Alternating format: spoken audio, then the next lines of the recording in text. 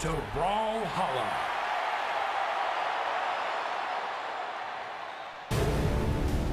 Ladies and gentlemen, welcome to the Championship Sunday inside the Cobb Galleria in Atlanta, Georgia. Wow, we're finally here. We started with 600 plus competitors, and now we're down to only top 32 remaining in the singles tournament and top 4 remaining in the doubles tournament. We're in for a wild day of intense matches. Welcome back to BCX 2022. I'm your host, Win Ann, better known as White Sheepy, and I'm joined by Duke X Fam, Sparky878, and of course, TWK Smash. How are you guys doing today?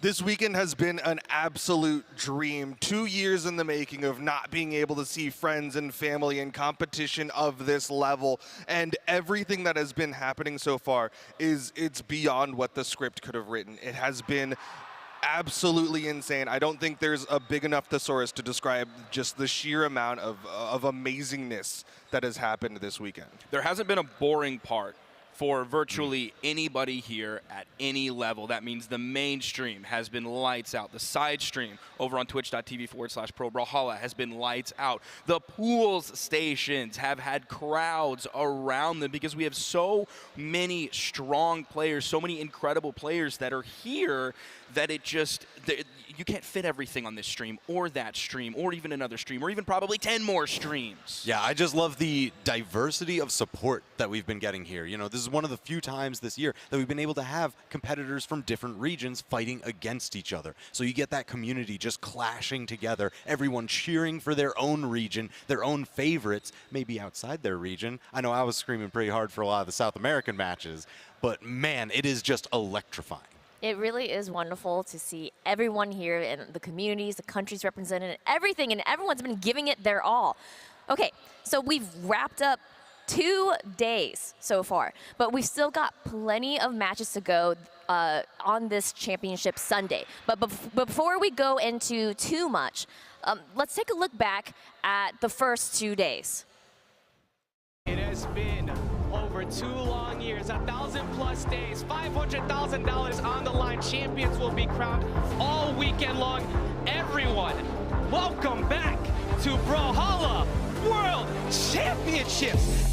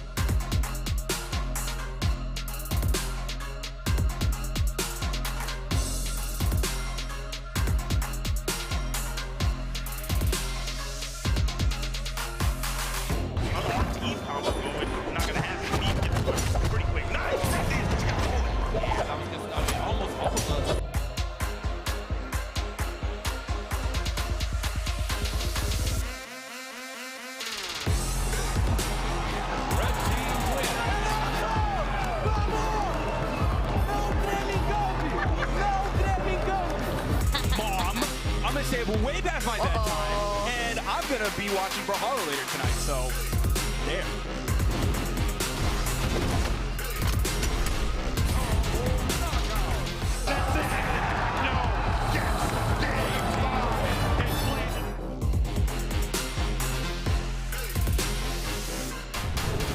And now let's take a look here at day 2, because we just saw day 1, and that was so incredible and exciting.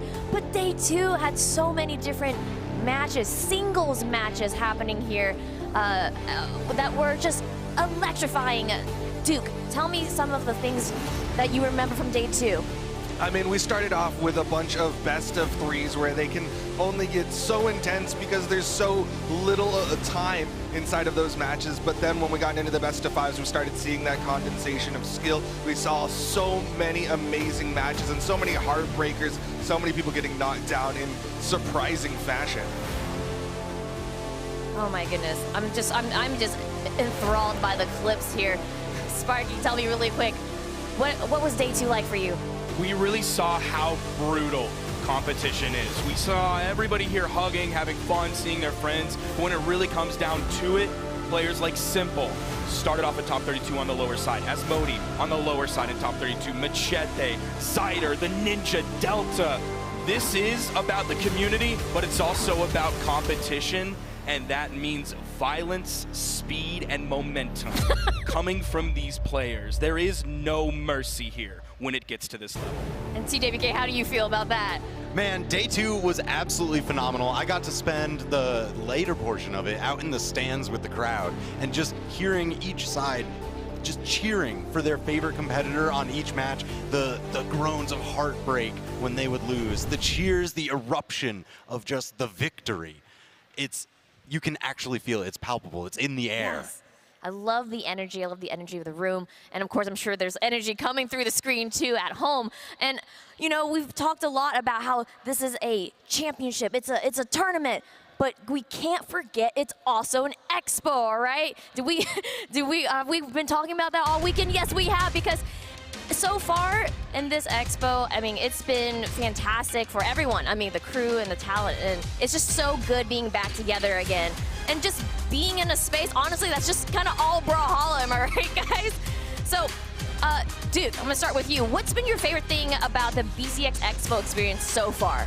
I mean, it's definitely been about meeting people. I mean, we got to see the Jae-Yun cosplayer. There was also a Nyx cosplayer as well. The fact that people care so much about this thing, that they want to get dressed up for it, that they want to have people were asking for our photos, and I'm just like, I'm a guy. I just say words into a camera, and people like it sometimes. But it's just been an insane experience. So many people have come up and told me the story of, like, I've been playing since 2016. This is like one of the few games that have really stuck with me. And it's just like, it's so heartwarming, all of that just like conversation with people and just like humanization of these faces that I've just only known as a screen name on Twitter. It's that, like, that's something you can't get anywhere else. I absolutely agree with that. Sparky, I want to hear your experience too. I said it earlier, it truly is a celebration of the community, the entire community. That means me getting to sit down on the desk and do this with my best friends in the world. It means everybody out there, the fans, getting able to watch their favorite players, the people they've been watching for years and years on the main screen, the players getting to finally come together and test their might against one another,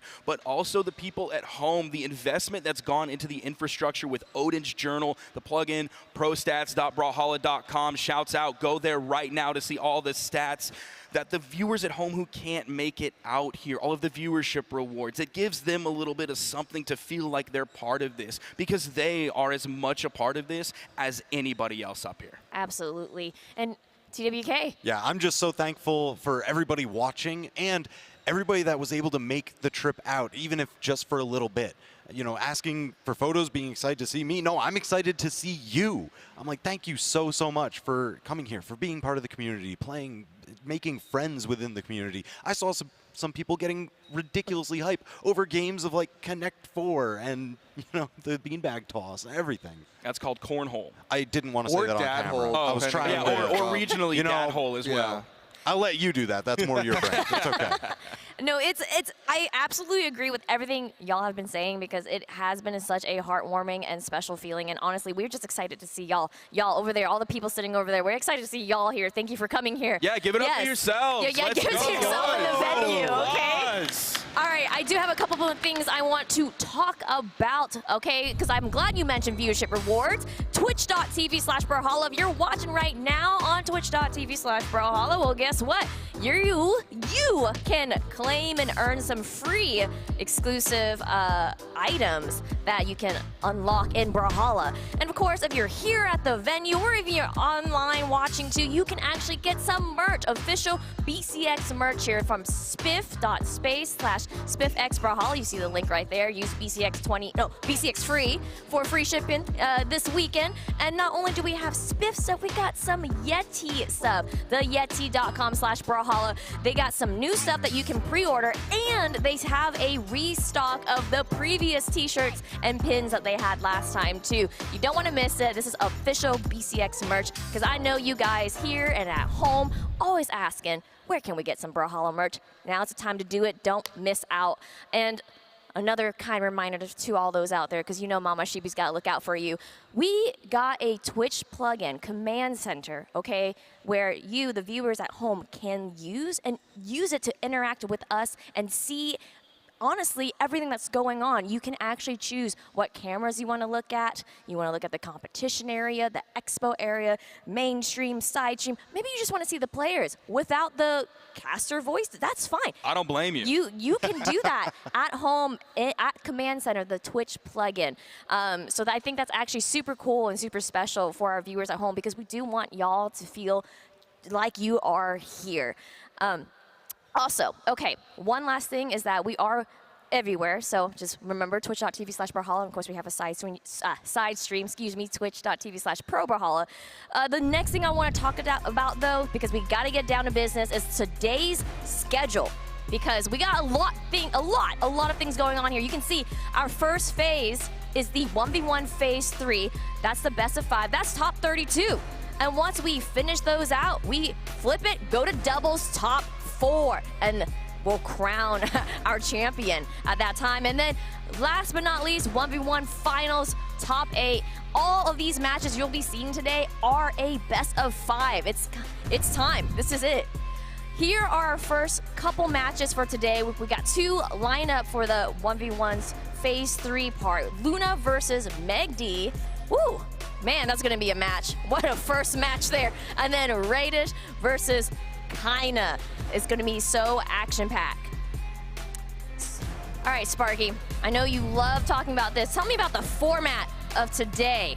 We already saw phase 1. It was a double elimination best of 3. Then we moved on to phase 2 in our top 128 for a double elimination best of 5. And now today we are in phase 3. It's a top 32 for 1v1s and the top 4 for 2v2s. Now there's been a lot happening on the side stream and even on some of the pool stations so far. But the matches you mentioned, that Luna versus MegD match, that is going to be a top 8 qualifier match. But of course, with that tournament format, you know, comes that big money, that big glory, $250,000, not total, that's per game mode, ladies and gentlemen. Woo! This is life-changing money, a life-changing experience. I'm having a life-changing day, and I know that's going to extend to us, the community, and especially the players. Yeah, that is a big chunk of change, if I can say so myself here. And I want to also clarify that, yes, what you said, double elimination, best of 5. All the matches you will be seeing today are all best of 5. So I want to talk about the players, okay? We have so many players represented here, so many players that are competing. Let's talk about some of the players that we're going to see in the singles tournament today. First up, let's talk about Hughes. Duke, I want to hear your thoughts about that. The South American, he kind of surprised a lot of people coming in yesterday with that Ada. He's been taking names. He's been looking so good. He's, again, we talked about this yesterday, he's one of those people who flies under a lot of radars. He's not on people's top South Americans to watch, but after his performance yesterday in the 1v1s, he's definitely earned his spot in the top 32 of things today and shown why people should be keeping an eye on this South American. You are so right with that, PR number 4. Our next player from across the pond here, Godly. TWK, I actually want to hear your thoughts about this. All right, this is a player that everybody's been talking nonstop about this entire year. He's been sequestered over in the European region, absolutely dominating, winning pretty much every single tournament up to this point, except for the most recent one where he took 2nd place. So that is every single grand finals this year. There hasn't been one without Godly. And most of those, he's actually just straight up won. He's a lot of people's top favorite pick for the World Championship. He's been absolutely dominating all the way through the bracket. And I don't know, I'm expecting big things. A lot of people are expecting big things, and he's shown that he's got it in the tank. Well, there's a lot of other people expecting big things from this next player here. Luna. Sparky, I want to hear your thoughts about Luna. A lot of people think going into this one that Luna is going to be the 1v1 champion. Of course, hailing from North America, was your 1v1 mid-season champion.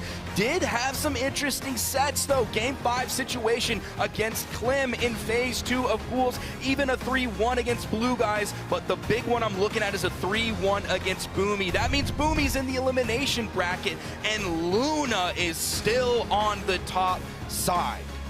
Yeah, for sure. And you know what? Speaking about Luna, we can't forget a classic, a legend himself, Boomie. Duke, I wanted to hear your thoughts about Boomie. He is one of the Brawlhalla GOATs. You can't be a fan of Brawlhalla Esports without at least being aware of the name of Boomie. Multi-time 2v2 world champion. He has been at the top of the game so many times, yet has not taken home the 1v1 gold medal. And this year, it's going to be a little bit of a struggle because he's already down in that elimination side after taking that L to Luna earlier today. Oh my goodness, even though he's taken that L, you can't deny the stats that you are seeing on the screen right now with his earnings and all the placements and medals he has won. Literally a previous championship, like years, like it's crazy to see that this is a matchup that we'll see down the line here. So I know we'll be starting with singles a little bit, and soon, I know we'll be starting with singles soon, but later on, we'll be switching gears to crown our doubles champion as well. So guys, let's talk about some of the doubles players, the teams that we'll see today. First up, Snowy and Boomie. TWK, tell me about them. All right, man, this is one of people's top favorite picks from the beginning of this year. You know, Boomie, he took a little bit of a break leading up into the World Championship, but prior to that, Snowy and Boomie, constant predictions of top 3. Every caster, every player, every fantasy bracket was just looking at, okay, where is Snowy and Boomie gonna fall? Do I have them in my bracket path? Because I'm quaking in my boots. They are absolutely crazy. This Cross and Onyx composition is a lot of people's favorite. It has immense power, crazy space control, and if you get caught out, you could lose your stock in 2 seconds flat. Ooh, yeah, for sure. So I want to also now go across the way here to another region, another team to really look out for besides Snowy and Boomie. It's Fosy and Godly. Sparky, thoughts? A lot of people have Fosy and Godly winning this tournament as well. One of the strongest 2v2 teams, not only in EU, but in the entire world. I love that we have North America versus EU on the top side and North America versus EU on the bottom side. So either way, we are getting that true region competition. First, we're going to see Snowy and Boomie versus Fosy and Godly. I cannot wait to see what they have for us today, because today's a brand new day. Everything that happened previously, you got to rinse it out of your mind. It's gone, and you got to be ready to go hard right from the jump. For sure, and it's going to be a tough competition between those two. Look at that. I love seeing the emote there. Here's Fosy's stats and earnings. Woo! I mean, he has definitely room to show himself up here with his teammate Godly. Now, I do want to talk about the next group, this next team to look out for, and they've been up and coming. They always say, don't forget about us. It's experienced and made. Dude, tell me about them. The Young Bloods, the winners of the mid-season invitational the last time we had international competition. They upset the crowd and took home the gold medal, but still people keep them off of their radars. They keep forgetting these guys, and it's all about the ego with them. Experience has been tweeting all weekend about how this is it. There is no second chance. There's no other opportunities. They're on the elimination side of things. They're already out in 1v1s. They either go home with the gold medals or they go home with very sad faces. Yeah, they have a lot to prove today, and they must be feeling pretty good to really show the world, to put respect to their name. Experience made. Better look out for them later in the competition. But we got one more team that I really want to talk about and look is the legends themselves in the EU region, Acno and Blaze. TWK, tell me about them. All right, this is the old dynasty. This is years of domination in the European region prior to the advent of Godly. Acno and Blaze, they had the longest tournament winning streak we've ever seen. They seemed completely unstoppable, and it looks like some of that former brilliance is here again. They have been on an absolute tear this weekend, upsetting teams This was a heartbreaker of a match where they took out Fiend and Use at the dead last stock. Oh my God, that last match, yeah, with Use and Fiend, that was so wild to see. And look at Acno here. Oh my goodness, you can't deny these stats. You can't deny the earnings, the medals, and we'll see if they can come out on top, seeing that they are showing themselves up here live at the venue. Oh my goodness, we have so many talented players here that are going to be competing. You don't want to miss out on this. But I do want to mention, we can't really continue on with BCX 2022 without some reveals, right? And joined with us right now is Metagame Mike himself. How are you doing, man? Hello, I'm doing great. How are y'all? Good, it's good to see you. I know you got the jersey and everything. That's right, with the name. You can see it from this angle, but yeah. Well, I hope you've been enjoying the expo and the competition, but of course, like I mentioned, we can't really continue on without reveals, right? I mean, it wouldn't really be the same. Yeah? Yeah. Yeah, chat at home. I know you're probably asking what's going on. What's Sheepy saying? Well, I am happy to show you guys maybe what's upcoming and next.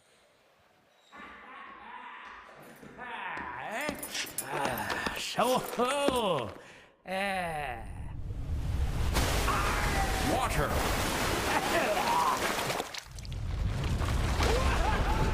Earth. Fire.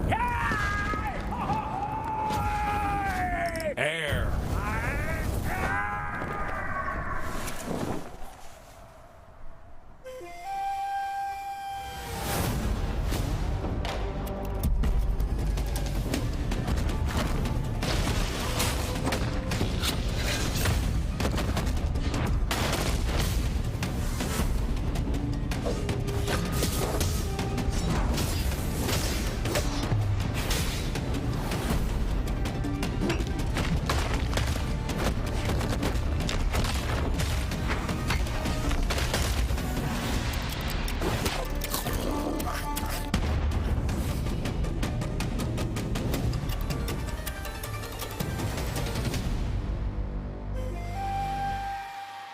That's right, everyone. Here at the venue and at home, our next crossover is going to be Avatar, The Last Airbender. I am so excited about this one. I'm a huge Avatar fan. I can see everyone popping off at the venue. That made my heart sing. I love you guys out there. Oh my goodness, thank you. You can hear the screaming. Let's talk about this though, because we got 3 epic crossovers coming. Duke, tell me what you're excited for, because we have so much coming in. Honestly, I always love the way that they utilize the effects to make all these references inside of the show, because all of us here at the studio, we're all huge fans of the series. So of course, when Aang is throwing out Sigs, you can saw on the spear down Sig, he goes into the avatar state. You saw Zuko put on the mask. You saw Toph put on the full-on stone armor. Like all those like little touches are just so amazing to see inside of the signature kits. Yeah, I love all the details our animators put into it. When speaking of animators, Metagame Mike, tell me about this. Are you excited for the Avatar The Last Airbender crossover? I am so stoked. It's like Duke said, every signature is like a cool little Easter egg from the show. We're all huge fans of Avatar The Last Airbender. This one's been a long time coming, and so we're really excited to show it to you so soon. I know. November 16th was the day. That's not too far away, y'all. We're already in November. TWK, I want to hear your thoughts about it too. Appa sidekick. Appa sidekick. Appa sidekick. That's what I'm all about. Yes. Appa sidekick, I just want to mention that is actually our biggest sidekick. I don't know if y'all saw it in the video or you noticed how big Appa actually is. It is literally our biggest sidekick. I am so excited for that. And also, we can't forget about Momo. Momo is so cute. Momo was in there as well as an emote, eating a little cookie on your shoulder. I know. Oh, it makes my heart sing. And I wanted to also mention, because I didn't get to, I don't think I saw it on the trailer, and that's okay. Maybe we were saving it for later, but can I? It's BCX 2022. I just want to talk a little bit about Easter eggs and how there's a certain merchant with vegetables and he's a KO effect. So Yes. you know, if you know what I'm talking about, you know what I'm talking about, my Avatar fans. So just be on the lookout for that, because of course we'll be talking more about it. We'll be showing things off as we get closer to the release of Avatar: The Last Airbender, our next crossover event on November 16th, and it is starring 3 epic crossovers. It's Aang, Toph, and Zuko. Oh my goodness. I'm so excited. I think I could go on and on about Avatar, but we still got to keep rolling on with the show, because, wait a minute, we had one reveal about Avatar, but there's another reveal, right? I'm pretty sure the people at home and the folks in the venue remember that there's someone been working really hard, like all weekend long, and you know, I'm hoping, I'm gonna check in with him. I'm hoping he's ready to show it off, so let me check in with him real quick. Hey, Ogrum, are you ready to show the weapon? Okay, let's give this a test run.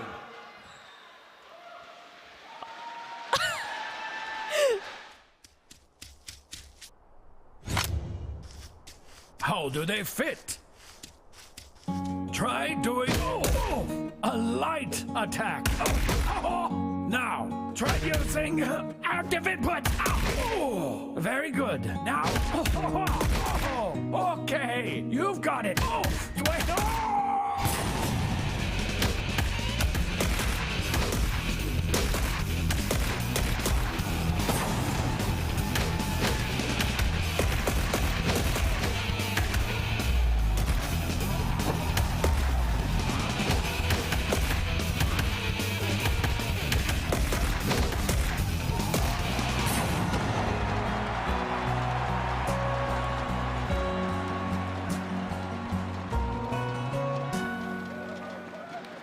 That's right, y'all saw it here first. The next weapon is our battle boots. Oh my goodness, the crowd just now, you guys are making my heart sing. Oh my goodness, I was like wanting to cry and everything. I'm so excited that you guys are excited for it. But yes, you guys have heard it here first. Our next weapon is battle boots. And for those who are here attending the event, yes, those all of you sitting all over there, you guys will get a first look, an early demo of it too, and play it for yourselves. And I want to introduce y'all to our lead animator for it. Metagame Mike, you want to talk about battle boots real quick? Hello, yes. Oh my goodness, battle boots. The news is out. This is so exciting. Yeah, it's been a really fun weapon to work on. Now, I don't want to give too much away. Ooh, okay. A lot of the fun is discovering how it works. But it's a really fun, fast, fluid, fun to play, fun to watch. I think it's going to have a lot of fans. Yeah, TWK, you also worked alongside Metagame Mike about this too. So TWK, thoughts? Tell us, battle boots. Yes. Oh, this is like probably my new personal favorite weapon. Like, it is just an absolute blast to play. And I know, like, when we were kind of like dreaming this up, the main keyword was, okay, yeah, active input, flow, crazy fun. But, you know, Scythe, you get to choose where your opponent goes. This one, the tagline's a little more, you get to choose where you go. Exactly. It's using old tech in a completely new way that's never been seen in our game before, and that's so really fun. exciting. Yeah, I love the way battle boots feels, and of course the people at the venue will understand what I mean when they get their hands on it, but it is so fluid and you honestly just feel really cool. Can I just also say that? Like, yeah. I'm totally a casual Brawlhalla player, but when you get your hands on battle boots, you're gonna feel amazing. You're gonna feel like you have just discovered, you're just like the master at it. It is just so cool and so fluid, and it's just, I love it. I love it so much. Amazing job, of course. TWK, Metagame Mike, on it. So yes, if you're at the venue, you will get an early demo of it. And the folks at home, hey, maybe you can use one of those little cameras, the plug-in, use Command Center. Maybe you can spy it somewhere in the expo and talk about it and show it off to your friends. Of course, let us know how you feel at home with hashtag BCX2022. We would love to see how you feel about the new weapon battle boots and also the Avatar: The Last Airbender crossover event. Okay. So y'all, we're just under a few minutes away from kicking off BCX 2022 Championship Sunday.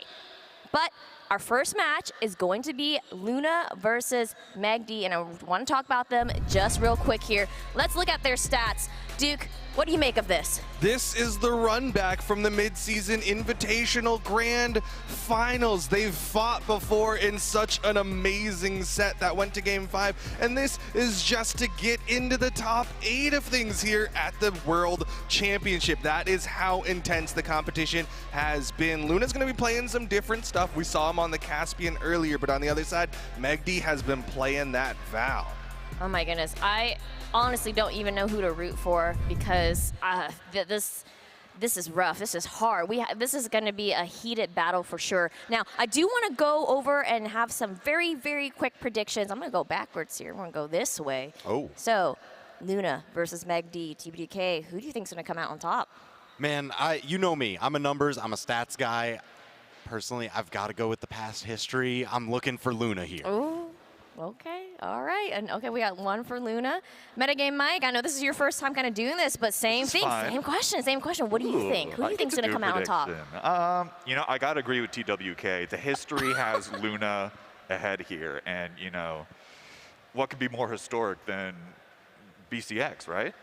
That's true. Okay, we got 2 for Luna on the desk. I don't know if I should even ask you because I feel like I already know the answer, but I think Duke. everybody knows that I believe in the Luna. He's going to turn the L into a W because he's going to get another W over MegD. And he's going to, it's all about the W's today. Luna is going to take it all, man. He is that good. Man, we've got some Luna fans in the house here. And of course, I'm sure there's maybe some MegD fans out in the venue out there sitting in the crowd. Make some noise for for your MegD as dude. well. Oh my goodness. You guys are fantastic out there. All right, guys. Well, the stage is set, the competition is ready to go, and we know you all at home and in the audience are ready to see these matches. So you know what? Let's get to it. The BCX Championship Sunday starts right now.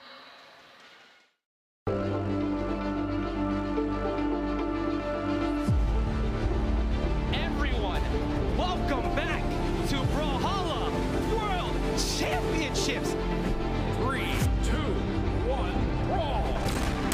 $500,000 on the line. Champions will be crowned all weekend long. Miss Bodie, lots of tools in her tool kit. 3 for 3! That's a perfect scale! Game 5. Can he make it back through the Stingray edge guards, or is it over for MegD? Can you believe it?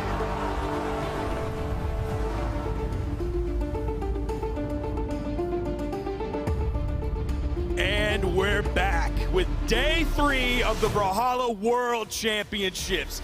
Day 1 was fun. Day 2 was fun. Day 3, it's serious time here. We're in the top 32 of 1v1s, even getting into the top 16 of 1v1s. I'm Sparky, and I'm joined with TK Breezy. And as you guys said, I mean, as you heard, 500,000 on the line. So we're ready to play for the big bucks. We're ready to hand out the cash. But how much cash are you getting? That's what we're trying to figure out right now. And also, just real quick before we get into this, I guess those rocket boots, bro. I'm sorry. Yeah. I said 2 weapons. I said it was either Morningstar or some boots. And the first legend has to be boots and gauntlets so I can fully throw hands. That's all I want. The most disrespectful weapon that I think I've ever seen in Brawlhalla now. If you get a victory with that, like you're just stomping all over your opponents, okay? 100%. But yeah, man, as I said, we're gonna get into some good matches, man. It's gonna be a wonderful time. I have enjoyed pretty much everything that I've seen so far, but we gotta start crowning some champions. Top 16 right now. We will get to doubles after that, and then top 8 after that. But we got to see who's even making that top 8 as we go through this top 16. On the screen, we have Luna and we have MegD, and I'm ready. I'm pretty much, I'm excited for this match. Now, the people at home saw the stats on the screen, and Duke talked about it as well. This camera angle, though the fits have changed, actually probably not very much on MegD's side. We've seen this camera angle before. This is exactly what we saw at the mid-season invitational. You saw the record was 5-3 TK. Those 5 victories for Luna, all in 2022. This year between these two players has been the year of Luna. This year in 1v1s for North America has been the year of Luna. He wants to continue that. He wants to further prove himself, not only against North America, but against EU, South America, Australia, SEA, the rest of the world. That's exactly what you're going to get here at BCX with so many competitors from so many countries showing up. You got to be the best of the best everywhere. And Luna is definitely looking like the person who can definitely claim that title. But we have to see what he can do against MegD. MegD, one of the more defensive players in this game, definitely will kind of chill out a little bit, but when he sees the opportunity to strike, he will. As we get into Fortress Alliance, let's see what happens in this first match. Luna coming through, of course, with the diamond head pick. That is a Caspian crossover. You see right away, I'm not sure if he's focusing exclusively on the Qatars so far. He threw away the gauntlets. Not sure if that was to just deny a possible weapon pickup from MegD or whether he wants to stick with those. Signatures already coming out. That's one of the things in the kit where your occasional top player will be like, hey, why nobody playing Caspian right now? His SIGs are kind of nice. I mean, I've been saying that like all weekend, every time I've seen a Caspian, deceptively long SIGs for all these short weapons that you are using, and wow, okay, good Beautiful. stuff right there, yep. But also, I do think he might be favoring the Qatars, because when I watched him versus Boomie, it seemed like he was really on Qatars a lot too, and there's no reason not to. Qatars in a good spot right now, and with one good dodge read, you're doing max damage, so let's get it. It looks like one of the early options for Luna was going that neutral light into the neutral signature. That's going to cover an up dodge, might even cover a spot dodge if he changes up the timing. First stock going the way of Luna, a little bit under a minute. He's going to grab that one, has his choice of weapons, back over to the Qatars. One thing that Qatars can kind of struggle with sometimes is getting that knockout. You have the D-Light recovery option when you switch over to the gauntlets. You also have the signature kit to kind of make up for any of those weaknesses that Qatars may have. I mean, you can see Luna just kind of chasing down Meg right now. Meg playing pretty elusive, was trying to get a weapon, actually, threw that away immediately, but back onto the sword. Hopefully he's able to make something happen. That's going to be a weapon toss that misses for Luna as well. Now, unarmed, trying to get past Meg. Looking for the jump, not going to get it, but is almost, not even enough right there on the recovery from the ground.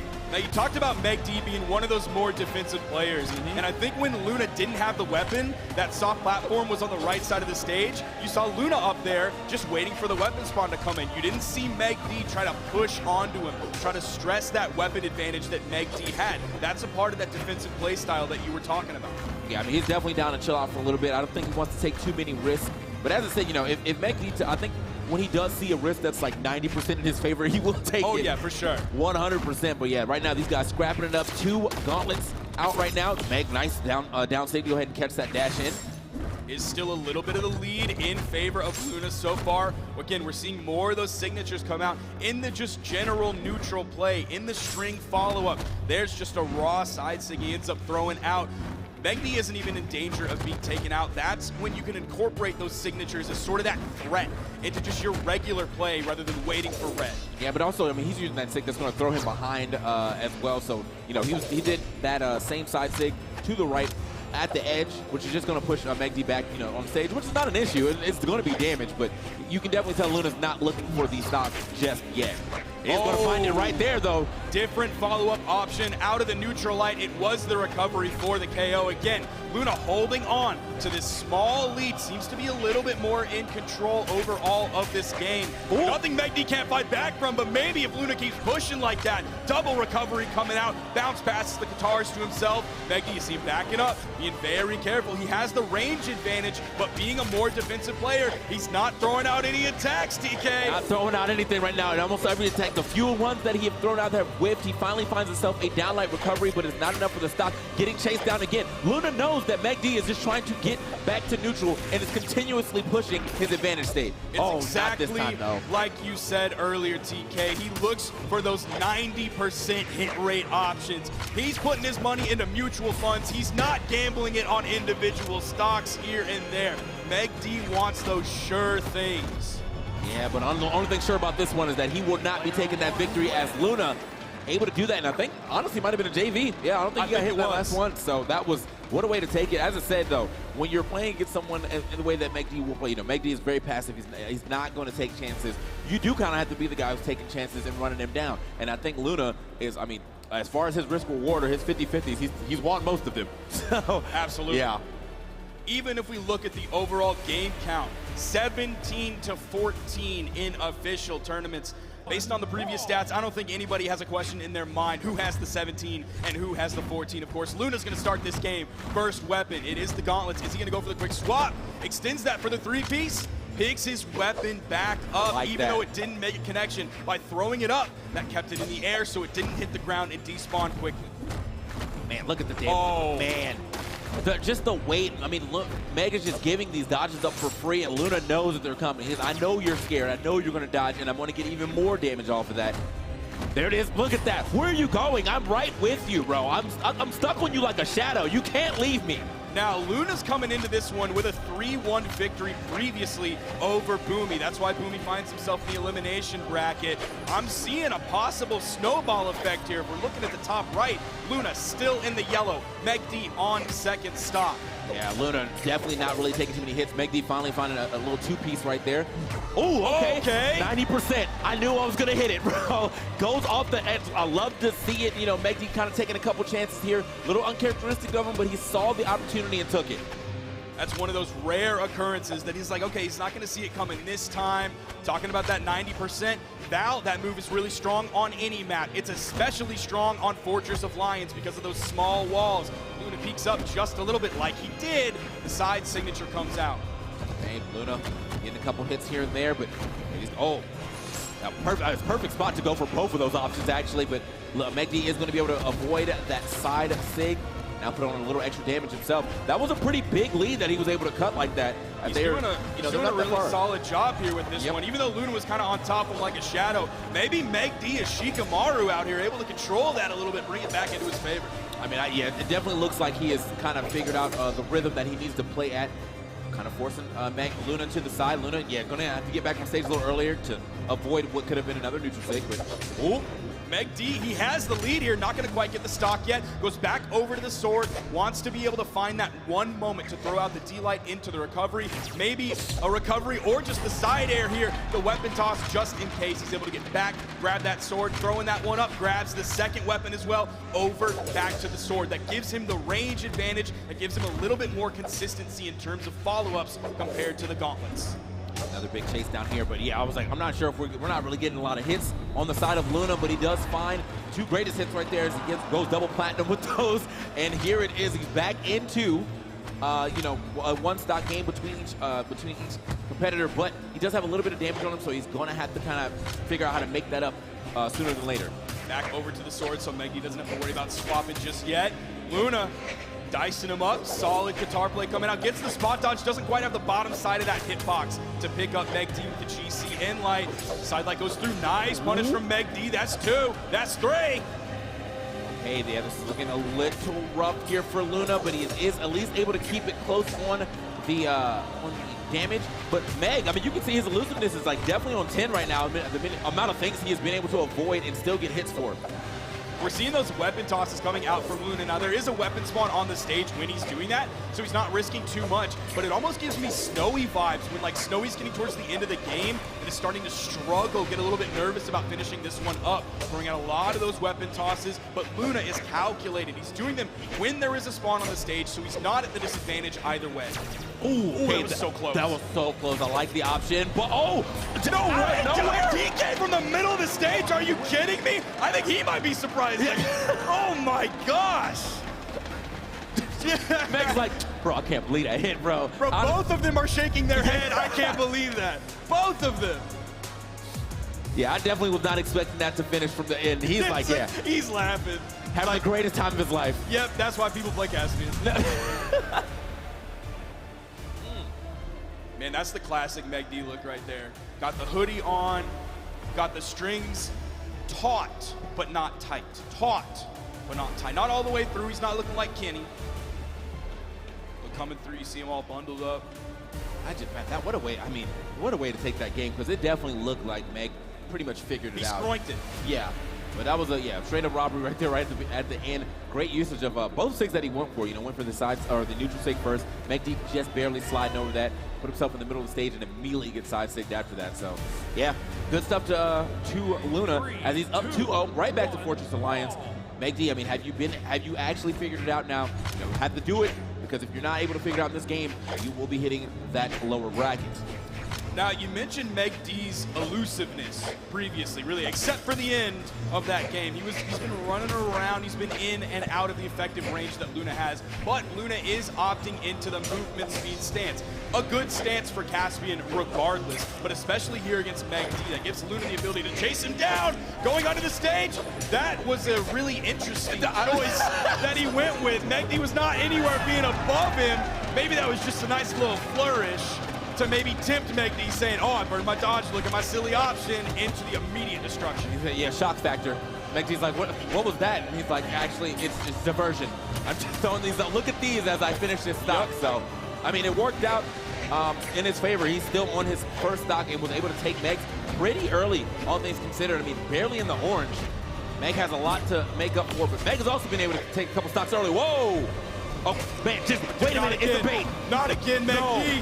Not again, MegD does have the gauntlets, reaching up, takes the stock. And I was looking at the top right thinking, all right, this is a good start for Luna, but then I remember last game, and the lead was taken yet back again from Luna by MegD, but then think a little bit further towards last game, and it ultimately didn't matter. Yeah, I mean, I think that's good that MegD is not allowing these leads to, like, fully rack up on him, but at the same time, you know, still has to find that last stock first. And that has escaped him twice now, potentially 3 times if he's not able to take this game, but Luna now pushing him off the... Okay, man, he's been wanting that side stick for a bit, but in that exact position, that would have been super scary for Meg. I don't think we've really seen one of those side sticks hit. I can't remember one hitting MegD. Nice neutral air, gets the GC neutral light off of the bounce. Okay, Luna's throwing out. That had to be the wrong direction.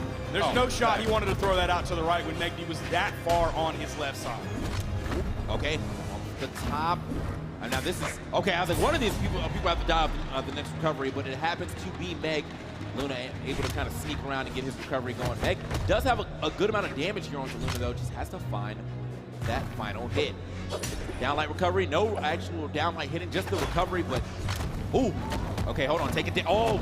Uh-oh, this is bad. MegD doesn't have the gauntlets this time on the edge. You see him disengage immediately. You don't want to fight gauntlets on the edge. MegD had a better chance at it when he had the gauntlets previously. You know how just oppressive that neutral air can be on the side. When he doesn't have those in his hands, he's going to disengage from that situation. Maybe throw that side signature over the edge like he did previously. Now he has gauntlets. He'll go over the wall. If Luna comes in with the guitars, MegD's going to be more confident in that matchup. Oh, okay. Luna been looking for that quite a bit too. I will say that MegD's actually got that same combination a couple times as well with the neutral light into the down stake if you're coming back in. You're gonna hit that 2 or 3 times, so that's a nice little damage booster for him. Luna looking for quite a bit here off the stage, but starting to cost him a couple hits here. MegD staring at the score, knowing that he's down 2-0. Wants to make it to the top 8 winner's side. One of the first options that we saw. I think the first stock was taken with Enlight GC NSYNC. The last stock was taken with Enlight GC NSYNC. Luna gonna take that 3-0 over MegD. I mean, he handled absolute business there. I mean, there's nothing else you can really say about it. He comes in with the 3-0 clean. Some of the matches were close. And, you know, MegD was still trying to play his game, trying to play the elusiveness that he normally does, but you cannot run away from Luna. That's exactly what Luna said. I don't care how fast you think you are, I'm faster. And that shows a level up from Luna. The 3-0 impressive on its own, but if you look at the previous times that they met, mid-season championship, they met 3 times in that tournament, TK. There was a 3-1, a 1-3, and then a 3-2. This time, starts off with a 3-0. 30 in a handshake. MegD has an express trip to the elimination bracket. We're gonna throw it over to the analysts. Wow, what a dominating performance from Luna here. Duke, you must be really excited about this one. I want to hear your thoughts. I know I was excited. Of course, I had a full faith in Luna, but to take it 3-0 over MegD is definitely a little bit of a surprise. I thought MegD was going to make this one a little bit closer, but I got to give a lot of credit to Luna, specifically those signatures. I was pointing out his accuracy was incredibly low. It's like 17% accuracy on his signatures, but the way he's doing it is very similar to how people use weapon tosses as this like kind of follow-up thing to just take space. It's relatively safe, this projectile that makes it so your opponent has less directions to go to, and Luna's just throwing out these signatures like candy because he has follow-ups for follow-ups for follow-ups, and that's so incredibly important to just strip away options from a player like MegD. And Flammo, your thoughts about it? Do you agree with Duke about what Luna used to make it so that he's successful in this match? Well, I feel like, so MegD is the kind of player where it's like, all right, everyone knows he likes to slow things down to a crawl, really play a slow, more neutral heavy-based game plan. But Luna is known for being one of the few people in Brawlhalla history to play an aggressive style and really close in on that space. I honestly feel like in terms of like matchups, this is probably the worst person on the planet for MegD to have to run into. And I think he did a pretty good job, all things considered, trying to keep things close. But I have to agree with Duke on this one. I think he just got the clap. It's also really interesting because, like, anyone else playing Caspian, that's a really tough spot because Caspian, like, the single hit damage is relatively low, right? When you have something like Katars and Gauntlets, you're not getting a lot if you're only getting one hit. But when you have someone like Luna who's getting those big extended strings, we saw those Gauntlet strings nair into ground pound, or even the Katar strings and like gravity cancel and sig, like, he's getting a lot more off of those single hits than I think the average player would against someone like MegD. Yeah, I have to agree, man, especially the fact that, like, I know Alters is probably out there, like, having a field day right now because it's been a while. Like, Caspian really doesn't get the shine like that, but we finally have a moment where the legend gets played out in top 12 of all spots in a tournament and manages to secure a dub. That lets everyone know, like, Caspian, that character's good, bro. I don't know why people have been sleeping. Like, he's been good for a minute, so I'm happy to see that finally come out. Well, I want to talk a little bit more about the legend pick and maybe the weapon pairings too, because you kind of just mentioned about how Caspian has gauntlets and Katar. So Flammo, can you talk a little bit more about that?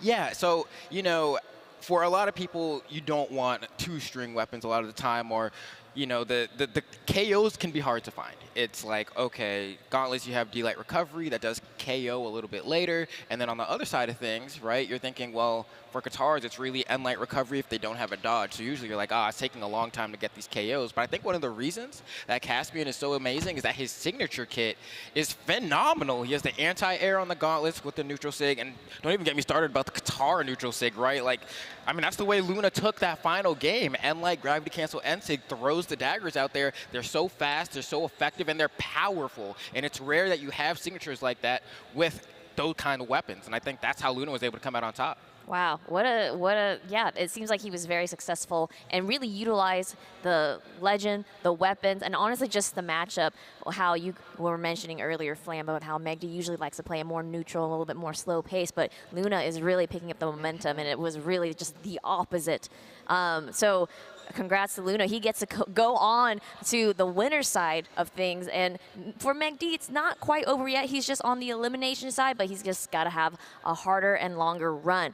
Now, I want to talk about the next match coming up, which is also going to be something else, too. It's Radish versus Kaina. Duke, thoughts about this matchup?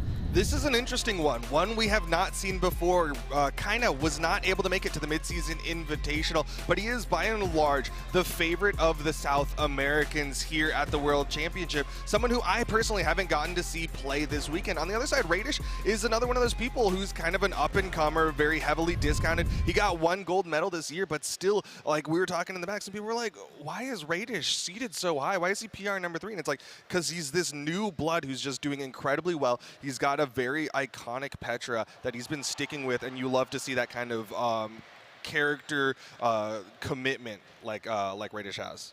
No, I have to agree. I feel like there was a moment in time where Radish did like flirt with Rayman for a little while, and then Petra is like the spirit animal. He was like, okay, this is the legend for me. And so with Radish coming into this match, I'm extremely excited because Kaina, we've all been waiting to see what Kaina can do. Everyone knows Kaina's a force. Kaina's kind of nice, haha, right? But it's like, what is it going to be when you have 2 players who have never played before, but we know are both destructive within their own regions? And South America has been the favorite this weekend for a lot of people here. They want to see South America take it all. And normally, I've been pretty NA biased this weekend, but I kind of want to, I don't know. I'm like, I love Radish. I really do love Radish, but kind of, I don't know. But let's look at what Twitch chat wants to say, too, because they are also thinking kind of, you know what I mean? Like 67% here are rooting for Kaina. And I want to talk a little bit more about Kaina, too, because, yes, Kaina is PR1 for the South American region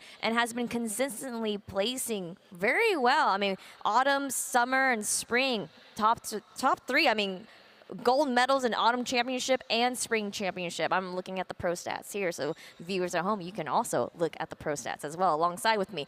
But yeah, Duke, tell me a little bit more about Kaina, because it seems like Twitch chat is definitely into Kaina. Flambo's rooting for Kaina. Thoughts about that? I mean, I think a lot of people are rooting for Kaina Sparky as well. Kind of blew up on the scene this year with the Bodvar in particular. Again, he's had one of the most exciting hammers to watch in the game. And when we saw a lot of people jumping ship from the Bodvar, we saw people generally switch over to the Hattori. But he's built different. He went over to the Yasuri instead of the Hattori, and he's been showing up, showing the Katars. We've seen a lot of Katars this weekend, and Katars have been looking really, really good. I haven't seen how Kaina's playing this weekend, but just like as far as pure player skill goes, I think Kaina's got a lot of it. Well, we're going to see right now what kind of skills Kaina can prove to the world here, because the match is ready. So TK, Sparky, bring us to the action. Kaina's a special case. Meteoric rise. We've seen meteoric rises before, but mostly it's been relegated to South America. Sandstorm's meteoric rise was really on the global stage. Even Godly's meteoric rise this year, while he was banned, people don't know about Godly. They were waiting for that ban to end because they knew Godly was going to take over EU and possibly the world. For Kaina, it's been localized to South America. This is his first time on an official land with all of this pressure. He's been blowing and going so far. It's really like South America is behind Kaina. South America is behind Fiend and Wes and Lores and Hughes, but especially behind Kaina, especially in 1v1 to possibly take the whole dang thing, TK. He's got to be the pride and joy as PR #1 right now in runs in South America. Going up against PR #3, and obviously you can't sleep on Radish either. You know, kind of like also a rise. I mean, kind of a new kid on the block really showing up and showing out. But Kaina's been around for a while. Kaina's been around so long, he actually took off the piece of his name. He used to be Kaina Ackerman. He's like, no, I don't want to be that anymore. I'm just Kaina. I'm the artist formerly known as Kaina Ackerman. Yep. It's just, it's first name only. He's like Cher, he's like Madonna, he's like Prince coming out here. We'll see what he has against Radish. They talked about the Petra earlier. Radish has definitely been a Petra loyalist through and through. One of the few out there. We haven't had too many notable Petras who stick with the character. Like Heisen is one of the only other ones I think of off the top of my head. Radish is right on up there, of course, coming in seed 3 in this tournament, like Duke said. So there are a lot of hopes here by the numbers for Radish to come out big. Man, I'm surprised anybody's even questioning. Radish has been doing quite well for a while. And I'm sure there's a little bit of bias on how you think your favorite person should be a little higher up, but I definitely don't think it's weird that Radish is at #3 with the way that he's been playing today and the way that he's been playing just throughout this year. Now, of course, we're seeing more gauntlets coming in. We're also seeing more sword and more Katars coming in on the side of Kaina, but it's mostly been sword so far. Kaina really built his name on the back of Bodvar.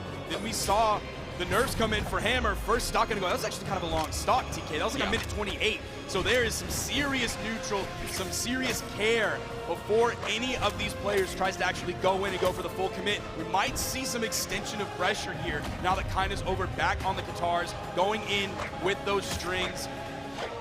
No edge guard situation just yet. That should be enough. Yeah, that's going to be enough, though, for sure. That's the one good thing about, well, not even one, but that's one of the good things about Petra is how much force she has on her move. So even normal, like, little combinations after red are actually now kill confirms. So was able to find it right there. Love to see it. And as we get into our next stock, he is going to have to try to catch up right here. Get some good damage. Oh, kind of, though. Able to turn that around. Sider sending Kaina over to the right, gets the landing, but is immediately punished. Goes for the sidelight into the down air rather than sidelight Sair. That's the regular option, but maybe wanted to set him into an edge guard, sending Kaina over onto the wall. Maybe attempt a dunk, maybe a big down signature. Neutral signature, the active frames make connection. Yeah, but not enough to take Kaina out, but still, I mean, that was a solid read and a good bit of damage that you're able to put out with that neutral sig. Right back on to the orb. A little too far away to get that sidelight side air to KO, but wait a minute. This time, is going to be enough, even from the middle of the stage. I mean, just so much damage being added up off that sidelight side air, but then on top of that, he was already getting sent pretty far off the first one, so it was only a matter of time, so that was going to take out Radish, actually catching a little bit of a lead here. Does have to avoid most likely. I was going to say recovery with the side air works as well.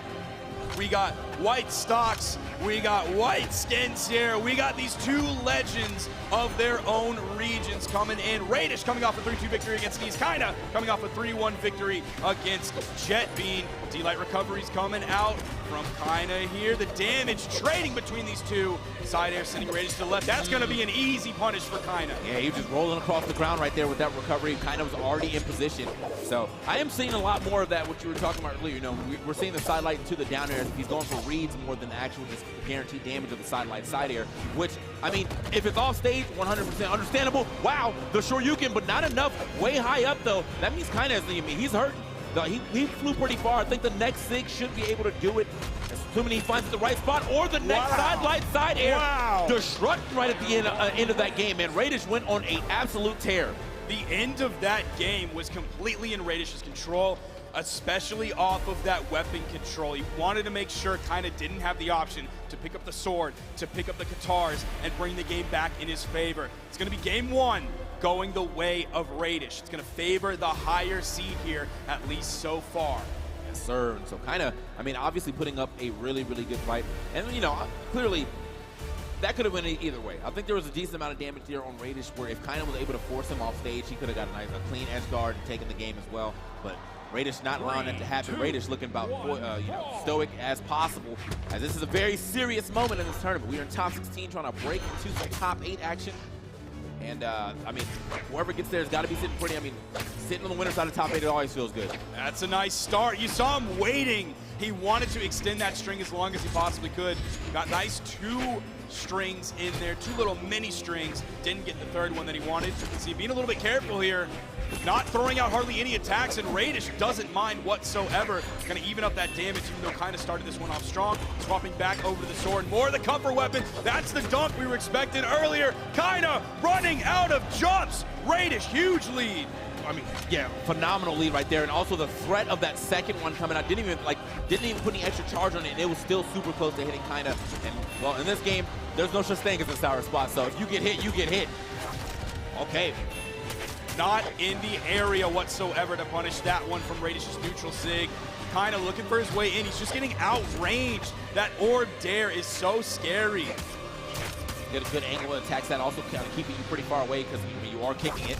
So always like to see that. You don't got to try it every now and then. Go ahead and put that over the edge. Try to catch someone maybe standing a little too close, or at least force them to think about how close they are allowed to stand. The movement right here from Radish. Moving around Kinda quite well. Kinda definitely has to find this stock. Radish reaching a little too hard there, and he is going to lose that stock for it. Now we're seeing a little bit with the guitars in hand, what Flambo was talking about earlier, the struggle to find those KOs. Like we saw the neutral light into the turnaround neutral light and then the follow-up recovery. The reason that happened is because the dodge was caught. If you don't have the dodge caught, there's going to be a dodge coming out in between the in light and the recovery. Not going to be that true option. Okay, my man is looking. Radish gets an extra hit there, but he's got to find this stock. I know he wants to put it on the, well, right here. If he gets the right sidelight side air, the neutral, wow, neutral light almost actually finishing too. That's got it. Now he's just threatened by everything. Kinda's just struggling to find any way in whatsoever. I'm anticipating maybe a character swap, but I don't know what you would go to. Do you go to the Bodvar and risk what Hammer is right now in terms of how people think of it in the meta? Because the sword is, it's looking okay, but the guitars, he just can't find his way in. The zoning potential, the range that Radish has with the orb, it's been dominated by orb. Kinda just cannot handle it. Yeah, I mean, as you see, yeah, he definitely is not handling this at all, well at all. But we are now about to lap Kinda in percentage, or in damage, but Kinda, man, has to do something to get back into this match. I am starting to see a couple more hits connecting here. Almost got almost got a 4-piece if he was able to hit that second side down light, because he would have went right into the recovery. And I don't know if that would have taken the stock, but definitely would have been a good amount of damage. That should be able to take the stock clean with it too. Love it. I was a little bit sad there because we only saw the neutral light as the beginning punish, and it was like, man, I wish Radish was on the ground because then we can hit the D light and then go after it, but Radish might be cleaning this one up here. Does not have a weapon, but kinda does not have any jumps. Game 2 goes the way of Radish. Not a JV2, but close. And kinda has to find something different. He has to switch it up here. The Yasuri is not working. Okay, I think It's the Koji. Okay. It's the Koji. Yeah, got a little swap here. I was wondering, because, yeah, again, you said the Katars were not looking that great, so he does manage to keep the sword here while also threatening a little more range with the bow. See if this works out for him. This is his last-ditch effort, potentially, if he's not able to take this game. But, you need the game. You need to get a game to start rolling, or otherwise you're hitting that losers bracket relatively soon. Radish has been looking, he's been playing out of his mind, to be completely honest. Now, other than the range, I'm wondering if Kinda just has major matchup inexperience against Orb. I mean, a lot of people have matchup inexperience against Orb because, I mean, who's really playing Orb Legends that we've had in Ezio this tournament, and then we've had a couple Petras, and that's mostly it. So a little bit of matchup inexperience. The range was really punishing him earlier. He does have a level 64 Koji on the side of Kinda. This is his 6th highest level legend.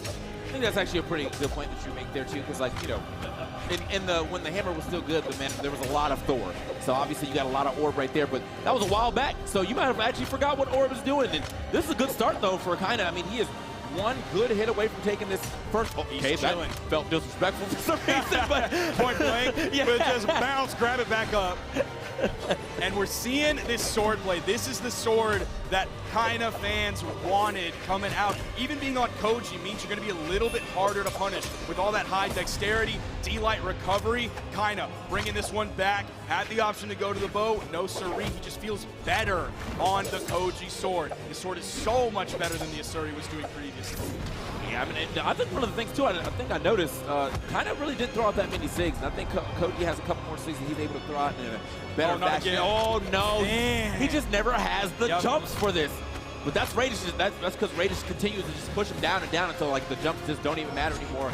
That is probably like the 5th stock he's lost like that. The edge guard pressure that comes out from Radish is unparalleled. He's just stopping Kinda in his tracks. Kinda's so afraid of getting hit that Radish doesn't even have to find the hit. Okay, looking like Kinda, oh man, another recovery might have been able to do it there. Didn't pull the trigger on it. Didn't even get the soft platform landing, so everything was set. But he had just maybe not expected Radish to come straight down like that. Nice. What a two-piece. All right, down air into the side air. Drifts over there and finishes that stock. And now it's a little bit of a lead. Well, actually, not even a lead, a lot of a lead here for Kinda. I know it's got to feel good. He's got the swap and it's working out for him. That's the best, best case scenario. He also swapped from white to edgy black and gamer red. It's just, there's so much more swagger coming out of Kinda's sword here compared to Asuri's previously. He looks like a completely different player. You take away the overlay, you take away the KYN above his name, you're like, oh, this is a new set. Honestly, though, yeah, I mean, this looks like a much more confident player this time around. I still think he has to worry about how he's getting back to the stage. That was clean though. Out of options, or out of a jumping option, but still able to scrap his way down with that side air, and now threatening a stock. Radish is able to touch the wall this time. Kinda actually was in position to just straight up recovery that, but went for a down air instead. Sidelight side air from Radish, going to end that stock. Now, even though Radish is up 2-0 right now, let's say Kinda takes this out here, it's a JV2. TK, I can't tell you how many games I've seen in sets that go like this and then end in a 3-1 with complete domination by the other players. Yeah. So I'm still expecting that as a possibility, but Kinda is going to guarantee at least a game 4. You called that immediately. He did not get hit on that last stock, so got the JV2. I know that's got to feel good. Got the swap, and it worked out. Got the bow actually involved as well, and the bow actually became a pretty pivotal part of that match, being able to take the last stock. But it's just nice to, I mean, obviously it was mostly sword. Yes. Clearly it was mostly sword, but it's nice to see the fact that he's still willing to drop into the bow if it's there and he can use it to his advantage. I think you might have been right about the swap over to Koji. A lot of dexterity. He's able to move a little faster, swing a little faster. Still hasn't really dropped that many SIGs, but doesn't really need it. TK, I'm going to put you on the spot here. Guess a percentage about how much of Kinda's damage was done on sword. I'm gonna say a quality 95%. Now, 95%. now TK could have cheated because I do have the numbers up here, but I'm going to tell you TK's being honest. He's a little bit off. Oh. 73%. Still an insane amount of damage to dedicate to one weapon. That's a Kosalix game right there. That's the damage that Kosalix puts out on Lance. That's why Kinda is this sword player. That's why when Hammer got that nerf, you see him not go to a completely different legend, but he goes over to the Asuri or he goes over to the Koji because of that sword. Right, man, so let's see if Radish actually can put the hands on to Kinda this time around. As you said, you've seen a lot of these situations where it looked like someone's going to rally back, and then the player who was already at 2 just figured it out. I was like, actually, no, you're just playing a different character. I remember how to play again. I'm back in it. Not looking like that just yet, but no one's really got a solid lead until that little moment. Kinda now pushing Radish off the stage. Radish, great evasion to get back to the stage, though. Now turned into his own edge guard, but it's just going back and forth. Both players are on their comfort weapon here. Kinda did start this one out with the bow, swapping it over to the sword. Radish was charging that, hoping Kinda was gonna fall into it. He did not, and he got a nice punish. Didn't get the stock quite yet, though. There's a weapon spawn, but it's favoring the side that Kinda is in. Radish gets through, but it's not the orb, it's the gauntlets. We'll see if he can get some damage added up before he falls. Next spawn comes in, it's a sword for Kinda. So Kinda's on his strongest weapon. Radish is gonna fall, but if he had orb in his hand when he fell, that means that the next weapon he would grab here is the gauntlet. So that's actually sort of the best case scenario, because now he's gonna have an orb in his hands. Yeah, and that's gonna work out, but still not able to get that stock. Yeah, I know he has been looking at him as I've always looked at him as a gauntlet player, but it seems that as of late he is like, actually, I've been working very, very hard on my orb. And as you had said earlier, a lot of people may have not been super familiar with the orb as of late. Does get that stock by the drop down Sair. And he didn't take too much damage. Going to be right back onto the orb, see if he can get some good pressure and damage started early. Oh, ooh, nice. Coming out from Radish there. Got the dodge initially, the back-to-back neutral lights. There's yet another neutral light. We're seeing some confidence coming out from Radish. Has this one nice and even despite the early lead that Kinda took. Side light, side air, goes back, attempts the reset, sees Kinda in the air, the recovery comes out. Radish has to get, yeah, I mean, this is, I like the way that Kinda's playing this too, just patrolling a lot of the ground here.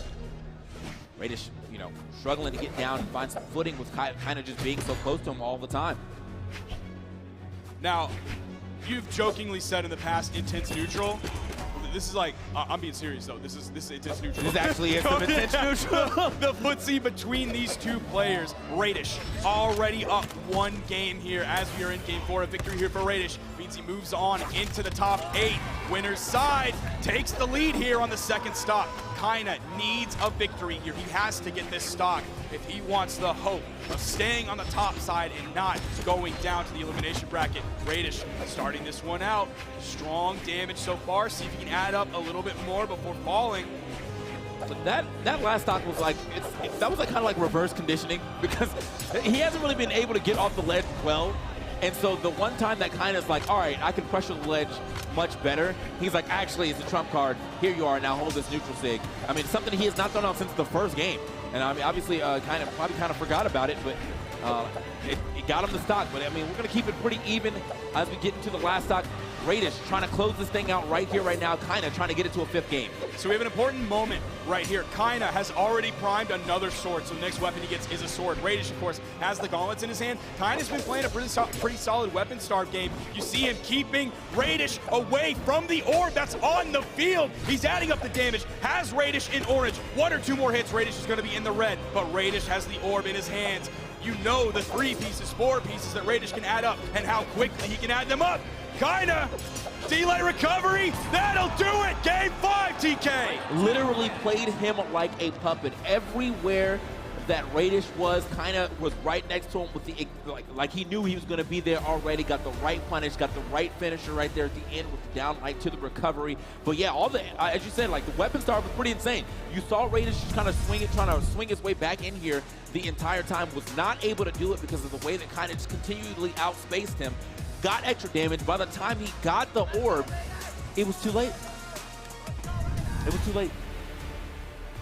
You saw Radish wiping a little bit of sweat from his brow there, feeling the stress on this one.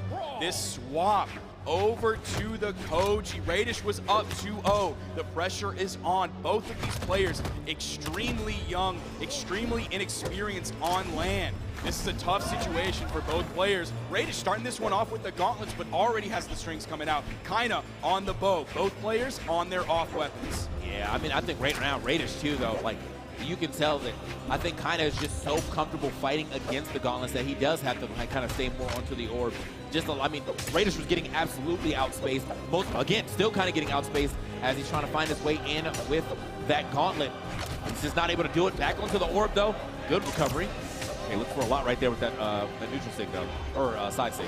Now, this is such an interesting matchup. I mean, we've been talking about Kinda's sword and Radish's orb, but the fact that we have two players who are pretty loyal to their characters, but specifically really loyal to their weapons. We don't usually have two of those players going up against one another. Like, we'll have a set with Koslix, or we'll have a set with Tiffany's Guitars, but rarely do we have two kings of their weapons, King Kinda and King Radish here. I mean, you can definitely tell, like, this will be their favorite weapon. This will be the matchup you'll probably see for the rest of this set. That is going to be a quick pick up there for Kinda. Kinda, though, really kind of borrowing a page from the EU book. He is continuously just kind of playing the intention neutral, letting his opponent come to him, and then getting the correct punish after that to get the stock. Wasn't able to do it right there, as obviously he already got the stock. Wasn't able to add too much damage, and now Radish is back into the match. I think the movement game is definitely going towards Kinda here. So comfortable on this Koji, so clean on this Koji. And we've had a lot of clean Koji players in Brawlhalla's history. Kinda ranks among the best of them. Again, we're seeing that weapon spawn on the field. Normally players would care. These two do not care. They do not. I mean, like, they're like, hey, we have what I need, okay? Don't need to window shop for this. I'm just gonna go ahead and keep my orb in my hand. I'm gonna keep my my sword in my hand. Not even looking at the other weapon. And by the time they do, there's just a weapon cycle, so. Kinda with just a little bit of a lead here. Radish, bit by bit, he's bringing this one back. A couple whiffs here and there, but no major punishes from Kinda just yet. Kinda feeling the stress as well. The neutral air, not quite enough. Gets a side air that disarms. Next weapon for Radish is going to be the gauntlet. Oh! Nice punish, and you talked about the rare signatures earlier. That's one of them, one of the very few that we've seen. Okay, the neutral light almost finishing right there, but the neutral air actually will be the one to do it. Kinda might actually hit the reverse 3-0. Oh, and he's able to grab the sword there over the bow. Radish floating in the air, hoping for the weapon spawn to come back in. He's able to grab it very quickly. Okay, John's going for the reverse. Okay, that hurts. That hurts so bad. That hurts so bad, kind of falling out of that one. Some damage was done, but he didn't get the dump of force onto it to push kind of away, giving him some more breathing room. Off to his off weapon yet again. I mean, it seems like he might be trying to favor the gauntlets a little more, maybe trying to mix up what he's been doing, because kind of actually has been doing a good job against the orb. The issue is, though, everyone has been fighting against gauntlets. Everyone knows what to do against gauntlets right now. Okay, good turnaround. This might be a good enough punch. Oh, no. Oh, my God. Oh, okay, he was able to make it back. That was actually a super scary position, but he does end up finding the ground pound regardless. But can he get the damage up? He's already starting to hit the red. He's in that deep orange. And now in the red. Right. Sending Radish closer and closer to KO damage. Radish on his off weapon. Getting juggled just a little bit, kind of giving him plenty of space, controlling the center of this stage. Recovery comes out in air, side air, edge guard setup, kind of disengages, but the landing is punished. Okay, Radish, get back down to the ground one more time. Radish really actually believing here in the gauntlets. Has not tried to swap weapons yet, but I do think, you know, that's probably the better option. I do think that, like, right now in this match, the orb kind of got figured out, so he does have to scrap it up with the gauntlets. It's not going to be enough, though. The side air is going to take the set. My man kind of actually coming back. Put the last name back on him. He deserves it. Kind of coming back with the Koji only. I was seeing the gauntlet damage that Radish was adding up. He was obviously nervous to pick up that weapon because Kinda was right there. Radish was so damaged. Yes, the orb would feel like a bed of cool water when the walls are on fire, but he knew how dangerous that would be, so you saw him step up on those gauntlets. It wasn't quite enough. Was it 27 damage on the gauntlets? No, I'm seeing incorrect numbers. I'm lying. I'm just lying on the internet for fun. And wow, Radish, what a performance, but Kinda takes it. the young legend hailing from Brazil. BCX is so special because we have the old guys coming back, and a lot of them actually doing really well, but we also have the young players showing how diverse this scene is, TK. Yeah, and I mean, look, I'm just so, like, taken aback by the way that this turned out. You know, kind of was not looking that great in the first 2 games. Comes back with the Koji, Matt Hard in the last 3. Obviously, the analysts will tell you exactly how this broke down. Analysts, take it away. Thank you so much, TK. Yes, kinda with the switch to Koji, really, it was a close game until that Koji switch, and then they, wow, like I'm still kind of mind blown about how kinda just took that over. Flambeau, tell me about this. This one's a heartbreaker. Like, I mean, kind of like good stuff to you, obviously, but like for Radish, there's nothing worse than being at this part of bracket, being this close to moving on further into the upper echelon of the final. These are thousands of dollars we're talking about now, right? And to get reverse 3-0 there, that's where it hurts. But I think Radish got iced out. I'm gonna be honest. I think he got iced out. Yeah, I really had the feeling of like there was a lot of matchup inexperience on Kaina's part, and then once Kaina started figuring things out, then you started to see the cracks in Radish, and then once that ball started rolling, you kind of saw the stress build. Like early on, games 1 and game 2, Radish was hitting a lot of signatures. He had like the neutral sig on gauntlets and on orb, and he also had like a gauntlet or an orb down signature. Like he was catching Kaina off guard with kind of these long range moves, and then as the set progressed, you saw him pulling back further and further to game 5, where he only threw out 3 signatures against Kaina. On the other side, Kaina just realized all I need is sword. I'm just going to go with the highest dex sword I can get because it's going to be the safest option against Radish. And you didn't even see him throw out like a lot of sword signatures or anything. Like his bow did 89 damage in that last one. It was all about I want safe sword to go up against Radish.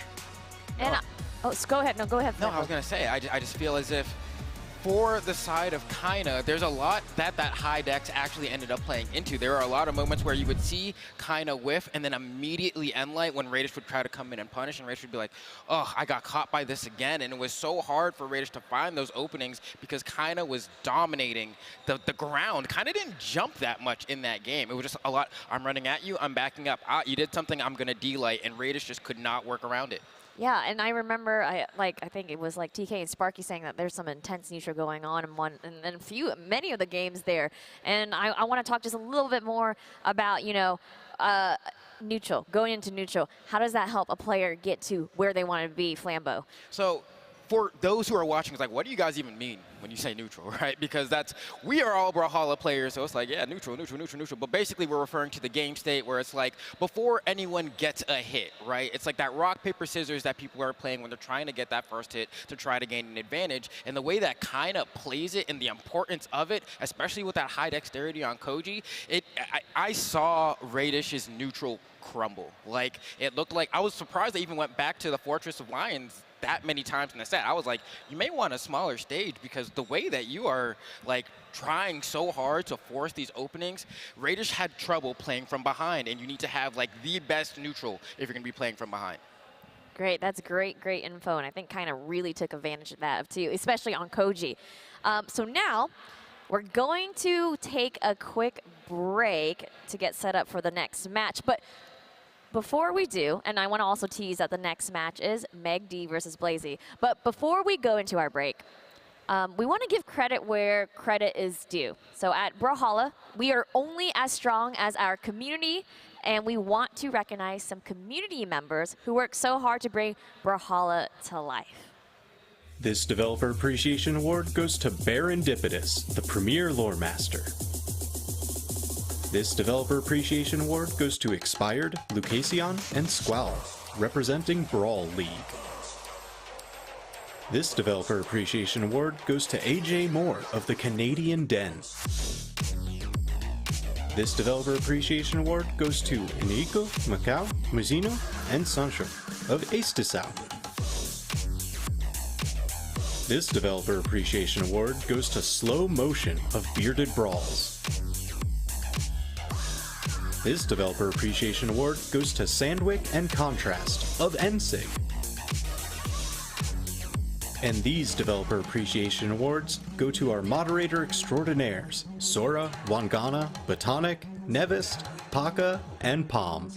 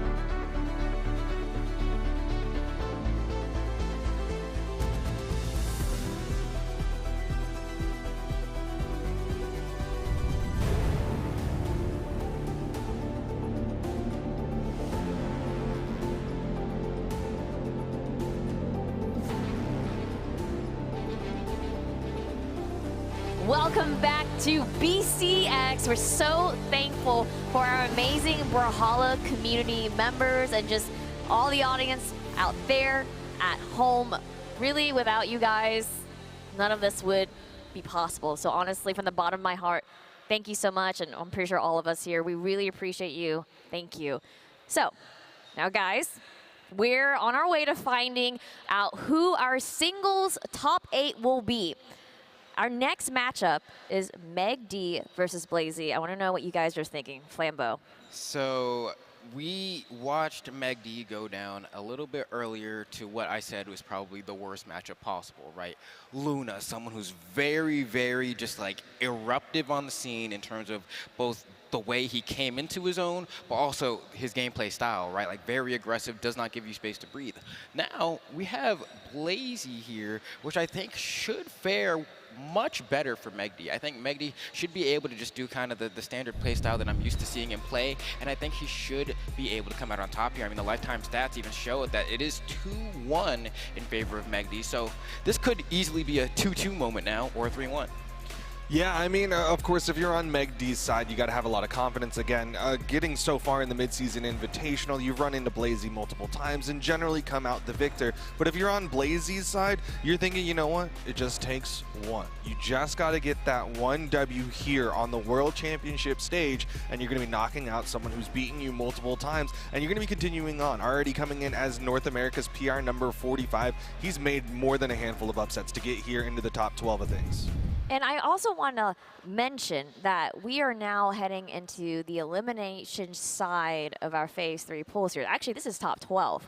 So MegD versus Blazy. Whoever comes out on top continues to move on. On the elimination side, though, for top 8. But if they lose, you're out. This is your last chance for both MegD and Blazy. I mean, it's going to be crazy to see what actually happens. I want to talk just briefly a little bit more about like predictions. Who do we think we're going to come out top? Why? Let's go this way. Duke. You know what? I think by most accounts, MegD should be the one to walk away with the medal. But given the situation that we're in right now, MegD coming hot off of an L, MegD kind of in this weird hot spot right now, and Blaze he's got nothing to lose. He's the underdog by a bunch of counts. I'm going to give it to Blazy. I'm going to go with the wild card pick. Okay, wow. I mean, I can understand it because there is an aspect of the fact that even looking at those stats, one of those guys actually has a gold medal, and it's Blazy, surprisingly enough, right? Like you would think, oh, MegD has the consistency to be constantly hitting those top 8s quite a bit more often, but Blazy has shown that he has it in him to go all the way. But with that said, I'm gonna put my chips on the consistency. I'm gonna put it for MegD. I wanna see it play out. Well, definitely, if you just saw briefly there, Twitch chat poll actually came up, and they are rooting for MegD, a substantial amount, may I also say that. So we'll see what's gonna happen, what the outcome will be. TK, Sparky, let us know what's up. US West representation in the building, ladies and gentlemen. That is Blazy coming here big, outperforming his seed. Let me look up his seed for you, TK, because I'm gonna tell you it, and it's gonna blow your dang mind as we get into this game. Seed 173 coming out from Blazy. Has strong performances lately.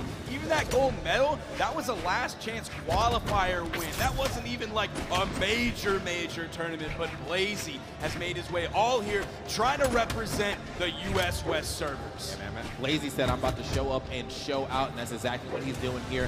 Potentially trying to break into a top 8 here. But he does have to go up against MegD, a seasoned player here.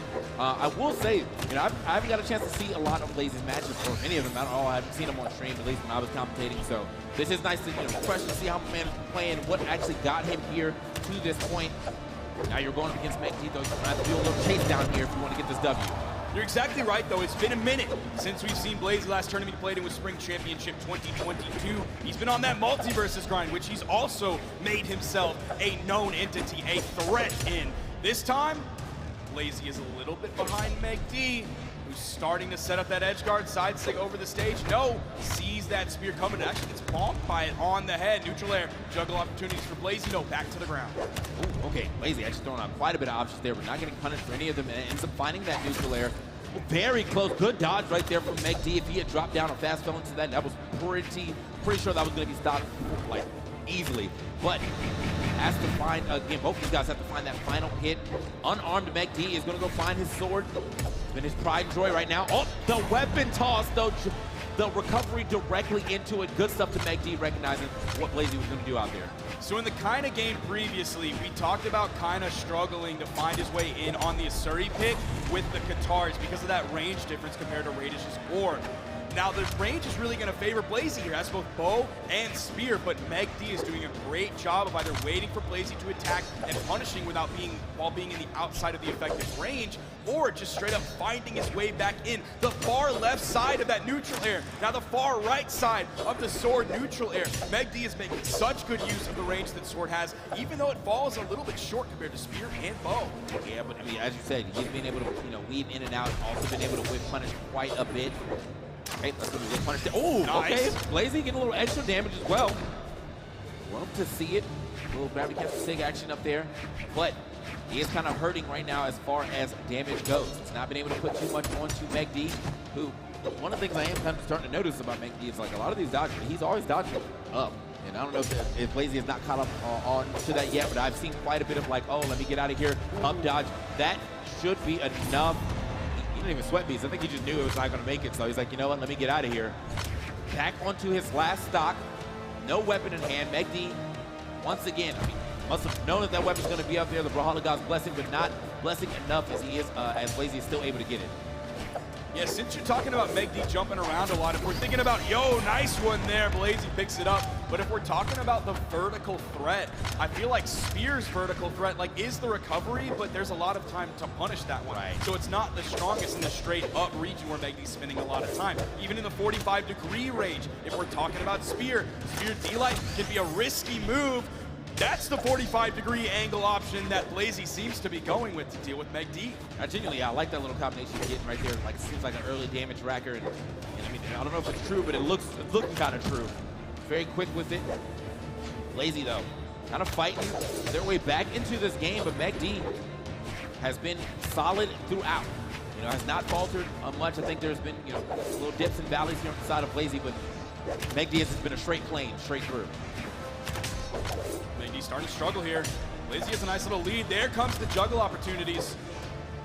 Doesn't find a punish after that neutral air. Again, MegD is not able to punish these neutral airs from Blazy. Back-to-back in-lights. The punish game from MegD is not there. It's not happening at all. MegD, again, you can see the thought process. You can see the wheels turning off of the side lights, just not actually pulling the trigger or anything after that. Back into the sword, though, and just does it.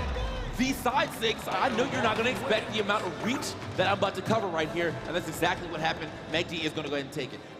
Again, one of those situations where I feel like MegD, you know, he's not taking a lot of chances or a lot of risk, but when he does take it, 90% in his favor.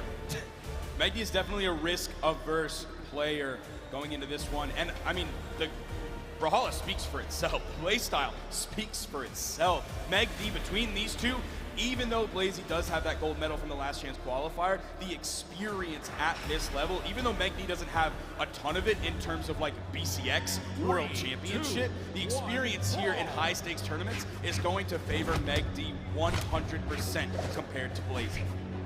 Blazy, you know, as you said though, this season player in multiple games, he's looking pretty good here. He looked great in multiverses. And I mean, side note, on all things considered, I always say that when it comes to other games, the Brawlhalla players will always be on top at some point in time, so that has been held true. But I'm trying to see who's going to be the top of this set right now, as MegD was able to take that first one over to the Fortress Alliance. But I don't know if Blazy's going to figure out what he needs to do. Blazy wasn't too far behind, to be completely honest. I was expecting that instant to come out a lot earlier than it did. Yeah. That's usually what the Kaya player goes for, is they're just going to rip that one off the top. That's going to be a neutral light punish. MegD turning that one around. Hits the three-piece. Doesn't find the fourth. Man, these side airs, Blazy's spacing just isn't quite up to par compared to MegD's. Yeah, no, I mean, MegD has definitely been dancing around Blazy a little better than Blazy has been able to dance around Meg, but there is still some, whoa, okay. That was interesting, and it worked out though, but like normally when you see something like that, you expect to see, you know, the neutral or the recovery. No, he goes for the down there, and it actually does work out, probably throwing MegD off a little bit too. You know, was like, wait, you went for that, and it worked out. Yeah, because the neutral heavy G-Seed and the recovery are both true options. Right. So no one's ready to press a dodge there until they get hit by that second hit to try and dodge away from the blast zone. Right. So he just completely called that out. I don't know if a recovery would have KO'd. I don't know if a GC in heavy would have KO'd either. Yeah, that was definitely great awareness there from Blazy to find that stock, but I mean, even greater gameplay from Meg to not allow that stock to turn into a lead. Only taking a little bit there, and now back onto, oh, never mind, actually going to keep the gauntlets this time around. I was like, you got to pick up that weapon though first, but you know, standing by a little longer than expected, does manage to get it though. And now Meg having to deal with the shorter range of the gauntlets against this bow. I'm sure if another sword comes in, he probably would swap out. Blazy finding almost no connections here, gets a nice punish. He almost got hit by that desync from MegD, but no, he's keeping it coming. I'd have been watching the last game. That was something that MegD did in his last set with Luna a bit, and to success too. I mean, I think he did it 4 times, and they might have hit 3. So definitely not a bad option to go for. I think Blazy, you know, just out of the range to punish that good stuff off the, oh man, almost off of the ground and into the blast zone. It was so close to being that dunk that would have possibly taken the stock, would have most likely taken the stock to get that bounce. Oh, he goes back into it. Blazy in the lead. That's how you, Blazy doing the, you know, the dash up, I think that's down sig, and then that caught MegD as he tried to moonwalk his way back and moonwalk right into that and out of that stock. However, gonna even it up again. MegD not allowing a lead to ever exist. Has the weapon advantage here. Blazy spawning back in, immediately throws out the neutral light. That's going to end his iframes early as he's spawning back in. Bro, Blazy's weapon pickups are so strange. He had the delayed one there earlier, then he throws out the neutral light, hits MegD away, waits a second, maybe attempting to try the dodge in reaction, and then he picks up the spear. At least he has it in his hand. I will get that up for sure, but right back to the hands of Meg is the sword, which, I mean, to me has been more of his pride and joy. He's been doing a lot more gauntlets this time around. That would have been big if he was able to get all the damage off of that, but MegD, one more time, setting up this situation that you see just millions of times by him. Put you off stage and just controlling all that area next to the edge. Uh-oh. Eli side air setting up for the edge guard. Disarmed as well, does manage to slide past him, but just getting chased down again. MegD obviously knowing that Blazy wanted that weapon, is just gonna let him get it and then immediately punish him for it. That is a 2-0 right now for MegD. That is a scary score to stare at. We saw Kina fight back from it after a legend swap. We are also going to see a legend swap coming out from Blazy, off of the Pearl, off of the Kaya, over onto the Azoth. Azoth players, rise up. We've had some representation in this tournament. We've had some Pappy out there. That's one of my favorite Azoth players. We've had some Wubs this tournament as well. Now, it's Blazy's turn. Okay, let's see what Blazy can do here on the Azoth. Blazy gonna drop the spear, but keep the bow. And I do think the spear actually got him, I think, more KO, so it's gonna be interesting how he decides to play this one out. Obviously, Azoth has some very good sigs, covering a lot of space, allowed to kind of just throw him out whenever he wants to sometimes. Bro, just like that. I swear, they swap to another legend with the same weapon, and they're like, oh yeah, I remember how to play this now. Yep. And then they start going off, kind of with the sword. Blazy's Azoth bow is looking so much better than Pearl. Of course, he has the signatures he's incorporating into this. Now, this is going to be Blazy's highest level legend. Has the level 68 Azoth. Okay, I mean, I'm surprised you didn't want to try to start off with this first, but hey, you know, sometimes he's probably feeling a Pearl. It's probably what he got a lot of his victories with this weekend. So, you know, feeling that or feeling the combination here. But this time around, it's been all bow. I mean, the axe came out for one hit, but so far it's been mostly bow, and he is absolutely destroying. As you said, swap characters, remember how to play. Just jogged his memory somehow. It's probably the raid that we just got from twitch.tv/Pro Brawlhalla. He's like, oh, we added all those viewers that were watching Sandstorm earlier. Oh yeah, it's time to show up. All eyes are on me. Blazy coming out here on the dome with this Azoth, almost a full stock lead. The bow is controlling the ground, controlling the air. Yeah, this is actually kind of surprising. I mean, I understand the pick of Miami Dome from MegD. He's going to want that space, but Blazy is doing a good job of allowing him, denying him the space that he really wants. That's not going to send him anywhere just yet. MegD actually going out for a chance, but not the craziest chance right there. I think if he was able to hit that, that would have been stopped for sure. Okay. Man, even that didn't send Blazy very far, barely off stage. MegD's going to have to find some major damage or a really cheeky pickup if he's hoping for this stock anytime soon. I don't know where Azov got all this weight being just bones. I'm telling you, like, he got really dense, but he's been drinking his milk. Oh, yeah, for sure. Oh, he don't need some milk. Okay. Oh, okay. Very nice. Very nice, MegD. That's how you punish that for sure. I mean, I was saying, you know, you can throw in a lot of these SIGs. I was thinking more on the bow side of things, but yeah, I mean, Blazy, I guess he tried to catch him by surprise. That did not work out. MegD with the immediate spot dodge into the great punish there. And one of these situations, again, where Blazy got a stock very early and just was not able to make much of that second stock. This is some decent damage for sure, but not like a hard lead that he probably could have had, seeing that he took that first stock off of MegD quite some time ago. It's another slow developing game, but you know, it took about a minute between them to get stocks. And again, we're still seeing MegD go for that neutral air into the gravity cancel, neutral light pickup off the bounce. Bounce passing Blazy, dribbling him to himself before getting that second hit. He's been picking that up in orange quite a bit. Nice.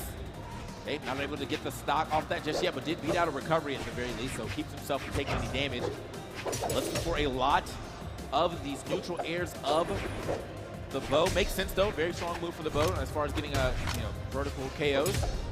Might not matter though, he's starting to get kind of overwhelmed by MegD, setting up the same position he's been known for pretty much this entire tournament and probably his whole career. Just being able to really be a good edge guarder, slow methodical edge guarder. Not going to be able to get past that neutral light though, is going to lose that stock. Talking about methodical, we're also seeing those neutral SIGs start to come out a little bit more from MegD's sword. They haven't made a connection yet, but he also hasn't really been punished. Like, we know how aerially Blazy is playing. He's not afraid to go over to those soft platforms, give himself some breathing room. Right now, he's in control of the main stage, but it can easily swap places, especially now that MegD got that stock, has main stage control, but no, MegD's actually going to stay over on those soft platforms. He's going to jump like he's waiting for the weapon, but it's Blazy who's actually at the weapon disadvantage. If it throws his axe away, bow comes right to him. That cave, I'm telling you, that's one of the luckiest weapon spawns I've seen. Check him PC. Check him PC right now. Just really just gave it to him. He's like, hey, I like that you got that hit, man. Here's your reward. Here's the bow. And now, you know, back onto the weapon that's really been giving him a lot of success in this game in particular. It's that bow. But I will say, I don't think MegD has kind of been just resilient. As I said, he's been a flame. He has not really faltered yet. He may take a couple hits here and there, but it doesn't seem like it's shaking his momentum at all. There's the side light. Is he able to get any reset? No, he ends up taking a hit. It's the neutral light, but again, he's not able to push any of these positions after MegD breaks neutral. MegD, I mean, living by a hair there. I don't think he's able to take another one. He somehow is. How high is this blast zone? Like, I thought that man was for sure gone, but no, he's still living on off this one, yes. He doesn't even go for the recovery. Yeah, he goes for the neutral air, which honestly, at that point, it might not even take out. Yeah, like, you know the recovery will, but he's like, nah, I'm gonna go for the neutral air, take it straight up the top of Miami Dome. And Blazy's going to be feeling good about this legend pick. We're going to go right on into this next one as Blazy fights his way back, guaranteeing at least a game 4 here against MegD in this elimination qualifier for top 8. Over to Apocalypse here. I'm a little surprised, to be completely honest. I feel like Blazy really benefited from the amount of space that he had there. It felt like that's a thing for MegD, right? But he was the one who got that W there, got a lot more places to play, and I think that helps him out as far as like not getting edge guarded as hard as he has been getting edge guarded. It doesn't matter. But look at this start off right here for Meg though. And this is what I was talking about, the possibility from the kind of Radish set of like Blazy was in control in game 3, and we've seen so many times that it doesn't matter in the long run. It did in the kind of set. It might not here with the way MegD is playing. Absolutely clean. Doesn't even need the downline. He already knew he did the damage, gets the recovery from the ground, takes the stock. My man Blazy looks needing to get another weapon here, but Meg not hearing that, not allowing that at all. Okay. Swap side. That was a great swap. Side swap there from Meg. Got the weapon on the left, got the weapon on the right too. Weapon coming back to the left, and Blazy is gonna not pick it up. Oh my gosh, and MegD's gonna grab it. He extended the string with 2 hits from the sword, retreated back over to the weapon spawn. Blazy finally getting this bow, hoping he's gonna get a fresh drink of water, but I don't think so. It seems like it's poison. Yeah, I don't, man, Blazy has been, definitely took a little more damage than he needed to so far to get this this weapon, but hopefully now that he's got it in his hand, you know, he's able to make something happen. He's got to get something going for him because he's already hurt on this second stock. Meg not even really threatened to get off this stock yet unless he finds a good 6 somewhere. Look at these neutral players sending absolutely nowhere. That seems to be his main knockout tool, and that's, if you're looking at the stats from last game, 669 damage from Blazy. He got the W, but he has to add up so much damage. That's because neutral air is one of his main KO tools. It's not really the most efficient KO move. Adding in the defense of Val, you're seeing it right now. His signature usage was incredible before, but MegD seems to have that figured out, and he almost has a 2-stock lead figured out. Yeah, I think her base defense is 6, right? So like I feel as though even with that being said, if he decided to go 7, cool, whatever, right? But 6 is still a pretty high defense for the, and you can definitely see how it's really benefiting Meg here. Meg finally losing that stock and almost coming back in immediately to go ahead and say, like, let me get that lead back. Now Blazy has to do what Meg has been doing the entire time and denying a solid lead here. But I don't know if he's going to be able to do such. Throws his weapon away, back onto the axe. Sure that he wants his bow back, but because the axe really has not been benefiting him too much. Yeah. Instantly punished. Man. Oh my gosh. MegD keeping almost a full stock lead here. The potential for the 3-1 from MegD, ending this US West player time here in the BCX World Championship 1v1 bracket. MegD looking to move on, looking to close out this final stock. Yes, MegD once again. I mean, just like he's pretty much, you know, back and forth, rubber banding, if you will. With the brother! The damage is racking up. The pressure is definitely racking up on Blazy. He has to make something happen right here, right now. It is taking a little bit of time for him to find any type of damage. We're not getting that though. MegD says, you got to go. The swap, I thought that was gonna be it. He was looking so good on the dome. He was doing everything that successful Azoth players do. The bow pressure was strong. The axe, I mean, it was fine, it was there. He just wasn't really focusing on it because the bow was too nasty, it was too good. The signatures were so good. Everything that makes Azoth, Azoth, all of a sudden did not matter. Look at the damage split. How much was it? It went away too fast. It was 400 plus on the 496. Man, 65% of the damage was on sword.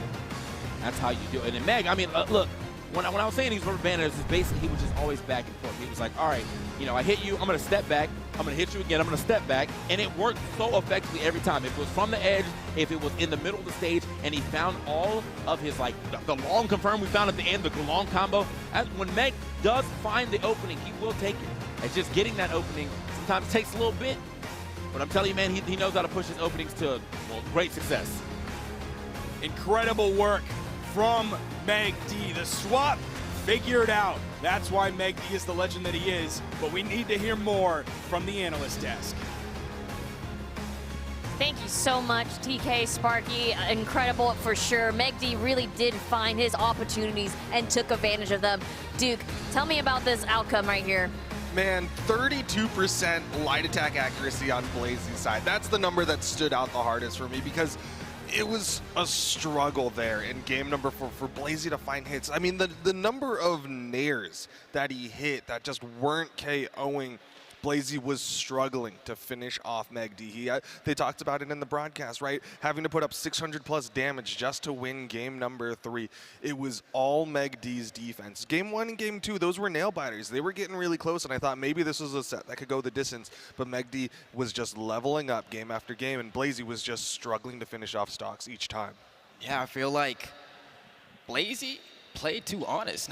That's how I feel. Like when I saw him swap over to the Great Houdini, I was like, okay, so we got some Azoth action. That means we're going to be seeing signatures galore, right? That's normally what people think when you see Azoth. And I don't know if you guys caught that, but in that last game, he had 0 signature attacks. Yeah, it was NA. Right? Like on Azoth? Like, it kind of blew my mind, especially you were mentioning before having struggles KOing off the top. I was like, you got to be banning out some of these stages with these high KO boxes off the ceiling, or you got to start going for D-Light Sayer instead of Nair, because you keep sending him up there and you're making it more difficult for yourself to find the KO. Yeah, I was thinking the exact same thing. Is like, I even asked you in like game number 4, like, did he forget about D-Light recovery? He went for one, but did the recovery the other direction. But at the same time, like you said, like the signature kit, it's kind of like what we said with Luna with like the Caspian, where it's like, if you're struggling to finish off your KOs, then try some of those signatures. They got some high force behind them, so throw those out, and at the very least, you're taking up some space. I would have thought, oh, sorry. No, I was just going to say, I feel like I would have thought maybe a Koji. I would have thought maybe a Koji. Yeah.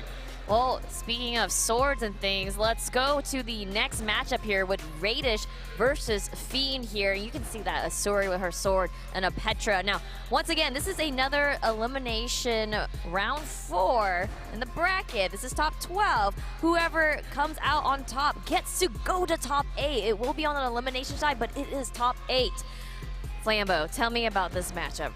Okay, so Radish, we saw have that set earlier where it was a little bit tough. Kiner Ackerman, I mentioned before, like kind of iced them out a little bit, but Fiend is not that kind of player. I'm not worried about Radish having to try to hit Fiend. I'm worried about Radish trying to stop getting hit by Fiend, because I feel like Fiend is gonna do his absolute best to just rush him down, and I don't know if Radish will have the defense to offset that onslaught. Yeah, for me, it really is going to come down to the mental of Radish. I mean, coming hot off of that reverse 3-0 that kind of brought back on him, he's got to reset that mental and go into Fiend. And then also, keep in mind, like, yes, they're both South Americans, but like you said, completely different play styles. You cannot get away with the same things. But if you play your game to perfection, I think there's a chance here to stop another South American from getting to the top 8.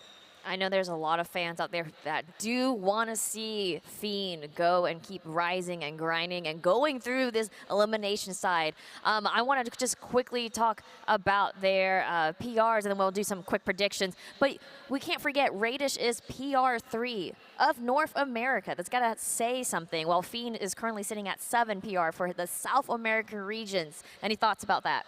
I feel like for Radish, the thing that's really going to help here is that because Fiend is someone that is going to rush you down, is going to consistently be running at you, one of the struggles that Radish had before is that if he wasn't playing with a lead, he was suffering because Kiner would just stop throwing out attacks. But Fiend likely isn't going to do that. So in that scenario, it means if Radish ends up behind, I think it'll be a lot easier for him to get back into the game, and hopefully that'll be enough to keep things relatively close. I think on a similar note, though, I would be worried about the weapon tosses from Fiend, right? Kind of halting that momentum, really stutter-stepping the way that Radish wants to play. Because Radish, I think he really likes having his flow, really likes having kind of his own rhythm to it. And the way that Fiend is throwing out weapons, like there was a set, I think, yesterday where he threw out like 29 weapon tosses. Like he definitely likes to kind of blend these weapon tosses into his things, and it's really going to shake up the way that Radish can keep that flow going. Well, I can tell you that Fiend is still the fan favorite here with our Twitch chat poll, with sitting on 75% right now. Fiend coming out on top. Now, I do want to hear what y'all's predictions are going to be. We heard Twitch chat. Flambeau, who do you think's coming out?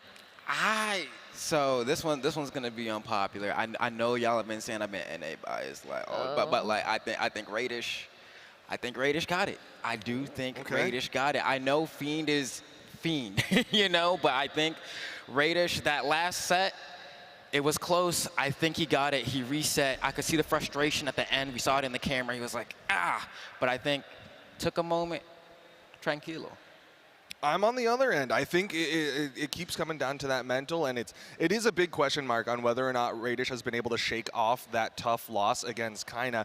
And Fiend, I think with the way that he comes out of the gate swinging, he might have the potential to kind of knock Radish off of his high horse before he can really get on. You know what I mean? Like before he can really settle himself into his new comfort spot. I think Fiend can really throw a wrench in that one. So I'm going to give it to Fiend for this one. Okay. All right. Well, we'll see what the final outcome's going to be, because TK Sparky Let us know the action.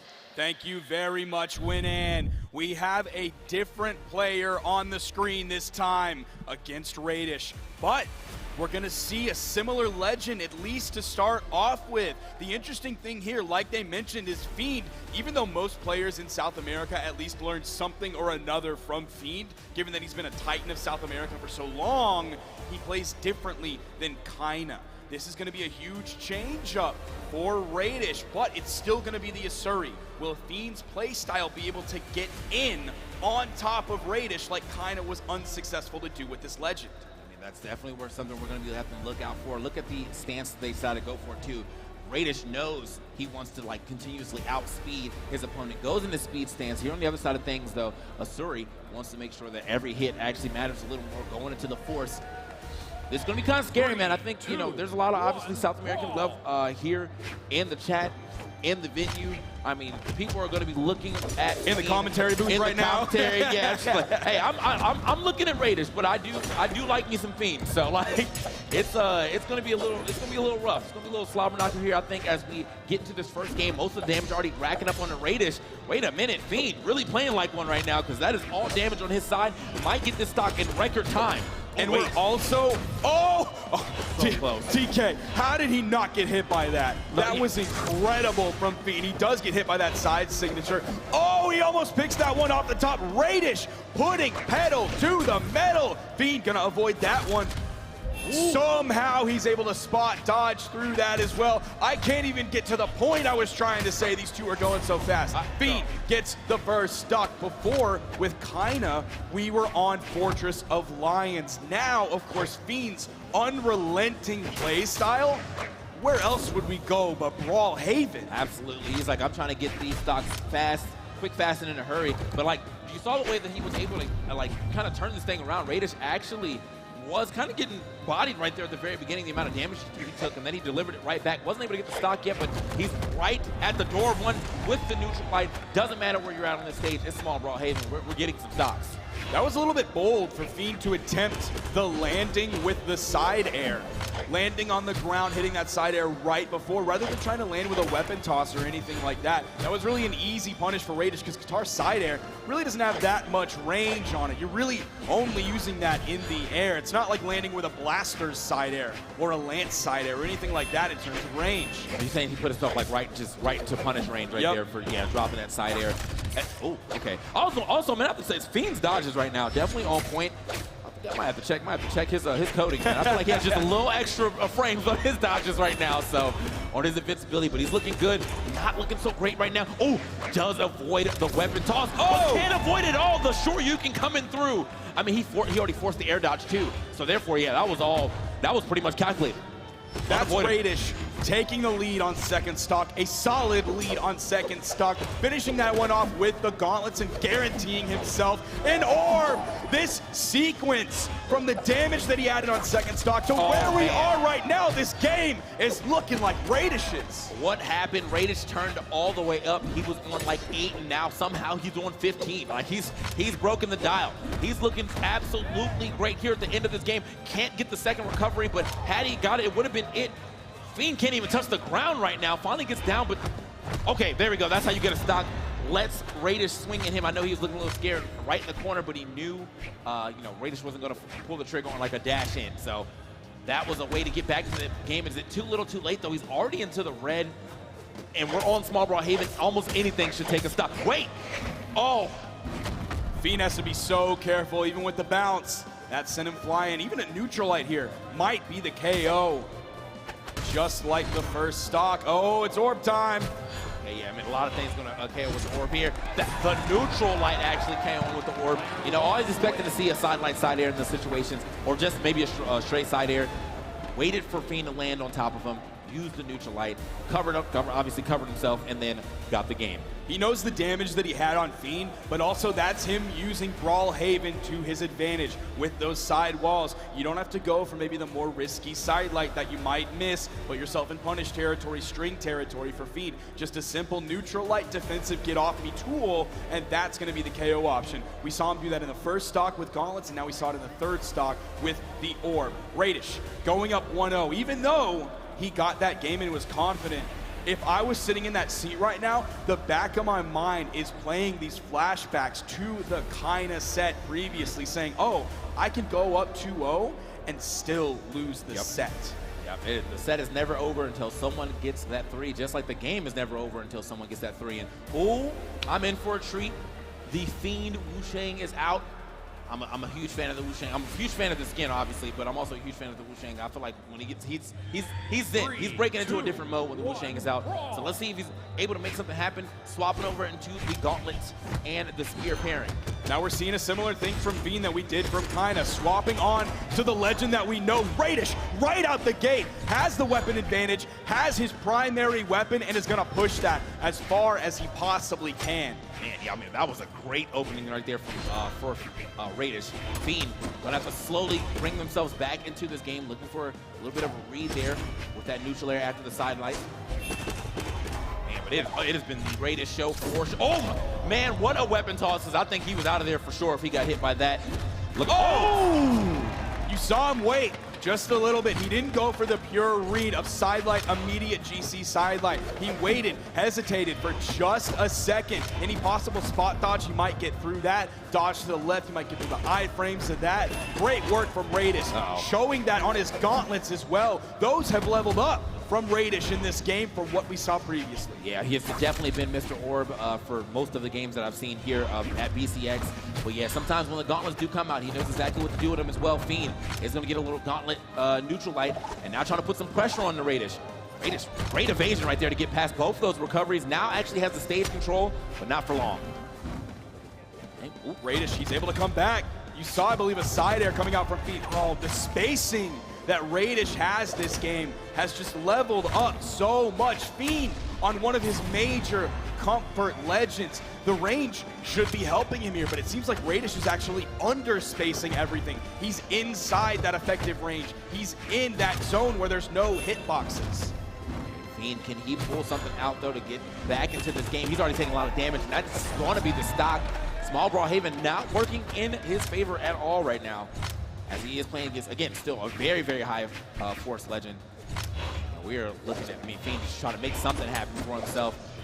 He's got, I'll say, decent damage here onto Radish, but I mean, you've seen the way that Radish is able to rack up the damage off of one dodge read. So, you know, he's really got to be careful for honestly the rest of this game. He's got to start putting some things together, which he's not been able to do just yet. There we go. I actually put a little three-piece. Like to see it.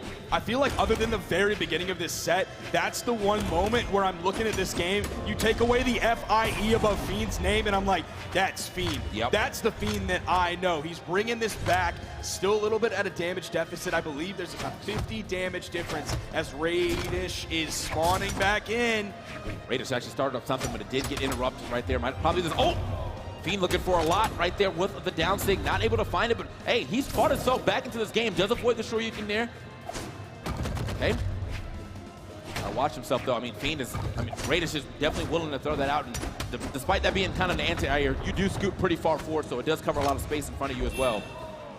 Swapping over, Fiend at the weapon disadvantage, which normally wouldn't be, based on everything we've seen from Fiend in the past, but it seemed like Radish has his number. Oh, that one's gonna hit! I believe that's the third one he's thrown out, and you know that they say the third time is the charm. Radish with a finish to that game, but again, the back of his mind, TK, I've already gone up 2-0 and lost the set. Yep. You're against a legend of South America, but not just South America, the entire Brawlhalla history. Yeah, man, dog. And honestly, the walls on Small Brawlhalla are not that small, but they're small enough that, like, he literally covered, like, a good 55–60% of that just with that alone. But it's just the threat of everything else he can do. Jump off, reverse dare, jump off, ground pound. It's like there's so many things that he can do right there that you have to be aware of each option. And because of that, end up running directly into that sig. And that was it. So we find ourselves, TK, in an interesting spot here. I was expecting a swap over to the Hattori. Last game was close, so I'm not saying this is a misstep from Fiend. I'm saying I just expected a swap over to the Hattori, but no, you can see it right on your screen in, I don't even know how many pixels are on that screen. That thing is big, ladies and gentlemen. Coming in with the Reino Wushang. Shouts out to Rivals of Aether, and we're on Apocalypse. It feels like the Apocalypse for Fiend right now. Yeah, because, I mean, look, I mean, he's definitely the Doombringer. I will say that. Radish right now has definitely been the Doombringer in this set. He has been able to string so many things together. Both of his weapons looking good. My man is still sweating. He's dead. He's dead. My goodness. And that wasn't on TK. That was the gauntlets. That's his supposedly weaker weapon. How did you... Wow, I mean, like, legitimately carried him from the left side of the stage to the right side in full sweat beats that you are not allowed to actually touch the stage with the weight of reset. I'm just going to go ahead and keep bouncing you off of it and getting my combo going. I mean, that is a wonderful stock for Raiders. Getting dodges right into it. Nothing is going in the way of Fiend. The 0 to knockout on Lance in South America is called the Karatada. I swear that was essentially a gauntlet version of Karatada, and he did it to Fiend. On the Fiend, I mean, look, as a player myself, sometimes that would have put me on maximum tilt. Like, I'm tilted off the face of the earth right now, but he's gonna have to pull this thing back together. Hasn't been able to find the stock yet. Ooh, and Radish, that's bad. That's it. Again, another stock sneaks under him, gets the drag down of the neutral air, and no stocks taken yet from Radish. Not even really threatened stocks yet. He's only in like the deep orange. Fiend trying to make something happen there. The neutral stick not gonna hit. Recovery will, but not enough. Not even close. Still not doing it, TK. He's trying, he's begging to find this KO onto Radish, but Radish is not gonna give it to him. The weapon toss down, he's able to pick it up before it despawns. It's the gauntlets coming out from Radish, the neutral light. Fiend in the yellow, just no connections from Fiend. Side air, but it's from the wrong side of the stage. Radish gets around it. Fiend looking hopeless right now, finally getting the stock. I mean, look how much he had to take, guys. He lost 2 stocks. He's already in the yellow before he's even able to take 1. He's got a lot to make up for. He's got the spears in hands, trying to really make the spear work for him. But Radish, fighting out of disadvantage, fighting out of hits, he doesn't care. Sidelight side air. It's not going to take too much more. That right there, putting Fiend in the red. Radish, getting cheeky with it over on the edge. The unarmed attempt against Fiend going back onto the stage. Plenty of room between them. Has the weapon. Is he gonna finish this one? No, he tossed Radish. Brother, what are you doing? There's the orb. Sidelight side air. Is this gonna be it? Not quite. There's only one. I feel like he can only eat one of those. Radish is feeling himself way too much right now. This is making me so nervous. Well, the amount of things he's throwing, the amount of weapons he's just throwing away, he's like, it's fine. Oh, okay, Radish, you're trying to style a little too hard. End him, dog. Neutral light from the middle of the stage. Radish takes out Fiend. Radish, man, literally the Doombringer on that one, as you say. You know, we took it to Apocalypse, but the only person that got raptured right there happened to be Fiend. That was not... I mean, that last game started off too great for Radish to lose. And as you said earlier, man, Radish had that in the back of his head. I am not going to get reverse 3-0. He said, actually, don't even worry about it. I'm just going to 3-0. I'm not losing no games, and the last game's going to be so dominant. I'm going to be able to style. What a performance from Radish. He really showed us something there. The orb, of course, immaculate. But the gauntlets were incredible. I want to hear from Winan. I want to hear from Duke. I want to hear from Flambeau on this one. Oh my goodness. Oh my goodness. Talk about that W for Radish here. Flambeau, you must be feeling pretty good about your prediction about who was coming out on top. Tell me your thoughts. I didn't expect it to be a 3-0. Maybe a 3-1, maybe a 3-2, but that was dominance from Radish. I don't know what else to call it. Yeah, he looked really good. Definitely shook off all of the issues that he had in his matchup against Kaine. Like, we kept hearing them talk about, like, oh, he was up 2-0 against Kaine. That stress is creeping in. We saw Fiend take a stock finally in game number 3, and we're like, if he reversed 3 stocks to this, we might see that pressure creep in. Like, we're always worried about Radish's mental, but the fact of the matter is, he had the solid mental. He was able to play through it, and even at the very end, like, I know they were a little bit critical of, like, those up tosses, but that's just like, that's like a little battery refresher, right? Like, that's just a recharge to make yourself feel better because you have such a huge lead. I mean, we can look at these highlights right here about how, you know, we can see Fiend trying to switch it up here with the legend change from, I believe, from Asur to Wushang, or Rano on the Wushang. But Radish, consistent on this Garnet. I can't even, that sequence that he got, I think everyone was wowed by it, right? Straight carry from the left side of the stage to the right side of the stage. And we were talking even during the match that, like, that's not a true combo. Normally when you get hit by the same move twice in a sequence, you're able to DI. Yeah. But because of the fact that that wasn't a true sequence, but he was out of jump, so he couldn't escape it, meant that all the trajectories were predetermined and Fiend actually couldn't do anything about it. Yeah, he went left to right, full sweat beads, had no options there, and ended up just falling at the very end in a real heartbreaker situation. I know a bunch of Qatar players are mauling right now because they're like, you know, if I was on Qatar's, they would have touched the ground, they would have gotten their jumps, they would have gotten their dodges back. But no, Radish, really good move select to make sure that he didn't give that opportunity to Fiend as well. And I want to just continue talking about Radish and just like the consistency he showed. I mean, he did not switch off of the Garnet, which is a Petra epic crossover. We saw Fiend trying to figure something out, right? And so let's talk a little bit more about Radish and just his consistent Garnet Petra play. Duke. I love that he got better at the gauntlets. In games, in his set against Kaina, it was definitely looking like a big orb play. And every now and then he'd have those gauntlets that came in. But when he got the double sidelight read on Fiend's dodge down into a recovery, I was like, okay, you remembered that you still have this other weapon and you remembered how to play it. And you started to see it come alive. You started to see him kind of remember that there's more to the kit than just being good with the orb and going for that sidelight down air setup for the down sig, anything like that. And you just love to see that. When you have that character loyalty, you can kind of dig deeper every single time. I actually think it's a good thing that Radish lost when he did. Because now, watching him play, I feel as if, I don't want to be so bold as to say that I think he's going to make it all the way, but I think if he ends up getting the run back versus Kaina, I think Radish is going to win the second time around. Yeah, I think that fired him up a lot. Yeah, for sure. And like I said, that was like a top 12 elimination side match. So Radish must be feeling good that he can get moving onto top 8. So with that, singles is wrapping up phase 3. So now we're going to shift gears to our doubles competition where we will ultimately find out which duo has what it takes. A quick refresher for everyone here to look at what our doubles teams are competing for. So the prize for first place is $60,000. You can see the rest of the breakdown here for everyone who's placing. And we will be watching the top 4. So, I mean, you can see 4th place still getting a nice chunk of change there. 22,000 ain't nothing to complain about. Let me just say that.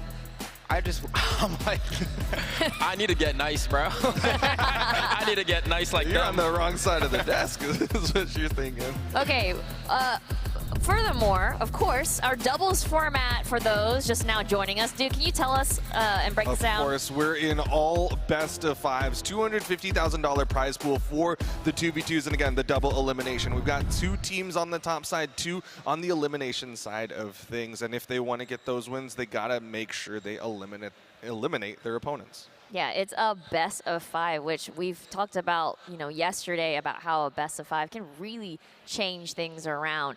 All right, y'all. So we're just about, let's say, a few minutes away. Actually, 4. We're about, what, 4? For the top 4. For the top 4, yeah. We're That's top 4. Yeah, we're 4 best of 5s away from crowning our doubles BCX 2022 champion.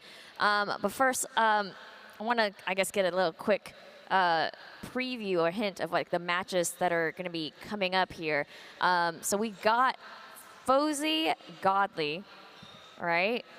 And Experience and Made. Hold on, I'm going to pull up the bracket. I'm going to just be like super sure that I'm saying this correctly here. And everyone at home, folks, you can also pull up the bracket and pro stats and things like that. Exclamation my bracket in chat. Yeah. Start.gg/Brawlhalla. It's Fosy Godly versus Boomie Snowy, if that is correct. And then we got Experience Made versus Acno and Blaze coming up. That is a heated top 4 for y'all. Oh my goodness, now that I'm looking at the bracket here. Okay. that's it for now because we got our top 8. We had, what was it? Radish securing his spot in the singles top 8. But of course, we're not done just yet. After this very quick break, we're going to be shifting gears to our doubles top 4, which I just mentioned the top 4 we'll be looking at. Wild. And then we'll be crowning one of them as our doubles champion. Stick with us. Don't go anywhere. We'll be right back.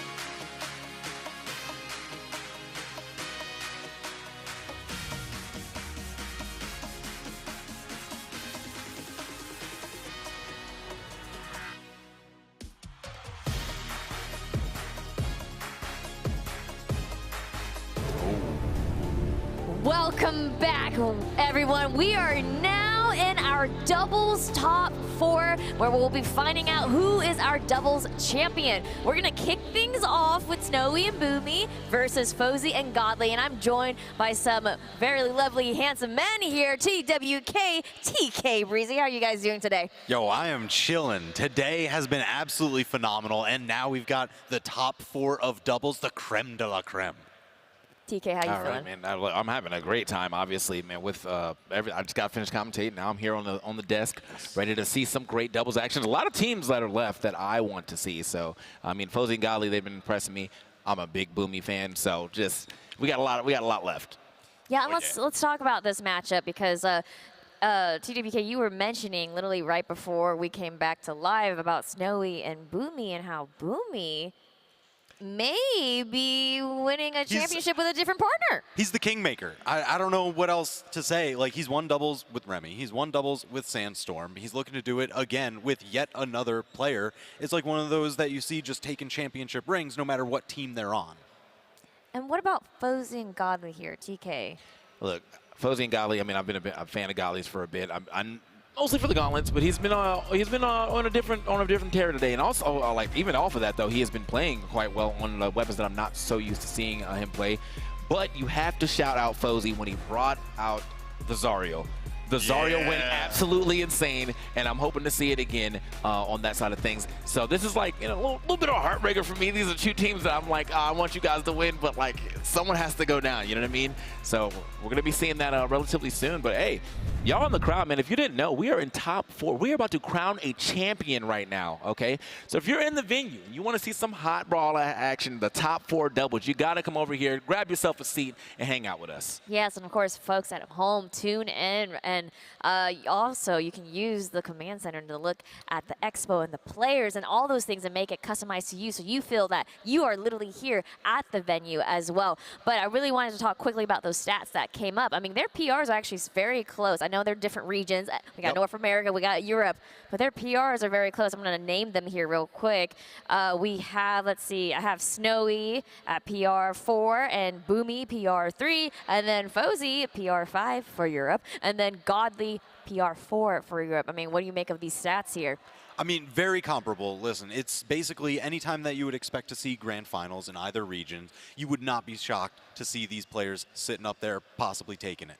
It's really just the best of NA versus the best of EU clashing together here in the winners final. Yeah, and we got that on the loser side of things too, right? Oh yeah. We also got that on the elimination side we'll be for talking sure. about that for sure. It's a big NA versus EU rivalry happening yet again here at BCX. But yeah, we got to see who's going to be sitting pretty in grand finals as we get into this match relatively soon, man. The Godly, the Fosy, the Snowy, and of course Boomie all going at it. I want to see if we get some crazy character swaps. I don't think I've seen Boomie's Reno at all this weekend. No, they've been running pretty much that cross Onyx composition. And, dude, it's been working. Oh, yeah. Here they are. Yeah, for sure. And now I want some quick predictions here because we can see below what Twitch chat believes here. They're favoring Snowy, Boomie, and we all know here in the venue and probably at home, I'm a Boomie fan. I'm rooting for Boomie and Snowy. But TK, who are you rooting for? Who's going to be the winner of this matchup? At the end of the day, I know I said I like some Godly, but I've been a Boomie fan for so long, I can't root against him, so I have to go with Snowy and Boomie. Man, you can't put me in this. I'm going to look at you, You know we've been TWK. hanging out with Boomie at Really different looking. competitions for years. I can't go against him here. Come on. I also just personally want to see that story come to fruition where it's just like Boomie wins championships. Doesn't matter who he's with, and now Snowy is the perfect teammate for him at this stage of the game. Yeah, it seems like the whole desk here is a North American favorite to Snowy and Boomie. And I like seeing Twitch chats. It shifted a little bit. You know, sometimes when we talk about the players, you know, chat decides to change their mind just a little bit, but it's still definitely Snowy, Boomie being favored here. And honestly, I really want to see and hear what the crowd thinks. Who you guys voting for, Boomie or Snowy? Can I hear some screams? Who's rooting for Boomie and Snowy out here?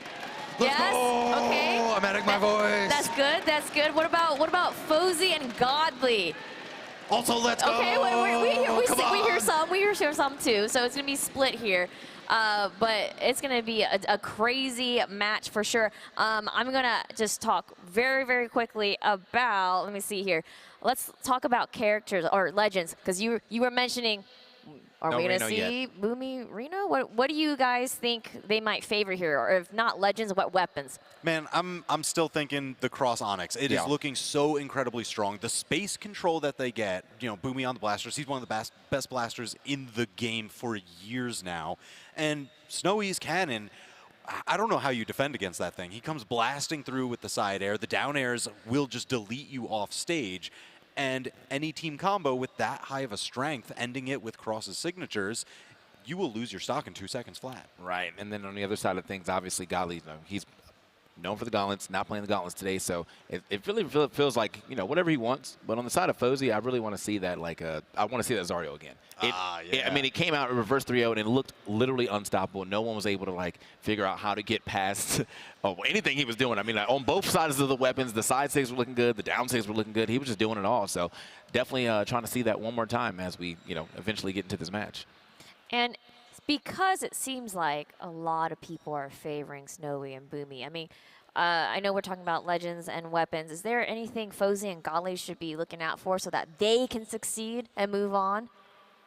I'm really thinking just interrupt the handoffs, interrupt the team combos. Do not leave your teammate exposed for too long. I know sometimes it can kind of separate into the two separate 1v1s, and that's where you got to be Johnny on the spot for, hey, my opponent rotated, I need to rotate with them so that way they don't get the quick 1-2-3 on my teammate. Do you think that them forcing the quick, the two 1v1s is probably a better strategy than them actually trying to do the 2v2? I don't know, man. Whenever it's a swarm, I see Godly and Fosy just absolutely dominate. Boomie and Snowy both dominate. I think it's a toss-up in those situations. It's really just going to be about who gets caught out solo. All right. All right, well, we'll see if anyone gets caught off solo here, because we're ready to see this winner's final doubles match for the start of our top 4. Ajax, Zipmaster Flex, take it away. It's that storied rivalry everybody loves to see. North America versus EU, not in just one match, but 2. We're getting into the first one here with a bit of a difference. It's not Luna Pugsy in this position. It's Snowy Boomie. It's not Acno Blaze in this position. It's Godly Fosy. We're looking at a big lineup of incredible champions, but even on the lower side of it, I just gotta say it. We gotta throw it out there. We have to stop doubting Experience Made. They have made it all the way up to this point. They were able to get into top 4.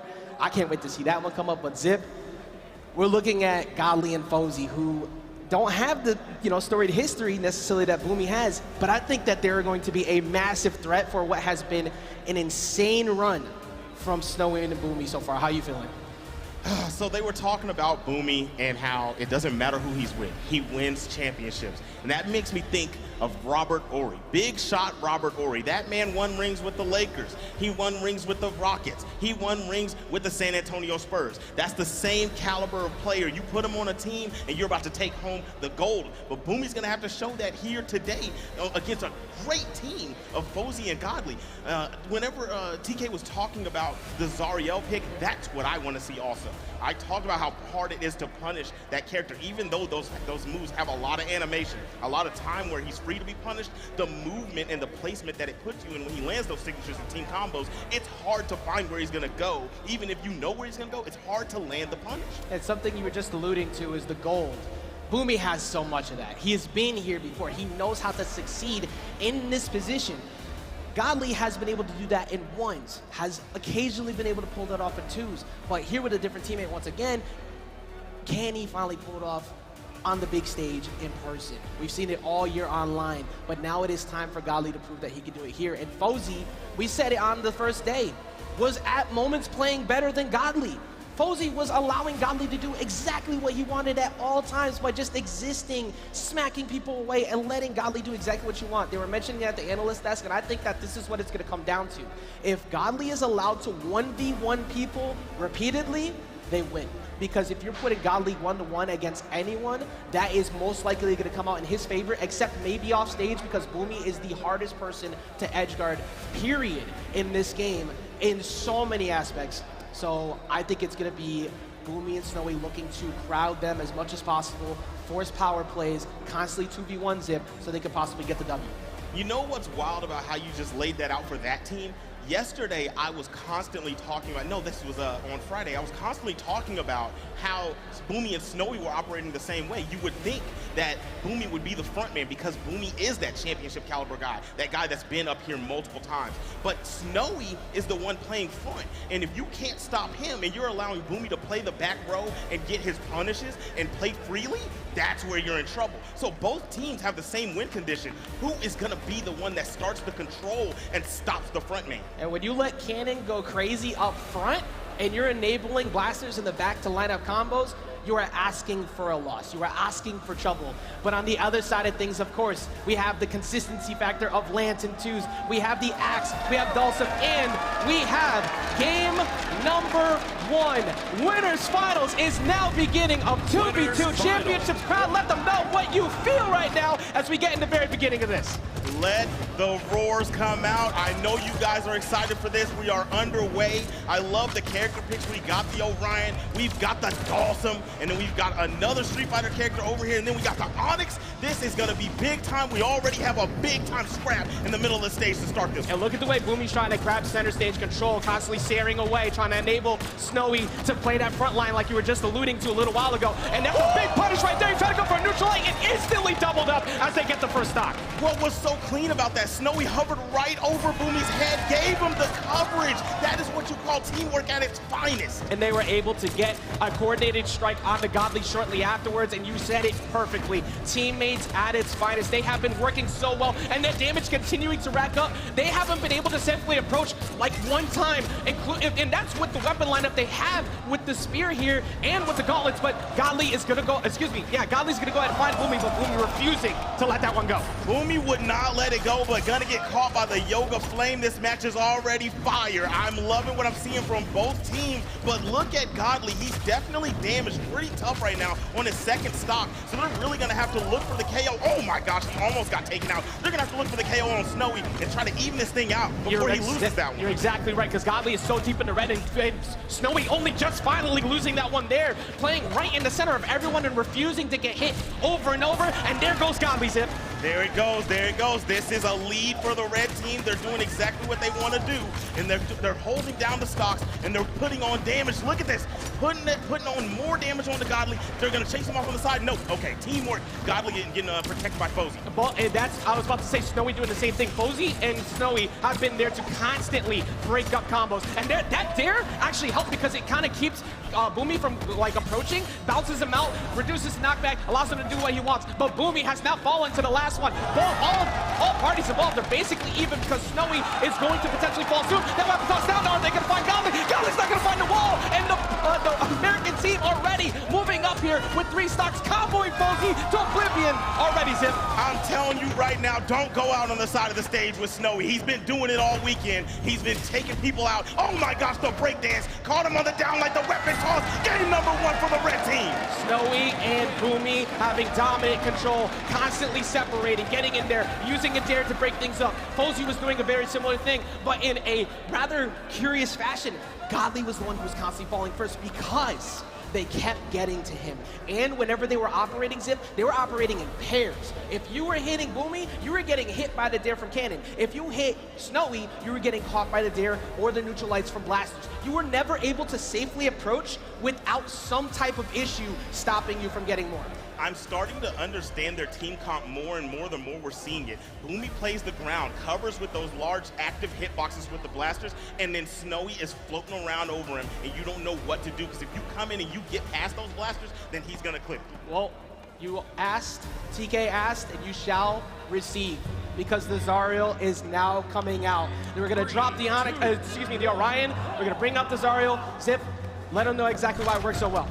I'm gonna tell you right now, I'm glad he didn't wait to bring this pick out, because he's been bringing it out on final games, and he's knowing that this is big time pressure. They want to get to that grand final side, but the reason this is going to work is because the capitalization on these team combos, if they can get something started, the way Zariel pushes you out of position and down low onto the lower sides of the blast zone, that is a scary position, and then they can play off of it with the double gauntlets. And something they have to figure out too is that damage output, because last game, both Fosy and Godly were sub 400. Godly only did 289 by comparison to the 465 and 506 by Boomie. They have already started off the match immediately by getting to Godly once again. Somebody stop Snowy. He's so accurate. He is the one getting the efficient KO blows. Every time somebody gets to high damage, here he comes. He's got Godly on the side. Oh my gosh, if that cannon would have hit that recovery. That was so well placed, but he wasn't able to close it out. There's Fosy though, closing that one out on Boomie, and now they have a power play. But look at the defense from Snowy. Finally gets caught by the Sarah though, when they were able to deal with it, and Fosy still holding on to the first one. He is still holding on to that stock. He is on red, but I love the way they're playing right now. He definitely gave that one up. I understand the attempt of throwing out that signature. If he would have landed it, we would have saw what I was talking about. He would have shifted his hitbox, and we wouldn't have been punished for that. But he ended up losing that first stock. And this is such a big moment for Snowy and Boomie if they're able to close it too, because they've teamed with each other quite a bit since the breakup of Sandstorm and Boomie earlier, and they haven't been able to consistently get dominance they've been looking for. It's been Luna and Pugsy. But here today, it feels like that moment, the World Championship on the line, has brought everything out. But this is a very close game. Yoga Flame's gonna go ahead, find Snowy on the bottom, and they're gonna go ahead and try to capitalize, but they have an accidental miscue on teams, and it's gonna be Fosy who knocks out Godly. Boomie actually pushed Godly into the way of that. I don't know if it was on purpose, but it definitely worked out for the red team. Finally, they get that stock off of Boomie. They gotta make something shake here. Get Snowy out of there, but don't party with them on the bottom of the stage right there. That's not what you want to do. You gotta be very careful in those situations. Take a lot of damage for no reason, but that's gonna be one. Snowy's gonna go ahead and fall. Is Fosy gonna fall soon? No, he's gonna go ahead and try and find his way into some more damage on Boomie. They have wasted no time. Not at all. These guys are on time, and here we go. Fosy's on the side of the stage, but they're not even going to attempt to approach him. Godly came over, snuck in just in time, and took their attention away. I love what I'm seeing from both teams. Look at this. The more the signatures are starting to land from Fosy, that's where the pressure's getting turned up. Exactly. But look, if Godly loses this stock, he's going to be in a 2v1, and that's a rough situation. That's why Godly's not able to really commit to much right now. Completely unarmed. That allows them to just go ahead and deal with Fosy. He couldn't really help, and then they get rid of him right afterwards. Fosy can do it if he can get rid of Boomie, but that is a tough task to ask right now. Especially when you have Snowy covering him. Oh, he gets a sit, but he doesn't leak him over the side of the stage, so it's not going to be the advantageous situation he wanted. He's in the middle of two gauntlet players. This could turn bad, and there it is. It's gonna hurt. It's the worst, and you are gonna lose game number 2. Oh, they said, you see him, one more, let's go, one more. That's all they need to get that comfortable position in grand finals on the winner's side, trying to send Godly and Fosy down to the elimination side of bracket. North America trying to hold down the defense here at BCX, but can never count out the danger that is Godly and Fosy. So you take a look back at that last match, that incredible double up they had at the end there. Fosy did his best to try and catch Boomie off guard on the left, like you were saying. The signatures were starting to line up, but it wasn't enough damage. And will it be the end of days now, Zip, as we take a shift over to Apocalypse? Oh my goodness, boy, that's bars. But I'm gonna tell you right now, the part that made everything fall apart was when Boomie pushed Godly into that down signature. When he got clipped by that, he went down to his final stock, and they just weren't able to recover from it. And talk about recovering, he's in a dangerous spot. Fosy gonna make it around Snowy. I'm telling you, Snowy on the side of the stage is the scariest thing possible. Oh my God, Boomie! Snowy was throwing hands the entire time, unarmed, and doing better. Like, he's playing 3 weapons right now, and that is so dangerous. We have to watch out, of course, for the pressure on the center stage. You can't get up there and try and go help him. Godly switching over to the valve to try and make something shift, but they gotta make it happen fast as they are already so deep in the red. Man, you're down 2-0. This is gonna be rough. You're coming in here, hopefully your confidence isn't shaken. They're getting some good damage on, but look at how hurt they are. They just can't get a lead. Nice gravity cancel signature. He's gonna hit Snowy, but it's still not enough to really get this stock out of there. That defense from Onyx is playing a big part. The outplays on Godly right now have been so huge because the last game he did sub 400 again, and they're just not able to stop him. Fosy getting over to the right, at least, off of that whip, getting you out of some danger, but they do have the red team deep in the red as well. They can even this back up. Yes, they can. Okay, so, I mean, they're not too far down. Look at how deep red Fosy is. He's the answer. Lands a six, gets both of them. Yes, sir, that is what what you want for the blue team. We said it on Friday, and we say it again today. Fosy has been playing phenomenally on this team. He does fall shortly after that, but he's been able to keep this team in the game, constantly playing enough, usually enabling Godly to go crazy, but they haven't been able to find that spark yet. They're finding something. This is the working best better game. now. This is the best game they played, right? Like they've been playing on the back foot the whole time. I feel like every round they're trying to catch up, and they're getting good plays, but they've never had a lead. They're losing the lead as we speak, but it's that scramble, man. In the middle of the stage, they're losing that nooch every single time. What a DC. That was so good because he put him in a position where it looked like Snowy might go try to punish him. So he figured he could just dodge or stay there in that spot. Absolutely not. Boomie's playing phenomenally, but they have Godly deep in the red. Snowy pretty damaged as well. It's not that far off. Will we see a 3-0? It's looking like it could possibly happen as Godly falls. It's getting close, man, and this is not what anybody wants. Nobody wants to see them lose this bad. But man, I know that the red team's open. What a save! Are you kidding me? That was insane! That could have easily helped them to get back in, but Snowy getting in the clutch to keep his teammate alive. They do finally get rid of Boomie. They get rid of Snowy, and we are on one stock apiece. Gets the save nonetheless. They have tied the game. Fosy is the most damaged player on the board. Team combo. This is hurting. Yes, sir. This is exactly how you want to start this. I don't know if you ask your boy to come help you out while you're getting jumped in, he jumps in and starts getting hit too. That's not the way you needed to do that. And they took a decent amount for that. But here comes the dare. Here comes Fosy to go ahead and break that up. Godly trying to get down there. Boomie getting in the middle of everything. Accidentally hitting Snowy, and Snowy taking quite a bit of damage now, Zip. Oh my gosh, this is intense. Out on the side, Boomie is back. Man, when Boomie's got those blasters, it's so hard to try to come over the top and stop him on the side of the stage. He is gonna come up with that nair. He's gonna block you off, and he's gonna get back on. He might turn it around. Snowy out on the side. Fosy coming through to try to close him out. Could not get it. But ooh, oh my gosh, that defense is clutch. That was so close. And Godly was waiting for it too. They lined him up perfectly. Neutral Zip just it's gonna be enough. EU's hopes not gone just yet, as all they need is one more on Snowy, but Snowy has them both so damaged. All he needs is one mistake from them to get this to a 1-1. This is so close. We are down to the final seconds of game number 3. Will we be seeing a 3-0, or will they stay alive and take this to game number 4? Godly getting in the way, not being in position to be able to close that out. And that D-line recovery might be enough, and it is! And we are not done just yet for winners finals. We are going to get a game 4 as EU was able to strike and put one on the board. Look at that, repping the flag. Everybody out there, give it up for the blue team. They're staying alive. We're going to game number 4 in this winners finals. This is the hype we wanted to see. Welcome to BCX. Olimanto, of course, the statistician of EU, right up in the front, holding the flag. You see, yeah, we see you getting that hype going. They are not done just yet. 2-1 Zip. What was it about that game that just shifted so heavily because they were getting dominated at the start? What was the difference? The difference was that last stock.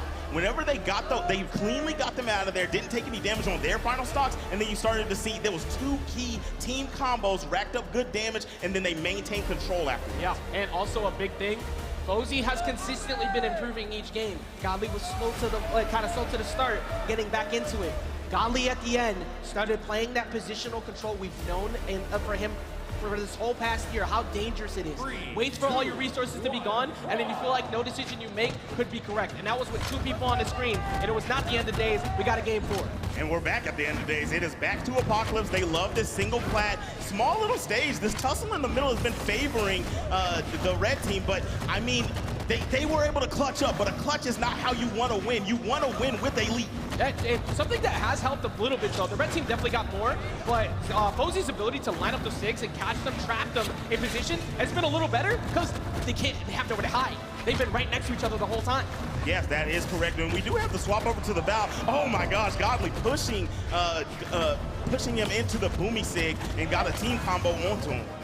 Godly not gonna be able to get up there quick enough, but of course Snowy getting a quick combo, but they recognize Godly showing up, try to back it off. Both of them, actually everybody keeping the red right now. Snowy not gonna fall just yet. Are they gonna catch him on his way back in?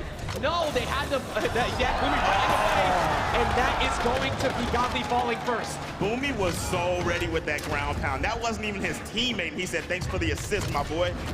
And you gotta capitalize wherever the moments come, especially against this type of lineup. but it's going to be Boomie falling, and that's shortly following is Snowy. Once again, Fosy starting another game, having the most after the first start. We got the Val, we got the Zariel. I think they have found themselves. They're playing better than they did in game number 1 and game number 2. They are here. They are alive now. I like how that weapon toss came in and they still kept swinging. It's like, that's cute. What you think I'm going to do? We're going to keep, they kept fighting, and still Fosy refusing to give this first one away until I talk about it right there as Recovery takes it out off the top.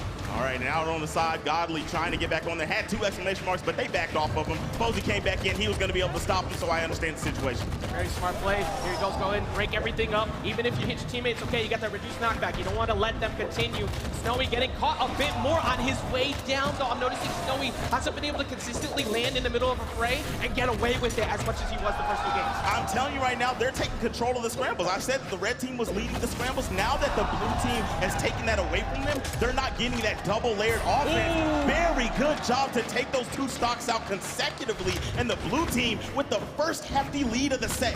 Exactly. A pretty solid lead right now. Not nearly as damaged. Usually when this moment happens, everybody's pretty close, and they're able to answer back. Godly, of course, has a decent amount, so he's waiting. Go ahead, get that nair, break up the combo, but that did put Fosy into the deep orange. Yep, he is pretty hurt right now, but look here, I'm looking at Snowy. This is what I want to watch. I like how Fosy is going for him. He almost got taken off over the top, but he did come over and interrupt. Look at Snowy. He's moving around, and he hasn't been able to get something shaking like he normally has. Got the cannon. Let's see what he can do. I feel like that was a call from Boomie. He's like, hey, re-coordinate, regroup. We need to stay near each other because that's what's always worked. And Godly's going to fall because of that slowdown. Because of that slowdown on 2 pieces, they were able to even everything back up. This is what we saw in game number 2, but it was on the blue team side. Cleaned them up, didn't take too much damage, and here we are, an opportunity for either team to take this. And they finish it. Flight's coming through for Godly. They got Snowy in the skies. Boomie trying to chase. Boomie's going to go ahead and have to find his way back down to the ground. Using that snare to just make sure nobody jumps up towards them.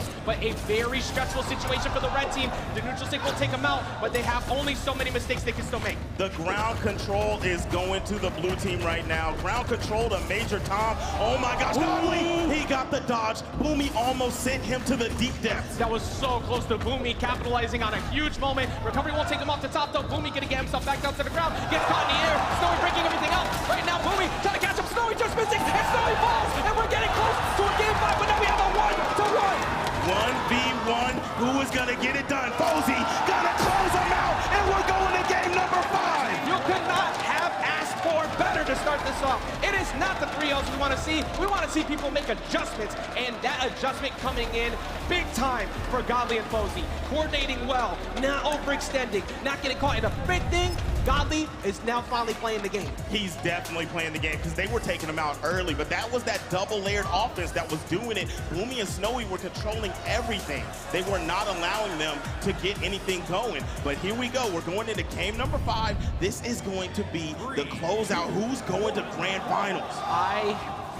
I honestly can't even guess at this point. This is reverse 3-0 potential right now. Snowy and Boomie have been doing so well all day, but Godly and Fosy have finally waken up, running it right back to Apocalypse. Do they finally stop it? Do they shut this down? Big team combo already for the red team. Snowy's back. Snowy's back. He hasn't been doing stuff like this in 2 games. He's getting his hits. He's capitalizing off of Boomie. A good break. Oh, actually, they got a little bit too close to each other. Snowy getting away from that. Of course, that could have been a whole lot more damage, but Godly already a decent amount. Godly's been able to kind of mitigate this position before as if. Let's see if he can find a way to rebound. The answer for the red team is definitely stop Fosy. If Fosy can't throw out signatures willy-nilly like that, I love it. I love it. Talk about prime-time positioning. Snowy on the side with the gravity cancel, or was that a pivot neutral signature? He was so ready off the neutral lights, like, I got you. We're sealing the deal. You set me up. I'm going to go ahead and dunk it in. And right now, Snowy just trying to make sure that Boomie can land safely. Godly, of course, completely undamaged, so he can afford to rush in, but you were so right. They have to find a way to deal with Fosy, who's always had the most stocks at the start of the game. Yep, he's been holding it down, POP, but what he's also doing is holding down that ground space, throwing out those signatures. But as the set has gone on, look at Boomie. He has stopped his signatures mid-track, I think 3 times. That's exactly what you need, but Boomie is going to fall. This should be one right here. They miss it, though, and Snowy gets to hold on a little longer. He's going to hold on to that life a little bit more. I really thought he was done. Went for the recovery. I feel like a ground pound could have got it. Either way it goes, this is still really, really close, but they have got to take him out quick or at least start putting some damage on the Boomie. He gets to stay around a longer too because Boomie did get that save with the dare before and then refusing to fall pretty much after. Go for a big chase. Recovery will take him out though as everybody's at 2 apiece. Godly going up there and getting him. That was what he needed to do. The blue team trying to stay alive, but they are pretty damaged. And if anything big hits, it can spell trouble for these guys. 100%. You have to be so careful about where you're positioning right now. Godly trying to control that soft platform. Fosy accidentally setting him up, but it's okay. Nothing led to a knockout in that position. There's that Sarah to back them up. Here's an attempt to try to get Boomie. Boomie gets the dare though, and now they have taken the lead. I talked about it at the beginning. Don't challenge Snowy on the side. Boomie said, hey, I got some of those too. Hit him with the downlight with the guns. And then, man, I'm scared, guys. This is two stocks apiece for the red team. And look at how damaged Godly is. If he gets caught slipping, this can be trouble. Oh my gosh. Can they clutch this out? They're going to need big plays right now, Zip. That's a good lead that the red team has. And you said it at the beginning of the game. Snowy came back. Snowy is back in business. After those last two, we was getting shut down. It's been all Snowy this game. But Boomie in a very uncomfortable position. Gets in there. Is he going to go out there after him again? Godly needs to get back on stage. Fosy getting away. Snowy stopping it. Boomie getting sent to the skies, but still not getting knocked out. That's great for them for Godly to get back onto the stage, but he did eat a good bit of damage doing that, and they still haven't taken these second stocks off. I like the approach from Fosy right there. He tried to get him, not able to get it. Oh, look at how hurt Fosy is. Yeah. If he loses this stock, this is going to be an insurmountable lead. Yeah, like you said, they haven't been able to get rid of those two just yet. That is enormous because Fosy, even there on that recovery, still not enough to get rid of Snowy. Boomie keeping himself safe. Fosy constantly getting sent off. He can only take so many more. Oh, didn't land the last hit of the recovery, but the sand from Snowy will do it. Here it is, the last hope for the blue team are diminished. The red team is going to grand finals. Snowy and Boomie getting the best spot you can ask for here at BCX. Winner side of France, and they popping off everybody. So just, you can see the crowd passion. Boomie believers are thriving. I know Win over there is probably popping off. I'm excited because as much as I love watching Godly, Boomie is just him. He's him. But Snowy coming up here, the two of them have been working so hard to get to this spot, and they finally look like they can have their championship. Boomie is definitely doing his thing, but I'm telling you, this championship run is on Snowy's back. His cannon play, being in the right spot and making sure that he capitalizes, that's the answer. Look at even that right there, when he almost had that recovery, and Snowy was there to make sure the stock was close, that's what you need. But Sheepy, you guys, talk to us. We believers, let's go! I am so excited. I was literally popping off right here at the desk. TWK, TK, tell me what you guys think about the outcome of this match. Man, this was absolutely crazy. The adaptation throughout the set. It was the well-oiled machine of Boomie and Snowy for that early lead. It seemed completely unstoppable. But I know I was talking to TK about this, that Fosy and Godly kind of used that strength against them a little bit, putting out a lot of baits, knowing, hey, you're going to play close to the vest, you're going to have start of team combos, and then my partner's going to be able to come in and hit you both. We're getting 2-for-1s all day. Yeah, we're getting a lot of that near the end of that set. Just in general, to go over the entire set, man, I think the first game was almost like the end. It was almost all Snowy. Like at the very end of the first game, he absolutely popped off there. I think Snowy and Boomie had great coverage as a team altogether. I think there was a lot of times that Fosy was actually hitting Godly in the earlier parts of the game of the set, but he did kind of clean it up near the end. Boomie's awareness is insane for saving Snowy as much as he could. And yeah, I mean, I think in Game 5 too, they actually spent a lot of time focusing on Fosy, which kind of drew away from what Fosy was doing throughout the set, which was living. He was just living for so long.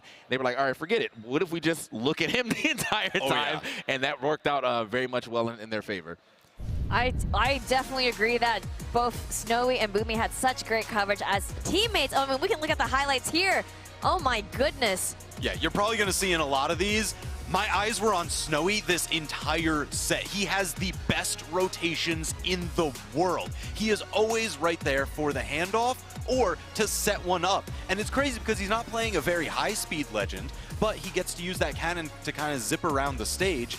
and he'll take the wide path. You'll see him swoop these crazy angles, and you're like, where is he going? Oh, it's the exact perfect spot for the perfect next play. Gotta give it up to him, man. That's just what a solid team. What solid team play all together? Because in game 4 and 5 or 3 and 4, Fosy and Golly stepped it all the way up. I feel like as the set went on, they got more and more in their team comp. They kind of got more and more rhythm. I saw them actually like. I saw Golly stepping behind Fosy quite a bit, so that way Fosy wouldn't hit him with his sigs. Because Fosy was, obviously a little sig heavy, and that's what got him the W earlier when he was playing Zario. But Golly was getting hit by a decent amount of them, so he would get his hit and then dash back behind Fosy to let Fosy do his thing. Yeah, and I just want to quickly mention that yes, technically yes, Fosy and Godly, they did such a good job at kind of gaining their own momentum by interrupting what Boomie and Snowy were trying to do with all this coverage. But man, you cannot stop Snowy and Boomie. They just won, got the W. It was such a crazy match. Okay, we're just getting started though, everyone. We still got 3 more doubles matches to go before we crown our champion. Snowy, Boomie take the win in winners final, securing their spot in grand finals of our doubles competition today. After this quick break, we'll see Experience and MegD versus Acno and Blaze. This is going to be an exciting one, so stick with us. Don't go anywhere.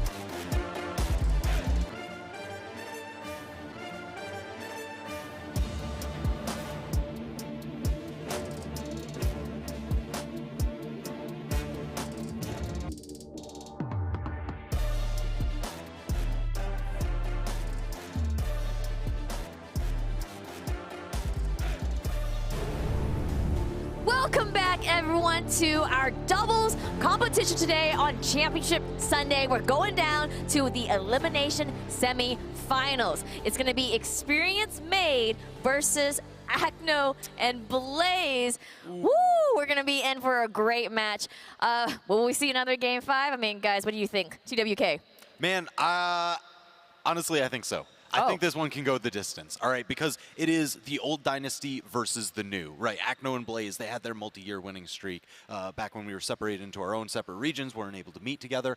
But when we did meet together, it was Experience and Made that ended up coming out on top. I mean, listen, for LANs this year, they've got a 100% trophy rate. 100%. Oh, you're not 100%. wrong. You know what? We had the midseason. They slapped it midseason.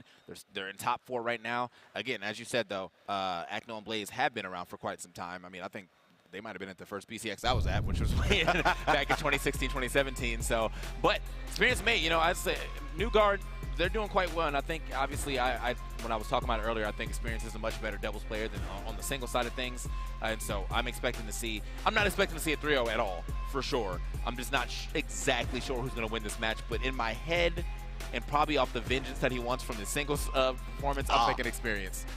Oh, dang. Experience Made. Okay, okay. I mean, we're looking at the player stats right here. You can see Acno, Blaze. When you said old dynasty, you ain't wrong. You can see their earnings. You can see their placements and their medals. PR2, PR1, Acno being PR2, Blaze being PR1. And then Experience Made, I mean, they got some PRs too. PR9 for Experience, PR13 for Made. Not too far away, but hey, they're new. They're new into this scene. Oh, yeah. And you know what? They keep saying you cannot discount them, and that has been proven time and again.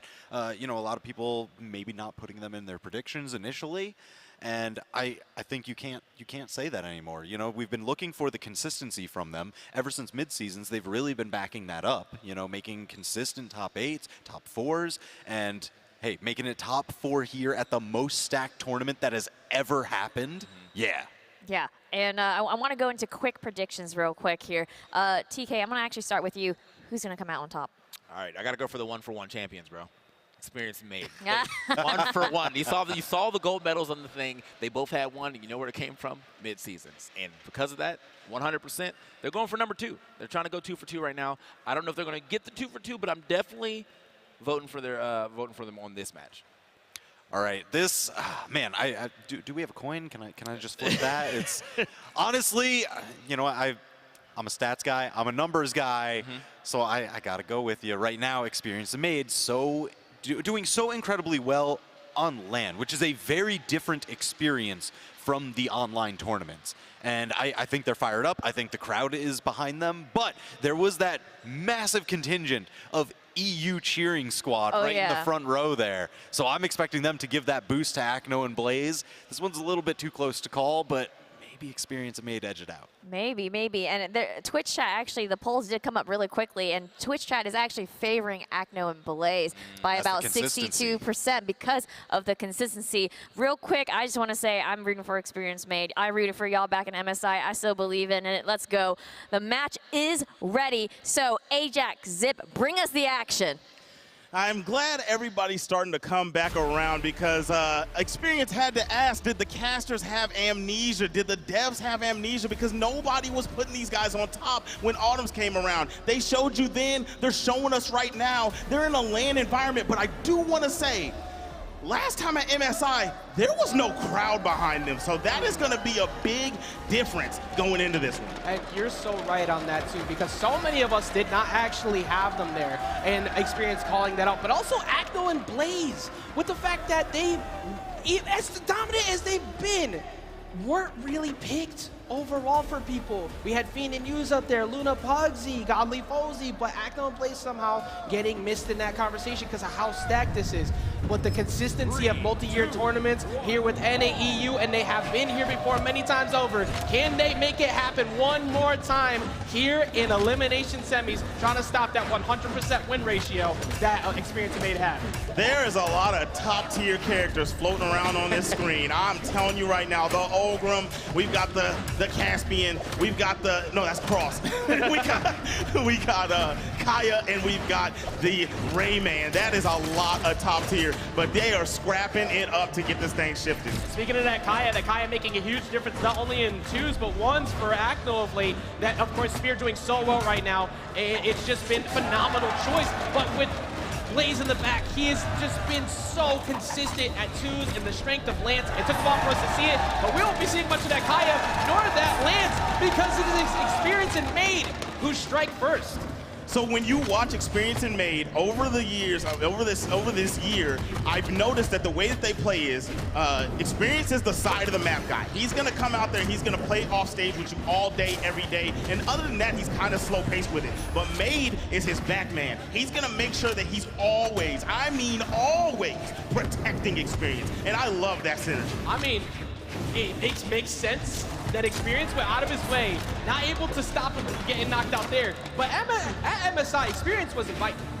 You choose who you want to team with. Experience chose to bring MegD out and run everybody's pockets. And he brought him out and they won. So can they replicate that here? But so far, Acno and Blaze looking much better. They're juggling the Experience a decent amount. Blaze taking a lot of damage, of course, mostly because every time he commits to one of these sidelights, one of these stairs from Lance, he's getting punished instantly, gets back on, immediately smacked off by the Rayman Sair. Yeah, smart play, right? You hit your teammate weapon toss. Oh, I was scared on the side. Nice save from Blaze. Talking about a Sair. Oh, you want to go back down there, Acno? You want to play with MegD? I mean, Experience? Oh, he got through. He got the recovery. I thought he was going to Experience is definitely brave, because if you talk about on like a list of people to not fight off stage, Acno is in that top 3 category. It has always been a problem for people to fight him down there, and luckily for both of them, they got away from that. But Blaze sitting on that last one, Acno sitting deep in the red. They have started to even up this damage dip, but they need to make sure that Acno continues to kind of stock take, hopefully, at this moment. Yeah, Acno's definitely gonna have to. Oh, that was a nice team combination. Neutral light, neutral air into a recovery. Okay, now we're talking. The blue team with the lead. Acno and Blaze are playing it slow, but they are doing exactly what they need to do to put themselves in the position to win. Again, this is why you can't count out the champions of champions, but they do finally find Acno. Experience and MegD by no means whatsoever out. Made a decent amount of damage on him, but now he can play that setup play, find the blasters, enable Experience to get things started, because you can play from that distance if he finds it soon. He's still sticking out with the gauntlets at the moment because he can't switch. Yeah, you know he wants the axe. That's where he shined throughout this bracket. If he gets the axe in his hands, he's going to do a great job holding it down, and he's actually really good at edge guarding with that. I love that fall down, that fast fall from Acno, and then he went over and said, "Where do you think you're going, my boy? I'm not finished with you." And finish with him now as he finishes his food. Acno and Blaze striking first, and you saw the passion from them on Friday. The passion coming back out here. They're animated in their seat. They're ready to go. They were talking about it, that EU crowd up front. They're going to get loud. They're proud. They want to see them take it out. They want to see them move forward and get that W. But, man, you cannot get comfortable against Experience and MegD. It's happened to so many people. They get that one dub. It's like, okay, let's repeat that. Absolutely not, because they do that shift. Experience starts going crazy, and sometimes Experience gets into this mode where he is one of the most impossible people to hit in all of Brawlhalla. Exactly. He starts to play that defensive style. I don't know if that's what they need to do right now, or if they need to ramp it up, play a little bit faster, because right now it's playing into the hands of Acno and Blaze. This slow-paced game is exactly what they want. Yeah, you're right, actually, because that slow-paced game did help Acno, who was getting jumped at the start, completely shift focus. And whether it be on the spear or the bow, we've seen Acno's bow for so long. Don't let him start to shift around on you. But Classic has come out. The Amethyst from Experience now graces the stage. He went with the Amethyst. He said he wants big boy damage, so these stocks won't be lingering this time around. He's already got Acno out on the side of the stage, and we can see what he's ready to do this game. And also, your eyes must be everywhere on screen, because once those signatures start finding their way out, like right there, if he committed early, he would have been caught. But Acno's stalling properly. However, Acno might not be able to get back, because he's going to get caught. Blaze trying to go up him out, and Acno falls instantly. Do not play with that young man on the side of the stage. That is his hometown. Almost got Blaze up on the top of the stage. You know what I mean? He visits there a little bit, but his vacation home is over there on the side. You said it at the beginning of game one. Experience so good in those positions, and you can't do that without MegD having good stage control. He's been able to control so much of the pace of this game because he just hovers around that soft platform, you can't get it, and shortly afterwards, they find that Blaze knockout. They're doing so good. Look at MegD's damage. They're not even, Experience is doing so much and harassing them with this cannon. He's moving across the screen, controlling so much space that they haven't even really been able to do much with MegD. And MegD's doing a great job on his own with the defense of the blasters, but sneaking in there, catching the punish. We lose the stock of experience. MegD's out on the side after getting hit with a signature, and they don't even do anything. They that was up. instant coordination from the blue team too. It's like, okay, separate, jump, instantly got him, wasting no time whatsoever. And MegD not holding on, but Acno also falling in the midst of all that, so you did get a knockout, but Acno falling along with that keeps the red team in a solid lead. That's what I call coverage, volume 4. He went up there, caught him when he was getting his teammate out of there and said, hey man, I got something to talk to you about. Gave him a little whisper in the ear, cleared that stock, and now the cannon has been the answer. I thought he was gonna play more axe this game. I mean, they're gonna need to find a way to make both of them work, but honestly, that doesn't matter. Why does he need it? Because he gets the volleys off the bottom. Don't fight experience down there, as you said at the very beginning. I don't think that I've seen that kind of trajectory on a hit in this game ever. The way that he bounced around at the bottom of that stage was insane. And I mean, that's the power of the cannon, baby. Slide cancel off the side of the stage. I'm going to catch experience slipping. MegD didn't do as much damage last game necessarily, but he's done much better, at least this game, of kind of playing in a way that enables experience. He's not getting hit nearly as much. He's doing well. He does have that big lead, and if experience does fall soon, like what could happen right now, he gets the touch, but MegD will at least have a lot of damage. Where he gets the reversal, the recovery comes through, and what was experience possibly going down? Acno now falls. I love what Acno was trying there. It was something. You needed to make a big play to get your team back in the game, and unfortunately, just the power of the recovery of the axe ended up clipping them. You know, experience didn't even have to do that on purpose. It was gonna hit. Wide area range. But the good closeout, red team equaling the score 1-1. Like we said, that range coverage from the signature kit is so wide. It's so hard to avoid sometimes. And if you're constantly forced to stay down at the bottom, trying to avoid that, eventually points start popping up, and you got to make a move, and you do not want to make that move directly in front of Cross and in front of Amethyst. It's going to be a bad time. We get into game number 3, though. 1 game apiece.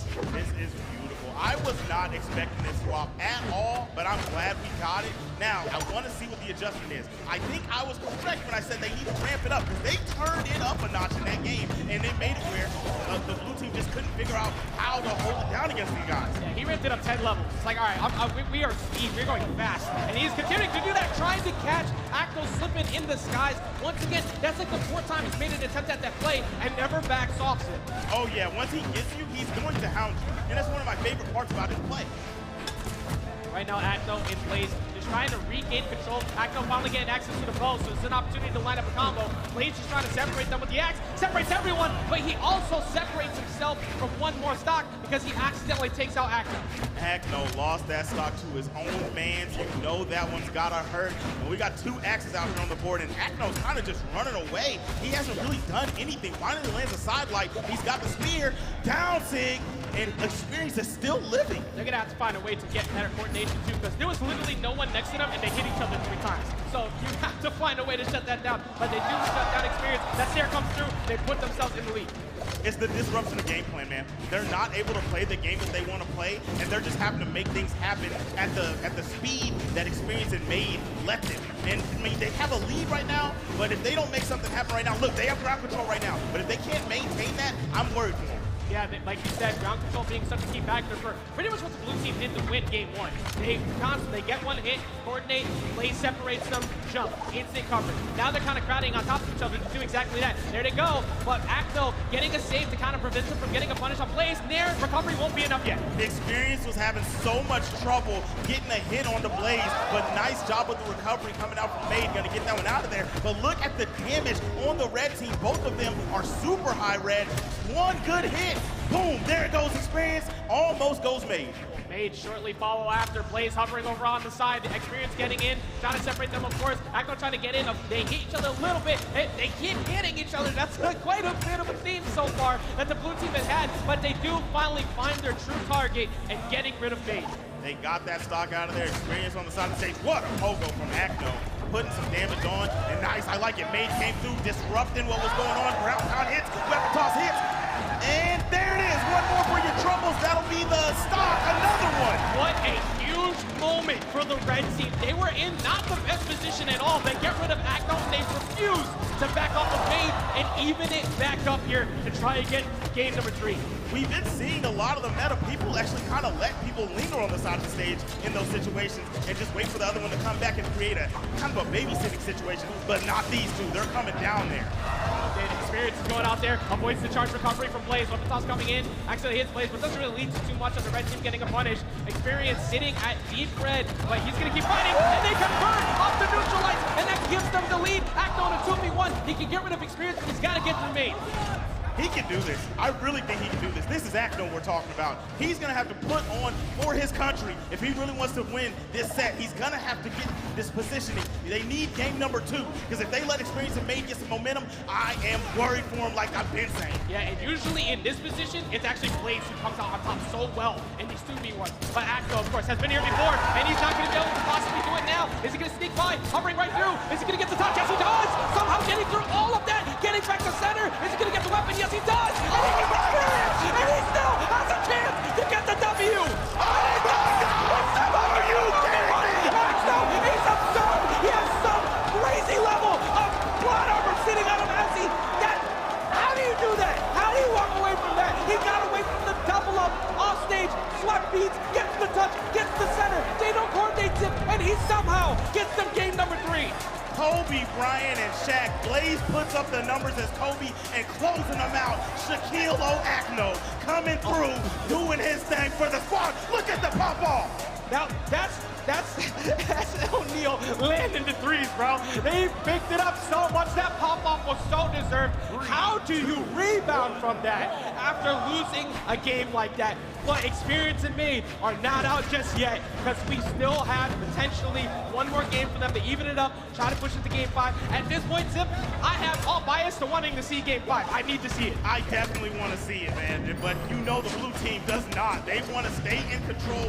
What a clutch, man. I'm still shaking from the way that he took that down. And I hope Experience and Made aren't shaking right now. Hopefully their confidence is still intact so they can scrap with these boys once again. The question has been pretty much all year long, will EU show up and possibly take it? With this dominant force that they've been having with Acno Blaze at the front, then Godly and Fosy show up. NA trying to hold it down, and NA, one of their pieces, is starting to fall apart on the table of the chessboard as they are constantly getting each pawn picked up. They don't have many other mistakes they can make here, Zip.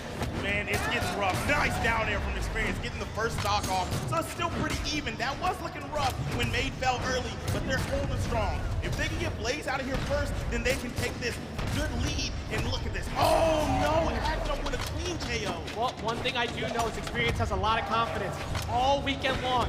How many rounds until champions? He has 4 potential rounds left. He believes he's winning the whole thing. He believes he's getting in it. So can he find that clutch factor to help build himself up, get Made going? But they're taking a lot of damage onto Made, and Blaze refusing to give up the first one.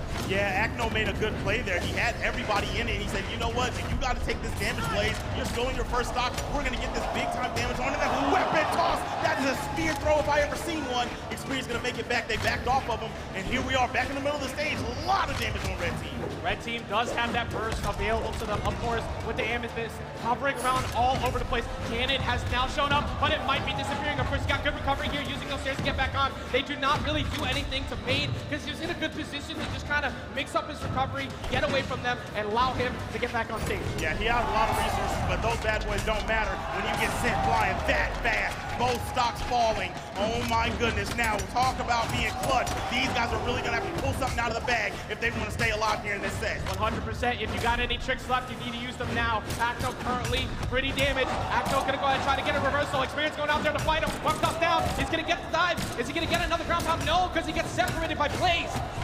If there's any time I don't want Experience to play off stage, it was right there. Acno was not playing with me. He ate a lot of damage for that. That was not the situation we wanted. But they did get the stock off of Acno. Here we go. Blaze. Oh! Apocalypse being there if this was small brawl even, we might have been looking at a 2v1. But Experience, very damaged right now. They have to play so careful. They can't afford to get caught. Experience deep off stage, dunking under the weapon toss, MegD separating them, allowing them to get back on. But Blaze going out there to fight Experience, and he gets reversed. I can't believe it. Here we go. This is still in the favor of the blue team pretty heavily. Oh no, you cannot hit your teammate at a time like this. No, no, he hit him once again. He needed to get back to the stage. But oh, you're gonna fall after putting more damage on the MegD. Can he still clutch this? No, he cannot. It is gonna be 3-1 for the blue team. EU, stand up. If you have to look back at a moment in that set, it was those last few seconds of them accidentally hitting each other. All before this, I was saying Acno and Blaze have got to stop hitting each other. There was a lot of positions that they were too close, but it ended up coming down to the very end where they brought it all the way back. But a few mistakes led to perfect positioning for Acno and Blaze to say, we are not going to let that go away. We're going to capitalize. Hugs going out. I love the sportsmanship. That we saw this before with when they lost to Snowy and Boomie as well. They come up here, an incredible run for Experience and MegD all the way up to this point. Crowd, if you can hear it, applause for Experience and MegD getting all the way up to 4th place. I love those young cats, man. They're gonna fall here, but they did a great job. They had a phenomenal year. And here we go, man. Look at these stats for that blue team. Acno literally is the reason. They were about to be down 2-1, and 2-1, and Acno came through clutch. I think that might be the highlight of this top 4, unless somebody can change my mind. But analysts, you guys tell me what you guys thought about it. Man, what a match Experience and MegD. I mean, out at top 4, but hey, you can't deny Acno and Blaze. I mean, we put respect to your name, Experience and MegD, but you can't deny the old dynasty, Acno and Blaze. TWK, tell me your thoughts on the outcome of this match. Man, I'm just looking at those last stats. 42% accuracy on 19 signatures. We saw that pay such incredible dividends. Acno with these amazing call-outs, the gravity cancel side signature into the gravity cancel neutral signature to seal the deal in that clutch finish to bring them back to tie up the set. And I mean, towards the end there, we saw Kaya's Mammoth coming out. Blue just swinging big for huge knockouts. That dude's psychic. Yeah, I mean, look, I said it like just straight up while we were watching. Acno don't even need no teammate. He was handling so many 2v1 situations by himself, but his teammate, on the other hand, living all the time. I mean, Blaze is just so hard to hit, so hard to take out, and then that happened in the first game, that happened in the last game. He was just, and I think that actually helps out quite a bit, because like you're starting to get nervous. You're seeing this guy, he's in red, I can't hit him. You guys are just whiffing the entire time. That's giving Acno free reign to whiff punish you all the time. It just was not going well in the side of MegD Experience. I do like the swap to Zol. That was great, but it just only got them one game. Yeah, I know we were talking about this a little bit during the set, but Blaze, definitely the best support player in my mind in the game, because anytime that Acno gets in a spot of trouble, Blaze is there to rotate over. You know, even if Acno's like taking a couple beats to tap against the wall, as soon as he actually decides to crest the corner, Blaze is already heading there, collapsing in to give that pressure relief. And this, I mean, this right here, dude, like, it's just the communication off that first edge guard is what allowed Acno to get back. That should have been a done game when they were all down there. And he just knows, man. He just knows. He's either saying, let's go, or I know.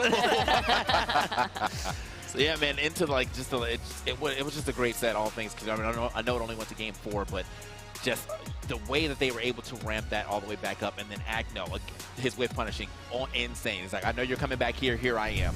You're not going to be able to get past me. I got the Mammoth coming through, the Ice Mammoth coming through. You got to go. Yeah, I mean, Acno is solid on those reads there and just punishing all those whiffs. And it's just incredible to see Acno and Blaze and their teamwork. You literally cannot deny how solid their teamwork is, the momentum they build to really secure the W. Now, Acno and Blaze, because they won, they are moving forward on the elimination side against Godly and Fosy now, who are sitting in elimination finals. Y'all, we head into top 3. It's getting crazy here, okay? So we got 2 down, 2 to go, okay? I want to talk about Acno Blaze versus Fosy and Godly. what can we expect out of this matchup, EU versus EU? All right, once again, it is the old dynasty Acno Blaze versus the newer blood, Godly Fosy. Fosy's been around a very long time, but, you know, this new construction of Godly and Fosy as the 2v2 team. I know it's heartbreaking. Once you boil down, you can't help but getting nation, like, region team kills, you know? Just because it's EU, gotta knock out EU. Who gets the run back to give that last shot against North America? And I can't even tell you who I think is going to end up taking that game right now. Like it's split down the middle for me because I think both of these teams bring something great to the table. You have Blaze, who is unkillable. You have you have Acno, who is just a great player in himself. Like his awareness is great. He's never really been put in any bad 2v1 situations. But here on the other side of things, you have just great players within Godly, who's shown how his prowess over the last year or so. And then Fosy, his Zaryo, is becoming a real menace. And I don't even care if he has to play the Zaryo. He could play anybody right now. I think he would still be a great menace. It's just that's who he's on right now. That's showing up and showing out. Well, right. I'm going to let you guys think about your predictions and who you want to see. Same here, chat, because we're going to take a quick break. It's Acno Blaze advancing to Elimination Final to go up against Fosy and Godly for the final spot in the Grand Final. Coverage for BCX 2022 doubles competition continues right after this.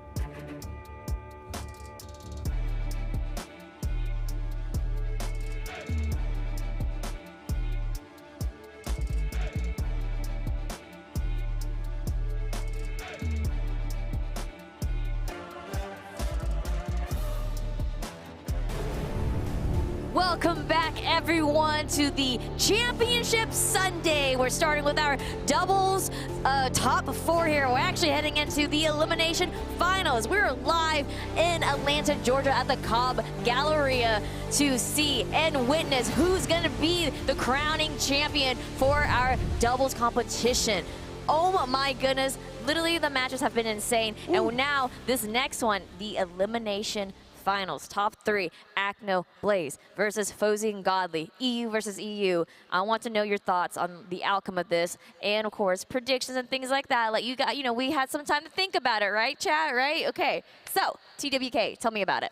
All right, honestly, going into this weekend, I probably would have made a slightly different call here, but I do really like Acno and Blaze. They looked absolutely phenomenal in that last set. The signature reads are absolutely unbelievable. The support, completely phenomenal. And I think Godly and Fosy have had a couple missteps in that department. So it's all going to depend on what they've been able to kind of hash out and talk through in this offset that they had, where they were able to kind of watch, maybe take in a little bit of Acno and Blaze, form a counter strategy. Yeah, I think I'm also on the side of Acno and Blaze right now on the sole fact that I think Acno is looking absolutely unstoppable. And then I think Blaze, I mean, I don't know how they're going to actually hit him either. Like, I think Godly probably will have, like, the greatest time trying to hit him. But, like, Blaze, again, just sometimes goes Ultra Instincts and, it's impossible to hit him. So we'll see how this goes as we get into it. Again, storied history of Acno and Blaze being around forever, 16 and 17 gold medals. Here on the other side of thing, Godly and Fosy got a couple gold medals themselves as well. Godly has actually been popping off super hard, I think in singles mostly. But, no, not to take anything away from his doubles prowess, and clearly he's just a great player. I mean, this is really most of the European top 5 right here in this match. Power rank 1 and 2 for Blaze and Acno. Power rank 4 and 5 for Godly and Fosy. I mean, Fosy and Godly are the upcoming rising stars here for the EU, and it's what a hard choice to pick here on who might be coming out on top. I know we quickly have mentioned about the players and predictions. I want y'all to just kind of go further into your predictions. I'm gonna start with you, TWK. You were saying that you're kind of feeling Acno Blaze just based on what you just saw from their last match. Yeah, I'm expecting them to run the same exact composition. It has worked phenomenally well. When Blaze gives the support for Acno, a free reign Acno that can do whatever he wants and doesn't have to worry about things in the match, he goes wild. He goes absolutely wild. And I guess the main question is, if we force into the 2 separate 1v1s, Godly versus Acno, who kind of wins out those 1v1 interactions? Yeah, that's what I was kind of thinking too. And I think, they have great support players behind them within Fosy and Blaze. I mean, Blaze definitely the harder support as things go, because I feel like Fosy and Godly will kind of swap back and forth. It always feels like the game plan is the same for Acno and Blaze, where, hey, I'm going to live and you're going to do man damage. But even sometimes Blaze, I mean, that last game, I think he did like 600. Yeah. So he definitely knows how to hit some hits as well. But this Twitch Pro is pretty much exactly what I thought I was going to see. Yeah. Nothing, no crazy skews. 56 to 44 is like almost down the middle. So yeah. Yeah, it's really split in the middle, and I can kind of feel it here, too, on the desk as we're talking, like, what's going to happen. But we're going to find out right now with Acno Blaze versus Fosy, Godly, Ajax, Zip. Take it away. Godly and Acno may both be on Kingdom, but right now it is a battle for the throne of EU because we have the former reigning champs, Acno and Blaze, who have been dominant over years. But Godly and Fosy stepping up to the plate, trying to take that away. Godly's been able to essentially do that on ones, but can they stop this incredible run back all the way through the limbs from Acno and Blaze to try and regain another start to a brand new winning streak? Godly has been stone-faced all weekend. I wanted to say, how do you feel going up against these guys after you watch what Acno Elimination Final. But you can tell he doesn't care. He's ready to get this thing rolling and slides right into them at the start of this match, unarmed. Elimination Finals has begun. Right now it is who gets to go up against NA's last defense of Snowy and Boomie. 2 of the 3 positions on the podium being taken by EU. Can they finish it though? We had this question to start.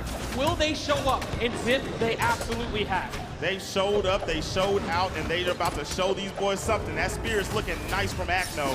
Godly has been getting pieced up a little bit there. I know that TK was talking about Blaze not being able to get hit, but he doesn't have that middle stage control that he has had. It's because he doesn't have the lance. He's really been dancing in that center stage, and I think he's about to get it right now. Maybe the tides will turn. I think you're 100% right with that one. Majority of the time when Blaze is able to kind of operate at full steam is when he has the lance in hand. The nairs break things up. The side airs create danger, but he put himself in danger right there, going for a recovery, getting punished. And look at the coordination Godly and Fosy have this time. I feel like they were too separated before, but that time being too close to each other, it's going to be Fosy who catches Blaze slipping in the skies. And that is not a surprise to me. Fosy is the KO man out here. He's still living. This is what happened in the set that we saw earlier. He was living so long on sets, giving his team an opportunity, and those signatures coming out from his character are a big-time problem. I mean, a big part of why they're in the position they are right now is because this team has been absolutely carried along the way from Fosy's incredible performance. The Fosy finally gets caught by a recovery. Won't be enough. Attempting a second one. There was Blaze. Meanwhile, Acno just building that damage over on Godly over on the right. Oh, my gosh, I wanted to see what was going to happen there, right? With Godly fighting over on the side of the stage. Finally going to see the stock fall from Fosy. Godly's out here dancing around. He can't find what he wants. It seems like he's just kind of taking what's given to him, and he's not able to like set the tone. Which is crazy considering Godly is almost always the tone setter. But Acno and Blaze have just been so solid at that. I mean, like we said before, if Blaze allows Acno to just do what he wants, nobody's in for a good time. And Blaze is in a very similar foot to Fosy. Both of them are in that nice healthy spot. They are taking some more damage now, but Blaze and Fosy essentially allowing their team to do what they want. Fosy that time though gonna go ahead and seal the deal as they get rid of Blaze. Beautiful team combo there, and there was no way he was surviving that. Right back at you. Blaze comes through, gets the stock, but Fosy was able to capitalize on Acno, and now red team, this is all up to Fosy. Look at him. He will not go down. Fosy has always been the stock tank. He refuses to get hit often, and he does it while constantly throwing out signatures at the same time. He puts himself in a position where he won't be punished, and he either breaks up a string or he sets up a knockout for Godly. And they're starting to build that damage up now on Blaze. It's a big opportunity going for a ground pound. They do not get the closeout they're looking for, but Acno also getting pieced up, and Acno is actually going to fall in an attempt to try and save Blaze, and that makes a big difference now, Zip. This is definitely the Fosy show. These guys can't get anything rolling. The light ground pound is a beautiful sound, and the red team is taking game number one. And a big reason of that, of course, is even though Blaze was so good as a support overall in previous sets, comparison and damage-wise, Fosy 437, Godly picking it up at 528. And Acno and Blaze both barely scratching around 400. They were putting damage on, but it wasn't consistent enough. And also Blaze getting caught really early in that very high position on Apocalypse, not thinking that Fosy would go after him. But at this point, you need to assume always that Fosy might try to swing. Yeah, he's definitely going to come talk to you, especially if he has the gauntlets right. He's going to do the recovery, but Acno, he's went to his home character. And Blaze, we have switched it up. El Clasico has shown up. Koji and Bryn have now graced the stage as Godly and Fosy have forced them away from that Kaya and Nazariel. Oh no! To start the game, Acno uses all of his resources and chase dodges too far right, and that is going to be unfortunate. Maybe the Acno needs to go back in the vault. I mean, the Koji has to go away. But actually, he picked it immediately up. As soon as he fell, started swinging right away. Acno was able to make a very clutch 2v1 comeback earlier, so you can never count out his ability to keep his mental fortitude in check, even with that. You can't count him out, but that's still rough to see at the beginning of the game. He is playing low defense Koji, so if anything starts to go bad on his side, he did get a stock right there. That was a good look. But if anything starts to go bad, if they start the team combo, man, he only has 2 to give. Right, they answered back fast, so this is a good time. That neutral, of course, going to go ahead and get Fosy out of that. Fosy capitalizing big time over on Blaze. Blaze going to go ahead and get away from that. Fosy trying to get back on safely himself. Gets punished by Acno for making an attempt at him, and that's going to go ahead and get them down to a much closer game. You're telling me one of the biggest mistakes you can make in the game still has your team in the lead? Wow. It's just that they're built different. They're built perfectly at this point. The way that they've been able to keep themselves in, Blaze still holding on to that third one, picking it up big time. Not gonna fall here yet. Acno does fall shortly afterwards, but they have at least been able to bring it back. in a much better way because Godly's sitting up there, decently damaged. They can even it up pretty soon. That was not what you wanted. Did you see the team combo? He is so hurt now. And off on the side. No! Fosy catches his homie, and he's not even going to be able to make it back. Godly going to fall to the final stock. That's what we call we take those. If you're going to go ahead and help us out, we appreciate you. And Blaze now in a very good position with his lead, using his separation tactics. Going to find that GCD light, get broken up, of course, but still very healthy. One big shining factor, though, is Acno is very hurt. He's very, very hurt. But, man, I'll tell you right now, he's been staying alive for a long time. Oh, no! Take him to the dance hall, slid off the side. What accuracy to get him out of there. And now, all alone, Blaze has to do it. Can't be pulling out the commentator skirts like that early, man. We got to save them for the big show at the end. Immediately falling, but that was... What an incredible job he did to keep himself in the game the whole time after that early fall. And this isn't, by the way, undoable for Blaze. If he can find Godly, Blaze has made many a comeback in this position himself. We've always credited to Blaze to being so good in the 2v1, but that first piece is going to fall. All right, and he still has a fresh white tee, right? He comes in here fresh stock. He has a chance. He can do this. Now, the thing about this, I don't know which weapon he needs to use. I think more so that the axe is going to be a better look. But either way, he's getting team combo right now, and this is huge. Okay, he was able to DI, wasn't able to get caught by that final signature. I don't think it would have KO'd anyway, but that was a lot of damage put onto him. Yeah, that essentially took it made it that much harder as he finds this one. Can he somehow get rid of Fosy? Can the blue team somehow do it twice? The answer is no, as they were able to stop it this time, and they put themselves on the board. Red team holding it down. Godly and Fosy, look at the stone face. I don't even, is he a robot? Like, I have not seen him smile or anything this whole time. Look at his face. That is a brick. I feel like that's a Baron Difference question. Do we have the lore on Godly? Baron, somewhere out there, let us know. But something that was a big factor, of course, was that very early stock loss from Acto. That 258 can come across as like confusion, but it's because he essentially played with 2 the entire game. How does he rebound after that? How does he find a way to just walk back into the next one? Fine. Well, one thing does to help is that they were able to get that very solid W last game. Can they make it happen, though? Again, they were forced to switch it. I don't think we see a shutdown. I don't think we see the complete 3-0. But it's currently looming over their heads right now. I definitely don't think we do, because even with that fallen stock of Acno, they feel in the opportunity. They gave themselves an opportunity to win. So I'm looking for them to show up this game and really make something shake. Now, we got the bow in hand, we got the axe in hand, and they're trying to sandwich these guys, but I like how Fosy and Godly are like trying to move along with each other and break this up and take the control over in the middle. And that's pretty much got to get shut down soon. Fosy has just been able to kind of do that whenever it feels like the Nair accidentally hitting Blaze along the way, but they have a good amount of damage onto the red team, especially Godly, very similar to the other games, but Godly getting a big win punish right there, almost taking out Blaze. Oh, man, yes, he did need to come out there to help. That Sayer from Godly almost was the nail in the coffin for Acno. And oh, man, wow, the red team, what a turnaround. Both their stocks taken out pretty quick. Acno Blaze striking first, trying to keep a lead. Not in the best position overall, so can they build up on this lead is the big question. Can they find a couple of good team combos? That is not going to be enough to take him out just yet.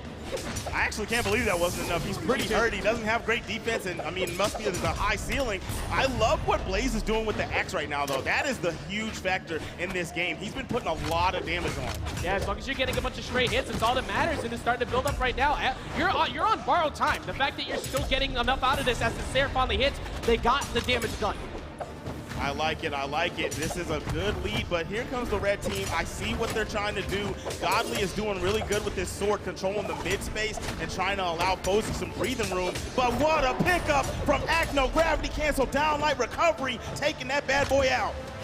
Godly gonna go ahead and find his way back onto the stage. They've been able to answer the problem that has been Fosy so far throughout the entirety of their run. And now Godly falls too, and this is easily one of the best positions they've had in the lead. This is why we were thinking it might not be done with a 3-0, but you can't get too comfortable as Godly and Fosy are always actively dangerous. Oh yeah, they can definitely run this bad boy back, but this is a very advantageous position.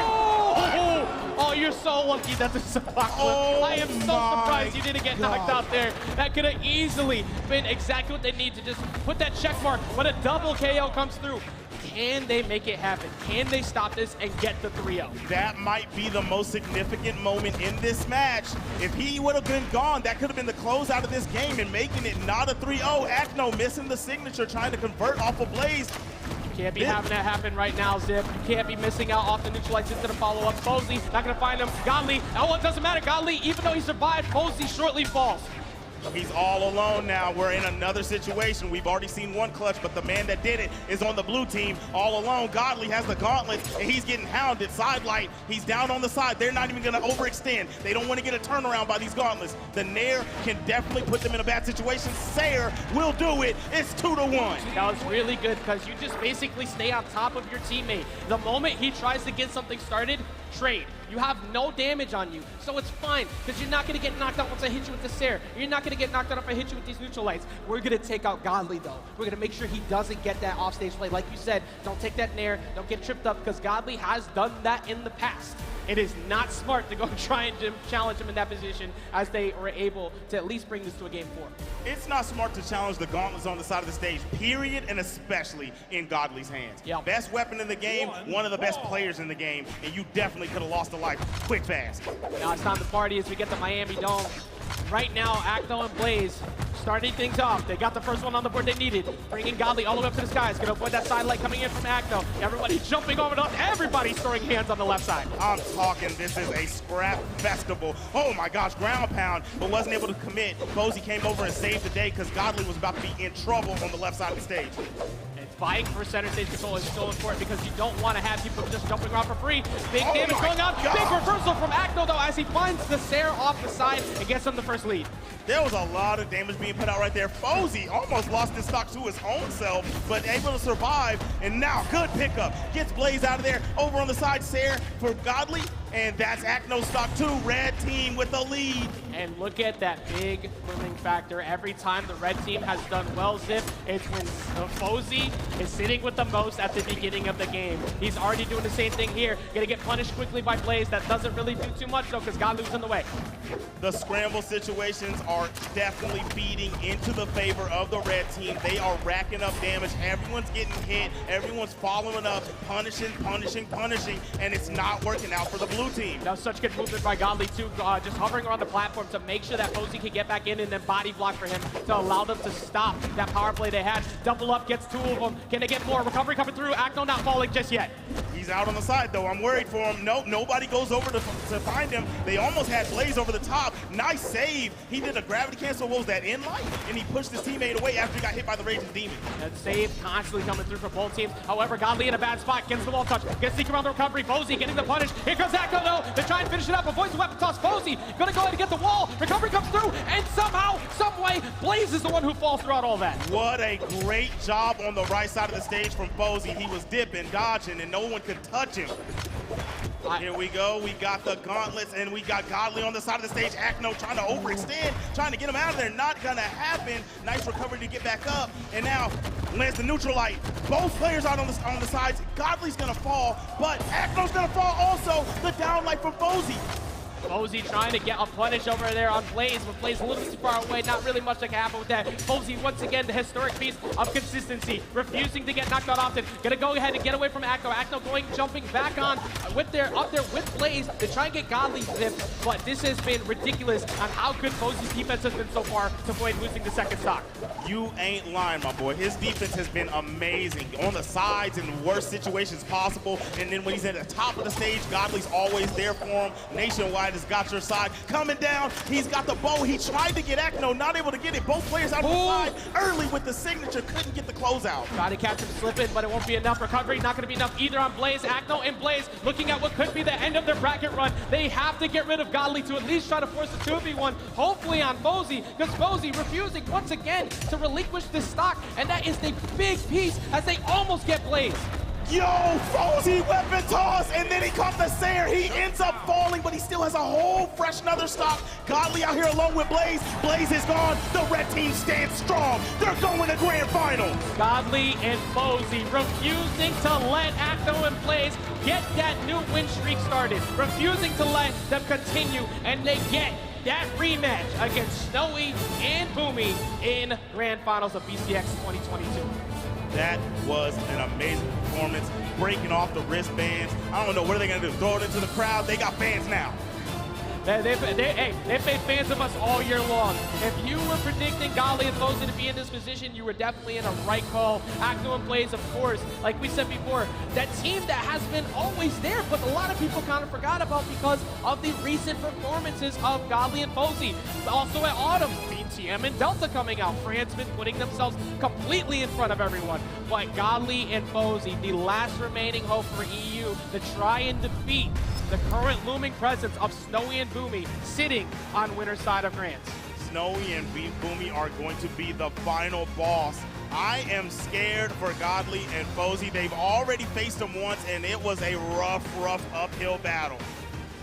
And I can't wait, man. That was such a good Game 5 we saw from them in that previous set. We saw the switch-ups come in, and we saw almost a solid W coming in from them. But bringing it all the way back, before we get into grands, I want to hear Sheepy, TWK. What are you thinking? This incredible match between these two teams, but Fosy, Godly literally coming out on top here. I mean, wow, Fosy, I just feel like he's just the KO man. He really knows how to extend his stocks and just go for the gold, you know what I mean? TK, how are you feeling about the outcome of this? Yeah, I mean, I think that Godly and Fosy did exactly what they needed to do to dismantle the gameplay that we saw from the last game. Blaze was not allowed to be unhittable. Acno was not allowed to go off, and therefore just end up being some very hard games for them, all things considered. Yeah, a fully operational Fosy is one of the scariest things you can imagine.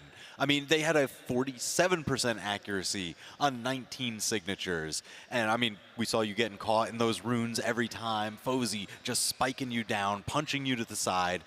He did so much damage, so many different setups. And, you know, this time it wasn't really the friendly fire. They figured out the pacing, and he got all the setups he wanted. Yeah, I mean, I think he threw out so many SIGs, too. It was like, you have to be ready for that because, like, he was off stage throwing out SIGs. He was on stage throwing out SIGs, covering so much space with it. Like, you just don't want to be don't want to be clipped by that, and that's you have to be able to avoid that. And that's what they were doing for a little bit, but, like, once Fosy started rolling, he just couldn't stop. Yeah, for sure. And I mean, I got to give credit to Acno and Blaze, too, because for a little bit there, they were trying to figure out, you know, Blaze was trying to split up the team members, right? Like, you got to give some credit to Acno and Blaze for trying to figure out what's going on. TWK. Yeah, I think that's really where the game that we saw Acno and Blaze take down, that game number 3, to put something on the board. That's where Blaze was really able to take that early double knockout, and then he was splitting the enemy team wide. And I think a lot of eyes were on Acno, and Blaze capitalized on a lot of those situations. I know towards the end of one of those games, Godly was really worried about the edge guard from Acno more so, and that's where Blaze got to dash in with the Axe neutral light to seal the deal. So, I don't know, he flexed well into the spots that he needed to. It's just they couldn't make it a consistent enough thing in such a short set.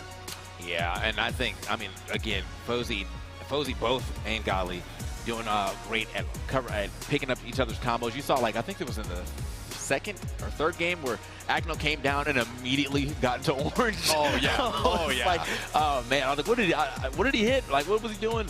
But either way, that's just going to be great teamwork, all things considered, from Fosy and Godly. They fought their way back to a rematch here with Boomie and Snowy, and I'm sure that, you know, they might come through with a different game plan. I think it's still going to be a hard-fought battle, but I mean, this is looking like a way better team than what we originally saw today. Yeah, I'm ready for this run back. Fosy and Godly must be feeling pretty good right now, too. And, yeah, can't wait to see that rematch. Now that I'm thinking about it, oh, my God, so much to prove. I mean, it's going to be grand finals. I can't believe we're here already. Like, wow. Let's talk just a little bit more about just how well Fosy and Godly really put their teamwork to use here. Tell me about, like, their character picks, their legend picks here. I'm going to start with you, TWK. All right, I'm all in on the Zariel. I really am. It's been working out phenomenally well. It seemed like it took a little bit to get going during, you know, the winner's bracket side. But now that they're down in the elimination bracket, oh, one away, backs against the wall, well, Zariel's back, has those big, sturdy, strong wings. He's going to be pushing back. Yeah, and then on the other side of things for Godly, now the Val came out, I think, actually in that set with against Boomie. And I think that was like the the games they started winning. The Val was out. So this is definitely their like best in slot team. Like use the Zariel, use the Val, and just work on your team strategy from that point on. Like you have good foundation now. It's just to, you know, let's put the rest of the house together. Yeah, we'll see what's going to happen because that's it. I mean, we now have our 2 final doubles team. It will be Snowy Boomie going up against Fosy Godly in our grand finals. Will we see a reset from Fosy and Godly? Or maybe just Snowy Boomie closes it out. You know, Boomie believers out there, including myself. We'll find out more right after this break as we kick off our BCX doubles grand final matchup. Don't go anywhere.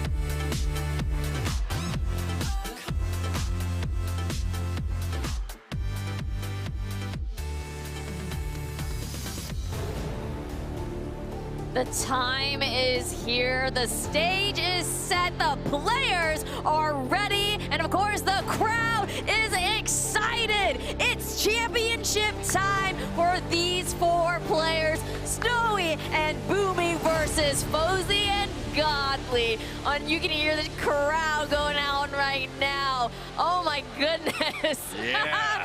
Woo! We are moments away from kicking off our championship match and bringing out our players. But let's talk about them really quickly first, because guys, I want to know your quick predictions on this upcoming doubles grand finals. TK, I'm going to start with you. I really have a hard time predicting this one because of the fact that the last game that we just saw from Fosy and Godly, their synergy has went all the way up. And I think that was one of the things that was kind of holding them back. And the first time they played against Snowy and Boomie, it was that there's a couple times they were hitting each other and things like that. That has since ceased. Their team combos got way better. I'm actually a little scared for Snowy and Boomie. They've been sitting around in the wing for a little bit. You know, got to make sure they stay hot. But if they have stayed hot, you know, they're in winners finals for a reason. I think I'm still going to have to give it to them. Yeah, I mean, all right. So this is kind of crazy just because it's you couldn't hope for better in a run back, right? The previous set between these two teams went to game 5. It was 3-2, absolutely crazy close. And now all the issues that they had, you were absolutely right. They've seamed those up. So now they've got all the momentum going their way. But is it enough to climb up that hill of needing to win 2 sets instead of just 1? And if it's two game 5s as well, man. Oh. That is a marathon, man. Come on. It's going to be a little scary, but yeah, I mean, I can definitely see it happening. It's not out the realm of possibility at all. I mean, this could go the distance, or it could be a quick 3-0. It just depends on how well one team is playing against the other. I think everyone knows here already that I will be rooting for Snowy and Boomie all the way. The bias. All the way. Look, the bias. Hey, I'm just being real here. Come on, the crowd. Who else is rooting for Snowy and Boomie here? There you go. You see. There's plenty of believers out there. It's just not me. And all right, but hold on. You can't forget about Godly and Fosy. They're on the tear right now. I think they're ready for this run back. They've figured it out. Who likes Godly and Fosy? Come on! Let's go, the EU crowd! The EU crowd is definitely, they're right in the front with the flag up. They are ready to go. I mean, I'm sure the players are going to be ready to go relatively soon, but man, just this game, if it came down to 2 teams, like after watching all the doubles that I've watched throughout this weekend, if it came down to 2 teams to get up here, I am very happy it is these 2 teams. It's going to be such a electrifying match for sure. And I mean, Fosy and Godly have been playing incredibly well. And oh man, I really hope there is no reset. But part of me feels like there might be. Who knows? But hey, I think the match is ready. It's time. Oh, wait. We need to talk about the Twitch polls real quick. Because wait a minute. Because we talked about predictions between us. We know what the crowd feels like. Let's talk about Twitch chat as well. 79% here. Chat. Doing Snowy and Boomie. What do you mean chat? Chat. Like, I mean, I hope this was a hard decision at least. Like, you had to really think about it, and y'all just didn't all in immediately on Snowy and Boomie after seeing that, you know, elimination finals. But, I mean, I understand. I'm understanding them winning, just not this hard. Like, man. 79, 78%. That is a huge, huge margin there.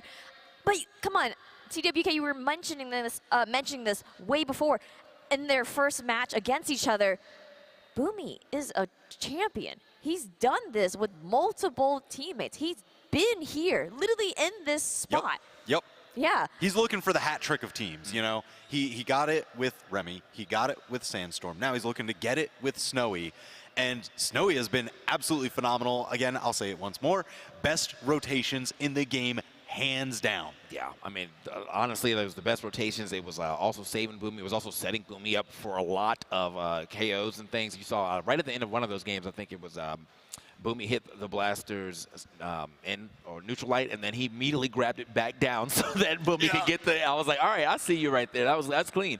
But we see a lot of that throughout the. I mean, that was just a simplified version of it. They've been doing that a lot just throughout the entire tournament. So at the same time, Fosy and Godly are starting to catch on and do that same thing. So it really, whose teamwork is better right now? That's the question that we have to answer. Well, we'll see as it's time. It's time. The time has come. The stage is set. The players are ready to go, and so are we. So without further ado, please welcome to the stage, Snowy and Boomie.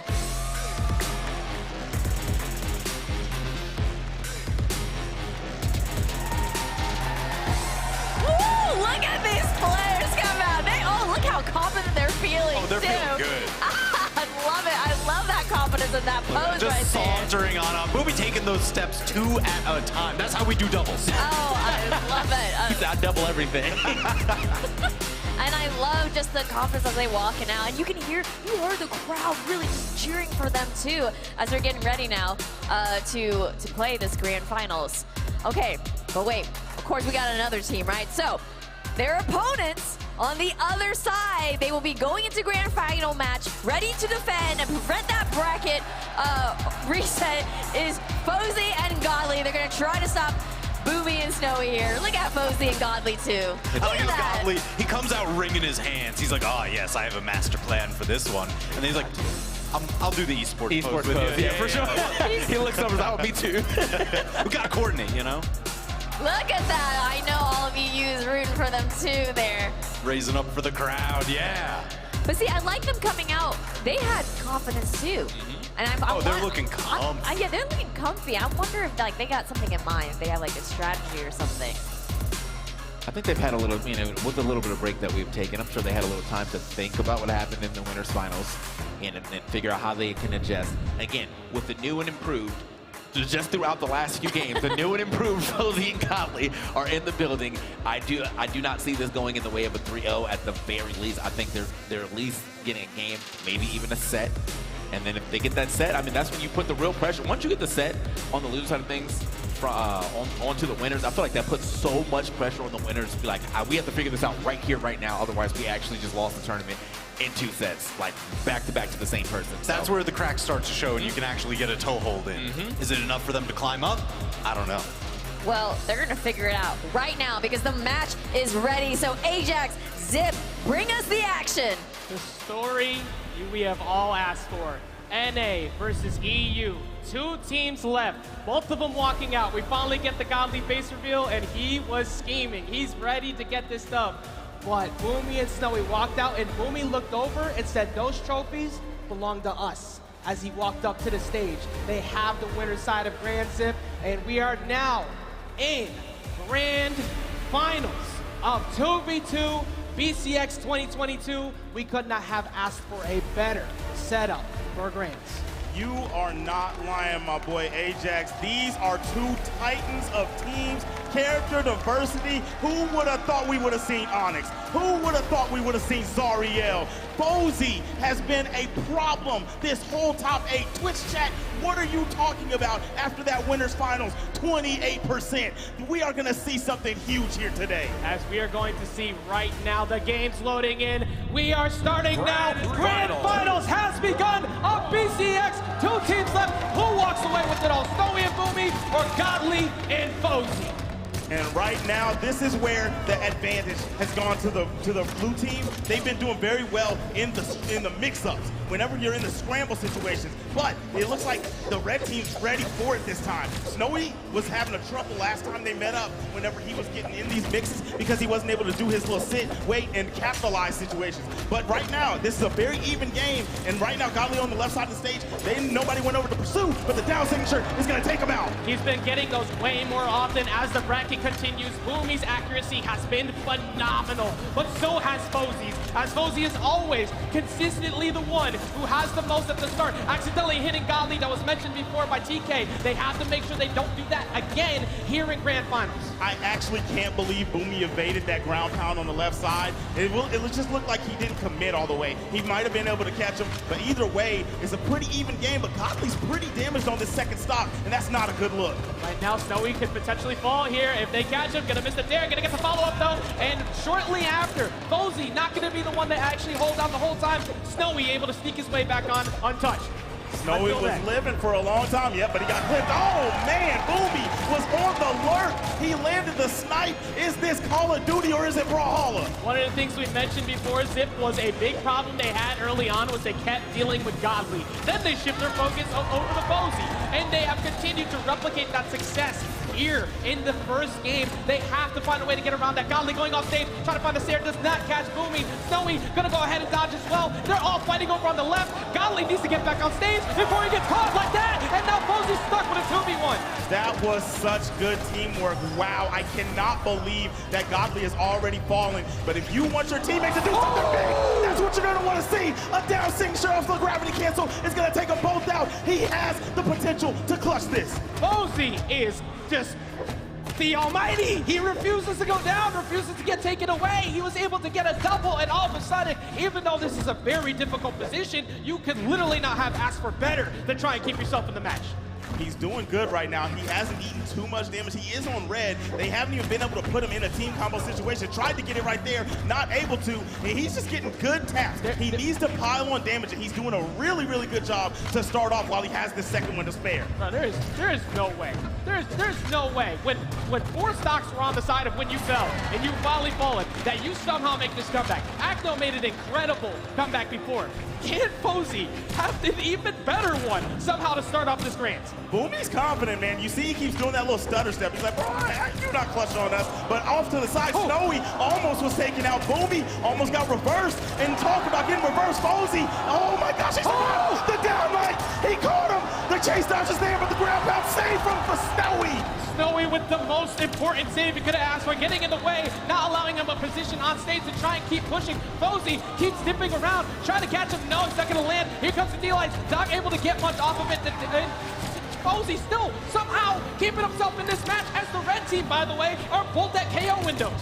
He is doing so good. I like how he chose to go for Snowy right there instead of Boomie ground pound. He's going to come back. Nobody went out to pursue. He lands a sig. No punish from Snowy. This time he's up to the top of the stage, weaponless. He's still not gone just yet. They need a weapon start. Gonna get that movement coming through. Snowy and Boomie both going for recovery. He gets the weapon, but they finally shut it down in what was the most ridiculous attempt at a 2v1 comeback we have seen in such a long time. I can't believe Fosy kept himself in that game for so long. I thought he was going to do it. I really thought he was going to do it. And that has got to make you feel good. Godly's sitting right there beside him. You are going to take an L in that first game, but when you look over at your teammate, you got to be proud. Hey, look, Boomie and Snowy too, as soon as he yelled, looked immediately at Snowy and said 2 more. Thinking back to the beginning of the weekend too, everybody's predictions kind of got bodied by the way things went. Early on, we were talking about if you could predict where people go. Godly and Fosy was where I had at my second place. I would be not surprised to see that run back and get all the way back after something like what Fosy just did. But that level of confidence from Boomie has been stressing all weekend on that stage. Every time camera hits him, he is breathing deep. Boomie looks like he is a champion right now with the way he popped off. I don't think that I've seen anyone with the level of passion besides the South American players that he's had. Maybe Acno with the pop-offs, but you can see the fierceness in him. When he turned, he said, only 2 more. The way that he believes that they're about to do this, and you can tell Snowy's not even smirking anymore, and Snowy is one smiley young cat. Yes, he is. He is very animated, and he lets you know exactly how good he feels at that time. Boomie taking a point at those 2 trophies. Can they keep it going? Can they find a way to get the dub? But there's a lot of matches still to go, as Godly and Fosy can still very much so bring it all the way back. As it's developing, it looks like get Godly out of there is the plan. You saw at the start of the match, Boomie almost took him over to the top of the stage, and I don't think that was by coincidence. And Fosy, once again, doing a very solid job. Godly switching, of course, back over to the Dulcim, which I kind of like the idea. He wasn't really getting much done with the Val that game, so you might as well, the Akuma getting kind of put into the back pocket. Gonna bring down a greater damage potential with this axe, and they're going to find Boomie to start it off. Snowy snatched straight out of the ground pound attempt by the Nair of the Gauntlets, and then D-like ground pound. Fosy with a prolific play. Here we go, out on the side of the stage. Okay, he's putting Boomie in a bad situation. No, he just wanted to save Godly. Godly is at least surviving. Usually Godly's the first one to get knocked out immediately, Zip. That's been pretty much the big key factor we talked about with the blue team having trouble. Last game, Fosy was literally forced to fight like 2 minutes by himself, but Godly looking way better to start things off. Like I said, if you see your teammate put in that much effort for the squad and almost take the clutch, you got to be there for him. And he's here, still got 3 stocks, both of them bad boys. And look at the damage on the red team. This is a huge lead. He's going to take that stock off of Snowy. I do not believe he's making it back. They have not lost one yet. I lied. They lost one right there as Godly falls, and they get 2. But they put on so much damage in the midst of all that Boomie is already at knockout windows. Reach out and touch somebody. He came all the way down to the bottom of the stage to take that stock. He said, I cannot allow you to have that third anymore. And I love the save he just gave Snowy up there at the top. Even though he's the more damaged one, he's still there for his teammate. Exactly. They're always there together, but that is going to be a neutralize. It's going to send them packing. And right now, they're making an attempt to get some damage on with Snowy, always in the fray, but not able to get too much. But a rare change is Fosy is the one a little bit more damage than Godly right now. If you start seeing that, that's a bad moment for you because Godly is starting to wake up. Godly's definitely playing one heck of a game right now. He's been doing good off stage, mid stage, in the skies. Oh my gosh, if that neutral light would have hit on Snowy, he could have been put into a bad situation. 2 stocks left for the for the blue team each. Fosy, I can't believe he made it past Snowy over there. He did it last game, and he does it again here. He does finally fall, but his offstage game sense is insane. I've been talking all weekend about how Boomie is one of the most difficult people to edgeguard, period, and Fosy starting to make a name for that same category. He's always been consistent, but my goodness, is he putting in work for the blue team. Big-time players rise to the occasion, and Fosy has definitely not been fazed by this big stage. And he's got to keep that going right now. Snowy trying to find him. No hit. Luckily from the side stick coming in from Godly, but Godly still holding on to the second stock as they put so much damage onto Snowy and Boomie. They do finally find Godly though, and they have Fosy decently damaged, so they can force the 2v1, but you need to get some damage ASAP on Godly because we said it before, he's so good at the 2v1s as himself. Oh yeah, he definitely would be able to clutch, especially with how little he's hurt and how hurt they are. Red team's really gonna have to make something happen. Fosy's the answer. If you can get him out of there, actually, I'm liking that Snowy's putting damage on the Godly right now, but nice in neutral air. He's gonna get sent up. Oh, boom, he's gonna fall. Clutch situation for Snowy.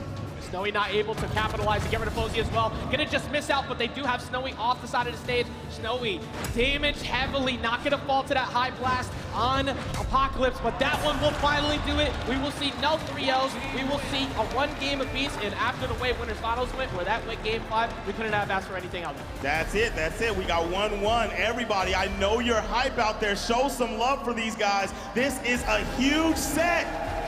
Right now you got NA versus EU. EU on the lower side, the elimination side of bracket. But they have looked so much better as they got that huge victory against Acno and Blaze earlier to be the final piece to try and get PCX. And we're getting into game 3, basically everybody firing on all cylinders.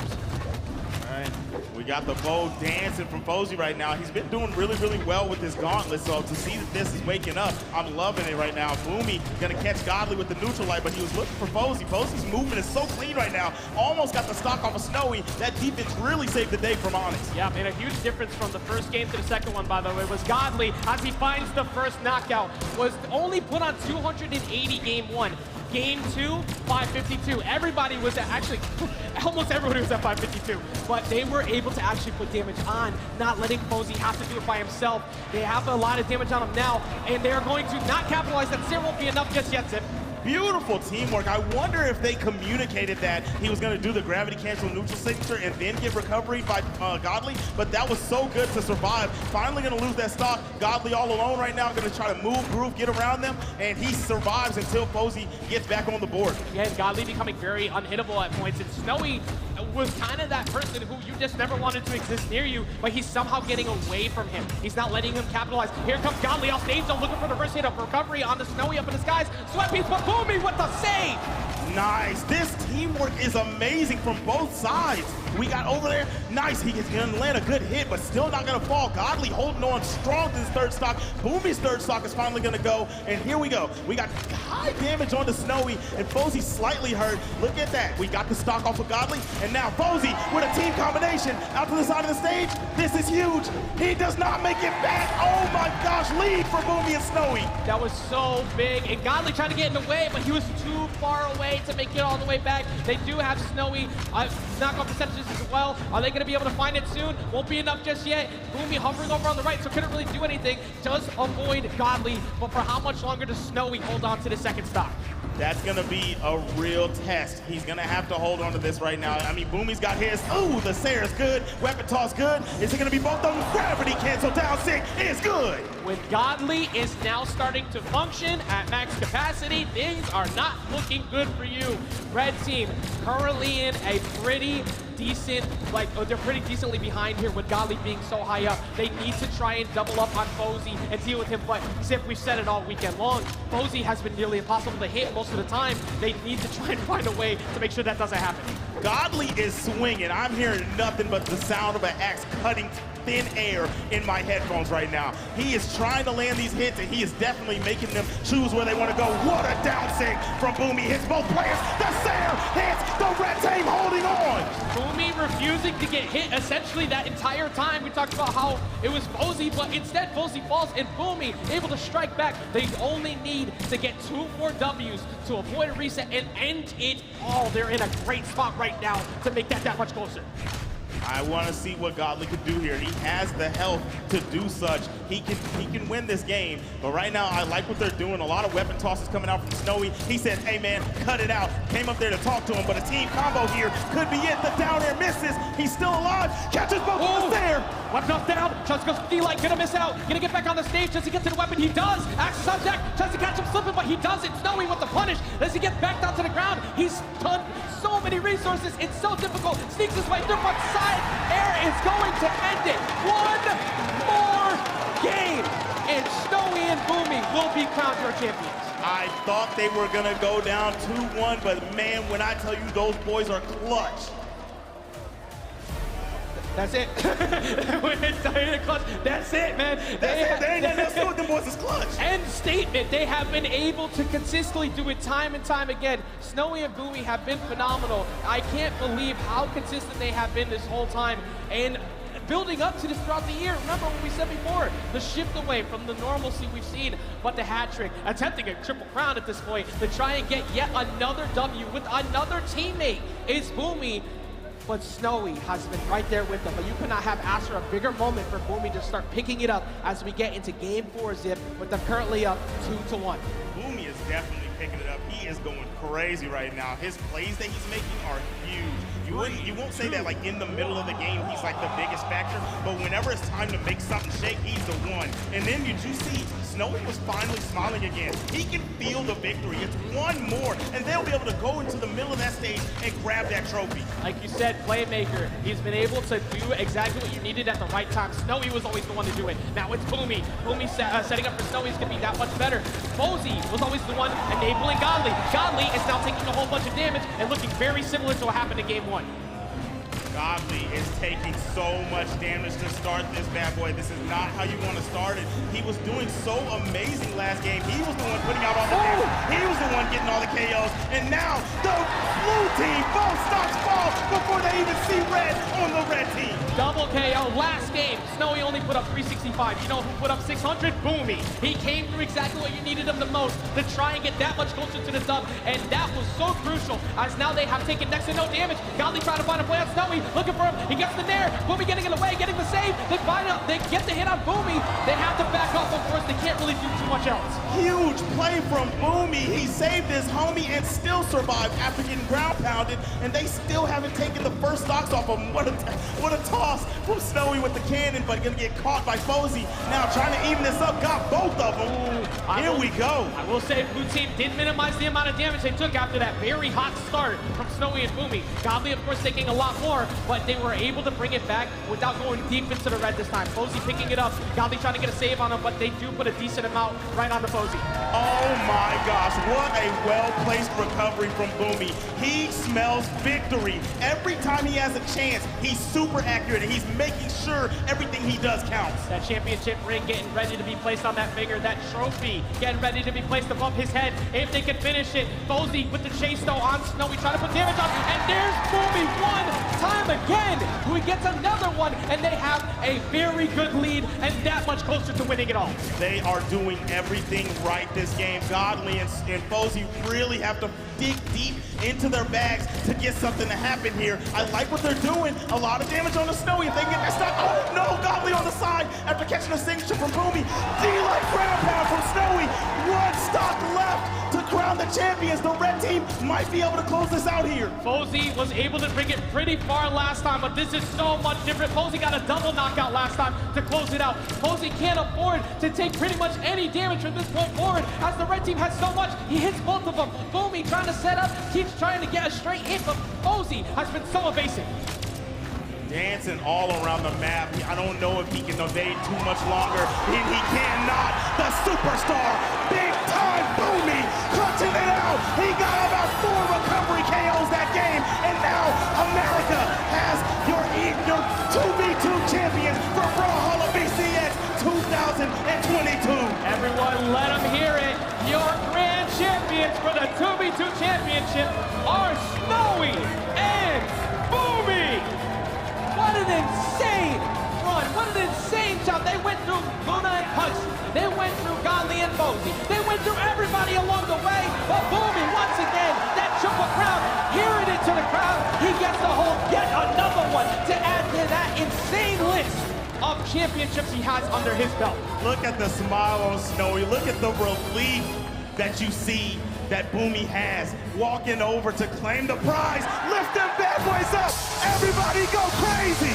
What an incredibly earned W. Snowy with the Onyx all the way. Boomie with the cross all the way. They have been working towards this all year long. Not able to get the elusive W's they've been hunting for this whole time. But when it mattered the most, they got the biggest stage available, and they did not falter, and they get the biggest dub at the most stacked tournament you could have ever asked for.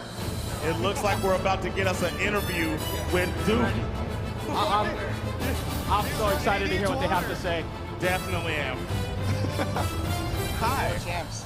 Am I on? I can't tell. Okay. I'm going to just pretend we are. Congratulations. This is your first time being a world champion in front of everyone. This whole crowd popping off for you. How do you feel right now? Amazing. All year has been leading up to this, dude. All year. Is my mic on? Yeah. Dude, all year has been leading up to just this. Okay. Do we need to move somewhere? I'm sorry. They can't hear? Okay. Testing. Do you hear me? Make some noise if y'all can hear Boomie. All year leading up to this. All year. All the lost tournaments, all lessons learned up to this exact moment.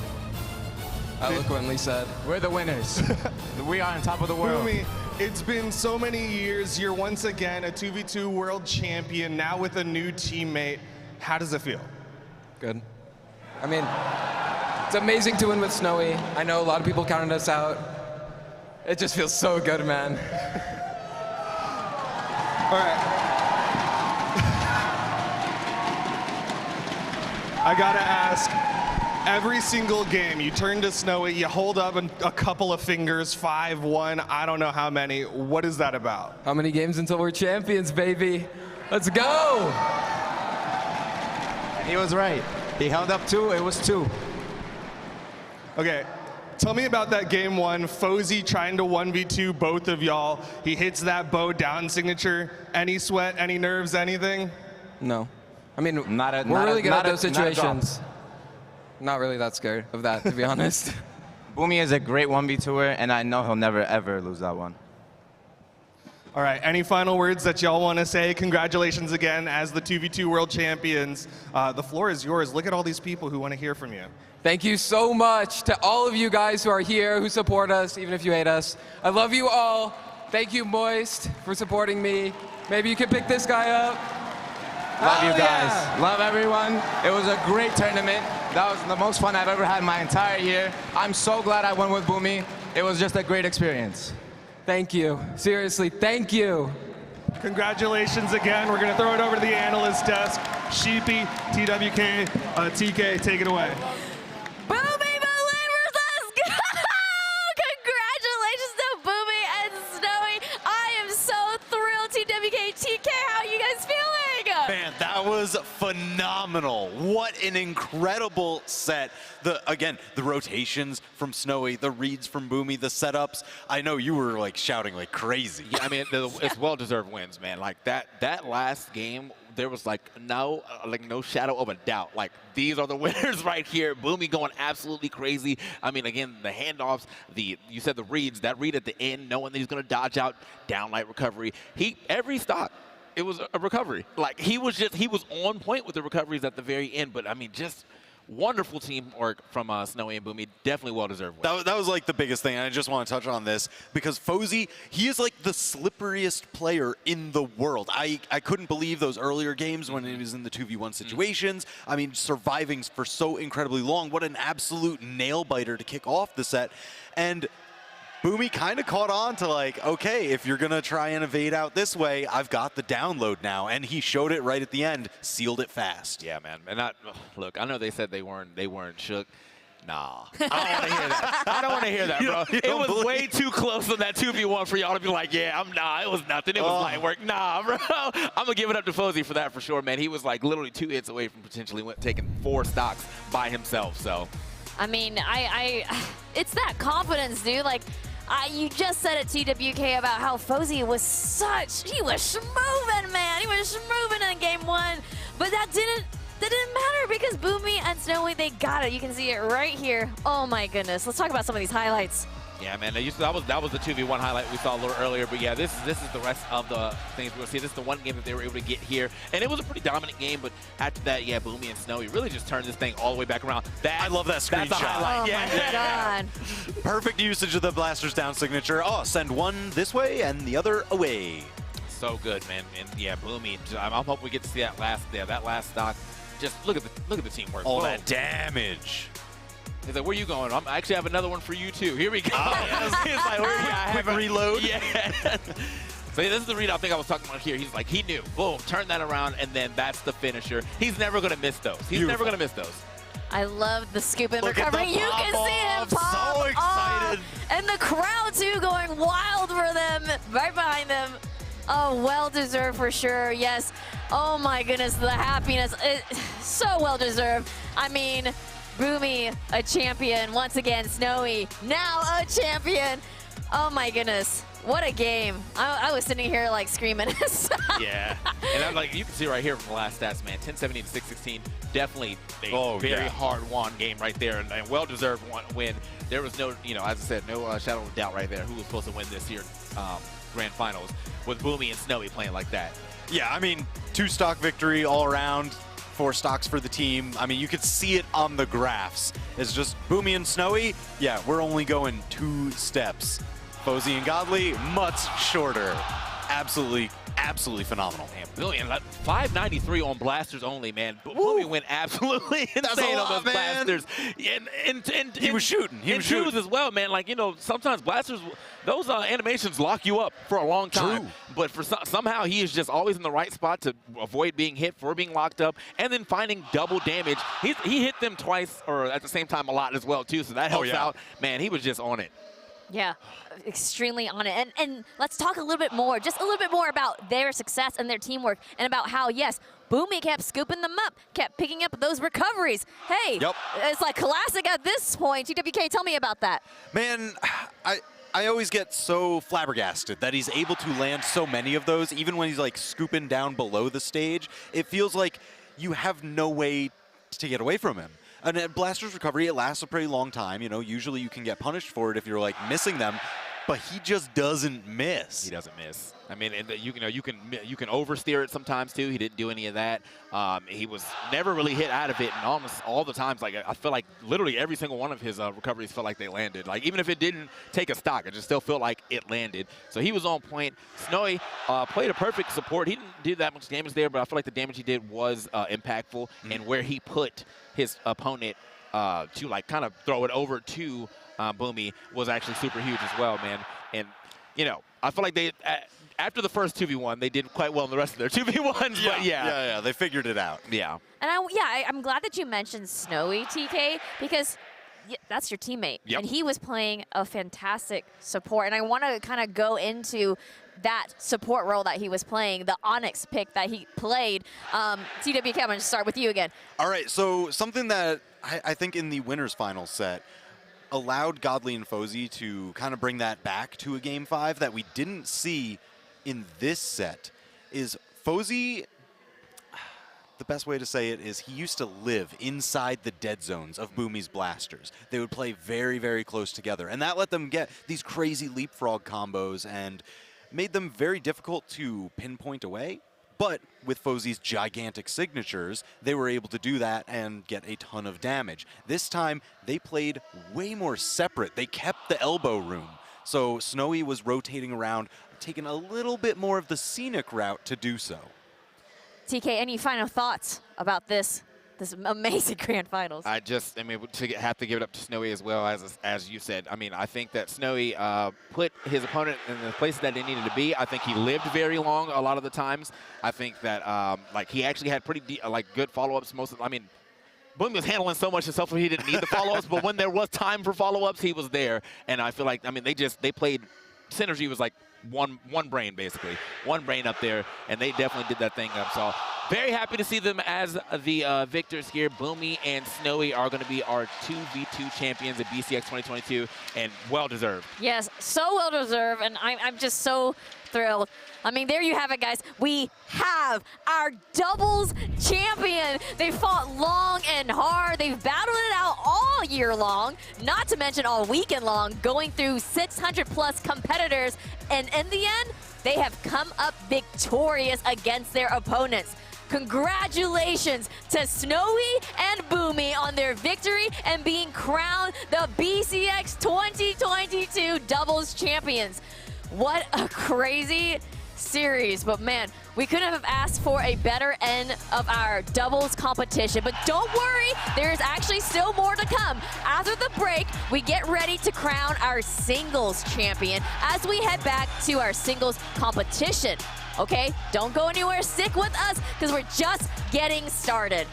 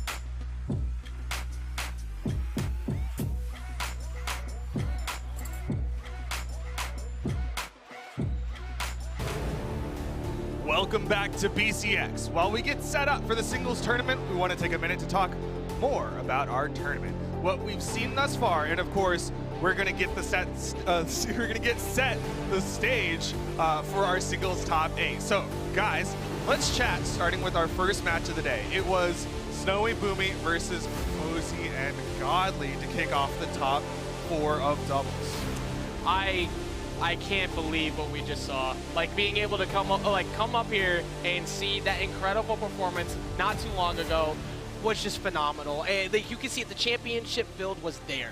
Boomie was refusing to let up. Boomie was literally refusing to let go of that W. And now that we're moving towards the single side of things, Godly, after taking that tough loss in second, will he be able to keep that steam going? Because he's one of the people we looked at all weekend to potentially take all of once. Zip, how'd you feel about that first match?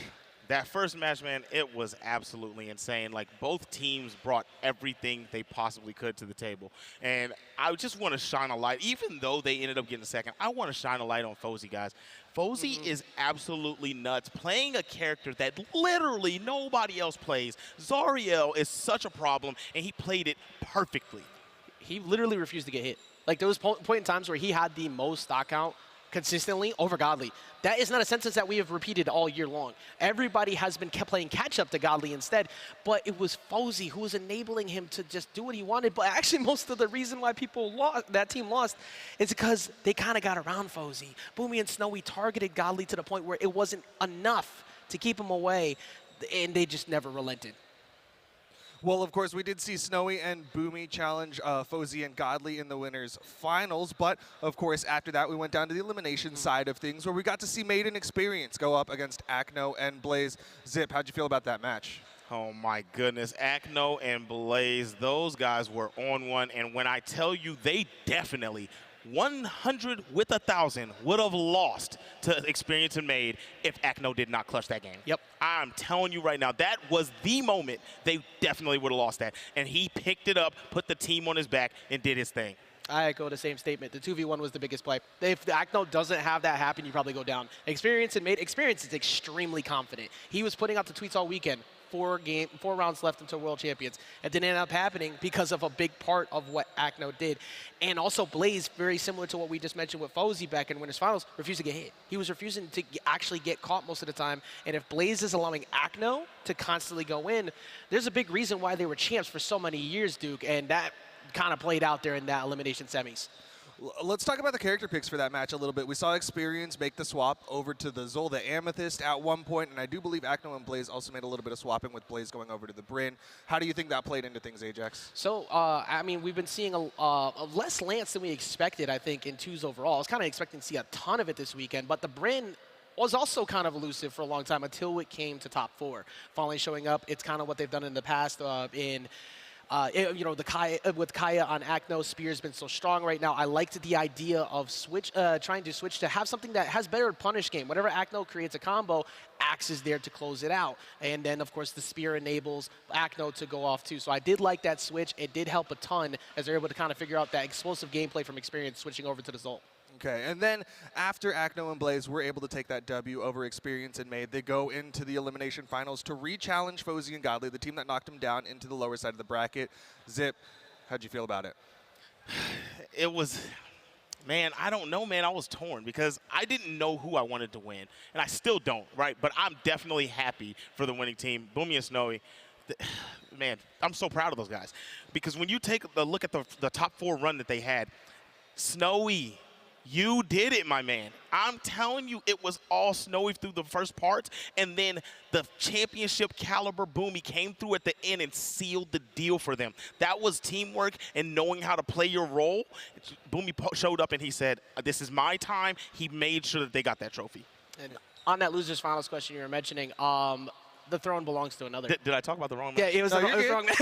I know you're so excited. We're still coming off the high. It's fine. Hey, look, Boomie believers, we're thriving right now. Like, we're actually thriving. But in that losers finals, you know, we were mentioning it before, Acno and Blaze had that multi-year streak, which is very impossible to replicate as not just one, but 2 players. Having to bounce back and forth between 2 to be that successful.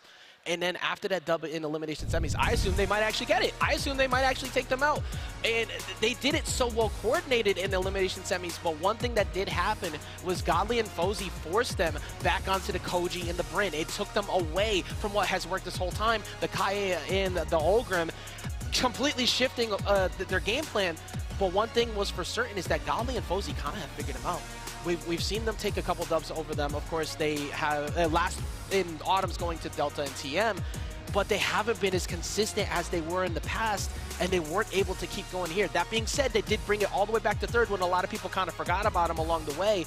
But Godly and Fosy, especially Godly, just kind of bouncing around with whoever he feels like, but Fosy's also done a very similar thing where he'll team with whoever and find success, and that's kind of what happened there in that elimination finals. And then we moved into the grand finals where we saw Snowy and Boomie, of course, take it over Fosy and Godly and Zip. You were so excited about that. I mean, I was standing in the back watching them hug it out. You could hear them, like, the mics weren't hot for when they were saying it, but they're like, I love you, man. This is, like, so great. It was so endearing seeing them hug it out and just, like, the shaking of Snowy, just that sheer adrenaline being crowned the champion. Zip, you did get to say your piece, but I want to let you talk some more if you have more you want to say. You know what? All I have to say is Moist Esports. There you go. Go and put the camera on me. Come on, switch it on. I'm looking at you. Moist Esports. Pick up Snowy. That's all there is to it. Pick him up. You actually, funny enough, took the words right out of my mouth. Because I was, like, the thing I was going to point out was that at the end, when they were talking about each other, you know, kind of talk about the trials they went through all year long.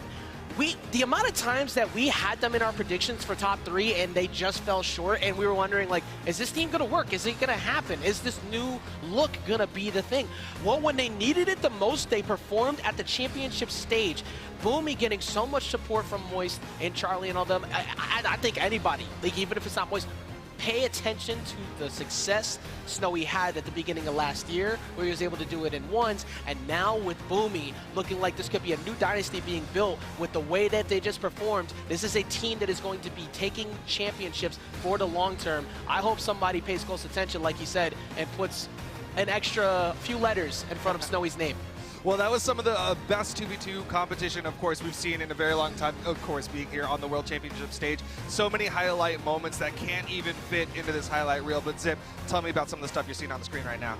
Oh, my gosh. Boomie with those recoveries. That last game, talk to him. Yes, sir. He popped off so crazy, man. And you can look at the joy, man.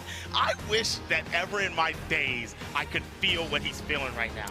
And you know what? Winning never gets old because he's done it so many times and it still felt that good. That, before we talk about the match schedule moving up, it feels so good to see the crowd popping off with it too. Yes. It feels so good to see that excitement happen and see the excitement behind it. We're back. We're back. We just witnessed an incredible grand finals that happened with Boomie's passion. Boomie, I know we mentioned it before, but he was actively stressed all weekend. The deepest breaths after every single match, but that was the most confident we've seen Boomie in quite some time because he knew that there was another championship being put to his name. TWK said it before with the hat trick, and we kind of alluded to it a little bit during the match. He's essentially got a triple crown amongst playing with different teammates. Remy in the past, Sandstorm, and now adding to that is Snowy.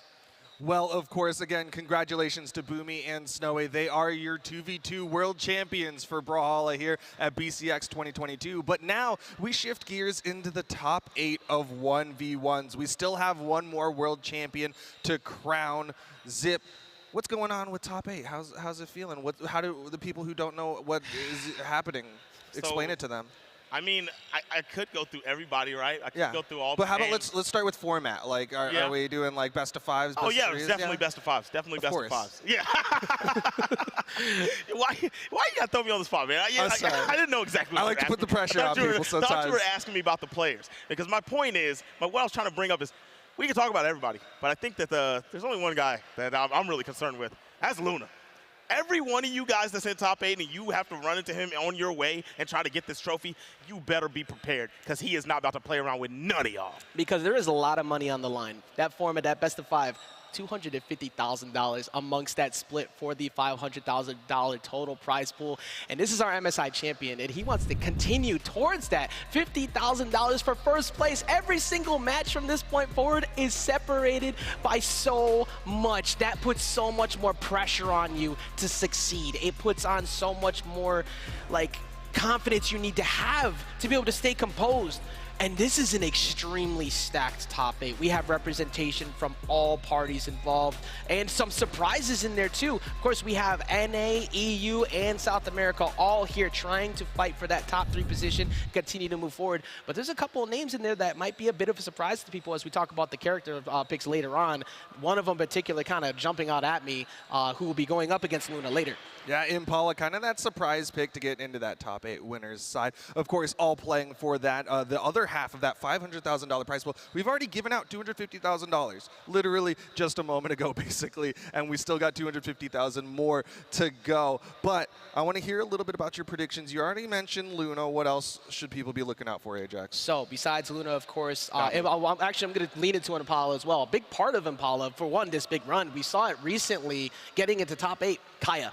Kaya has been starting to get picked way more often. We saw it from Acno, who was able to actually get a W against Godly recently, finally, at the end of Autumn's. But Kaya with the Spear and Bow has such a good utility. The signature kit covers so much range. It's so dangerous. And I think that's a big part of why Impala, I don't think, if anybody actually gets Impala to be top 8, incredible job because of how stacked this was. He might actually make a bit of a surprise going up against Luna for the first round. I agree. But Luna is not playing around. When he's got that cross out, man, the Katars, the gauntlets, when he's on top of you and he's making these plays, he's carrying you, he's making beautiful dodgeries. That's actually his aggression and the way that he can read what you want to do and capitalize and get you out of there. He is relentless. He stays on top of you. That's going to be the problem whenever you have to deal with him. But hopefully that spear can keep him at bay. All right, Zip, of course, I did kind of put you on the hot spot, but now we get to talk about the format again one more time. We are in, of course, a double elimination tournament. We've got players on the top side and the elimination side of things here in the top 8 of 1v1s, all best of 5. But what else do they need to know besides that big old number at the bottom right? Well, they need to know that if you lose on that top side, you're going to go down to the elimination side. There's already 4 players down there, and you don't want to be one of them. So you want to keep on winning, try to get the winner side of grand finals. You know how grand finals go. Same thing we just saw in 2v2s. If somebody gets over there to see you, you're going to have to beat them 2 times to win. You have to knock the winner side person down to to the elimination bracket, and then you have to beat them again in 2 sets to become the champion. Well, of course, we are going to get into our top 8 of things. Here are our first 4 matches of the day. Ajax, break it down for me. Well, we got that Luna and Impala match we talked about a second ago, and then we have defense of number 1s right after that with Godly and Kinda. Godly, that big question mark of everybody saying, is he the best? Is he the number 1 overall? But Kinda at number 1, the way at South America, the way they've been able to play, they are so aggressive, they are so dominant, and kind of getting all the way to here. I'm so excited to see it. But right after that, one of my favorite players to watch, period. This kid's rise has been incredible with Radish. But Java having to switch off of the Bolvar and now over onto Ember and other Spear Legends. He's been switching up, between that. But of course, the Katars have been very strong here too, so that could come out. He has a good character pool. And then at the end, the epitome of defense in Brawlhalla, MegD. I am not surprised whatsoever to see him here in top 8. He did it before at MSI. He made an incredible run. But speaking of other people who have been nothing but incredible all year, moving up into PR number 2, taking out Sandstorm just before here, Stingray with this Orion. He has been one of the early players of how good Spear can be in North America, and it has played out here again at BCX. Well, seeing that graphic really helped solidify the idea that there are 6 North Americans in the top 8 of 1v1s, 1 European and 1 South American. I'm not going to make you decide which region's going to go home with the gold medal, but do you think it's going to be an all NA Grand, well, it literally can't, but NA EU Grand Finals, or maybe an NA South America top 3, or what are you thinking? So, well, for grand finals, it's possible because you have the reset. But winners finals is not possible. But I think it's going to be NA versus EU. I think with the 2 number 1s coming into bat, who we've been looking at all year long, Luna, I mean, you are the original believer in Luna, and he has done nothing but pan out the way you've looked at. But Godly rising to promise the way he has, coming off that 2v2 tournament, there's no way he's going to let that try to replicate again, and that's why I think that's going to potentially be our grand finals match with NA versus EU. I agree. I think that, well, I don't know if I fully agree, because I think that the deciding factor is going to be Kaina versus Godly. Whoever takes that one is going to decide who's going to run into Luna in grand finals. And yes, I did say that. Luna is going to grand finals. It's kind of hard to argue against it right now. I mean, like the way that he's played all year long in the very stacked North American region, he has held number 1 and he's been able to hold it consistently. While also switching amongst many, many legends. Because at the very beginning, it's like, oh, just Taros, carried by Taros. Well, he's still here, isn't he? Like, it doesn't matter what it is. He could pick whoever he wants, and he just makes it work. He's been swapping he went from Taros to Mordex with the Scythe. Now he's running Katars today. It just does not matter for him. He will always find a way to succeed. Speaking of, guys, I did talk to Luna a little bit earlier, and one more time. Hit me with that camera. You see my boy? I asked him if he's going to play the Taros for me. He said maybe. He said maybe. Oh. Yeah. They give you a hard maybe to A. Wait. What did he say? Maybe did he go? Yeah, sure. No. It wasn't like that. It was like, you know what? He gave me about 30% hope. Okay. All right. I'll take a 30%. Yeah. That's good hope. I mean, even if in a set, like 30% chance of winning, I'll take that. Yeah. I just realized I'm sitting between 2 Taros players right now. Like, I actually feel terrible at this moment. Is there a problem? What are you implying? Is there like an emergency escape button underneath the desk that I can like possibly press to get out of here? He's going to have to watch his mouth because we're not with the Bulls. But still, I mean, like we said, you know, at this point, like whatever he picks might work. But honestly, I think big surprises, of course, Impala doing very well. But I'm looking at that lower side of bracket, and I think for one, Radish, after taking a pretty tough loss in the winner side, was able to rebound back. Because you mentioned how many players are in North America, but at the qualifiers, there were 2 South Americans ready to get in. They fell to 9th. EU started this day with, I believe, 14 people in top 32. Yeah. Granted, y'all only got 1 left, so I don't know what to say after that. But like, it's godly amongst all people. So they have a good run. Of course, you know, you had that incredible run from Blazy a little while ago. Knees was able to take out quite a few people along the way too. So it's the most stacked tournament we could have ever asked for. But North America was able to sneak through with many reps trying to hold it down.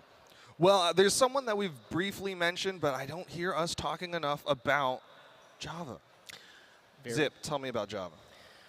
Java with the character swap, playing this Hattori, that could be a problem for people. I mean, you're on the lower side of the bracket. There are the ones that I think are the truest of the true goons at the top, right? But you can't sleep on him, right? I mean, he's playing one of the best characters in the game. Like, that's the new, like, household pick. And he's potentially the best with the character right now. So people are definitely going to have to look out for him. You can't sleep on him, right? You got to keep both eyes open. But, I mean, I'm still sticking with what I said, but definitely, every one of these players in this bracket are going to be a problem. I mean, I actually think you're pretty right on that whole household pick thing, too, because I think across the entire weekend, I saw more people counterpick to Hattori when they were losing than probably anybody else. I was like, oh crap, I need to make this work. Hattori's speed just kind of overwhelmed people after playing slow. I mean, obviously, Fiend switching off Queen Nai over to Hattori, that's what he's always played before. That's what we knew him for. That made sense. But seeing more people do that, too, and then Java, after losing Bodvar, essentially switching over, has kind of made it his new home, and it's been working very well, period. But Java's just that good. So going up against, I believe it was the summer champ in Radish, he's got some work to do, but it's not impossible. Definitely not impossible. Well, of course, we've crowned two 2v2 champions just a moment ago. Up next, we've got singles top 8 kicking off. It'll be Luna versus Impala in our winners semifinal to kick it off.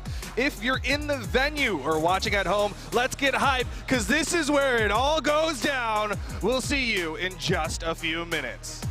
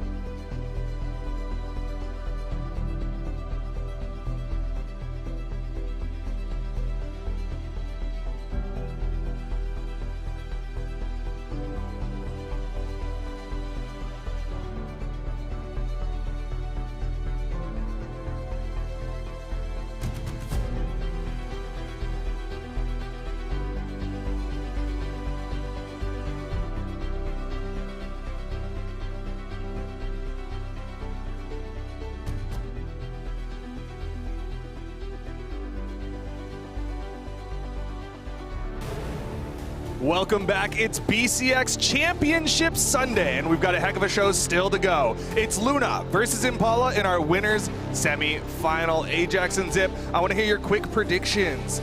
Ajax, kick it off. All right, well, I mean, pretty much the only time that Luna kind of fell at all was at Summers for 9th place. Everything else was holding up the first place trophy. Impala had a couple of top 8 performances last time out, but he is in top 8. Does he make it much further? Who knows? But right now it's kind of hard to look away from the consistency, and that's why I'm going to be picking Luna. Zip? I'm in the same spot, man. I'm going with Luna. I think that, I already said it earlier, right? Like, I don't think that, I'm worried for everybody that has to deal with him. I think he's going to grand finals, and I think that I don't know if anybody can stop him. The only person in here that I like, for me, I'm being super biased right now. Like, just hear me out. I think the only person that can really mess with him, like really, really on the sticks, is Godly, right? That's literally the only person in here. So everyone else, you're gonna have to show me. I'm sorry if you don't like what I'm saying. Just show me with the gameplay. Well, of course, Twitch chat, if you're watching at home, this is your opportunity to go on, put in your predictions so that we can kind of see how biased this community really is, right? Is it 88% in favor of Luna? Wow. I mean, I don't know if we maybe kind of pressured that a little bit away, but like I think at this point everybody's been looking at it, and I don't think anybody logically had Luna and Godly not in their top 3. Like you had one of those two probably winning the whole thing. This is the matchup we've been looking forward to, period, all year as well. We've been wanting to see that Luna Godly matchup, but does Impala play that 12%? Spoiler for chat, it can happen. We've definitely seen those upsets happen. Zip, if Impala wants to make that upset, what's he got to do? He's going to have to make... Look. It keeps putting a big target on you saying, Zip, make it work.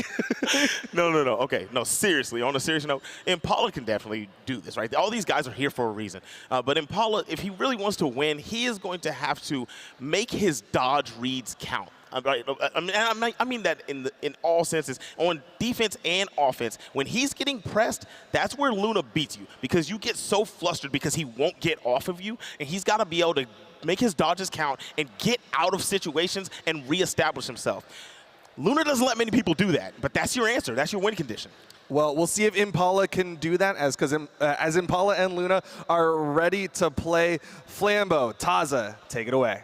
Thank you for the pass over, Duke. I am so excited, and I'm sure everyone in the crowd is as well, as we finally get to the very end of BCX 2022 singles. Taza, how you feeling? I'm feeling great, Flambeau, and to have this matchup coming up, I mean, they were really hyping up Luna, right? Because we've got PR1 from North America, we've got PR1 from EU, and PR1 from South America, the best single players, all in top 4, but Impala at that 10th spot in NA, got that 3-0 upset over Stingray. And guess what? Stingray is PR number 2, right? And the only person that gets better than that is Luna, which is his opponent here in top 8, winner's side. And it's going to be Kaya versus Caspian. Diamond Head, epic crossover Caspian, as we've got these two North American players fighting for that Grand Finals winner's spot. We're going into game number 1, and Luna on the guitars and Impala on the spear, 2 of the favorite weapons in the meta here in 2022. Going head-to-head as Impala has been on Kaya long before other players have been picking it up, and Luna, preparing that Caspian just for today, is now getting comboed off the right side of the stage as Impala takes a small lead. Oh man, this is the thing though, like Impala has been in this position many times before, where it's like Impala's seated lower than most people would think, and then suddenly decides that one day I'm going to make the run of my life, and what better of a day to pick than now? Oh, and look at that. Luna going for that edge guard with the weapon throw towards the top of the stage, and Impala just getting right underneath him, hits the nair, forces him over onto the gauntlet to continue juggling. Luna as the first stock, and he has him off the side of the stage. Edge guard situation could cause him to come up here, and he avoids the side stick. Great punish. And you can see that we're going to find out who can get that first stock. Luna already throwing out 2 different signatures, neither a third, and that's just going to be a confirm. And you see right there, Impala knew the Sarah was going to KO. Didn't even go for the guaranteed D-Light there. He said, I'm trying to speed run you, Luna. Everyone's talking about, oh, you're going to Grand Finals. I got something to say about that. That's right, and the outcome of this is going to be North America in the Grand Finals regardless, but who's it going to be, Impala or Luna? And Impala's making a great case for himself. So that's Dare and an air, connects, catching Luna, trying to get right on top of this person. He's playing right far back, stopping Luna from getting any of those guitar strings that we've seen him have so much success with throughout the day. Oh man, and Luna just struggling to be able to find an opening. That neutral light's going to hit, but that defense from Kai is going to keep Impala alive a little bit longer here, and that D-Light recovery will be enough to secure the KO as Luna is answering back just a little bit here. We'll see how long it takes for Impala to find a weapon. Yeah, Luna doing a great job there with guarding those weapons. One comes over to the spawn, Impala with 2 quick uppercuts, picks up the spear, takes the guitar neutral light for his efforts. But now both players on either side of the stage fighting for center. Luna dives in with the dare, but the pogo in the nair tacks on even more damage as Luna goes into orange. And Luna trying to get back to center. Impala still having control, and these side light mix-ups are working so well for Impala in game 1 that Luna may go down and stock again unless he can figure something out. And one of the things I love about Impala's gameplay is I think he is one of few beautiful ground pound the stage spike there to go ahead and secure that second stock. But as I was saying, he's one of the few players I think that does certain things with spear. I think him and Stingray use spear neutral air in a way to get all this extra damage that I don't see other players go for. A lot of the time they just go for the D-Light Sarah and call it a day. But these guys, no. yeah, we're already seeing, right, when you hit that first down air and spear, we talk about that pogo effect, right? You go for the second one and the third one, but Impala mixing in with those neutral airs to catch those dodge ins, those dodge in places, and Luna yet to be able to do anything. And these grounded down airs from the bow, even though he's getting that animation where he knocks it to the ground, he's getting the hit every time, and Luna just can't get back to the stage. 2 nairs almost into a recovery. Impala working on his way towards a 2-stock here in game number 1 over the best player in North America. Luna gets a sidelight, nothing else afterwards, and Impala continues racking on the damage.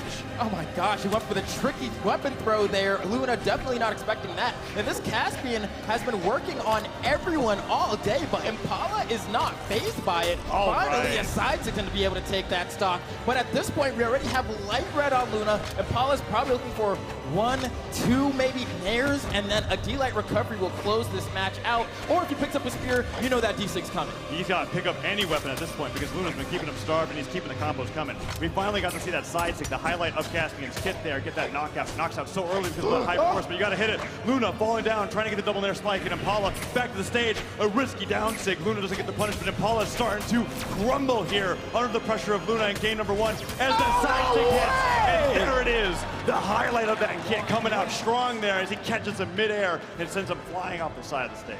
And honestly, Taza, I think you and I and the crowd watching this all kind of feel like, man, that really felt as if it should have been Impala's game, right? But the moment it came to that last stock scenario and Impala had to close it out, you could see the jitters hit immediately. The entire game, Impala was doing such a great job having that keep away game, and every time Luna went in for something to get started, whether it be a side light or a down air or a falling nair, it was the bow neutral air that was stopping him from getting down. And then once that first neutral air hit, 3, 4, many came afterwards because Luna could just not get back to the stage. But in that last stock scenario, everything changed. The pressure started to get to him, and I'm glad I was able to talk about that side stick after that second stock because that is really the reason Luna is going in on this character, because despite playing as well as you could just do it all with the guitars and the gauntlets alone. That diamond head side stick on guitars is going to eliminate you at orange even if you have 10 defense. And Kaya, sitting at 7, still pretty beefy, went down really early on that last stock, giving Luna that game 1 win. And granted, we're going to go ahead and have the same legend picks, and we're going to small Brawlhaven for game number 2. And I hope in this game, Impala doesn't crumble under the pressure. We've already seen, yes, Impala can hang. So just go ahead and close it out and make Luna earn it. That's right, and here we go. Impala hitting that neutral and the nair, and the nair juggles here will kill off the top of the stage a lot sooner, but at the same time, Luna is already at a point where a side stick could delete this stock coming out from Impala, and with that neutral stick hitting, Impala has to be careful about that, and there it is! Flambo, the side stick on the gauntlets, blasting them away, and taking that first stock in under 30 seconds. Yeah, just able to shoot that beam out with the gauntlet down sig, just saying, hey, you know what, you better watch yourself, because otherwise, I'm gonna go ahead and close this stock out. And just like that, I mean, take a look at Impala, so far behind, was so close to winning game 1, and I get scared in scenarios like this where it's like, is the train just gonna crash? Or did you just run out? Do you need a Red Bull to get yourself back into it? This is not the time to need a Red Bull. Yeah, and the ground pound hits there, and Impala is trying to get that momentum back, but you gotta see here, because Luna with the gauntlets, nice side light, gets the nair, gravity cancel, neutral light to tack on even more damage to Impala, and as he jumps off the side of the stage, trying to pressure, maybe putting out a nair, a ground pound, something. No, Luna just comes back, puts up the side lights, and the dare in the recovery takes Luna off the top of the stage and even up the game 2-2. Okay, and that's not a conversion you see people go for often. A lot of the times it's going to be that down air into the side air, but Impala saying, you know what, I think you might go high. I'm just going to go for the recovery and calling out Luna's movement. And now I think Impala's back. We got some damage being racked up here, playing well in the neutral, and of course on a stage like this, it is so small you can't run away here. You guys have to get in there, get close and personal. And look at that, so many great falling down airs, gets the grounded neutral there, puts it the down stick, wrong direction, Luna falls into the punish, but no weapons can be seen for him to get a good one. Gauntlets picked up, the down stick come through again, but the D-Light side air after that side light pickup means Impala takes the lead once again in game number 2. However, Flambo, we were here before, the guitar side stick came in, and then Luna just destroyed Impala's defense in that final moments of that game. And we're close to maybe having a repeat of that scenario. Nice job jumping out of the way of that neutral signature, and Impala puts in the pressure with the neutral light, but he hasn't got too much damage yet, and this could go back to an even game in just a matter of seconds. And Impala has to watch out for the weapon throw. That's essentially what got Luna the stock, forcing Impala into the corner. He wasn't privy to spot dodge in time and was able to use his superior positioning to close that stock out with a Qatar there. And now we have a final stock scenario. Those Qatars, if Luna gets one good dodge read, could lead to disaster for Impala. So he has to be careful. Don't go off stage versus him unless you're extremely confident, because I'm turning around on you and you don't want to be here. Somehow, Impala makes it back, but the down sig from Diamond Head. They are fighting in this corner. Impala finally makes it back to the stage. Oh, the neutral light gets him. Chase dodges up, falls to the nair, weapon throw, picks up a fresh pair of guitars. The side stick can come through, but Impala stops the pressure with the side light. Neutral light boxes him out, and Impala really trying to get the win. The side stage catches Luna right as he was about to duck beneath the stage, takes him off the top, and brings it to a game 3 with an even set count.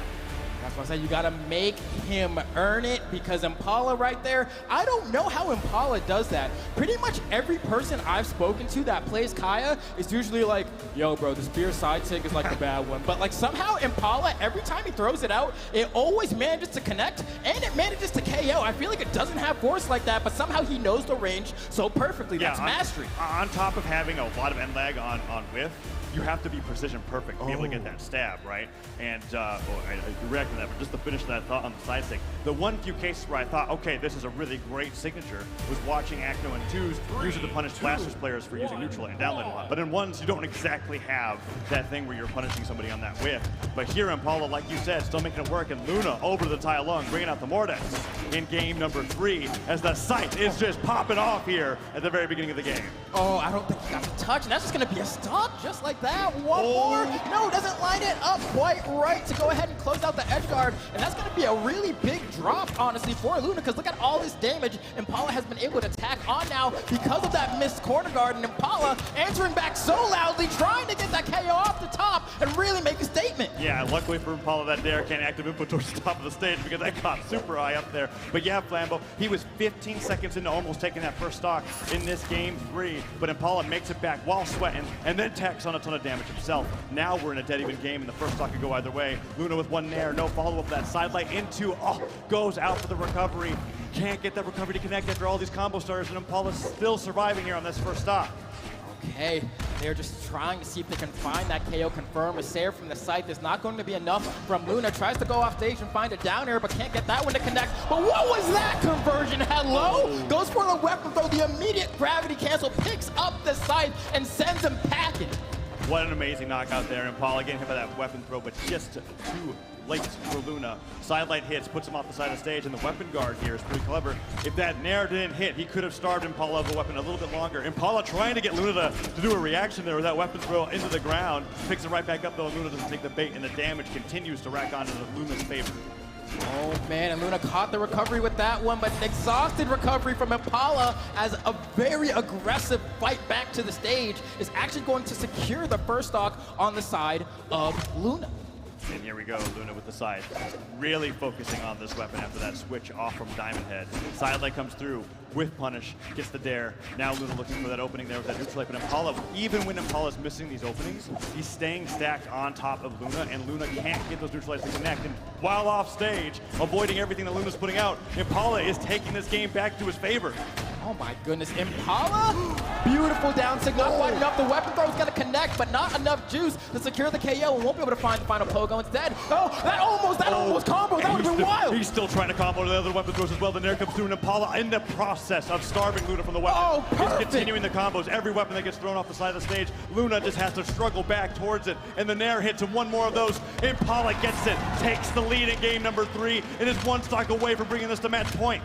Oh my goodness, I don't know what to say, Taz. I don't think anyone expected the match to go quite like this, but Impala showing why, 1, he's so skilled, and 2, y'all should be playing Bo. Why aren't y'all playing Bo? I mean, Impala has been on Kaya since the beginning, as the legend, ever since the legend was released, and he's doing so well with it here at BCX, the biggest tournament of the year. In Luna with the scythe, gets the sides to gravity cancels, and that 7 defense finally coming in strong here for Impala. And we've learned that if Luna can't finish off the stock, Impala Impala gets like an extra 50 damage and then some.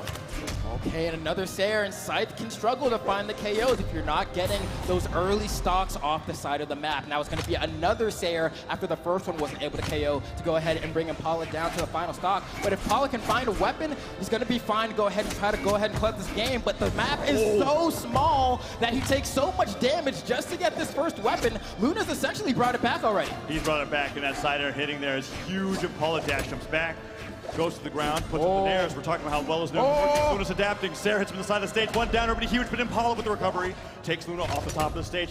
Fresh Scythe picked up, and Impala still in the edge guard scenario. And is it going to be that side stick again? No! Pogo into recovery. That's twice. And Impala has gotten that knockout. And look at that, just completely cool, confident, and collected as he brings Luna, PR #1 in North America, to match point. 2-1. What's Luna gonna pick here? The Diamond Head went away. The Tylone came out, and it looked honestly just as difficult. And then just think, Flambeau.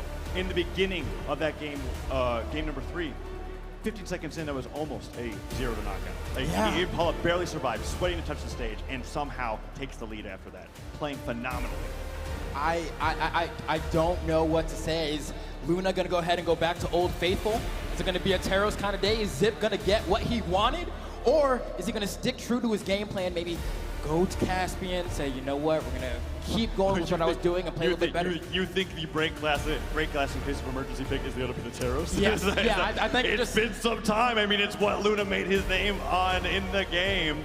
And he's thinking long and hard about this pick here, because if he goes down to the elimination bracket, that is going to be a tough road to go through, right?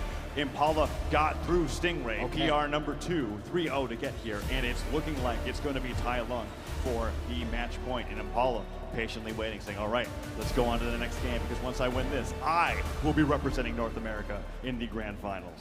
Okay, and it looks like, looking at the stage picks, Luna has left Small Brawlhaven open yet again, so we could end up going back there. I don't know. He's got one more that ban. was the smartest pick. He's got one more ban. There it is. Hashtag coaching.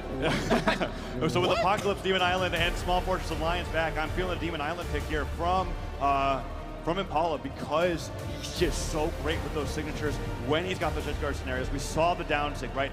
Hit and catch Luna as he was jumping up from the side of the stage. We saw the side stick on the spear hit while he was trying to get back to the top of the stage. But no, Small Fortress Alliance. I would have gone to Demon Island. And in the game that Impala won, right, we saw how great he's been with the spear recovery off the pogos, but also the spear ground pounds on the edge guards. Yes. And on this stage in particular, we saw that stage spike.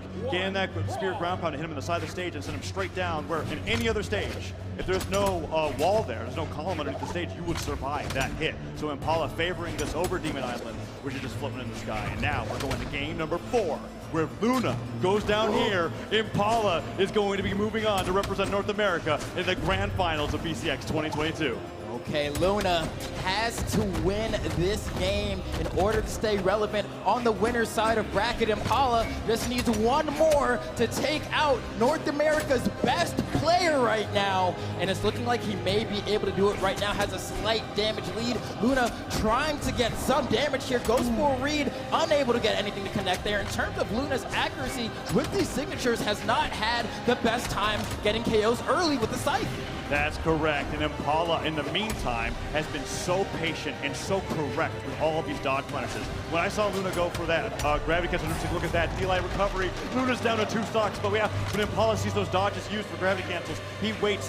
He knows he's got those 3 seconds, and he gets the most optimal punish so that he can continue juggling Luna, because the where Impala has been succeeding is when he gets these neutral airs after these downlights, when he gets Luna into the sky, and he punishes those landings. And now Impala, edge guard scenario once again, dash jumps off the side of the stage, forces Luna back onto center, and he's continuing to take control of the Fortress Alliance. Okay, and that's going to be a recovery. Beautiful response on the dodge read there, knowing that that recovery was going to be a true confirm since the dodge had been burned. But a decent amount of damage has been racked up at this point. If Luna can keep Impala in the corner here, looks like it's not going to happen. I was going to say you can starve him from the weapon, but despite that, they are scrapping now. Impala holding center stage. Luna is willingly putting himself in the corner, and this is a game all about control of the stage. You need to stay in the middle. Oh, but Impala, despite you saying that, neutral lights the other way. Side light in the air, Luna dodges is down. Next time Impala might adapt with the down air, but until then Luna has to get back to the stage, and finally that dodge punish gets the nair off stage, picks up the gauntlets, falls to the dare, and Impala still getting punished by the recoveries from Luna. Luna has now brought it to a dead even game. Who's going to take this first stock here? Sidelight not punished by the downlight, and Luna brings Impala off stage, and a risky ground pound. Could that lead to a stock here? Yes, Flambo, it does. That down sink brings Luna to his winner's bracket stock. And that's one of those things that you just have to be scared of. Before, that down signature was always terrifying, but ever since those wall slip changes, it means you have to make your decision that much quicker, and that move's gonna come out and secure your stock. Now granted, that's gonna be a beautiful ground pound from Luna to say, hold on, I'm trying to bring this to game 5. Can Impala shut down America's best? Oh, he's on his way, but Luna's been trying to stop that from happening. Right side on the edge guard here. Impala dodges in, gets the neutral light, runs for the weapon, waits for Luna to go in, and Luna gets the read. That's 3 clean hits into a swap over to the gauntlets as Impala unarmed for a good 30 seconds. Will he finally be able to find something, or is Luna going to keep boxing him out with the gauntlets? He is. The recovery comes through, and Luna may win this game 4 off the back of this weapon starve as Impala on the entirety of this stock has only been hit unarmed. There it is, Flambo the spear. Can he bring it back? Oh, this is going to be a tough one because Impala a little bit on the back foot now here. That extra defense is going to keep him surviving just a little bit longer, but how much longer is the question? Wall slip is in play here. Aggressive fight back to the stage with the spear. Sayer, the bow's going to be picked up, and you know that down tick is going to be available. There, the recovery's there. He's at the top of the screen. Impala takes out Luna and sends it to the loser's bracket in 3-1 fashion. Flambo, Impala going into this event. I mean, I was seeing the chatter everywhere. Some players even going like, Impala, he's got quite a high seed going into the tournament. What's the deal there? But throughout the year, he's been getting those consistent top 8s, that top 5 placements in the online championship. But nobody had Impala going into winner's side of grand finals to be representing North America as he 3-1s North America's PR number 1 after 3-0ing PR number 2 from North America. Stingray in the Luna. Impala is just making the run of his life here at BCX 2022, and he'll be waiting for the winner of the match that's coming up next. I can't believe that he woke up on the right side of the bed today. I cannot believe that it happened this way, but you know what? I'd like to hear a little bit more from our analyst about how this all came to be. Oh, there it is. Oh my goodness, Impala getting the upset. PR number 10 in North America, beating out PR number 1 to earn his spot in the winners final. Ajax, how do you feel? He 3-0'd Stingray, PR number 2, to get into top 8. And then he proceeds to deny everyone the winners finals of a potential Luna and Godly. It is instead Impala who has now begun the underdog story in top 8 to knock the number 1 seed overall into the elimination side of bracket. He was so calm the entire time until we saw a little bit of emotion show up at the end as if he was gonna just win the whole time. Zip, bro, how are you feeling right now? Well, I did say that nobody out there could mess with him except for Godly, right? All right, look, I'm wrong. You know what I'm saying? But one thing that I was correct on, I said that his win condition, Duke, you asked me, what is it going to take from the win? It was going to take that spear for space control, and he was going to have to make sure that his defensive dodges were on point. Sometimes it wasn't even about his dodges. I wish we had the highlights, but one of the times when Luna had a scythe edge guard on him, all he did was get clipped, and he hit a fast fall that made him dodge a down air that really would have put him in a bad situation. And it was little stuff like that, being able to move perfectly on the defensive end allowed him to control the game. Yeah, Impala's movement was impeccable. Ajax, anything else you want to say about how Impala played in that? I think the level of confidence that he had, the way that he was up, for one, the bow went crazy, but he just never relented in advantage state. He never let Luna feel comfortable, and this is Luna we're talking about, who made that incredible comeback game 1. Mind you, that was also a comeback game 1 where Impala had the lead the entire time. If he was able to just do that to Luna, what happens with who he fights up against next? Well, Luna did play the Caspian. He also played the Mordex Zip. I know you were itching for Teros. Do you think that might have been enough, or do you think it was just... I ain't gonna lie, man. Like, no matter how much I want him to play Teros, that Teros going into that spear wasn't gonna be a good look. I don't think that was the answer at all. So, you know, respectable picks. The Mordex was looking really, really good. I think that was the choice. It's, like, seriously, though, he just couldn't... what Luna does to people is he breaks you down, puts the mental stack on you, and you don't know what to do anymore, and Luna could not condition him. That was the answer to the match. Well, Impala has earned his spot in the winner's final. He now awaits the winner of our next match, Godly versus Kinda. The last two non-North Americans are going to be challenging each other for that spot in the winner's final. And of course, on the elimination side of things, we've still got Java and Radish, MegD and Stingray. But Godly and Kinda are up next. Ajax, tell me about this matchup. I mean, we're looking at the person who everybody has had that question mark all year long. Is Godly the real deal? Is he going to be the one to end it all? And honestly, the way that it's been looking, it might be that way. But that being said, Kinda, another king of consistency. These are two PR #1s going to bat. The only representative left of South America and the only representative left of EU here fighting winter semis. I think Kinda's performance at Autumn's has a big, magnifying glass attached to it. He was pretty dominant. He was also one of the people who we looked at, it's like, wow, Qatars are kind of going crazy. But Godly today has been doing the same, this week has been doing the same thing with the Asuri. But I still have a tremendous amount of faith in how dominant Godly was this past year. Well, real quick, I want to get your predictions before we get into the match. Zip, who do you got, Godly versus Kinda? I'm going for Godly. I think that Godly has just been doing too well over this year, literally coming off of a second place in the 2v2, so he's definitely been settled into that stage at this point. Kinda's going to put up a great fight, but I'm going with Godly. Ajax? I have Godly winning the entire tournament, so I can't back away from that right now. I think Godly has been too strong, and he's probably going to take this out. Well, we'll find out for sure. Flambeau, Taza, let us know the deal. Right, so we're going to have some more of the best players of their respective regions going to bout against each other, and you heard it from them. They're all counting Kinda out. I'm actually a little bit surprised about that. What do you think? I'm pretty surprised about that too, considering how the community vote was going into that last matchup. It looks a little bit more fair here at that 66-34. And let me tell you, Godly may have came to North America here to play at the World Championship, but he has been playing the South America bracket going up into this winner's semifinals, because to get here, he had to take down Low-Res into use, and now he's fighting the best player in South America, Kinda, in this best of 5 to see who's going to go up against Impala to represent their respective region, because it is Europe versus South America here at BCX 2022. We're going to have the Asuri versus the Koji. If this isn't a classic BCX matchup, I do not know what is. And on Demon Island to boot, and here we go. Sword versus sword, Qatars versus Bow, and Godly opens up strong with the Qatars. One neutral light, countered by a neutral light from Kinda, as both players go blow for blow. Who is going to get the first combo here? So far, it's been difficult for either one to get in on each other, and Kinda, D-Light side air, first strong combo, second strong combo of the set, and here we go. Kinda looking for the third, but Godly just ekes past it as he's trying to get some damage of his own. Kinda shortly in the lead here as that downer comes onto the stage, and he continues to put Godly off stage. A hard read on the gravity cancel side stick, trying to get a fast stop off of EU's best here in game #1. Okay, and you know that Koji's out with the bow, so that means a down sig is going to be sent flying any moment now. So we're going to see if Godly can go ahead and avoid that. But Kinda saying maybe if I get the D-Light instead. Doesn't go for the recovery. I don't think it may have KO there. Was like, I don't think so. I'm going to get a little bit of extra damage. The next one for sure, though, will lead to a KO. Oh, but he's got to hit those hits. And Godly with the sword over here is kind of unarmed. Nice job with the sword picked up. These D-Lights from the edge have been catching Godly's head here. And if he doesn't jump, he can get the cider afterwards. And he's looking for it, but Godly makes it back to the stage without also being a risk there. No, doesn't matter. Neutral light comes through, Kinda going off stage to babysit the edge guard here, and the side air into the stage gets the stage spike, and Kinda takes the lead here in game #1. All right, Kinda looking pretty solid right now, if I do have to say.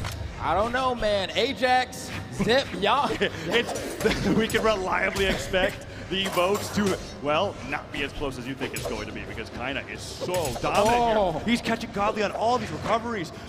Okay, that's a good cider there. Kinda just barely missed the stage, and Godly's capitalizing, goes in for the D-Light. Okay, Kinda gets the D-Light cider. No recovery from Godly. No recovery. He has to dodge to the stage, goes for the nair, and Godly dodges away, then touches the wall.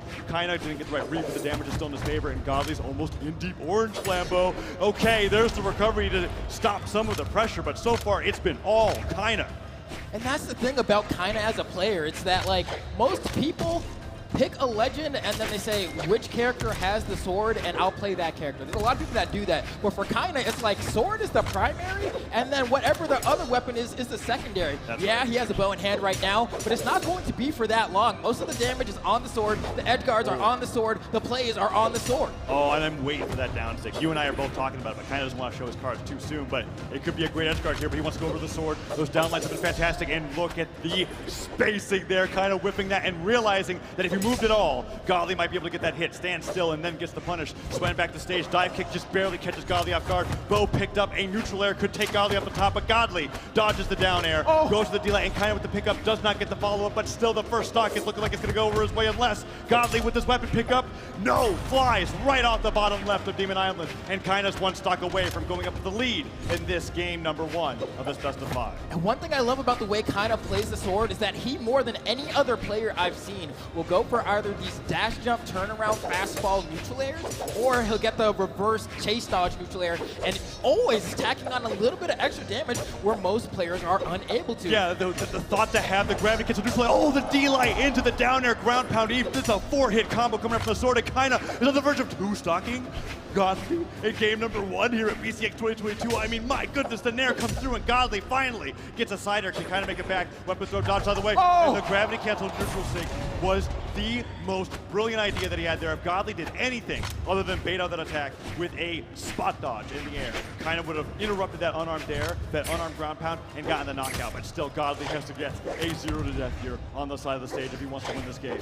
Okay, Kaina saying, all right, the down stick finally comes out, and just when we think it's going to be enough to KO, that 45-degree angle coming in clutch, keeping Godly alive just a little bit longer. Down air hits, and Kaina doing a great job interrupting Godly's strings. The neutral light gets him off the top of the stage in 4 minutes, and Godly drops game 1 to Kaina. Kaina playing phenomenally on the Koji Flambeau. Not once during that game did I ever feel like momentum switched while these two players were fighting against each other. Kaina was in complete control the entire time, and Godly just barely brought it to a 1-stock situation. I like, every time I look at the post-game stats for Kaina, the damage numbers are always so ridiculously high, and it makes sense, right? You're sitting on the sword, and a lot of the time, Kaina will always go for the move that he knows is going to hit, right? Rather than going for, oh, maybe the optimal punish is to go for like a D-light here. If he knows he can just get an N-light, he's just going to do it. And so he kind of chips away at you, but he's so consistent at winning, once again, in the neutral game, that at this point, it's forced a swap over to Petra from Godly. And this is a pretty dramatic swap. We're getting off of the guitars, off of the sword. Godly conceding the sword ditto to Kaina and saying, okay, I need a completely different style of gameplay here. As then Petra, the orb, and the gauntlet is going to be coming to Demon Island for game number 2, and Kaina opens up getting demolished by the orb here, finally picking up a weapon, but already in deep orange, and Godly looking for those landings of the neutralize, has a very strong start in game number 2. Now, one thing I am a little bit worried about, despite the fact that it's been a good start for Godly, you have to remember, who did Kaina beat to get to this part of bracket? It was Radish. That was Radish. It was Radish. ER number 3 from North America. And who does he play, Taza? Going down to 3-2, and that is on the Petra. Exactly that. So he had the warm-up, so to speak, on North America's best at this legend, but Godly, well, just the best in Europe in general. Can definitely play anything that he's got prepared here. And if he thinks Petra's the answer to Kaina's Koji, well, so far, so good. Okay, now can he keep this momentum going in the red? Kaina looking for a weapon. There it is. It summons to the middle of the stage, and potentially we'll see a conversion, but Godly is doing so amazingly with these juggles, keeping Kaina in the air every time he gets a side light. Might even opt to go for a side light D-light to try to set up the juggle rather than just going for the side air outright. Ooh, and the Nair hits. It's going to take a few more of those on Demon Island, but the side air on the landing goes all the way out there with the recovery. Godly, nice fastball at the very end to avoid any falling side air from Kaina, and he makes it back, gets the gauntlets. The pickup, okay, that recovery just nearly catches Godly's spot dodge, but the side air will do it and kind of evens up the game 2-2. And isn't that wild? Like, it's just a stray side air that's getting the KO there, and that's kind of the way that we were talking about just a little bit earlier, that it's chips away, chips away, chips away. Eventually, it'll lead to a knockout, but Godly is getting so much damage per engagement, and that's definitely a missed input coming out on the side of Kinda there, putting a full stock lead in the favor of Godly. Yeah, that gravity cancel side stick coming out there was basically sealing the deal in that recovery. Needed the momentum from that dodge, didn't get it, falls down. So you can get back to the stage fast with the weapon. In this 2-stock-to-1 scenario, Kinda very behind. Let's see what he can do with his weapon, because if he's doing that chip away style, yes, it's beautiful when you've got that stock lead, but you really got to rely on those combos that we saw earlier in the game, and Kinda is starting to get those now. As the downer comes through with a double dunk, does not connect, and Godly gets punished. But those side airs, so good on the wake up. Okay, and Kinda seeing if maybe this stock can be taken, but Godly doing such a good job of whiff punishing every single attack that Kinda has thrown out. And I was talking about this a little bit earlier in the Raiders set, that Kinda is a player that plays so much better, I think, with a lead, so that when you're behind and you have to swing, Godly now is putting the shoe on the other foot. Ooh, and a side stick whip. Oh Godly gets a full 3-hit combo there. Recovery just barely not knocking out, and while Kinda can get him off the side of the stage here, gravity cancel slightly does not connect, and Godly waits on the recovery. Neutral light whiffs, and the side air forces Kinda to dip down low. Gauntlets coming through here, and that could be the stock. No, Dare. Almost too far to the left, the recoveries are not connecting, but that will be able to pummel, and a celebratory neutral against Godly returns the favor with the 2-stock in game number 2. Let's see what Kinda's got, because you were telling me about Kinda. Basically, as long as the Legends got sword, it's on the table. Man, I am surprised by how brave Kinda was those last few exchanges. Like the there. gravity cancel side yeah, light. The gravity cancel side light. Also, just like doing nairs on like the very last pixel of the stage to land on it. Like, it's like, man, your spacing is so immaculate, but Godly is just one step ahead of you here. And now, I mean, this Petra swap made the matchup look night and day, right? Like before Sword Ditto, you said it before, I'll concede there is essentially what Godly was saying, but now with this Petra, it's been looking like a different story. And so we were talking about the sword, right? And we were saying, as long as the Legend has it, it's on the table. Well, the Citra is going to be coming out from Kinda here to counteract the Petra from Godly. And we may very well have a counter pick war.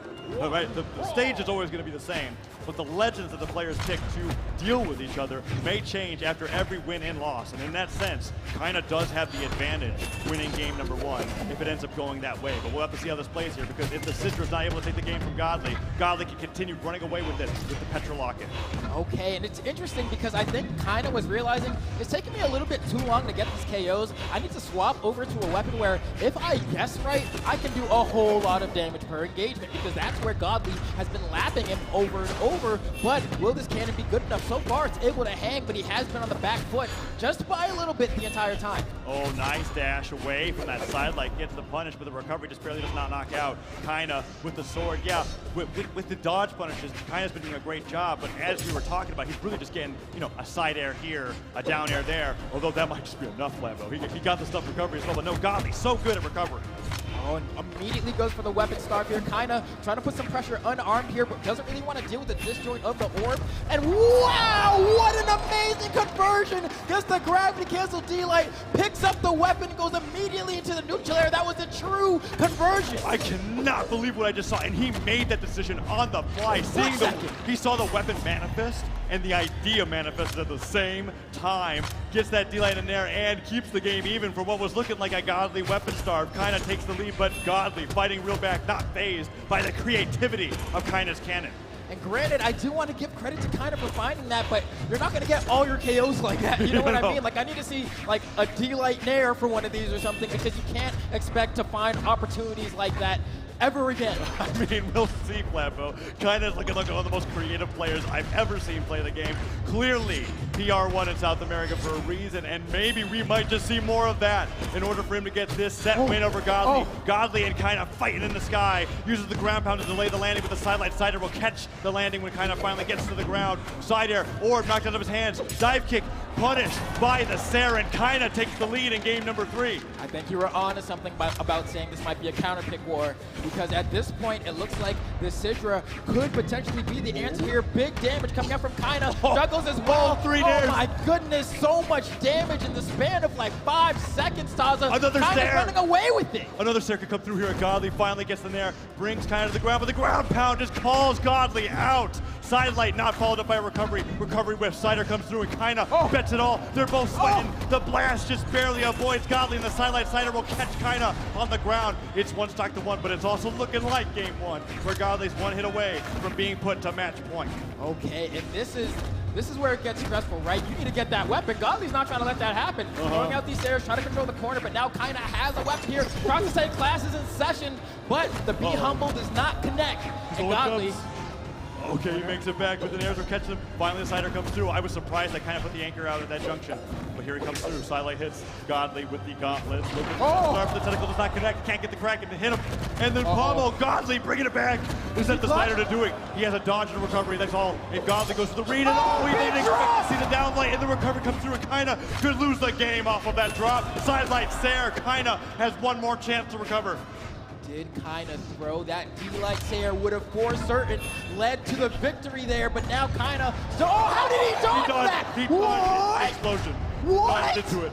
Godly, they both whiff. Downlight could go for an air. He goes to the ground, gets the downlight, that's it. Godly gets the punish, just kind of bets it all on the gravity cancel, and a sigh of relief is seen from Godly there as he wins game number 3 and brings the match point for South America's best. Oh man, kinda has to be feeling bad about that one. I can't forget the D-light that he got on the right side of the stage. That was it, Taza. That was it. That was it.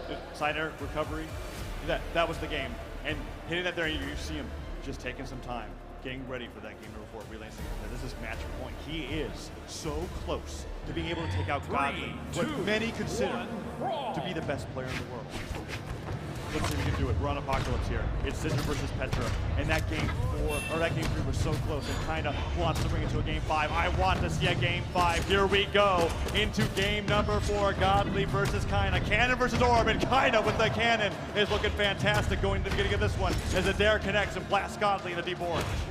I'm not even too concerned about the fact that Godly's behind right now, because that was the case at the start of that last stock, but Godly was able to go from basically red and still win that match, right? Like, there was no damage on Kinda on that stock, and Godly was still able to go ahead and bring it back. And look at these gauntlets. The pressure is unrivaled. Kinda getting stuffed by these weapon tosses as well, but a stray Sayer will go ahead and close it out. And that's Kinda's specialty, right? We've been seeing that the way that Kinda likes to knock out Godly, and what's been working so well, is that after all the damage is so high, which, by the way, is almost always over 600, he gets those stray Siders, get those knockouts, not reliant on combo starters, with the weapon going to pick up. Godly gets the D-like ground pound, and he evens it up without taking a scratch.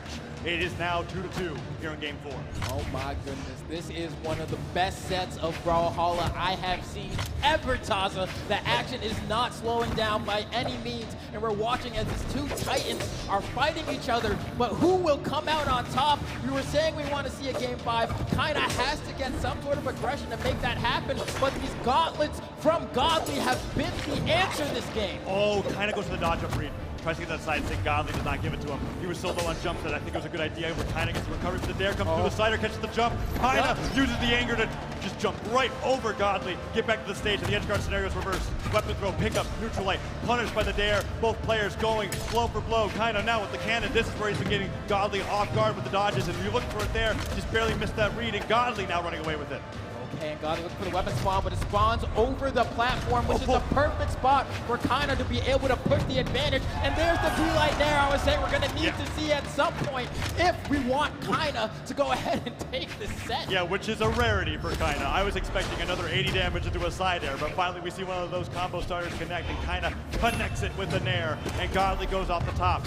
But Kinda goes down shortly afterwards. Gravity cancel sidelining towards the blast zone, just trying to get back sooner as Godly is keeping this as close as humanly possible. He is one stock away from getting into grand finals, and Kinda on the Sidra is so close to bringing it to a game 5. Here we go. Looks like Godly, I mean, these gauntlets have been so impeccable. The pressure has been so strong. Got the dodge there, but a beautiful fastball out of hit stun from Kinda spares him a little bit of extra damage. But how long can he keep that going? Kinda's retaliating. Godly is also swinging back. It is not stopping here. The sidelight comes through. He's not finding anything off of it, but the damage is still good. Nair catches him on the ground. Gravity catches the sidelight. No recovery afterwards, and he's sweating back to the stage. Kinda with the sword. Dashed up Nair. Dashed up pivot side air. He's getting the damage through, but Godly with the gauntlets is shown that he's gotten more damage per engagement than Kinda, but does that matter? Slider to the side of the stage, Anger could come through. He's weighing out all the jumps, but Godly, sidelight, Nair, waiting on the stage, second sidelight, Godly, one recovery away from the win, and did he get it? It's so close. Can Kinda bring this to a game 5, or will Godly close the game out right here? He needs a D-light, he can't get it, the recovery's not enough. He's going all the way. Deep. He's going going there. deep. The down like to come through here, but if he gravity cancels it, that's the whip. If he gets the sidelight, Sarah, can he make it back? He's got one more chance, Lambo. Oh, and he weaves right around the recovery from the orb, but gets caught by a sidelight on the landing, and Godly closes out the set. 3-1 over Kinda. Wow. What a nail biter, Lambo, and it came so close to having Kinda in the lead there, and it's just so incredible how closely matched all these regions are, with Europe going against South America and Godly being brought into a situation where he was forced on the Petra just to be able to deal with the style of swordplay coming out from Kinda. And Kinda on the cannon was looking so good, but it was just these landings that Godly covered with those sidelight stairs that really made it count and what gave him the dub in the end. Oh man, even taking a look at some of these damage numbers, 609 over to the 545 from Kinda. As we were saying, was an incredibly close match. I'm looking at all the stats here, and it's like, yeah, I mean, look at the signature attack accuracy on both sides, right? Yeah. Like, they were not finding it.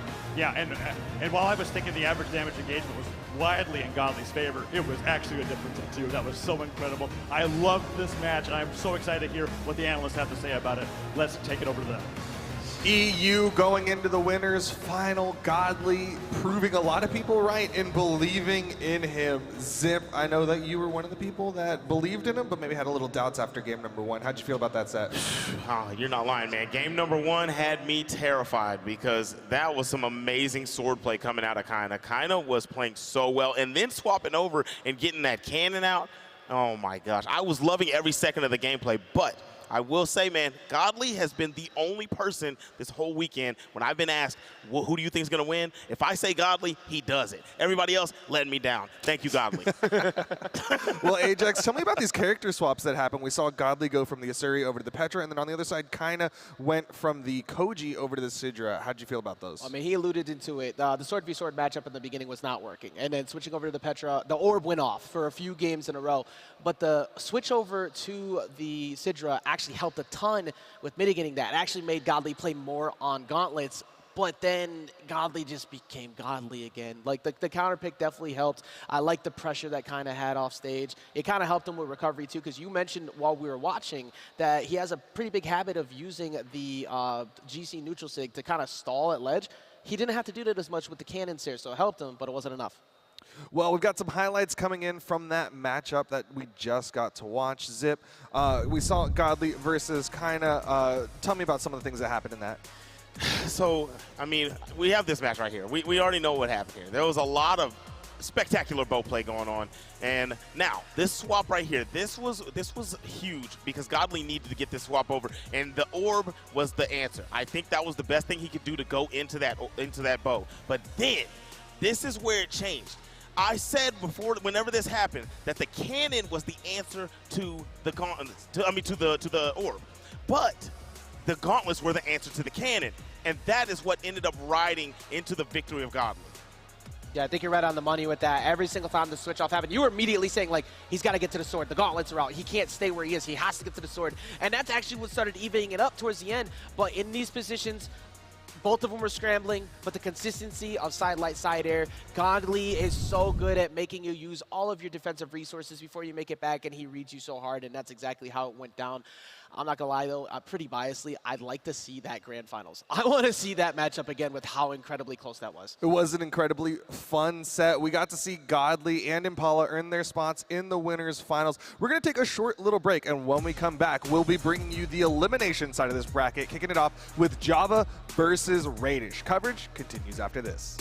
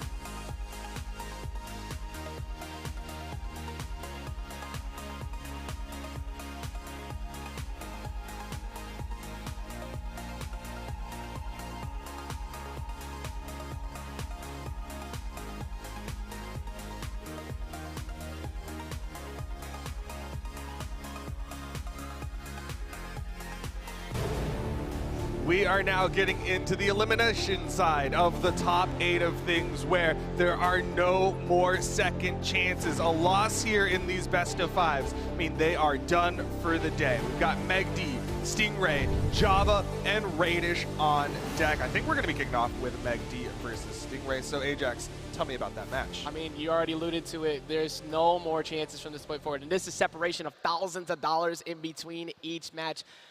Stingray, of course, being PR number 2, but one of the people you don't want to fight in a long match where things are stressed is MegD. He has some of the best defense in all of Brawlhalla. He proved that he can make it all the way through a lower side run at MSI. It could happen again here today. One of the things that I love about MegD is we keep talking about his defense, and I think over the past year, like about the last like 6 months or so, he started to get way more aggressive.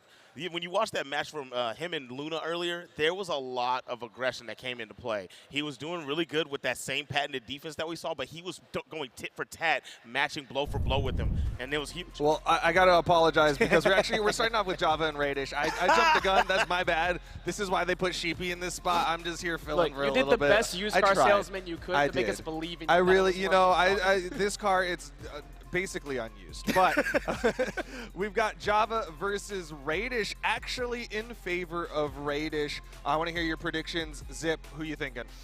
Java and Radish, man.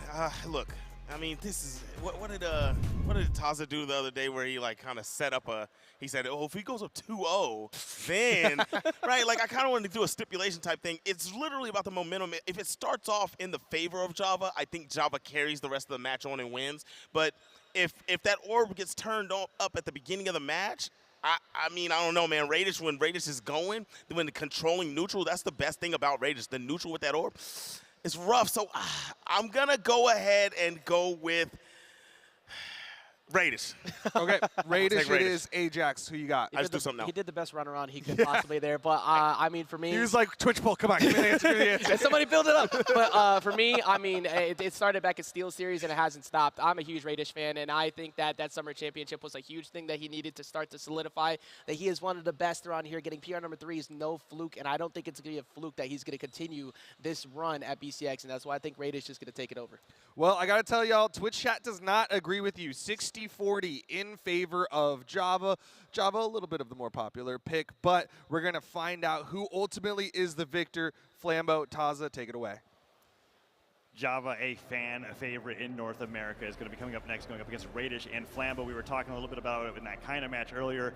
If you were worried that you weren't going to see more Petra on the screen, well, don't worry about it now, because Petra is going to be locked in for Radish here. We just saw that with Gali versus Kaina. We're going to be seeing it again here, going up against Java. And Java going to be locking in Daryl, that epic crossover for Ember, something that he's been having huge success with on the weekend, getting really amazing upsets throughout the year, and just on his way here, getting that having that 3-0 over Zyder, having that 3-1 over Boomie, knocking Boomie out at 13th, and now, after getting that 3-1 on Hughes, is going to be going up against Radish to move on here in this top 8. And I'm super excited to see how this is going to play out, because he's been doing stuff with Ember that I really haven't seen anybody else do on the Legends.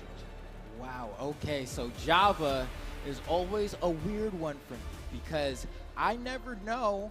He's kind of like Impala. I don't know how good he's going to do on any given day. Like, Java could make it to grand finals, or Java could get 13th some days, right? You know, and it's like the variance is always around. I feel like as of late, Java has been more consistently in the kind of like top 8, if not just shy of it range. But Radish has been playing impeccably today. Did end up losing the Kaina Ackman. I saw a little bit of nerves there, but then once I saw him come back again in the loser side of bracket, I was like, if he keeps playing like that, I think he might take the entire thing. So I don't know. Yeah, and despite that loss to Kaina, it did go to a Game 5, and we saw how close Kaina kept it against Godly. So Kaina definitely the best of the best here at BCX. But here we go into game number 1 between Java and Radish. We've got Ember versus Petra, and opening up here with the guitars. Let's see what Java's able to do. And one thing I do like about Java's playstyle, as opposed to anybody else that I watch while playing Brawlhalla, is that the legend that he decides to commit to for the tournament, I guarantee you he's got something that is specific to that legend that he's going to be bringing out. And what I've been seeing earlier today, both in pools and on the side stream, is that down signature on the bow, getting those spikes for players that like to hold on to the side of the stage. And we'll see if Java's able to get that against Radish here in this best of 5. Well, we saw Java actually get that side light there and then no follow-up. Could have gotten a D-Light true, but tries to go for a mix-up there, maybe read a spot dodge and get a little bit of extra damage. But despite that, is getting a good string of blows here as Radish pretty much leaving him unanswered. Another recovery, finally fights his way out the corner. Yeah, great job with that landing. Radish falls to the stage, gets the side light into side air. Java, however, pushes Radish off the side of the stage, and the neutral comes out instead of the down sig, which is what I was expecting there. But the Nair sends Radish flying, gets a disarm from that orb, and Radish picking up the gauntlets has an opportunity for an edge guard here. But that side sig goes punished, and Java looking for the down air, the side air, anything. No, Radish fights his way back, gets the recovery, and could potentially take the first stock away from what was a huge lead for Java in game 1. Okay, and Java looking for that D-Light recovery, but Radish jumping over it, gets sent off stage yet again with a Sayer, and what? He just ran off stage, fastballed low and recovered into him, and it's like, I know you're not going to do anything. You're not even going to press the dodge button. You're going to think I'm faking something, so I'm actually just going to let it rip. Dare side air weapon throw does not hit. Radish barely avoids getting what could have been a 0 to knock up there, and Java continues with a fresh pair of guitars. Neutral lane and Nair, second Nair, weapon throw, pick up Nair, a Java special, something that he innovated on the hammer and has taken to every single weapon that he's played since. He loves getting those weapon throws and to pick up immediate attacks, just like we saw kind of with earlier, but now here in this game 1, Radish evens it up 2-2. Okay, now what is the answer going to be here from Radish? Needs to bring this game back as Java is looking pretty poised here to go ahead and secure game 1. Has so much damage racked up. The neutral signature from Daryl not quite being enough, but this recovery will surely be that. Oh, and just barely. I think any lower, and Radish was at that perfect knockback angle to where he would have been able to come back to the stage, but Java takes a huge lead, and the guitars continue tacking on more damage. That down light goes whiff. Nice and chased on to reverse Dare, and Radish with the ground pound gets Java at yellow, and what was looking like was going to be an amazing Java combo gets interrupted as he lets that recovery rip a little too soon. Yeah, I think it was one of those moments where, you know, depending on where you get hit by that guitar neutral air, he hit! He traded with the recovery, it's fine, he makes it back to the stage, but the stuff recovery is what made me think that Radish was going to take that instead of flying, using the hovering mechanic of that because he didn't gravity cancel, it got the full charge while going for that down signature. Hits Java, attacks on a ton of damage to keep the game even. Okay, just like that, these two are back scrapping again, and Radish is on that orb, which he's so good with. Can Java retaliate, trying to find an option? That neutral signature is going to be an answer because we've seen a lot of jumping coming out from Radish. There goes Java again, saying, I'm not afraid to let it rip. He's trying to bait him to keep him grounded to go for a D-Light recovery. Radish with that side light, trying to catch the landing from Java, but Java goes to the other side. The neutral sig would definitely knock out here. Radish trying to avoid this attack. Side light comes through, and Java trying to bully him to the side of the stage, gets the recovery. Little too low towards the stage, get that knockup, but the second one will definitely knock out no matter where he gets it. And Radish without a weapon, fighting his way back to stage. The downlight dodge, the sideline slider connects, and Java, bow knocked out of his hands, means an orb ground pound could do it. Java, however, with the Nair, gets back to the stage and just throws the bow away. And that recovery will seal the deal for game number 1. As Java with a nice head nod goes, all right. You got me with that knockout on the orb on the left side of the stage, but the momentum is still mine. And that's true, Flambo, because looking at the damage towards the end there, really solidly in favor of Java from that game 1.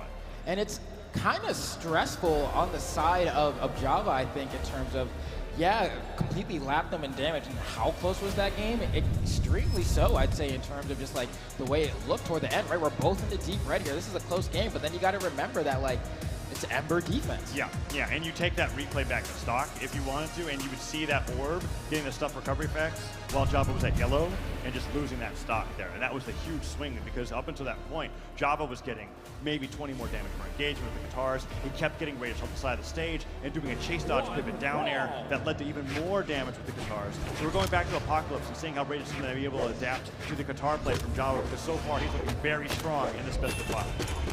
And going right back into it, we can see Java on this bow, trying to get those extended punishes, but Radish on the orb is so good at playing the neutral game grounded, right? He's so good at picking up those side lights, and then once you start approaching on the ground, like he ran all the way to the other side of the stage there. He knew that D-Light was coming.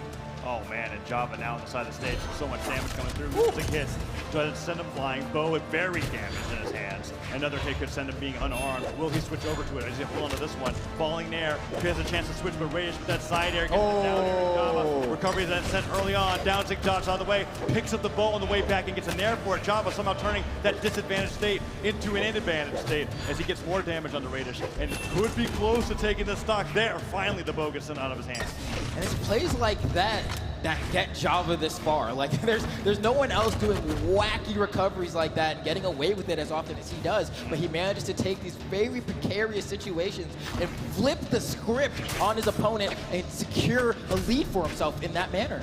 Weapon throw forward does hit Radish. Pickup gets the nair. Radish dodges one neutral light, but the weapon throw to pick up means he has an edge guard here. Does he go for the down? No, he just waits for the sweat beads, and look at that. Weapon throw forward into the weapon spawn means Java. Perfect denial. No, I cannot believe he has survived that unarmed recovery. That orb Sarah definitely will not be coming back from that as Radish takes the first strike in game 2. And the toughest thing, I think, is trying to maintain a lead against a character like Ember here, right? You got the stock, you want to get a little bit of extra damage before.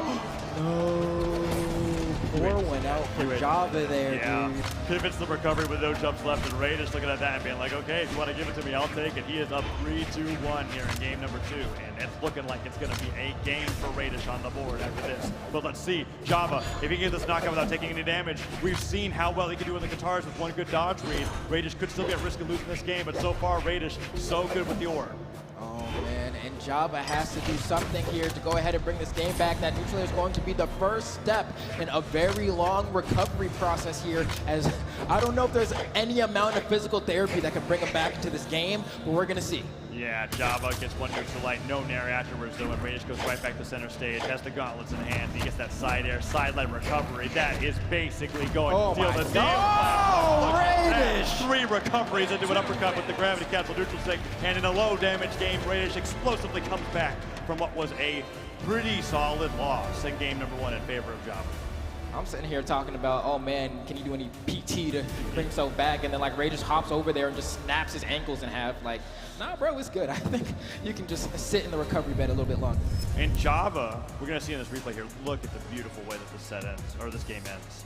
Side light recovery, and I think the recoveries just catch each landing. He goes back to the stage, by the way. So that the big thing in that replay was that in order to make that happen, he fast falls to the platform in the midst of the combo so that he can have the jumps necessary to get high enough for that neutral to connect and catch Java off guard. Java, despite having a spear, which we've talked so much about on the analyst desk, is going to be holding on to the Ember, which he's been battling with into this top 8, going into game number 3.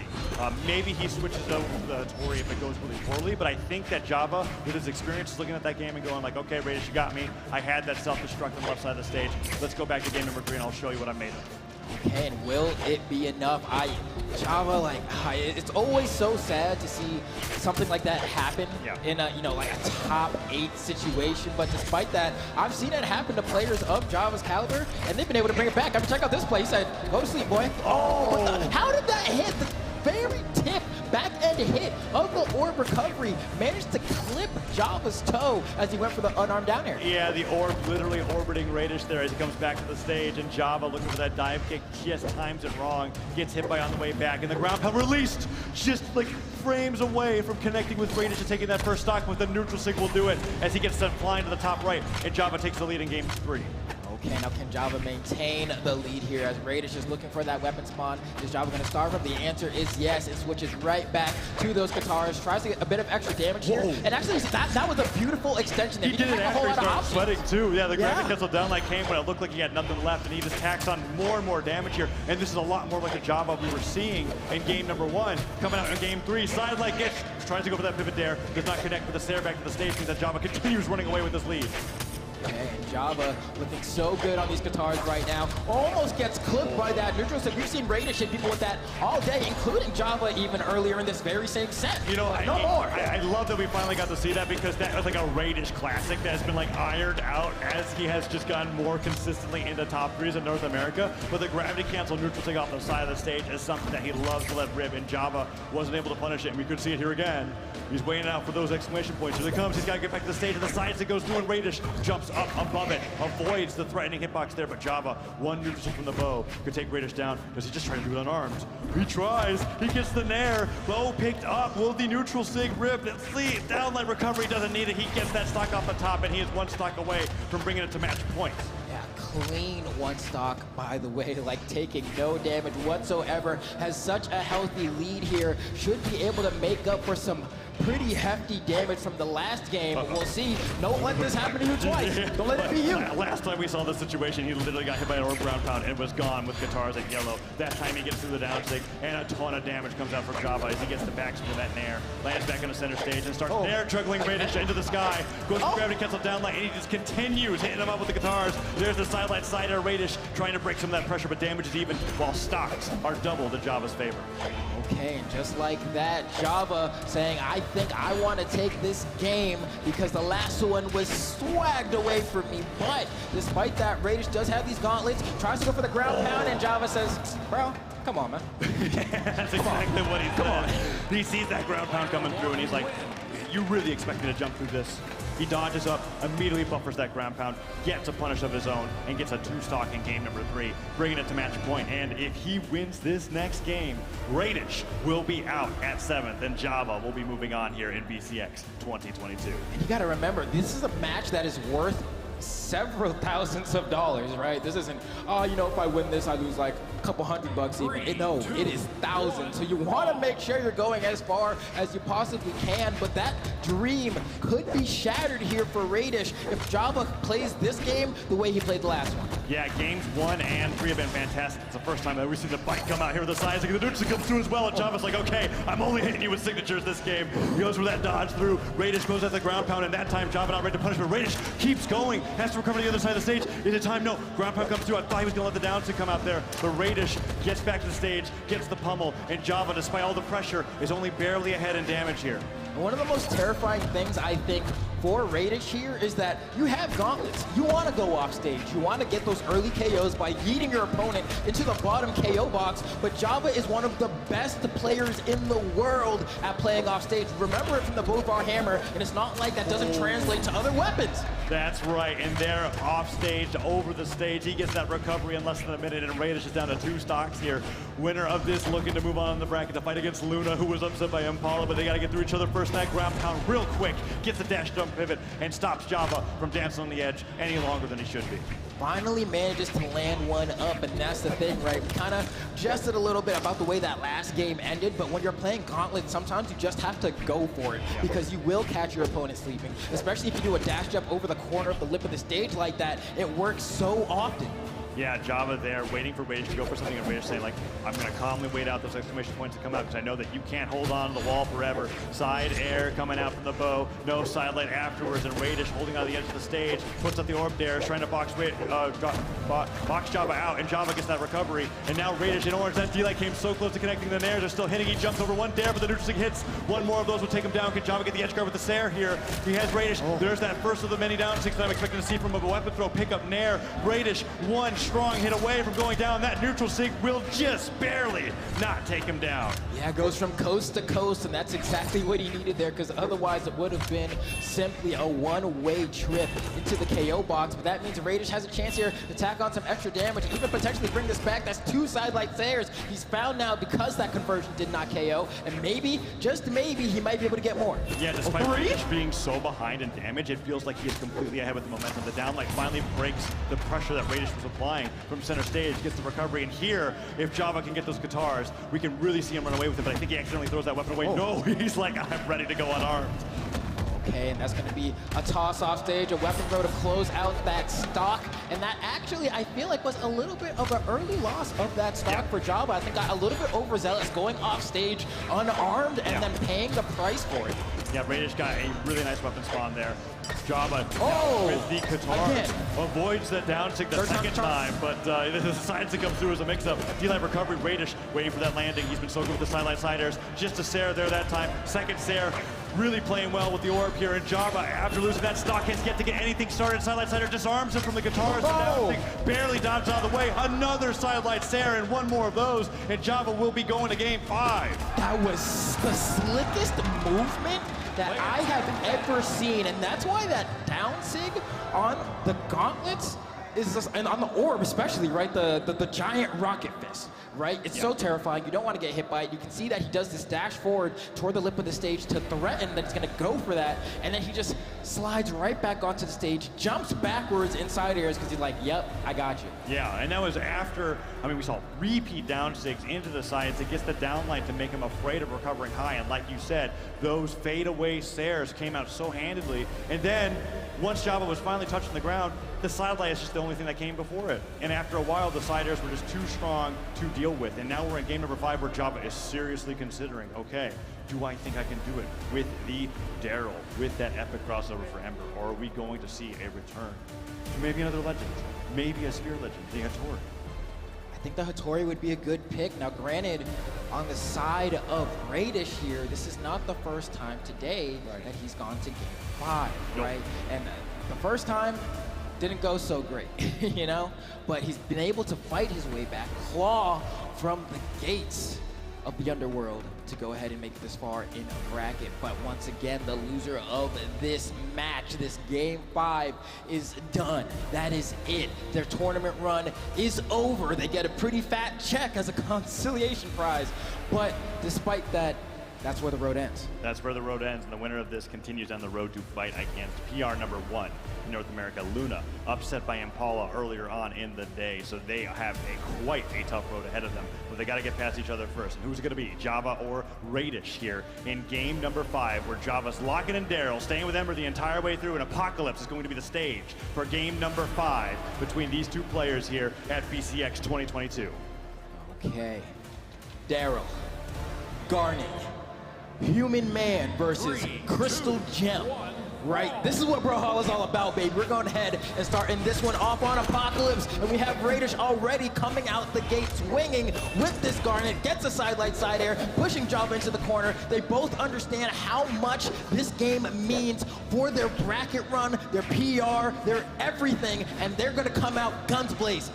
Radish starts off so strong with the orb. I feel like whenever Radish gets that orb and that first weapon and gets center stage, it's so hard for his opponents to be able to get anything started because he's just so great at finding the neutral lights, the down lights, the recoveries. He goes for the 4th after Java is already from white to orange at the beginning of the game and begins to stop the pressure there. Goes up for the neutral sig and he gets sided, and I thought Radish was ready to combo it, but he chase dodges back to the stage instead and opts to go for the edge guard with the dares. At this point, I don't know if sidelight side air will KO from the middle, but it will from the side of the stage. And now that extra bit of damage from the side is going to set him up. Almost catches Java with the down signature, but still has him in the corner. Radish in an excellent spot to close this one out. You can get one more blow, and it's going to be a fade back side air. Still not enough juice, and he doesn't put the down sig in the right spot. Yeah, the down sig just too close to the stage, ends up connecting with the ground. Java was able to get one unarmed Sarah before the first strike inevitably goes over to Radish. Radish barely damaged here at the beginning of game number 5, and Java struggling to get anything started. The bow looked okay, but it's Radish's orb that looks fully warmed up here in this game 5. And Flambo, you were saying Radish, plenty of game 5 sets today, and most of the time he comes out on top. The only player being able to stop him so far being Kaina.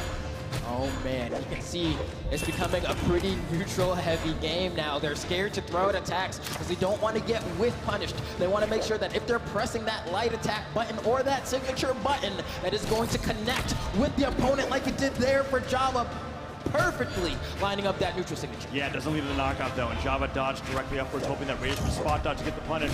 But Radish makes it back to the stage, and these bow side airs are going to need a lot more.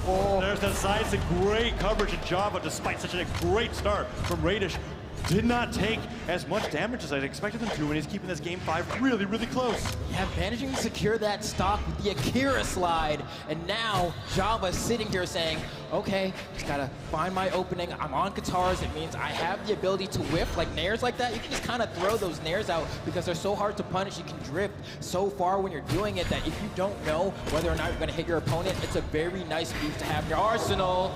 Oh, and the Cider hits. Radish putting on those ground pounds. Cider connects. These fade back stairs are so great. He gets this recovery. Second recovery comes through. Java gets the neutral air, but no jump.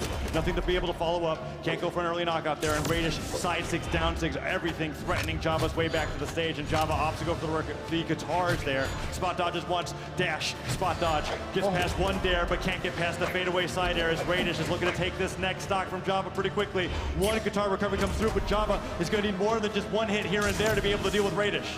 Java hasn't been able to get a string going on these guitars and is also going to lose his stock to a whip as he's down to potentially his tournament stock here if Radish is able to close this game out. Sitting on 2 stocks, needs to make it back on the center stage, but he's in such a good position to go ahead and move on further in bracket.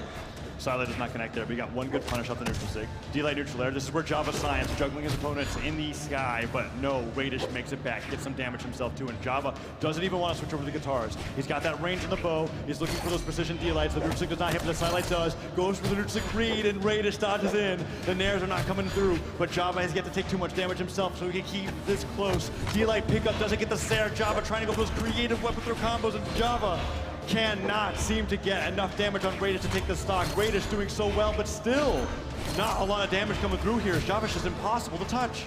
Oh my goodness, Java understanding what the assignment is, doing his absolute best to try to get an A on the paper, but finally, Radish finds the openings, and these, every single hit means it's that much closer to being the end of Java's career here at BCX 2022, but he's fighting his heart out, but a gravity cancel D-Sig from Radish is going to knock Java out of the tournament and give him a chance at getting a bigger chunk of money from this pot. Radish with an amazing read there with that gravity cancel down to takes Java off the left side of the stage and wins 3-2 over Java to move forward here in BCX into the top 8, and Luna will be his next opponent as we get further on into the bracket. Oh man, that is absolutely wild. The amount of times that we've seen Radish go to these Game 5 scenarios, but yet still managed to clutch up here. I think he could potentially make it all the way, Taza. He very well could. And that's why it's like when we were talking about that Game 5 coming on earlier on against Kaina, going all the way there, Radish has been doing so well in North America this year. I can't wait to see how he's been going up against Luna, because we now know that Luna is no longer indestructible after that loss to Impala. But I got to hear what the analysts have to say about that Game 5 set. Radish, the kid, the new kid on the block, raising eyebrows and turning heads. Zip, tell me about that set. We got another one, man. We got it, Ajax. We said Radish was going to win, and Radish pulled through. Look at the damage on that orb, 547. That's what it is, man. You can't stop this player if you cannot stop the neutral control with the orb. Once he gets the touch, he hits you a couple more times, and he's always going to throw that little sprinkle of recovery at the end of it just to put himself in a safe position. If it hits you, cool. If not, he's going to fade away. So he's played it so well. Now, Java was playing really good. Honestly, I don't know why we didn't see a character swap. It was looking good at first, and the bow was really helping out, but I think we should have seen a change, and it led to, unfortunately, he fell out of the bracket. Well, he was hovering over the idea of it for a second there. He kept having that like self-monologue, trying to figure out like, what do I do next? How do I figure it out? It brought it all the way to Game 5. But believe in this kid. Radish has been proving it time and time again throughout the year. And as they were saying, constant Game 5s. The only one able to stop him was Kaina, and he makes another one happen here. I've been a fan of the way that he's been playing Petra all year round, and it has not changed here, Duke. It just keeps going. He's able to get around Java, another huge threat in North America, and he just continues this run. Granted, that run does line up into Luna, but what an incredible run it's been so far. I want to pick your brain for a hot moment. What is it specifically about Radish's Petra that's got you so fired up? Oh, option coverage. Whenever you're at the side of the stage, obviously you're trying to get around the mix-ups of the side sig, the D sig, but then you also have to remember how often he chases you in the skies with that recovery, how he's able to consistently pressure you with the orb, and I think the orb is a big part of why he's continuing this run right now. But the few times that he's pulled out the gauntlet zip, it's actually been kind of crazy. So easily my favorite thing is just how he puts you in those positions, similar to what we see sometimes, actually all the time out of Godly and such. But at his age, at how early he's doing this, where he's making you feel like every decision you make is wrong, and then he outspaces you the entire round because you can't hit him at all with that orb. You feel like you have an impossible task, and he's doing it at this early of an age. He's got a long career ahead of him. I love to hear it, man. I mean, I hope to see him keep doing this for a long time. But like you were saying, that edge control, man, when he's got you on the side of the stage, he might down sig. He might side sig. When he's got the gauntlets, he might do the down sig. He might do the side sig. He might jump back, fade away. He might come over there, come talk to you. He switches it up every single time. The down sig is probably going to come out first. And then from there, you don't know what's coming. And it's been terrorizing people so far. Well, Zip, we've gotten 3 matches down, 7 more to go. Radish has closed out the series and heads to the next round to fight against Luna. While we head to break, we get set up for our next match of MegD versus Stingray, coming up right after this.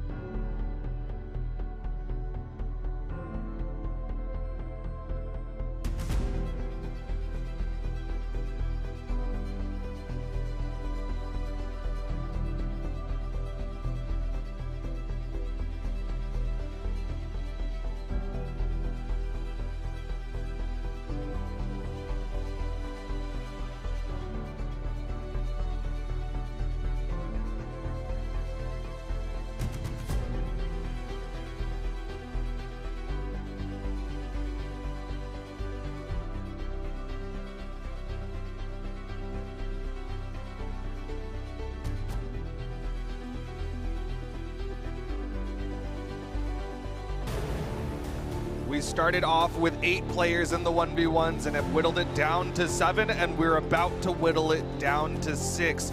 MegD and Stingray are getting on deck for the next match, winner of which goes on to fight Kaina. Zip, tell me about this matchup. So, I mean, this is going to be another big one. We got MegD. I was talking about earlier how everyone just focuses and talks about the defense of MegD and the slow-paced play, and I don't think that's the same player that we see anymore. I think we see a player that can turn on the aggression when needed, and it's very timely. And MegD can now, I don't know if it was a thing that MegD couldn't before, but MegD can match your pace and does it all the time. But we're going to go ahead and look at the other player, Stingray. Stingray PR number 2 for a reason. That player is so good, and obviously going to have that Orion under the belt. That's I mean, that's a staple character, and it's one of the most powerful characters in the game. Yeah, I am inclined to believe, you were talking about how he's been getting more aggressive of late, and it has actually kind of shown here at BCX. I don't think it's going to happen against Stingray, though. Because, for one, 3-0 history against him. He's actually up 3 matches in general over him, and that is not an easy thing to tout nowadays with the way Stingray has been playing, but I think also a big part of that is MegD's defense against Orion. You're looking at Lance bursting at you, so you have to be very careful about how you approach that. You're looking at Stingray is going to be throwing out Spear D6. It's just going to happen. You can't be overextending against them otherwise you're going to lose. MegD is not ever going to overextend when he doesn't need to. His simplicity is key at its finest, and I think that's why he's currently up on Stingray and why he could be a bit of a problem going into this match. I'm going to try to sway this Twitch poll real quick because it's currently 57% in favor of Stingray, but thanks to the helpful Brawlhalla Pro Stats tools, I know that the history between them is 3-0 in favor of MegD, something that you brought up earlier, and the game history is 9-2 in favor of MegD. So maybe we start seeing that percentage change a little bit, just saying. Yeah, it might start to switch. I mean, the MegD, obviously MegD may not tout the same results as many, but mid-season champs, 2nd place. That was the last land we had, and now he made a run to get to that point too, so you have to be very careful. But in a lot of these online events, whether it be the invitational ones or not, Stingray was performing very well. He was our Steel Series champ, and he never was out of top 4 post that point. He was 4th, 3rd, that's it. So can he stop MegD? Not many people, I think, have a great chance at doing that, but I think if he plays perfectly, he can. But so far, even his perfect play hasn't been enough to stop him yet. Well, we'll find out in just a little bit. MegD versus Stingray. Elimination side of the bracket here at BCX 2022. Flambeau, Taza, take it away. So this one's going to be an interesting matchup for sure because I think, we were just hearing the stats come from Duke in terms of the head-to-head and how MegD is pretty heavily favored here, but I also think that the stats don't show the full story because these are 2 players that play much more than just in tournament. They often spar together. I know they know their play styles inside and out, and I think at a tournament like BCX, yeah, sure, Stingray's record against MegD may not be that great, but if there was a time to really figure it out, now would be the time. Now would be the time indeed, and we saw how close the head-to-head was between those two when it comes to their overall results in their lifetime experience. But yes, that 3-0 lead right now for MegD is showing that at least when it comes to when these two meet in online championships, MegD is the winningest. But the earnings there are pretty close together, and Stingray and MegD both want to be able to get in that position to fight up against Kaina after they're able to win this best of 5. And man, Stingray, the last representative of using Lance in singles, right, with that Black Knight coming through, and Val coming out from MegD, definitely by far the most reported legend when it comes to how MegD's been competing in tournaments. And like they were saying on the desk, right, that big 2nd place, that's the big silver medal coming out from MegD was from MSI. So we're going to be seeing this matchup coming up next, and the winner of this will be moving on to fight against South America's best. Oh man, and of course, at this point, Stingray is the only Rocket Lance left, Yeah. Wes was here, was able to do pretty decently, but couldn't make it to the top 8. I'm sure Koslick had an okay run, but all things considered, there was a decent amount of Ogrim on the 2 side of things, but here in singles, this is the remaining Rocket Lance, and that's why I think that Twitch poll was a little bit more skewed in favor of Stingray, because he's one of the last few representatives of this weapon, and there's a fan base for that weapon that want to see it go further. Yeah, that's right, and it's just so awesome seeing the best player on the weapon in singles going up against MegD here, who has been rocking on the Val for so long. Game number 1 is going to be coming up as we get into this best of 5. I can't wait to see how this plays out. Okay. And this, the Black Knight, the Orion, the tried and true pick of Stingray. That's the staple. You think Stingray, you think Orion, but on the other side, MegD has been rocking out with this Val as of late and getting immaculate results. So we'll see how this goes as we start off game 1 on the Fortress of Lion. All right, and Stingray with the Lance going in with that down air. Has the Lance picked up. D-Light comes through and MegD with the pummel down. Sig comes through with the Shuriken, and Stingray reverses the reversal with an air and recovery nair, side air. MegD sweating, just barely avoids getting hit with that recovery. The down tick from Stingray is already going in and certainly bringing the pressure on to MegD here in game number 1.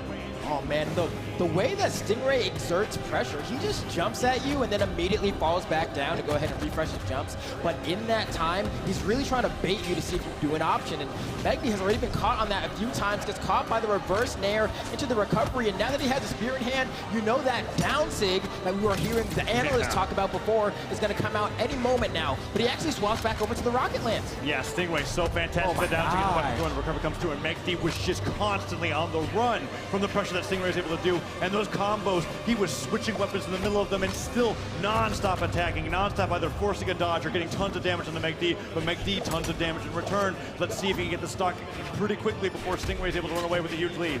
Oh man, and this is the terrifying thing, right? When you're playing against Orion, something that you have to deal with that you may not have to deal with as heavily in other matchups is weapon throws. Like, yes, everyone has access to it, but with weapons that large, it's really, really tough to work your way around them. Even if you manage to spot dodge or dodge through them, you may still find yourself getting hit by a follow-up attack. So we'll see how MegD deals with that. Yeah, and they're so wide. Orion is one of a kind when it comes to those weapon throws covering as much area as he does, and Stingray has those setups prepared. We saw him already getting one knockout with them already, and MegD not being able to take the stock from Stingray. Only sword side lights connecting here, and it will be a long. Actually, I just don't think you can ever knock out with them, but with a sword side air, even if it bounces off the stage, that will do it, and MegD brings it to a 2-2 stock situation. Okay, and Stingray looking for that weapon spot, manages to pick up another rocket lance, and MegD is trying to go ahead and make up for some of this damage deficit. But one sword end light versus the 3 different attacks from Stingray that have now connected is not going to be enough if MegD wants to bring himself back into this game. Nair comes through, trying to land onto the stage, falls down with that. No, okay, goes for the side air instead, and MegD goes to the neutral layer, wrong direction, gets punished, gets hit by the recovery, sent flying, and that recovery comes through, and Stingray takes a huge lead here in game number 1, throws that spear off to the side, and the lance comes out as he continues to put on the pressure from MegD, who picks up a sword. Let's see what MegD can do. And this is so rare because one of the issues that MegD's running into is that he's trading too much with Stingray. A lot of the times, he'll hit Stingray maybe one time, then Stingray immediately answers back with 1, 2, sometimes 3 different attacks, and when you're behind, that cannot happen. Man, I love the pressure coming up from Stingray's lance. The downlight into neutral light, stutter step forward, trying to find another downlight starter, and MegD only getting 1 hit at a time, is now equal in damage despite being down in stocks, and Stingray with the spear falls to the nair, tries to get another one as he ladders MegD up towards the top of the stage, and we might be seeing that down to come through for the finish here that Stingray has so much made a name for himself with, but no, double D-light recovery will get the 2 stock in game number 1 as those stuff recovery effects come out, and MegD has no dodge in sight to avoid losing that stock, and Stingray super handedly takes game number 1. This is what I was talking about, Taza. Like, yes, the game count, the set history, all say that MegD should be the one coming out on top here, but Stingray has proven, at least in this game 1, that he is very easily able to secure confident victories over MegD. And here we go into game number 2. Stingray on the Black Knight. MegD staying with the Val. We're on Demon Island here. And the down 6 that we saw MegD connect in game number 1, this time ready for. Stingray is now doing so well here with the spear. Dashes and gets the D-light, but doesn't get the side air afterwards. Really trying to go for a hard bleed there, and MegD is able to escape it. Yeah, I mean, sometimes, because that's one of the things that Stingray likes to go for. Most people go for that side light, or rather D-light nair, but Stingray likes to go for the D-light nair because depending on what part of that circular hitbox of the nair he gets, sometimes he's able to get an extended follow-up. But that time, just missing the jump input, but that's going to be okay as MegD saying, all right, yeah, I know that last game didn't look so great for me, but in this game number 2, I think I'll be able to answer back. Nice recovery there towards the top. Does not get the knockout there, but Stingray falls in with that down signature. Pogo comes through, and he's looking for the signature knockout. Recovery, not going to do it just yet, but Stingray is 1 lance or spear recovery away, and you can see that as he's letting them all rip. Stingray looking for that 1 attack, and now MegD falls down. Does not get hit by the down signature, but that silent recovery will hit the stock, and MegD, despite all of those hits coming out from Stingray, gets that stock there. Okay, and now Stingray saying, all right, I need to go ahead and find myself something here to go ahead and bring myself back. And it's going to be the ground pound, the desperation ground pound. It doesn't matter how good at the game you are, it's going to work on you no matter what. And now Stingray falling down with that downlight. MegD goes in for the neutral light, and he's trying to get a bigger lead here going into game number 2. Stingray falls with the nair, gets the weapon throw forward in the down air, into double down air, does not catch MegD unaware, and he gets that silent recovery to nair. Gravity cancel, neutral light brings Stingray up to the left side of the stage, and the neutral sig just barely stopped by the quick recovery from Stingray. And with that down sig, Stingray starts to come back on the second stock situation.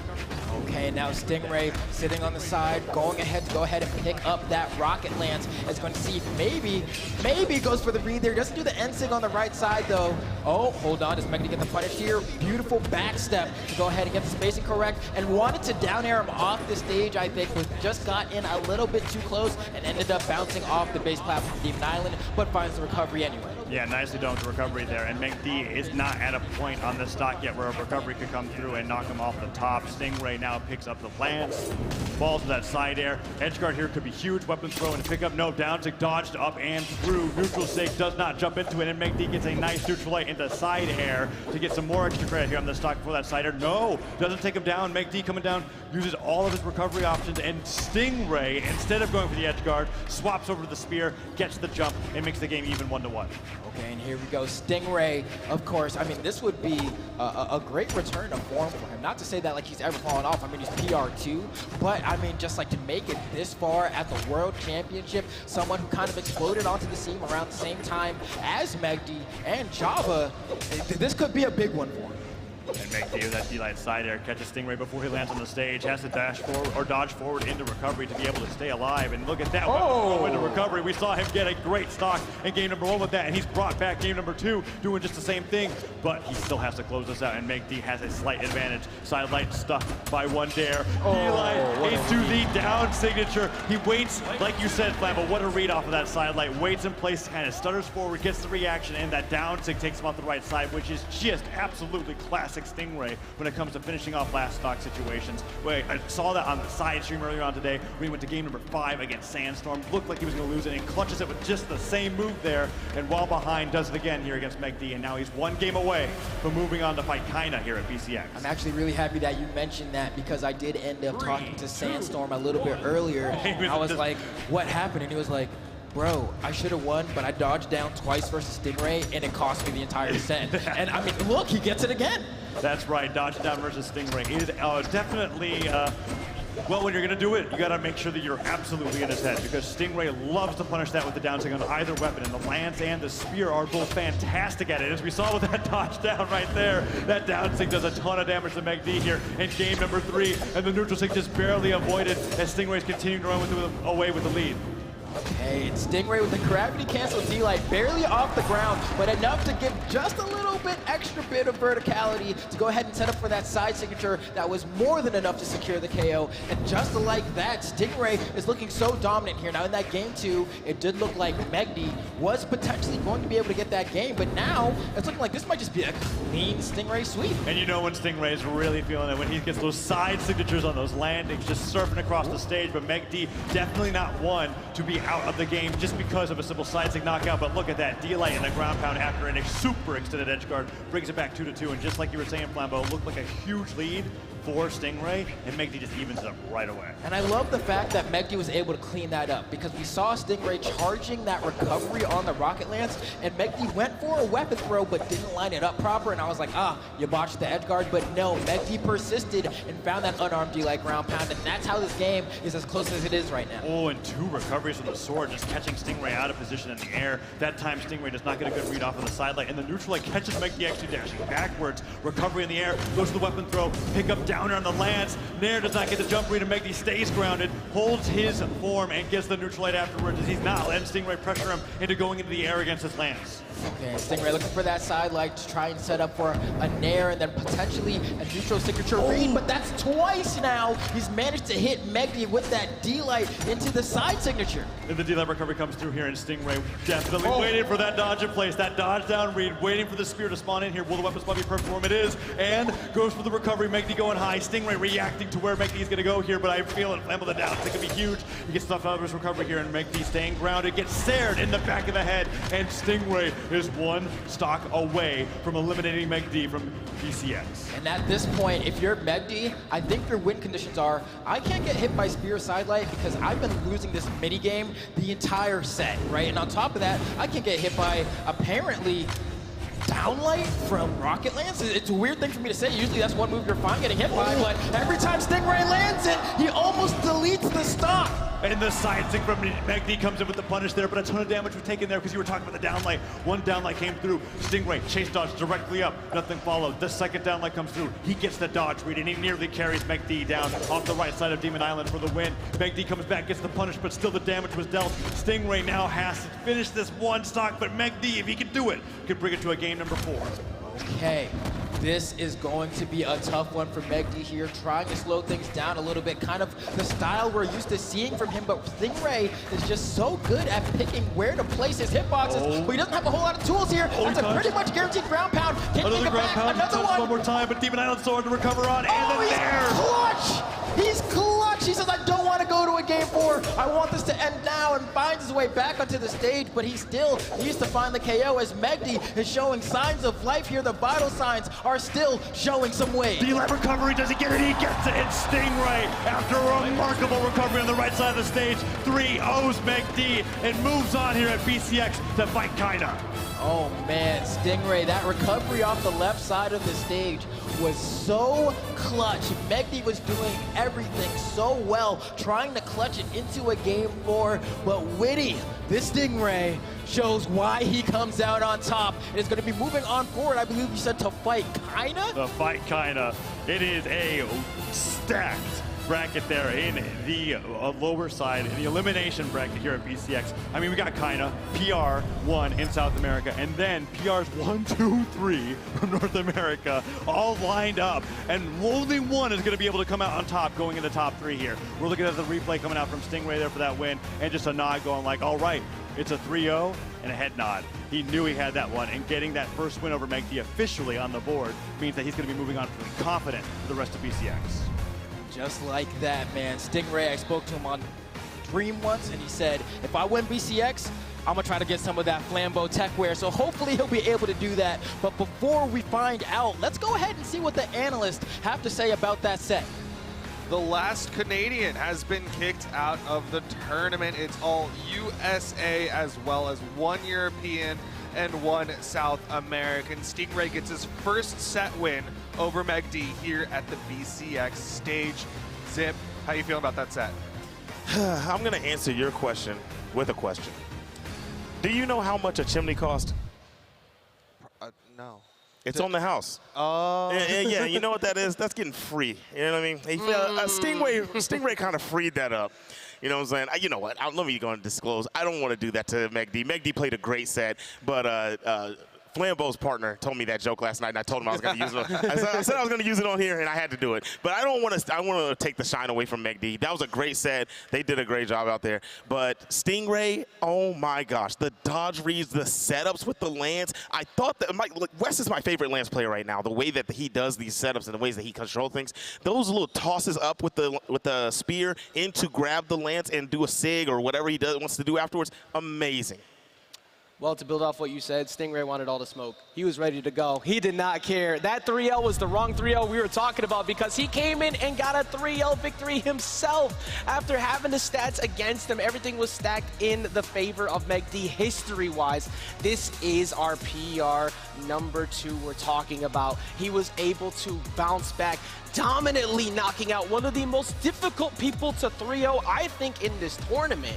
And he did it in immaculate fashion. Even with that third game coming in where MegD was starting to shine, I was saying don't take MegD to Demon Island because of how historically strong he is there, but answering right back, utilizing the stage to his favor, constantly controlling it, and he was able to keep himself alive.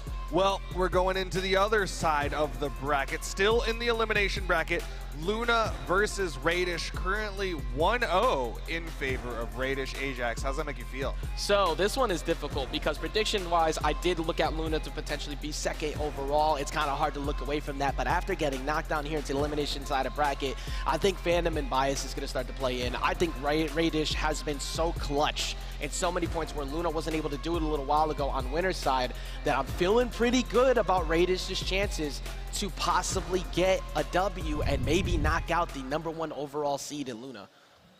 Zip. I was not expecting to see that it was in favor of Raiders. One game. They played one time, and it's in favor of Raiders.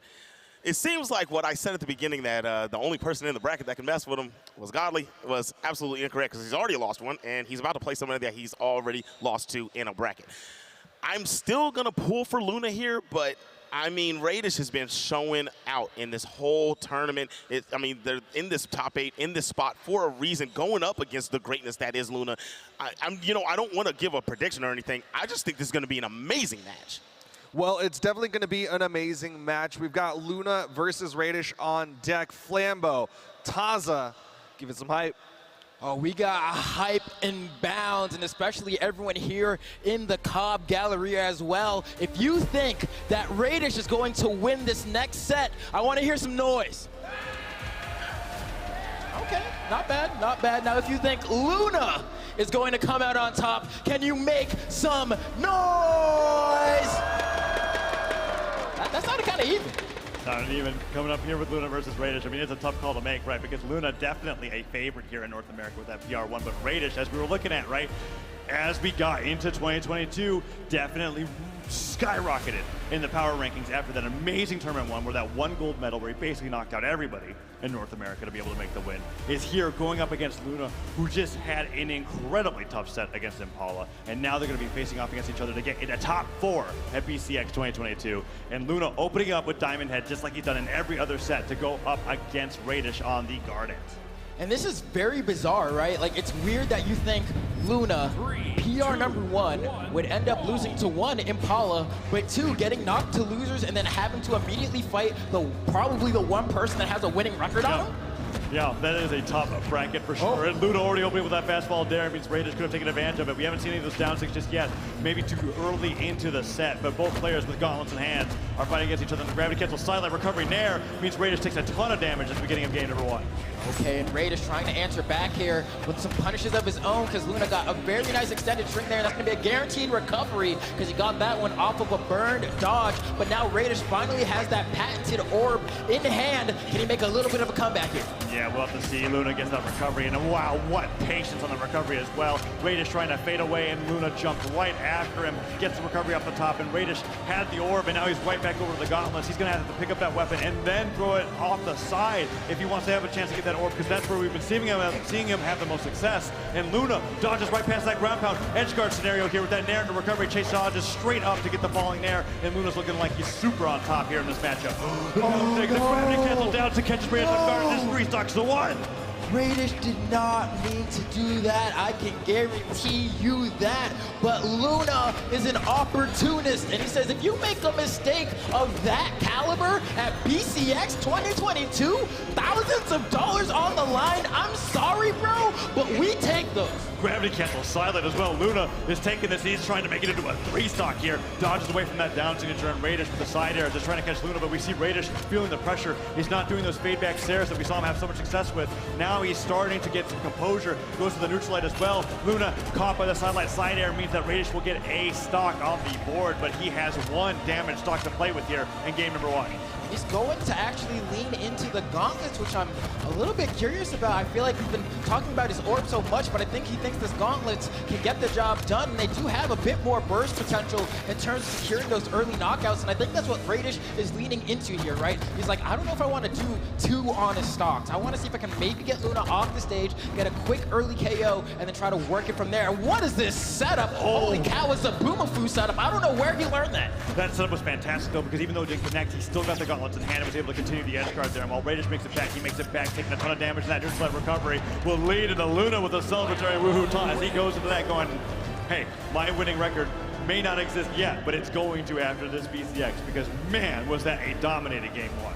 Yeah, I mean, for those of you that aren't super familiar with Brawlhalla, maybe you're tuning into the stream for the first time. This is the first Brawlhalla event you've ever seen. The woo-hoo taunt is like the equivalent of getting hit by a default dance in Fortnite, all right? It's like, it's that level of disrespect. So the fact that we saw Luna go for that frame perfectly after securing that stock cannot bode well for Radish. 3, It definitely cannot, but we'll see if Rage is going to be able to look at that and go, hey, you just got an early stock off of a flub for me in game number 1. Let's see how it plays out here. Well, right away, Luna gets the first weapon and bullies Radish off the side of the stage. Flambeau, I think the difference maker here is whether Radish gets onto that orb earlier on, but he gets the pick up on the gauntlets, puts up the neutral light. Would have been the same effect regardless of what weapon he gets, but Luna has been doing such a great job of when Radish tries to go for orb, he makes sure that his life is as hard as possible. I mean, so far at this point, I think Radish will have a better time this time around. But first, like, he's really looking into these gauntlets, and I don't know if it's the answer. The Katars from Luna have been the thorn in Radish's side. And a lot of people, like, if you ask a player like Wrench, who wins the matchup, gauntlets or Katars, there's a lot of people that will tell you they think Katars wins that. Yeah, that's right. And Luna is really making the case for that there, as he's been getting all these reversals, and then recovery in orange takes Radish off the top, and now Luna versus Radish. Radish finally has that orb in hand, sides to catch the stuff recovery, and he evens up the game real quick. He's going to throw the orb all the way up the top of the stage, tosses the gauntlets to the side. Now he has a fresh orb and an orb primed. We are far away, Flambeau, from a situation where Radish is not going to be playing with this weapon so far, and I think this is where Radish is finally going to be able to take the lead as he gets that side light and that side sig to continue taking a good lead over Luna here in game number 2. Okay, Radish, the orb in hand now, going to be fighting against these Katars, but seemingly just struggling against this weapon in general right now, as he's unable to really find any good blows, and the weapon is one of the few in the game that can keep up with the speed of the orb, and they fight at relatively the same range. Oh, now Luna dashing back and forward. Gets a side light, gets a neutral light, but no jump read with the neutral sig, and Radish has a great punish with the side light sider, and there's the orb that he had primed. Tosses the old one away, has a fresh one in hand, and the Sair catches Luna in the sky, tries to go for that pivot recovery, and Luna doesn't let him have it, and the neutral sig just a few damage away from being able to knock out. Luna goes for that recovery, Radish ducks low, and the slide charge pivot. Neutral sig does not connect, but Luna can't get the punish. It's so close. And that's the thing that I was actually talking to Foda about yesterday, is that, like, if you're trying to KO on Katars, regardless of if you have the read or not, you just go for end-light jump recovery. And if it hits, it hits. If it doesn't, you said peace out. That's correct. And Radish, with the neutral light on the gauntlets, gets the unarmed recovery and takes the lead in game number 2 after what was a really strong start from Luna. Once Radish was able to get that orb and prime future orbs, it's all been Radish. Okay, but despite that, the deficit is still not that small for Luna. Going for that down signature is not going to connect. Radish getting a good chunk of extra damage here. That's 3 uncontested hits, and he gets to reset to the neutral game here, but gets hit by a weapon throw, forces to the corner, fights his way out, and Radish has not been touched by a meaningful blow in so long now. And look at that. After he does all of that, throws the weapon to the side, the orb's already primed up. It's definitely Radish's best weapon, and one of the best players to do it as well. Connecting side airs into side airs, continuing to box Luna out, never giving an opportunity. Finally gets that pummel, gets the neutral light, but he's taking a gauntlet neutral light to take down Radish's stocks now. The one weak caveat here, Flambeau, is that Radish has got gauntlets coming up next. Let's see if he's able to do it with it, because while I've been hyping up that orb, he's still pretty darn good with this weapon too. Yeah, and the one thing that is a little bit cumbersome about this is that the only true conversion he has to go for here is gravity cancel D-light recovery, and if he's unable to find that, he may struggle. But that weapon spawn right there, I think he's flirting with it, but he's looking for a moment, and there it is. Oh, and now orb picked up, side air connects. Luna using that recovery early to get back to the stage, and the dare just barely ducked out of the way. Luna with no dodge means that Radish falls right down with that falling side air. Down air can come out here. No, the down sig gets in. Radish with the down sig special takes Luna off the right side of the stage and brings it back after saying, might have celebrated with that woohoo a little too early. Yeah, I mean, come on, man. Like, you watched the end of that game too, and you're like, is anyone surprised that's how Radish ended the game? No, right? Because he's always going for that down sig, but there are certain scenarios where, one, you get sent off stage so far that you burn so many resources just making it back to the stage that you actually can't avoid it. And 2, sometimes you just have to call the bluff. Sometimes you're like, he's not going to do it, and you just go to the stage, and that time, he did it. And surprisingly with this set so far, we have not seen Radish really be in a position where he can go for it in the first place. So when the first time he brings out the down stick in the set against Luna, it works and it gets him to win, I am not surprised at all. And Radish now with the momentum gets the first weapon, and while it's the gauntlets, it looks like he's fully warmed up in this matchup against Luna, as he's taken us into game number 3 with a solid lead using gauntlets alone. Okay, we're going to see what exactly Luna is going to be able to do with this no legend swap, which is perfectly fine. We have seen this Caspian do most of the work today. Very few swaps from Luna throughout the day. And that side signature, we actually saw that setup happen It just would have knocked out. It just would have knocked out. It would have. And Luna got so close to it, and the neutral comes through, and he's just once again barely like a few damage away from taking Radish out with those neutral signatures, but Radish, once he gets hit by it once, I don't expect to see him get hit by it for the rest of that stock. Radish down with the gauntlets, spot dodges in place, tries to bait a reaction from Luna, and Luna slides in with that downlight, just barely whiffs, and both players with gauntlets.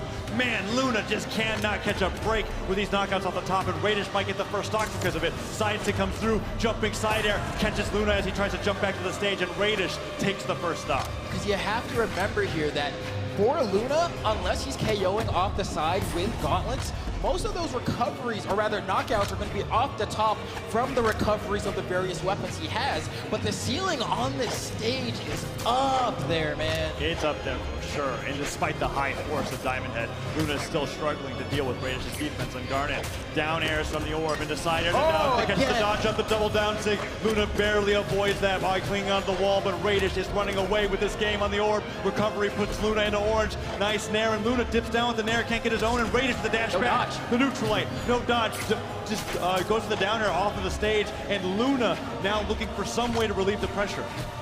Okay, and just like that, Radish has woken up here, but will Luna be able to fight back? Fights his way down with the neutral air and leads it into a very beautiful extension and a weapon throw.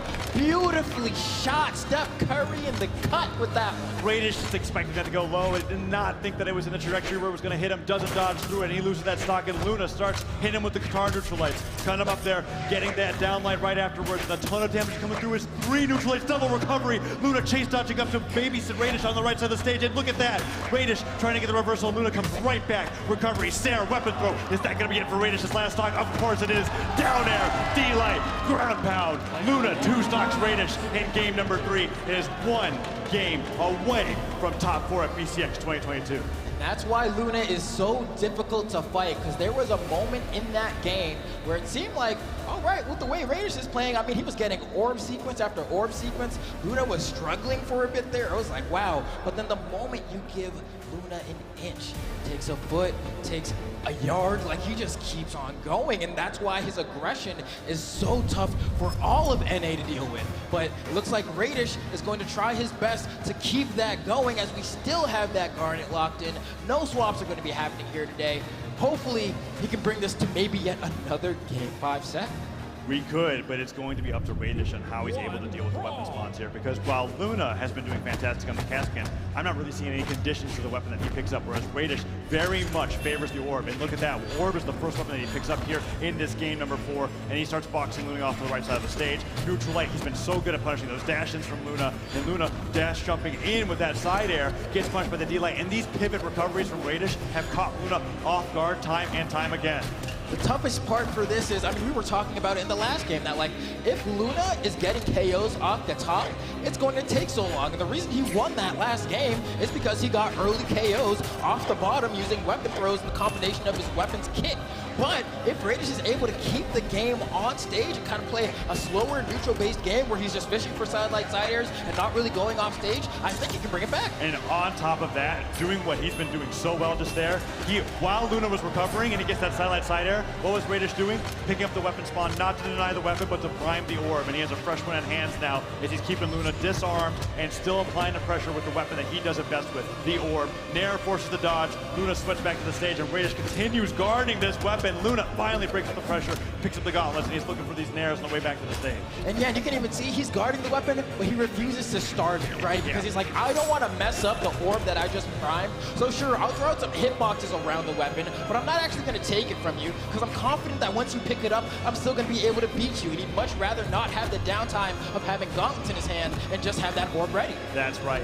Only beginning to see those swaps over when he's got an edge guard scenario like this one, perhaps. Sider comes through. Great punish. Sidelight Nair. Reed doesn't get the recovery right afterwards. Really banking on him not having that dodge there, but the damage is still coming through on our recovery. I mean, yeah, we've been hyping up the orb, but the gauntlets are still great here with how much of a huge lead Radish has. But Luna on point today with that. He constantly gets those neutral lights. He fades down because he dashes forward with it, falls off the stage, and gets the jumping recovery to get the knockouts. And Luna brings it to a 2-stock-to-2 situation. But Flambo, this is the biggest lead we've seen Radish have all set. Yeah, Radish should be in a good position here. If you can get a sidelight side air, depending on positioning, it might be enough to KO. A raw air, though, won't be enough. The dodge will be back in time. Doesn't even need to use it to make it back to the stage. And Radish is like, can I get a raw air? There's going to be another one, and it's going to be enough. And Radish might be able to go ahead and bring this to yet another Game 5 if he's able to keep up with this lead he's created for himself. He's looking pretty healthy. He's looking pretty healthy, and whenever he has a lead, it becomes so much more harder for Luna to be able to claw back because he's able to set up the stage,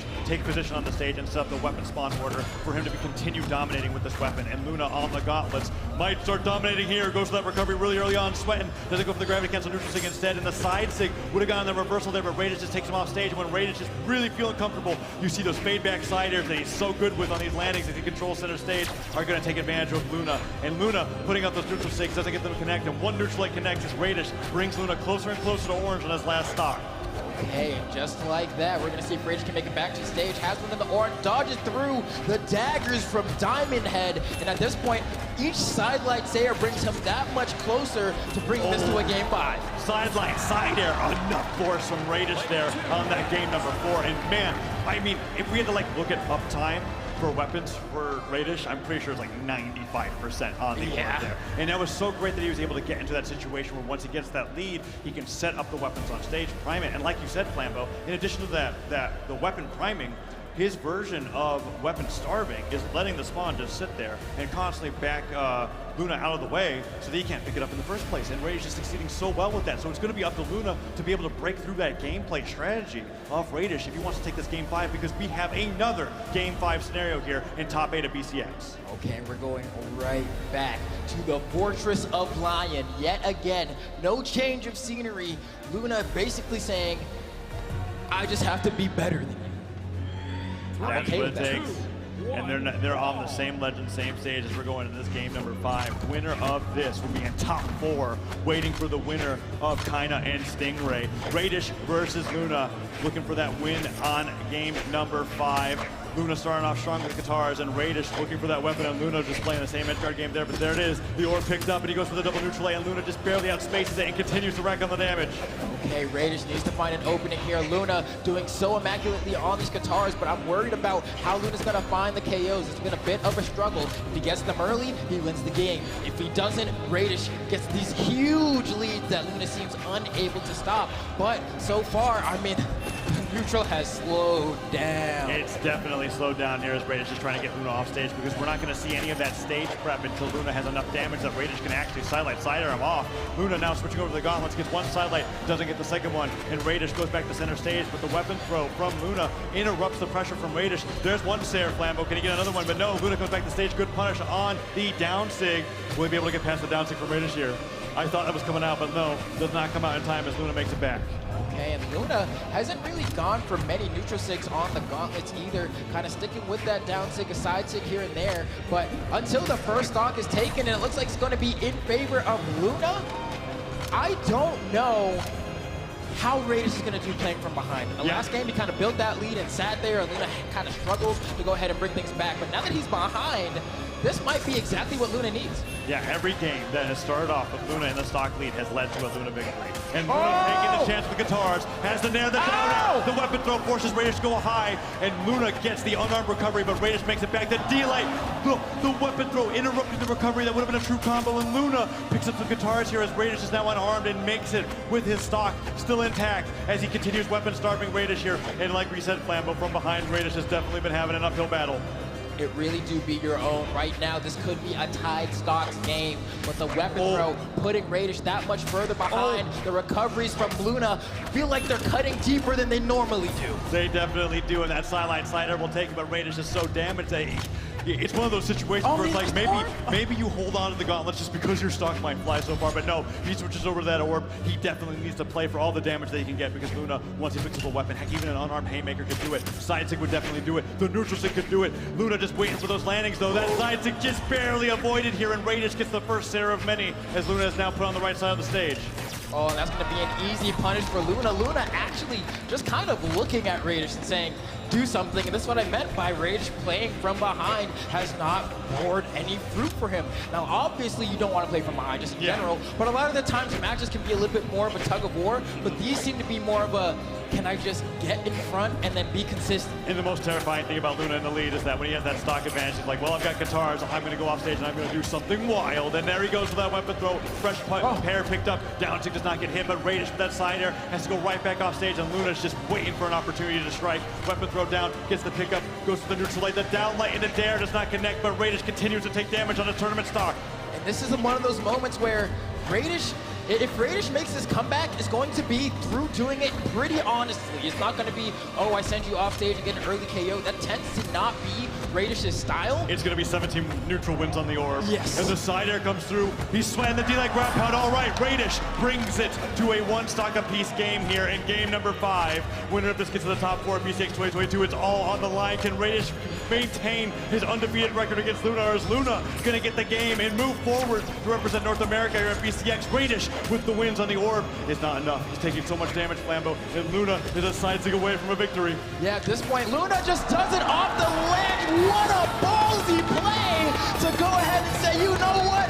I'm just built different, and takes out Radish and secures himself a spot still in this bracket. You know, I said it was a side stick away from victory, but not like, I did not expect it to be like that. The gravity cancel side stick off the edge. I was thinking to get back to center stage and get him from there, but that move has so much raw power that Luna was just able to call him out and go, I know you're not going to go out here to chase me, and I'm going to catch you trying to stay grounded, and he gets the knockout and moves on here at BCX 2022. You just knew, and that's the thing, man. Like, you know what your win conditions are. Once you've watched enough Brawlhalla, you can kind of just feel the way that the flow of the set is going. But speaking of the flow of the set, I want to hand it over to the people who just spent the past set analyzing all of it. Dude, I need to go to someone who's good with nails, because that was a nail biter of a set. Luna versus Radish going down to the wire, final stocks. It could not have gotten much closer than that. Zip, tell me about it. Luna figured it out towards the end that he had to play the whole rest of the set with the guitars. That is what the answer was. Once he picked up the guitars and he started playing on those heavily, leaning on those as the main weapon, that's how he was able to overcome. Not with ease, though. Radish was fighting back, and we keep talking about Radish's orb, but Radish was being kept off the orb at times and then picking up those gauntlets, and then you find out Radish is just as good with that. It's all that Radish is just good at neutral in general, and it kind of just made Luna have to change the way that he even played the game. That wasn't the regular aggressive get you out of there Luna that we see. There was flashes of it, but he did a good job of adjusting also. Yeah, I mean, as the Prophet Taza said himself with that ending side stick, he was able to continue to do similar positions like that throughout the match. He had quite a few moments where he got big punishes on Radish for giving him exactly that. But of course, besides just that, these recoveries getting called out, catching the dodge, making it true. And then other times, he just caught the dodge on a read and punished him after. Radish's orb was a majority of what allowed him to get the Ws, as we see him closing out right there. But Luna's ability to continuously pressure him with the guitar. That same game, he had another really early edge guard. The offstage gameplay was always in Luna's favor as it went throughout the match. The neutral game, normally in Radish's favor, but at the very end, I felt like Luna just slowed it down enough and took that away from Radish to make sure that he kept not only himself in the bracket, but as that big piece of defense, as the #1 seed overall, still trying to go up against Kaina and Godly potentially in the future. We'll see, man.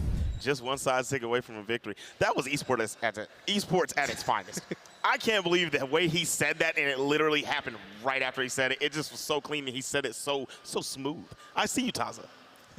Well, Luna closes out the series in game number 5 against Radish. What a crazy match, but we're not done just yet. After the break, we'll be seeing Kaina take on Stingray in another elimination quarterfinal match. Stick with us, we'll be right back.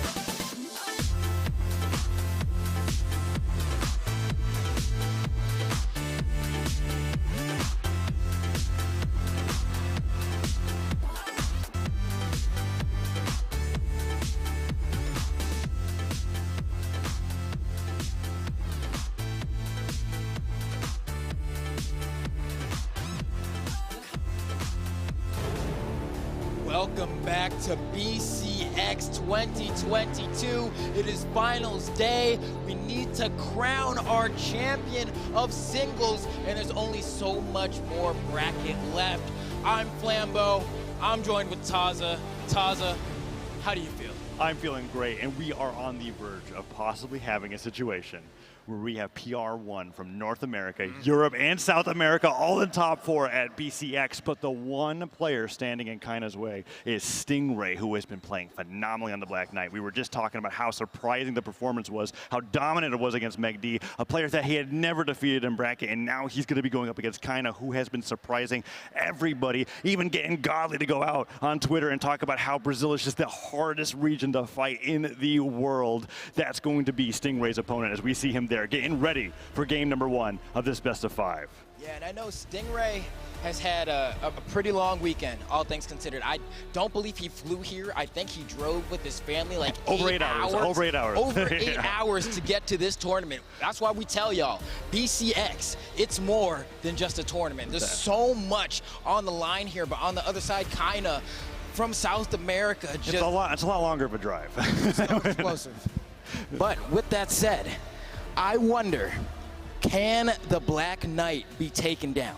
That's a great question. He looked absolutely dominant going into that matchup against MegD, but Kaina has been making upset after upset himself, bringing Godly to game number 4, almost to game number 5, and having Godly literally wiping the sweat off of his brow as he had to deal with the immense amount of pressure and the amazing movement that Kaina has mastered here in Brawlhalla. And it looks like he'll be going up against Stingray. I mean, the legend that I'm seeing hovering right now, I'm wondering if that's going to be it, because the cannon did come out from the Sidra, but I thought that the sword was going to be the thing that we'd be always seeing coming out from Kaina, but no, it is the Zol being locked in for game number 1 against Stingray here in this best of 5. Okay, I cannot say that I expected this. Axe has been pretty much a non-factor outside in of tournament. twos. Yeah. You know, maybe a couple of doll sims in 2s or something, but like outside of that, we have not seen this character at all. Yeah, and I can only imagine it's because Kaina is looking at that matchup against Godly, and he said, you know what, I cracked the case. Cannon is definitely the matchup that I need to have to be able to beat that player, and it might just be a case where Kaina is so confident against Stingray that he's just going to roll right through him, warming up the Zol in preparation for that rematch. And I would love if that was actually the mentality that he has going into BCX, but let's see if Stingray is more of a formidable opponent than he might be expecting as we get into game number 1 of this best of 5. Stingray may be the bravest person I've ever seen, deciding to go to small Brawlhaven versus Zol. Okay. For those of y'all that don't know, Zol has the highest force stat in the game. Base 9. Granted, I think he took one out. He took one out, so he's at a measly 8 force on small Brawlhaven here, going up against Stingray at the Black Knight. Axe is picked up first, and Stingray with the lance already boxing Kaina out with those down 6 D lights, neutral lights, goes for the pivot there after that down light connects, and he continues burning his opponent, but Kaina with 2 strong hits can make the damage dead even. Now, one thing I think Kaina may be thinking here is that historically, you'll hear from Rocket Lance players that Axe is usually the worst matchup for the weapon. You'll hear from me saying that as well. I feel like Axe neutral light just stops almost half of the moves that Lance likes to do. And look at that. I mean, the spears in hand, but gravity cancel neutral light off stage. That's a pretty darn good option too.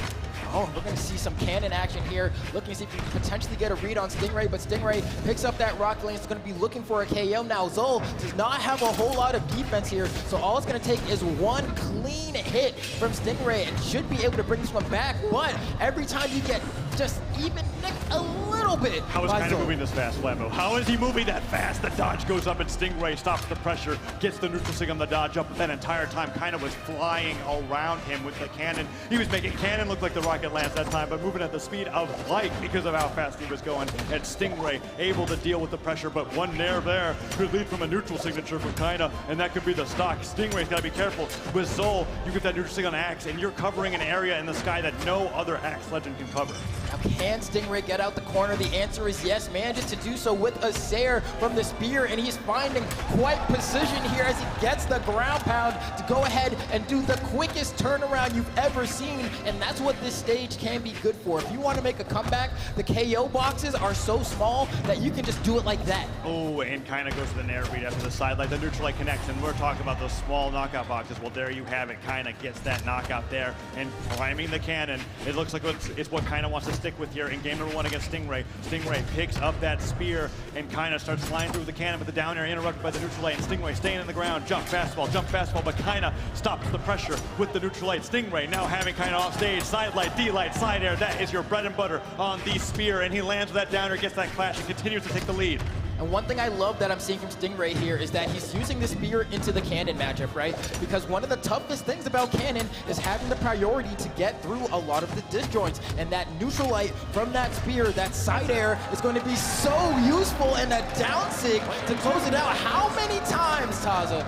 That's how Stingray wins his games. He's so good at it. He gets to that point where it's like, okay, that is the minimum amount of damage that you cannot survive from anymore. 2 less damage, that down tick would not knock out. But Stingray, he knows better, and he's so fantastic with catching people's landings, their dodge downs, anything on that last stock scenario that you might as well just guarantee that you're going to be losing games with Stingray with the down tick as the finisher. And we're going right back to Brawlhaven for game number 2 here in this matchup between South America's best and North America's PR number 2, Stingray on the Rocket Lands. Oh man, and I called Stingray brave at the start of game 1, but he's already proven that he can do it no problem, and looking to do it yet again. We'll see. This is the matchup that kind of wants here. Has the axe in hand versus the Rocket Lands, and it looked like it was working at the start of game 1, but the game escaped him so quickly. Oh, that down sig catching kind of off guard into orange. Neutral light comes through though, and kind of got such an early knockout with the gravity cancel neutral light before. Edge guard scenario here. But beats coming through, but Stingray with the pickup on the spear. You were talking about it, Flambeau. He's been using the spear so well against the cannon and kind of does not seem to be able to deal with the pressure. That down tick, however, a rare misread from Stingray, but the fall down after the dodge does not get him. Side airs him into the stage. No dodge means kind of goes for an edge guard. No, down sig avoided. Side light, stuff recovery. Stingray, gravity cancel, wake up D-light into Nair. Manages to avoid losing that stock there. The first stock goes over to Stingray. No, kind of barely surviving. The gravity cancel D-light, the dare on the stage. Flambeau, I thought stocks flew early on this stage. They're just barely surviving. And no punish on the sig, but there we go. Finally a side air from Kaina, but I'm in agreement with you. Like, Zols are not supposed to live to that color. Exactly. You're never supposed to see that. And Stingray, in agreement with both of us, takes him off the top of that unarmed uppercut. But Kaina now waiting for that cannon to come through, and we're back to a neutral game here. 2 stocks to 2. Both players barely damaged, and Kaina taking the lead. Okay, and we're going to see a little bit of a cannon string here. Stingray, once again, opting to go for that spear into the cannon matchup, but getting juggled by these nairs. It's a tough time getting down to the ground. D-light nair, another nair coming through. 4 of them have come through already, and kind of dash dumping to the down to get catches Stingray trying to fly over the zone that he thought was safe. But kind of says with the cannon on down, Sig, I get to choose where you are going to fly, and Stingray flies right off the top of the stage as he's 1 stock away from going down a game here in this best of 5. And granted, we saw Stingray in a similar position in the last game where he was down and then was able to make a very quick comeback. I'm wondering if he's going to be able to do the same thing here. Not quite. That almost KO. That is Zol force behind that. That was Zol force behind it, and Stingray miraculously holds on to that last stock. Weapon throw pickup, neutral light kind of has the next weapon prepared, but Stingray Sairs his way back on the stage and kind of returns the Sair to his favor. Nice job with that neutral air there from Stingray, but he's got to take this stock and then another one, and kind of with the cannon gets the D-light, gets the Nair, and gets the 2 stock in game number 2. Okay, so now I'm wondering, are y'all going to do the whole thing on small Brawlhaven? Oh my gosh. Okay. Oh yeah. Okay. That's what, it's one of those matchups. I love seeing these matchups. We talk about it every once in a while when you get the right 2 players going head to head.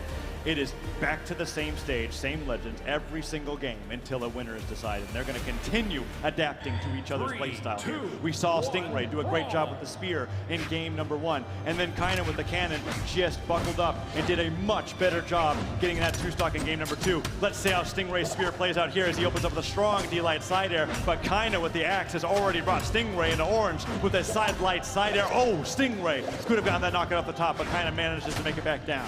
Yeah, and it's one of those scenarios where Orion as a character doesn't really have a cheesy option to KO off the top there. You have to go for like exhausted spear recovery, whereas if you were Bryn or Hattori, you have that ability to go for a gravity cancel neutral signature and find your KO off the top. So here, Stingray was like, I'll go for neutral air and try to get cheeky. Ooh, nice job with the delay recovery. Kind of makes it back to the stage, dodges down. Stingray maybe looking for that landing with the down sig here, Flambeau. There it is, but kind of jumps over the top of it. And he can't manage to get that knockout. Stingray a little too obvious with his down six there and kind of punishing him for it off the right side of the stage as he's now up a stock.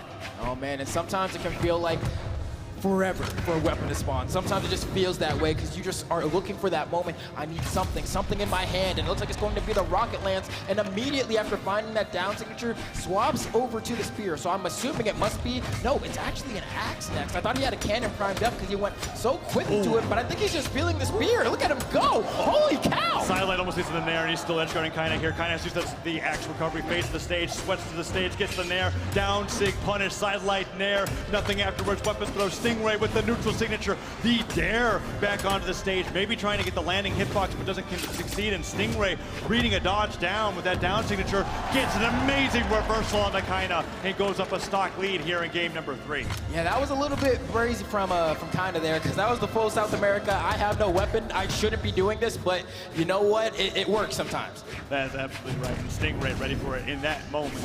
Kaina with the cannon gets the neutral light, he's a weapon throw away, maybe goes for the gravity cancel neutral light instead. Recovery hits, and I think Stingray's still sweating, but he's got the lance, so a great job to be able to get back to the stage. D-Light and air would be huge here from Kaina, but he's got to land that first hit, and if he whiffs it, Stingray has shown that he gets 4 to 5 good hits. Now first D-Light and an air is a great start. Stingray covering his head with a massive amount of weapon throw potential with the lance, but there, finally, Nair comes through, and Kaina, I mean, when you're on small Brawlhaven, this damage might as well be even.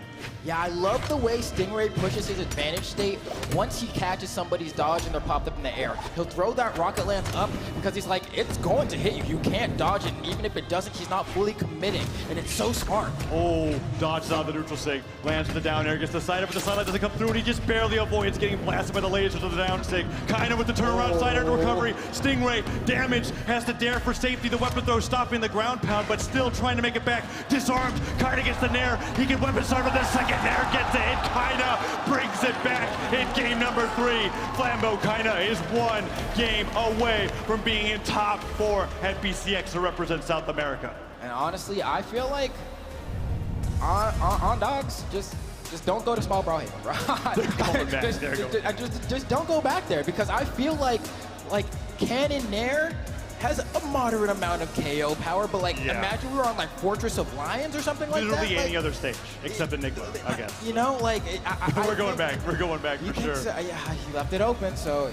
All right, here we go. Kaina's going right back to Brawlhaven, and Stingray, with some adaptations, could come out on top here and bring it to a game number 5, right? Because even after the beginning of that game, where it got to the point where the down 6 were getting a little obvious, and Kaina was able to punish him for it, Stingray really tying up that signature game. I really feel like Kaina just clutched that last game. I think momentum's still in Stingray's favor, but we'll have to find out here as we're going to game number 4. I have to agree with you there. I mean, I gotta respect the man who sticks to his guns, right? He's like, you know what? It's not a stage issue. It's a skill issue, and I know I can just play better in this next game, and well, this is your last chance to do so, because otherwise it's going to be your bracket life, and this cannon is doing what cannon does best, escorting its opponents towards the side of the stage. The weapon throw forces Kaina to recover to the right side of the stage, and the exhausted recovery, you were talking about how that's the only option that Orion has, but guess what? That down sig that time, Kaina wasn't ready for it, and he eliminates that stock after an incredibly extended edge guard there on that landing, and Kaina is down a stock. Oh, and that's going to be a punish from Kaina. Gets the neutral light on the axe, so luckily not too much damage taken from Stingray here, but needs to watch the landing here as another neutral light without touching the floor, I believe, makes this almost impossible for Stingray to make it back. Yes, perfect timing from Kaina. So Stingray on that edge guard too. Kaina did the most brilliant thing ever. That was the best move to spot dodge in place, because Stingray was relying on that Sair to hit to get the chase dodge. Because he went for the Sair, lost the momentum, didn't get the hit, fell down to lose that stock, and Kaina evens things up and starts to take the lead there with that D-Light down air connecting.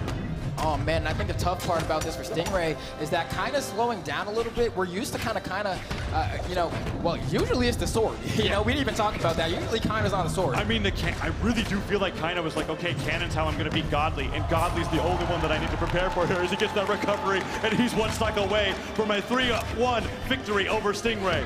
All right, is this the end of the Black Knight, or will he be able to put the helmet back on, tuck in that armor, and bring this to another game, as that is almost enough to find the KO. A down sig in the near future, potentially, and there it is, but it's a bit too obvious. I think we all saw that one coming. Oh, but the second one, Stingray says it doesn't matter if it's obvious. If I'm not going to get punished, I can throw 80 down sigs, and one of them's bound to connect, and kind of goes down to that down sig there on that last stock. And now here he is, neutral light, D-light, has the axe, gets punished by the sidelight, but dodges right through the nair that Stingray goes for afterwards. But Stingray still boxing kind of off the side of the stage, but an axe side air, that's a ton of damage. Yeah, just a perfect fastball from Kinda. You can see Stingray trying to catch the landing, but couldn't quite beat it out with the spear sidelight. But these spear sidelights are going to be the breadwinner for him right here. He needs to get the read, and he doesn't. He tried. Get the timing. It was the right read, but yes, you're right, Flambo doesn't get the timing, doesn't get the spacing, the downlight doesn't come through, but Stingray still on the upper hand here. Has kind of the sidelight, waits him out, the dodge goes to the right, but Stingray doesn't go off stage for it. Falls, gets the dare, goes to the D-light, and kind of switches over to the axe. He's looking for a down air, side air, down to hits, and Stingray clutches game number 4, brings it to a game 5, and as much as we call out those down sigs that miss, when they hit so right. Stingray now bring it to a game 5. And that's the thing about Orion Spear down sig, right? If at first you don't succeed, try again. But also, you have to remember, like, there are just some moves in Brawlhalla that are so good that you just got to keep throwing them out. And this is one of those moves, you know? That like center stage, too. It doesn't matter. It's fantastic coming out from Stingray. And you see him taking a little bit of a breather there, getting ready for this game 5. And I'm wondering, is this the time? Is this the time where you, because kind of banning up the stage is definitely leaving up Brawlhaven. But if he leaves open Demon Island, there's a possibility that Stingray finally mixes it up and goes there for game 1. Heck no. It's Brawlhaven all the way through. We're in game number 5, Flambo. And the winner of this is going to be in top 4 at BCX 2022. Is going to be South America's best, or is Stingray going to get the win to represent North America? 3, All right, only moments now we will find out who the victor will be, as the first weapon goes in the hand of Kinda, but Stingray manages to pick up a spear. That is the great 50-50 on that weapon spawn, by the way. That is for sure, and Kinda with the cannon going up against Spear. It seems to be the ideal matchup for both players, but Kinda with the stare down air, dodges in place, gets another side air recovery. Chase dodges up, has an edge guard here, down to come out to pressure Stingray to recover high, but no, he just waits out the exclamation points, and Stingray makes it back to center stage, has the spear sidelight, second hit hits, go to the pound, really catching Kinda off guard, and he dodges through the weapon throw into forcing Kinda onto the axe.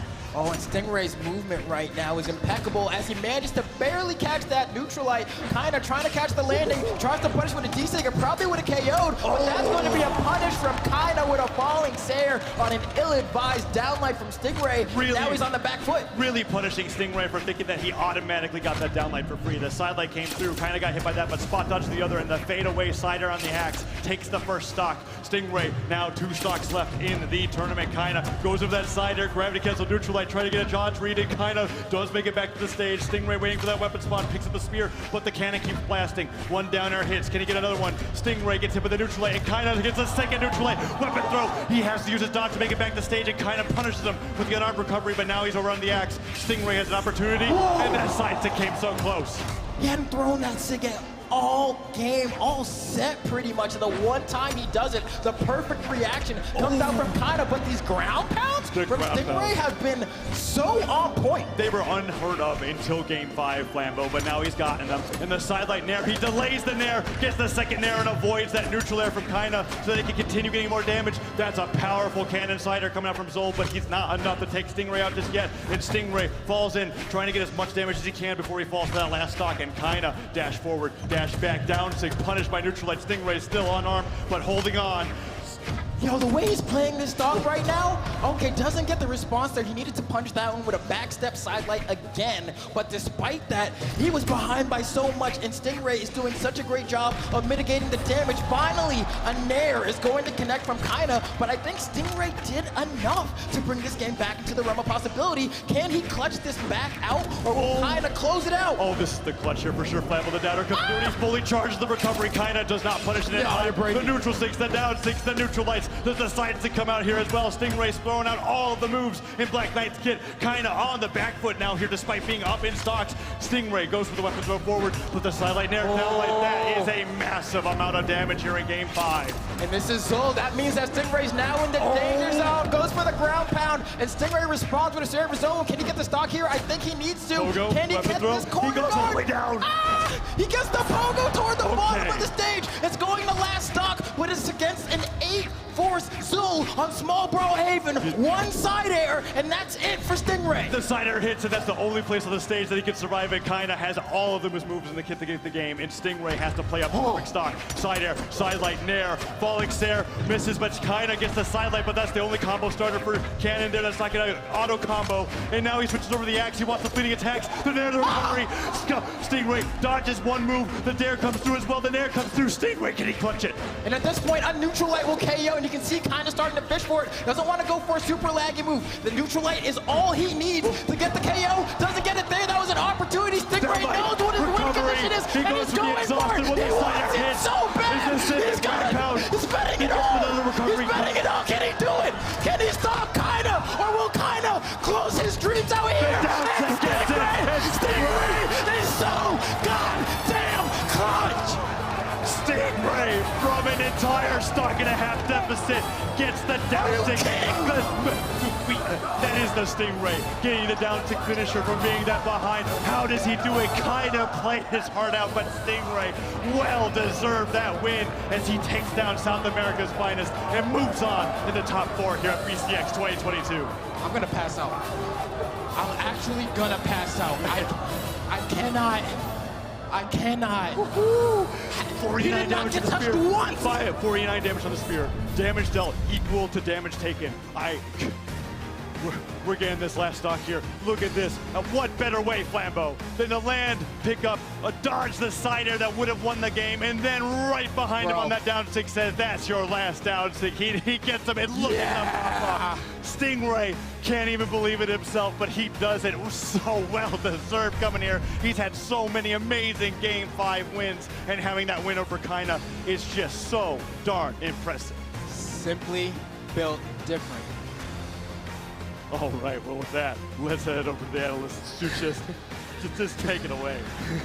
What a clutch from Stingray in the final moments of game number 5. 595 damage to 595. You couldn't have had it closer, but he denies us the dream of having all the top PRs in the top 4. Instead, it's going to be Luna and Stingray number 1, number 2 for NA, plus Impala number 10 for NA, and Godly number 1 for EU. I'm trying to give you some breathing room, Ajax, so Zip, let us know what just happened. Stingray, the down sig doctor, he did open heart surgery with that because you know he's feeling it in his chest. Oh my God, I'm feeling it. You want to give him a breather. Stingray clutched that out like no other. That, I mean, we had earlier the Acno 2v2 clutch, and then we have that one right there. He was down so big, he literally couldn't be touched one time by that 8-power Zol. If he was hit by anything, he was done for. And his maneuvers, his movement were perfection. And he found that spot, landed that down sig, and he couldn't believe it himself. Popped up out of the seat. Beautifully done. It got to the point where I almost passed out. Like, I was on the edge of my seat. I literally couldn't breathe. And as they were going over the replays, I started doing this in the chair because I was so intense. They stayed on Brawlhaven the entire time, even with Kinda's pressure that he had with the cannon, everything he had going for him. The matchup spread was good for him, too, because he was switching into the axe to beat the lance. He was using the cannon to beat the spear. But if there is ever a piece of like relationship advice that could come out of this, find someone who cares about you as much as Spear D-Sig cares about Stingray. Every time he needed it to work, it did. We talked about the internal timer that he might have on, this is the time I must throw it out. Well, every time he needed it and it missed, he got a game winner off of getting a whiff and got it closed out, and then we all knew it. It had to end on the Spear D-Sig. And Stingray knocks out the last representative of South America here to move on and get into elimination finals, semifinals. Orb Downsig is to Radish what Spear Downsig is to Stingray. But Zip, I know you want to say some more. I just wanted to ask you, is sheepy or are you spear downsick? Answer this wisely. What is the correct answer? Whatever the correct answer is. You know the what? correct answer is you both are, because he said find someone who cares about you like that, right? So I've always been told just whatever she says is true. So that's correct. Whatever she wants. That's correct. Whoever. Good save. What an insane set. That does give us our top four. We've got Impala and Godly on the upper side of the bracket. We've got Stingray and Luna in the elimination side of things. And Impala and Godly, of course, up next. I got to say it again. That was an insane match. That was just absolutely wild. Any final thoughts y'all have about that match? I literally could have asked for better to set us into our Final Four. Well done to Stingray on that comeback. Amazing. Stingray, I'm going to be rooting for you. That was too good. I can't do anything less. I have to root for you after that. Well, I know you had some things that you wanted to say, Ajax, about what... You good? I was trying to let you say it a little bit more, but it's cool. Again, that match was absolutely wild. Stingray does clutch it. He gets the win against Kaina in game number 5 with such a close battle. But after the break, we'll be heading into the top 4 with our winner's final match, Impala versus Godly. Gear up, because it's going to be a wild ride.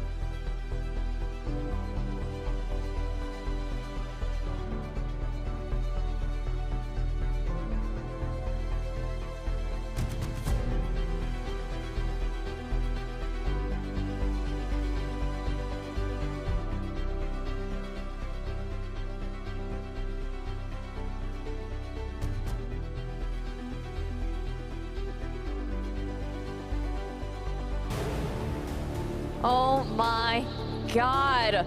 What an insane match. Welcome everyone back to the singles competition here. We are now officially in top 4, and we will be crowning a champion today. Oh my goodness, I'm here with Foda and TWK. How are y'all feeling for feeling this? so good, Chiefy. We are here. It's finally time. Top 4 of the Brawlhalla World Championship 2022. This has easily been, and I think the crowd will agree with me, the best tournament we've ever had, yeah? Woo! Yes. Let's go! Clearly, this is true.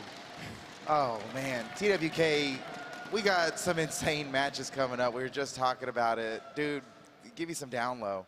All right, I think it's absolutely crazy that the top 8 boiling down to here, we had the power rank #1 for South America, for Europe, for North America, Yep. the rest of the top 5 for North America, and power rank 10 for North America. And then Impala. And now he's in winner's final? Oh my gosh, Impala's out here. In Playing winner's out of his final. mind. There's only 2 people left in the entire tournament that haven't lost a match, and Impala is one of them. Wow. Woo. Going up against Godly, a lot of people's top picks going into this weekend. He's definitely living up to expectations in the singles bracket, that's for sure. Yeah, and this is the winner's final. Whoever wins this definitely secures a top and grands. So let's look at these stats here. I mean, you were already talking about it. We got PR1 from Europe, Godly, versus PR10 Impala from North America. TWK, tell me about these stats, what you're looking at here. Man, a lot of people would say Godly has this, right? But this is literally David versus Godliath going on right now. Impala fighting so much, punching above his weight, unbelievably so. He's been playing the best he ever has this entire weekend. He's looking kind of unstoppable. Honestly, his gameplay is awesome. It feels like he's bringing something fresh to the table here. It's almost like he didn't expect to be this far, and so he's like, his play style is now like gambling. He's like, he's just doing, he's getting wild with it, and that's catching people off guard. And I think that could work against Godly. It's all coming up 7s. Yeah, he's straight up rolling 7s all day. All right then. Well, I'm getting word that we're getting ready here for the match. Or no, here we go. What's up, Duke and Sparky? Hey, yes, what's up, they're y'all? going to be bringing in the What's up, action y'all? here. Just handing me this. So, I don't know Duke, what's going on. I wanted to let you know, Duke. There was a while back at MSI, one thing that you really, really asked for was an elephant. I mean, you asked at MSI, you also asked for our wedding, actually, and you also asked for BCX 2022 that you really wanted an elephant. So guess what? Production here, Austin, surprised you with your very own adorable rainbow Where's elephant. what I asked for, Toast? There are like 3 people in the world that know what that means. Well, you know, sometimes ask and you receive, and I clearly asked a little bit nicerly, but shout outs to production. I mean, you said it earlier on today. Just everything that anyone could ask for has basically been happening today. Yes. And I got what I asked for, which was an elephant at BCX. I'm waiting, Toast. But we can't talk about the elephant in the room anymore. No. I don't know. I just felt like that was a good joke to run. It was cute, I guess. Yeah. It's a cute elephant, hold though, on, for real. Hold like, on, baby. shout Turn outs. towards me. Come on. It's Oh. the top 4. You need to get this together. I'm sorry. I'm problematic. Come on. Well, we're in the top 4. Ladies and gentlemen, the pin has been adjusted. That means we are officially It's real. the top 4. They said it on the analyst desk.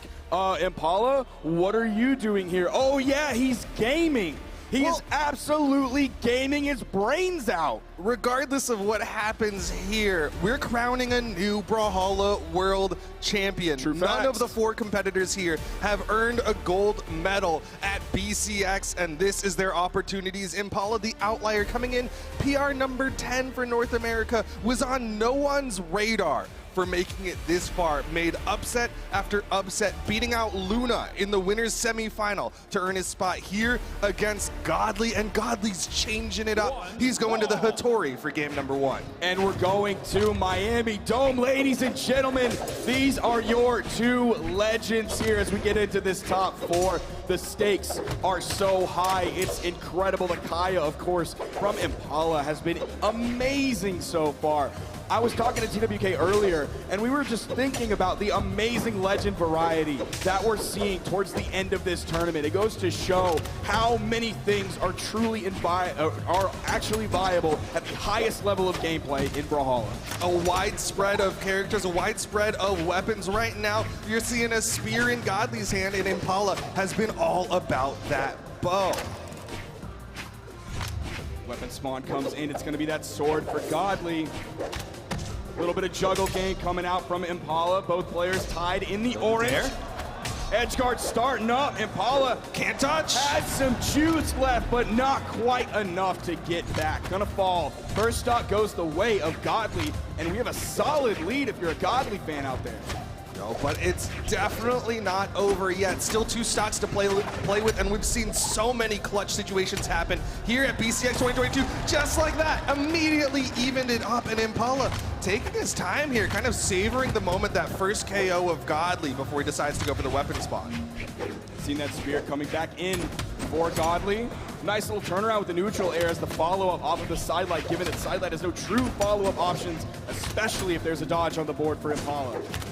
I mean, the same is true on both sides, right? Impala's bow sidelight doesn't have any true follow-ups as well. It's all about that read. Godly's gonna go over to his sword, which has a couple more true options. Can go for some downlight combos if he wants to, but right now, it's again all about Impala's bow. The dare, and it's a stock in favor of Impala. He's completely turned the tables on this one. It is a 180-degree turnaround. Now Impala is the one in the orange, and Godly is the one significantly behind. The juggle game keeps coming out. 50 damage. Just like that, added up. Impala keeping it going. 1 or 2 more hits, and it's gonna be orange. Untouchable is Impala, as he's built up so much damage, including more with that nair, that sair, that down sig. Is he gonna take game number 1?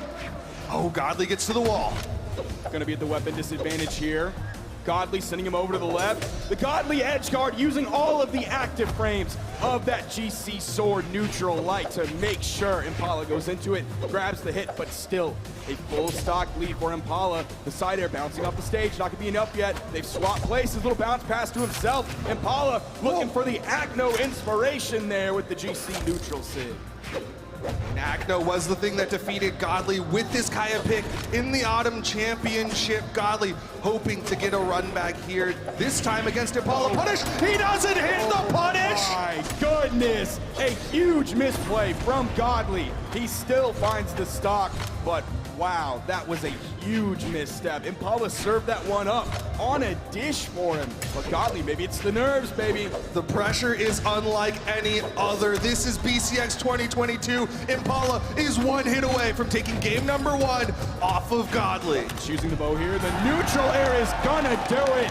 Impala almost a JB2 on that as well. Incredible work from Impala. And that's the face, man. That's the face of Impala that we saw previously in Impala versus Luna. It was that face 99% of the set. Then all of a sudden when he won, it's like it actually kicked in that, oh, I just accomplished something nobody thought was possible. I respect that so much. I love a good pop-off, but I love someone who's just completely locked in. When you start thinking just 1 more hit, just 1 more game, just 1 more, then you start pumping the brakes. Impala, he is locked in, he is ready to go, and he is going into game number 2 with the advantage over the top EU player, Godly. We're seeing the swap from Godly off the Hattori over onto the Asuri that we saw previously. Holding onto the sword and picking up a pair of Katars instead of that spear. Going big with the ground pound in. No major punishes coming out from either player, but the damage difference is favoring Godly here as he has Impala in the orange. There's the weapon spawn on the field. There goes the toss. In comes the Katars. Yeah, he swapped a weapon, but Impala doesn't care. It's the recovery at the top of the map. Small Brawlhaven can only be so small. Godly's playing Asuri, but I feel like the way Impala is stealing these stocks, he's the cat burglar. Oh, I really thought you were going to say Impala is playing Godly. No. Oh, okay. Well, either way, Godly playing the Edgeguard right now. GCN Light again. This time Impala's ready for it. That quick adaptation between game 1 and game 2, but Godly's able to clean it up with the down air. Stocks relatively even. Impala gonna wait on that weapon spawn coming in, hits the neutral air, easily grabbing the spear. Nice little two-piece from Godly. Over spacing the spear range, it's another two-piece. Spacing looking good, his pacing looking better. Godly picking and choosing when he wants to go in, throws out the sideline, a solid punish as he goes for another recovery at the top of the map. This time he'll get it, but it's not gonna KO. Dude, over to the bow. The delay that Impala put on that spear recovery to end up hitting Godly to make sure the dodge was out of iframes. That time he hits it, that time there's no punish, and that time he gets the stop.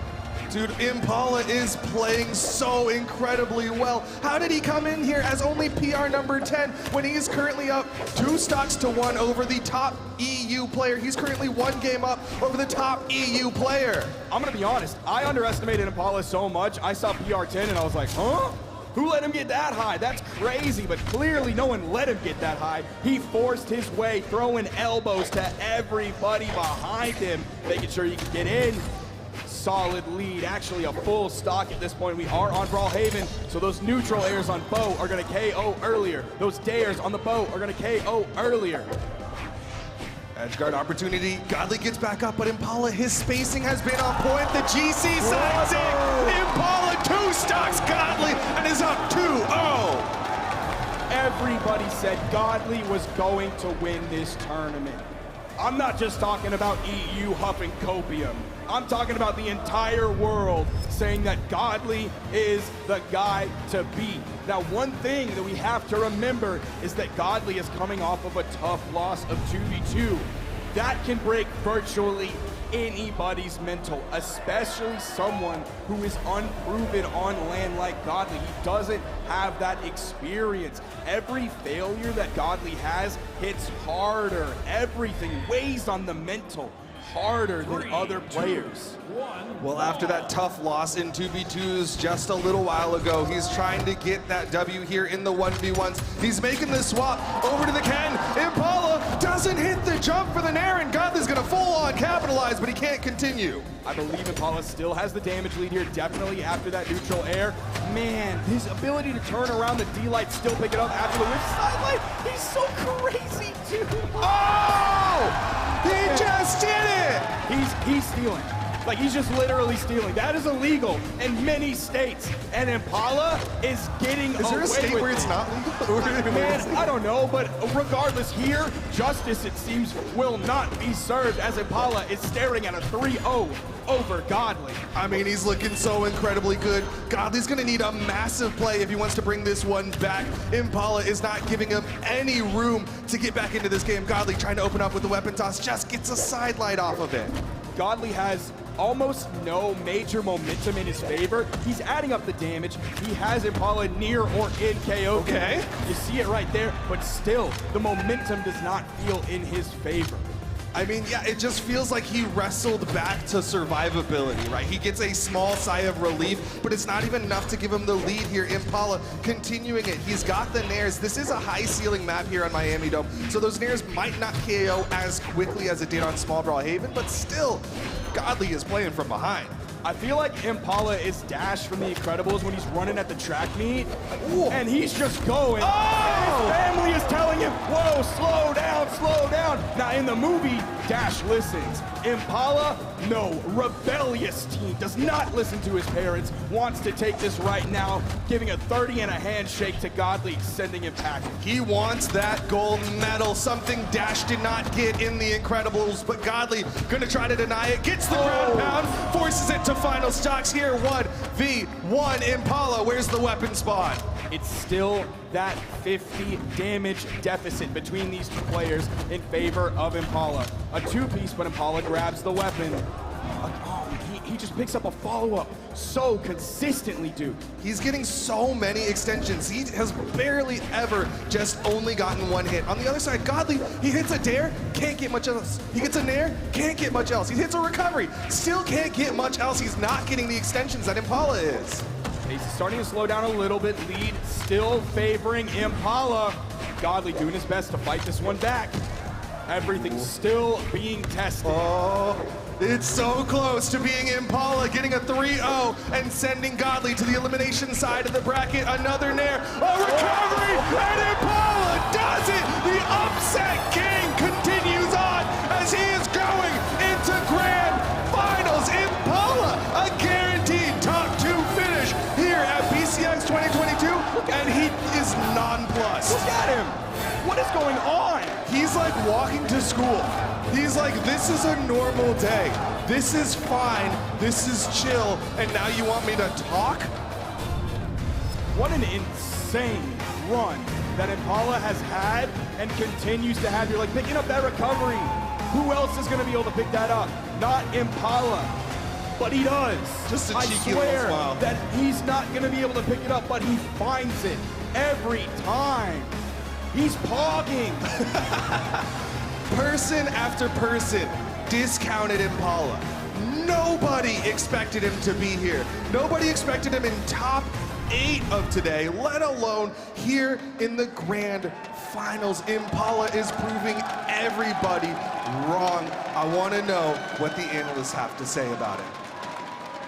Oh my goodness, what did I witness here? Impala with a clean 3-0 in winners final of our World Championship. Foda, I need to hear your thoughts about this. Speechless. That was godly. That was godly. You just 3-0'd him? Oh my gosh. If you were wondering, how fast does it take an Impala to accelerate from 0 to 30, you just watched it. Oh my gosh. TWK. Well done. How are you feeling here? That was absurd. That was Okay. absolutely absurd. I mean, we were like flabbergasted here on the desk. We're just like, how is this happening? Every single read is paying off. I mean, he was just in flow state. Look, I think I called it on the gambling thing. Like every time it's a rock paper scissors moment, he seems to just get it right. He's playing rock paper scissors and he's throwing out like toy car and like he's doing whatever and it's working. He's like, dude, he's in the flow state. He is beyond regular gameplay. He's been chosen. Well, let's actually hear from this chosen one. We have Ajax on the floor with our winner. We want to hear more about Impala and what he's got going on here. All right. Well, what has been one of the biggest surprises of this entire tournament, all predictions leading up to this point, had one of the big 3, one of the big PR numbers. But you coming in here at PR number 10, taking out Stingray, taking out Luna, putting him in their limbs, and now the chosen one that everybody believed might be the best in the world, you just 3-0'd. How are you feeling right now? Normal.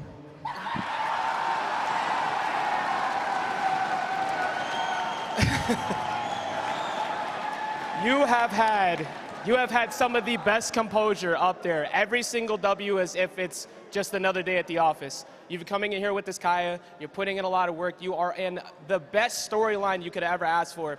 You are only 1 round away. Will you be holding that up at the end of the day? We'll see. All right. Well, Impala with an incredibly big W against EU's best rep, what we assume to be one of the best in the entire world. Just got 3-0'd by Impala, who's now sitting on the winner's side of Grands. Go ahead and get prepped, get yourself ready for that. We're gonna move into Elimination Semi soon. We're gonna go ahead and send that right back over to the analysts. Thank you so much, Ajax, for that. And Impala, you are feeling good for sure, and you should with all that confidence. Look at everyone cheering for him. Oh my goodness. Foda, what do you make out from that interview where he literally said normal? I love it. That's how he's feeling. I love it, dude. I love that guy. That was maybe the best interview we've ever done at one of these events. Tap, tap. Normal. Just check that it was on, just to be sure, just so it could be as monotone and flat as possible. Well, we saw on the reaction cam and everything that he's chilling. He's chilling. He's not even listening to game audio. He's got his headphones on. He's meditating. What's he listening to? We got to find out the playlist. That's the next question for the next playlist. interview, right? This is amazing. I love that guy. We're gonna see him in grand finals. Yes, and this is how you know he's the one. He's the chosen one. He is in such a calm, cool, collective state. I mean, after 3-0ing Godly, PR #1 of Europe, incredible. Just incredible performance and well-deserved because he really did clutch it out on all those things. I want just some final thoughts about this before we keep moving on. I'm going to start with TWK. Final thoughts about this winner's final. I don't know how you stop him now. Oh. I don't know how you stop him. Everybody would have been like, well, surely, you know, he's going to run into Godly and that'll happen.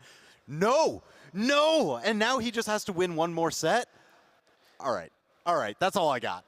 He's got the crowd on his side. That's for sure. I mean, did you hear the chanting? Did you guys hear it at home? Impala, Impala. That was awesome, crowd. You guys got it. Oh, yeah. Dude, whew. This is going to be a good tournament. So now we're going to go down to the lower side and just see the rest of these three, who's worthy now to go up and face him. Will it be Godly again? We got to find out with these first two just to see who's going to go on to Godly and see who's going to go on to fight Impala in grand finals. It's going to be so exciting. Okay, it will be so exciting to see what happens in Grands, but because this winner's final match was literally something else, I need someone to help me just wrap my brain around it. I know one guy who's really good at doing that. Remy, please tell me, how is Impala doing this? Impala not only shows us that gods can bleed, he shows us that it's actually really easy to do it, but that's because Impala's him. I'm a big fan of the man now. All of today, I've just been like, Impala's got this. I'm lying right now. I didn't think he'd win, but whatever. He's been going from 1 hit to 3 all the time. His follow-ups, his consistent play is what is keeping him key here. And his edge guards have also been really good all around. I want to look at this play right here, right quick. After this one interaction, he gets the sidelight. It's a beautiful downlight Sarah. That's normal, like he says. But this ground pound is absurd. The pressure he applies onto Godly here, trying to get back to the wall, follows up with the pristine down air, covers all options, all angles there. He's doing an amazing job today, and it continues on even in quick scenarios like this. Like I said, his momentum, his play is just one thing to another. After one recovery, it becomes 2 recoveries. Most people, they give up after that, but he turns into 3, getting the early K off and getting that momentum shift into the third stock, into Godly's second stock there. And this was the icing on the cake. A downlight Sair is one thing, then you move on, you keep that same energy, you hit the end light, another downlight Sair, and it never stops. He has so much to work with here. He has so much freedom, so much room, and he knows it. He goes for the beautiful, beautiful dash forward D-Sig, ends it all in one swift instance, and he's only in the yellow because you know what? He's him. And the casters, well, the casters in the analyst desk are going to show you what's up in the lower bracket. Thank you so much, Remy, for that breakdown. But Impala demolishes his opponent in the winner's final, securing his spot in the grand final. What a crazy turnout from this guy today, y'all. We're taking a break and shifting gears to the other side of the bracket, moving to Elimination semifinal with Stingray and Luna going head-to-head. Don't go anywhere. Stick with us. We'll be right back.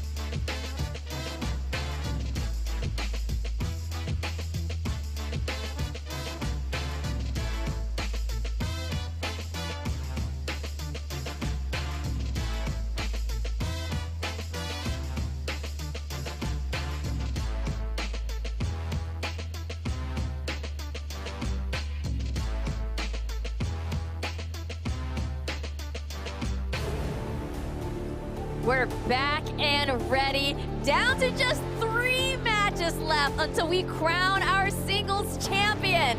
Will it be Impala, or maybe one of the other 3 competitors still left in the tournament?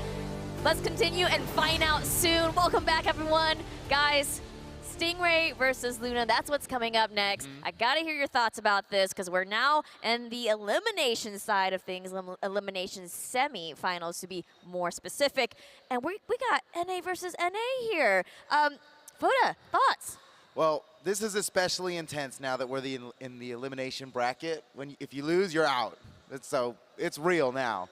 But Stingray, I've seen him clutch up so hard so many times since getting knocked down to the lower bracket, and I don't know how he's gonna lose now. Even the mighty Luna might not be able to handle the way that Stingray is clutching. If you saw on the side stream when he was fighting against Sandstorm and it went down game 5, last stock, deep in the red, he was so cool and composed, and he's managed to defeat the GOAT himself. I'm thinking Stingray. Ooh, okay. Yep. Okay, and what are you thinking here, TWK? It's hard to argue with that after watching these past few sets of Stingray, because he has such an incredible toolkit that he uses so phenomenally well. He conditions his opponents to, hey, I'm using a spear. You want to try and play towards my shoulder blades, get behind me because it's got some dead zones, the neutral light. Oh, if I whiff the side light, you can get behind me and punish real quick. And bam, that's when he hits you with the down signature that hits both sides and your stock's gone. Yeah, that down sig from Orion really be coming out and helping him for sure. No one uses it like he does. Yeah, exactly. And, you know, I didn't get to mention it, but Twitch chat actually had a 54% leaning towards Stingray versus It's basically down the Luna. middle. It's really down the middle here, and it seems like here at the desk, we're not quite sure who to pick. Duke, Sparky, bring us the action, and what are you thinking about this? NA's PR #1 and #2. They've fought before, and twice it has ended in favor of Luna. But Stingray here today is on something else. This is an interesting matchup between these 2 players. I was actually using the restroom right before we got into this top 4. I'm going to pull back the curtain and tell you what fellas get up to in the restroom, ladies and gentlemen. Stingray and Luna were in there, and they were talking about Stingray's previous set against Kaina. Luna was telling Stingray what he was doing wrong. They understood that this matchup was coming, and yet they were talking to each other in a collaborative environment. They were friends in that moment, not competitors. But then they stepped out of the bathroom and up onto the stage, and now it's competition. You know, sometimes it's all about those bros before woes, because Luna and Stingray now have to fight it out in this best of 5. Luna, of course, on the Caspian. Stingray, no surprise to see him on the Black Knight. Now, last time we saw Stingray on this map, it was in that matchup against Kaina, and Stingray, of course, as we know, came out victorious. Luna looking like he's going to push things a lot harder than Kaina did. Kaina was really focused on the punish game. Luna is focused on oppression, domination, control, push. One thing, the down sig already. And that almost took him out too, man. If he had hit a little earlier, might have KO'd the side sig. Not gonna do it for Luna, but the down light ground pound will give Luna that stock advantage, but the damage is relatively even. He's gotta be careful here. He's been focusing mostly on guitars. What a juggle that we just saw. We don't normally have players extending their juggles that long, and the stock is not going to extend any longer after Stingray takes it out with a side air from the spear.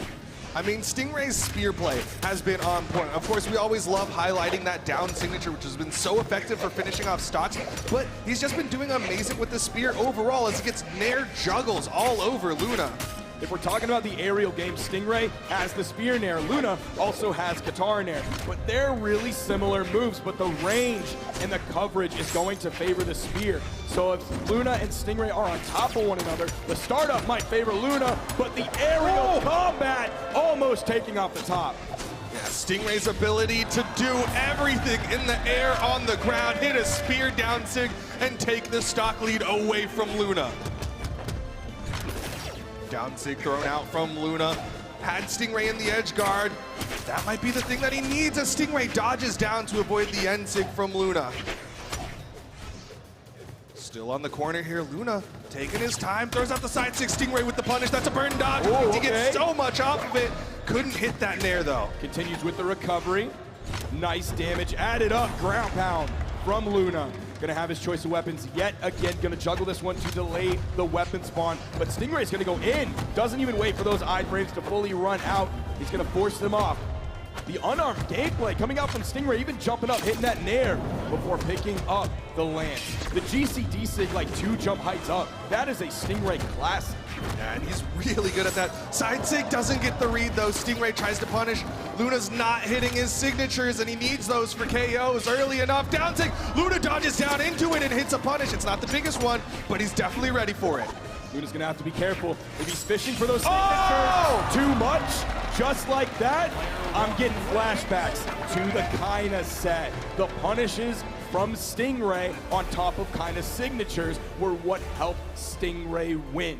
It was also what really helped Godly win as well against Kaina. Now Luna getting a little hasty with those. Yes, Caspian has a strong signature kit. Yes, we saw Luna use them really well earlier today, but if he's too reckless with it, if the panic comes out, if the tension sets in and he just lets them rip, he's gonna get himself into trouble. Sometimes when you're fishing, you reel in a big fish, and sometimes you get the boot. That time, it was Stingray giving him the boot out of game number 1, but we're going back to Small Brawlhaven for game number 2. No character swaps on either side. First hit goes to Luna, also the first weapon after the unarmed neutral air. Spear is going to be the first option coming in for Stingray. A little bit of pressure going into the edge. We haven't seen too much edge guarding coming out, and that's likely because that's going to favor Luna. That's going to favor the weapons that Luna has on this Diamond Head, this Caspian crossover. Yeah, it's definitely going to be important for Luna to try to force those edge guard situations because Stingray, he's got such good neutral. He's going to want to play it as long as he can, as right now he's keeping Luna on this corner, utilizing those Lance hitboxes as the side air connects, and Stingray with the massive lead here in game number 2. We also just saw a great example of what Stingray likes to do when he has the Lance in his hand off of the D-Light. That's an option that he'll use and then change up the follow-up after. D-Light in sig will catch you jumping. D-Light in light will catch you going back down to the main platform. But we also saw D-Light in the turnaround neutral air. Luna adding up a lot of guitar damage. Not enough. Luna is behind, ripping yet another signature. He knows these sigs could be the thing to bring him back. He threw out a Qatar side signature earlier today, which clutched him out a win. But right now, the sigs aren't hitting. They're not KOing, but that will with a gravity cancel side light to read the dodge of Stingray into the recovery, and he's taking his time before making sure he picks up the Qatars. Now last game, Luna threw out 13 signatures, Duke. He hit 8% of them. That means he hit 1 of the signatures he threw out. He's got to figure out either how to use them or he's got to realize it's time to woe back a little bit. And he is getting punished for him. We saw at the end of game number 1, he got punished for the whiffed signature. This time, he gets the dodge read. Maybe he just needs to play clean neutral with his Qatars. They work so well when he can get it going, but the slide charge and sig will even it up. Looks like he's figured out how to use them. Bold choice there. Juggling the weapon, one more. I thought we might see one more based on what we saw earlier. Stingray's gonna grab the spear immediately. Seeing him play that vertical game a little bit, starting it off and then changing things up. Going horizontal. The dodge read. Stingray getting some more damage built up onto Luna. Luna, 2 exclamation points, gets back down, but he still has yet to hit Stingray on this final stock here. Can't fast fall into the nair. Stingray getting hit after hit onto Luna, and he throws away the Qatars. He's now unarmed in the open air against Stingray. One more. Almost made a connection with that side air. Weapon spawn is still on the field. Luna's gonna grab it. Doesn't fall into the 3-6, but the second one. It's just such a strong move, and Stingray knows how to squeeze every ounce of juice out of it. He's so good at doing that, not just hitting the down sig when he needs to, not just using it to clutch and KO, but he'll whiff one, and the opponent almost every time goes, finally, I get to punish this, and Stingray says, ha! Nope, does it again and gets the KO. Stingray is up 2-0 over the NA PR number 1. One of the favorites alongside Godly for winning this year's World Championship, and he is 1 game away from knocking him out. So we've had a lot of player matchups here at the World Championship that have never happened before. Their career sets are 0-0. This is not one of those matchups, though. This is going to be 0-2 in favor of Luna, or 2-0, which is the better point of view. That's why I need you here, Duke. You show me that correct It's a point mirror. of view. You know, it works You're right. either direction. It just depends on whose point of view you're looking through. And right now, we're looking into the eyes of Luna as he tries to make the decision. This is the most important decision he can make right now. Is he sticking with the Caspian, the thing that's gotten him so far here today? Is he going to switch over to the Mordex, the thing that he switched over to in his matchup against Impala? Is he going to go back to the Classic? Is he going to bring out the Taros? I don't know what it's going to be. Probably not the Taros. I would hope it's not the Taros. Probably not the Taros. The Mordex, of course, is the option that he won the Autumn Championship with, where he actually fought Stingray and beat him 3-0. The Autumn Championship was not that long ago, Duke. Luna came in first place in that tournament. Stingray came in fourth place in that tournament, playing Orion, Roland, and Vector, but he's sticking with the Orion today, and we're seeing exactly why. It's going to be the Mordex here for game number 3. There's no more second chances. Elimination side of the bracket, and Luna is 1 game away from getting knocked out of the tournament. 3 stocks determine if Luna continues on. Stingray has his choice of characters. He's gonna go with the Black Knight, but he can definitely mix it up in game 4 and game 5. Now we're moving off of small Brawlhaven. We're going over to Apocalypse, and this could be the end for young Luna, who everyone thought could be a top 2 finisher. How many people said Grand Finals was going to be Luna versus Godly? That was the long theorized end result. We all expected it to be the winners finals. We all expected it to be the grand finals, and right now neither one of them is sitting in the grand finals. They're both on elimination side, and Stingray is 1 game away from eliminating one of those 2. Luna hits the ground pound. He's fighting for his life. He picked that one up really high too in the air. I wouldn't have expected it coming. I don't think Stingray did either. Luna, now we're seeing that Mordex really coming out. Now we're seeing why he's such a strong side player. Now we're seeing why he won Autumn Championship. Didn't get the dodge read, but he's definitely getting the damage. Hits the dare here. Stingray in the offstage again. He just got on this second stock, and Luna's already putting him into the orange, but a nice end-sig to punish the whiff end-sig of Luna, and Stingray keeps the stock count even. Getting a lot of mileage off of that Lance neutral signature, now swapping back over to the spear. Luna has a hefty lead under his belt, almost a full stock. That signature's gonna end short on the corner, doesn't find a connection, actually drops the D-Light recovery. Tournament nerves starting to kick in again, a stage that none of these players have played on before. Luna might have won the midseason invitational, but he did not have a crowd of this caliber behind him while he was playing. Nice down air coming out from Luna, sending Stingray over to the right side. Now stuck on the wall, using the active input for the strong D-Light with the greater force, sending Stingray onto his final stock here. Luna needs a victory in this game to gain some momentum, to bring the tug of war back in his favor, or at least a little bit, as he's down 0-2. He's definitely getting this damage. He's doing a good job maintaining the lead that he built in those initial stocks, but Stingray goes big for the ground pound. Stuck in the offstage against a scythe is not a place you want to be, and Luna's taking advantage of it. Hits the side air. Stingray gets back up. Almost picked up the second dare. There was a little bit too much force on the first one. The ledge cancel. The ledge D-Light happened to be in the wrong direction. Luna answers big with a 2 stock. He holds on, but still, it's a best of 5. He narrowly escapes getting knocked out. There's so many opportunities for Stingray to adapt and overcome.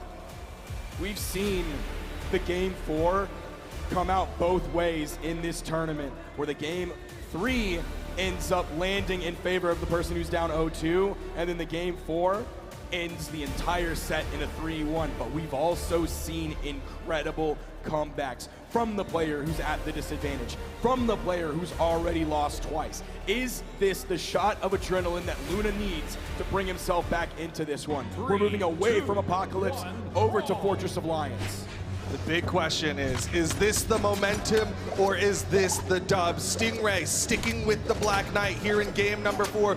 Luna back on the scythe, not starting off the way that he did in the last one. Needs to start finding that momentum ASAP. Giving Stingray some space there, just back-to-back neutral lights. Trying to hit at that 45-degree angle because Stingray is aerial, and if you're aerial with a spear, you don't really have any 45-degree angle move.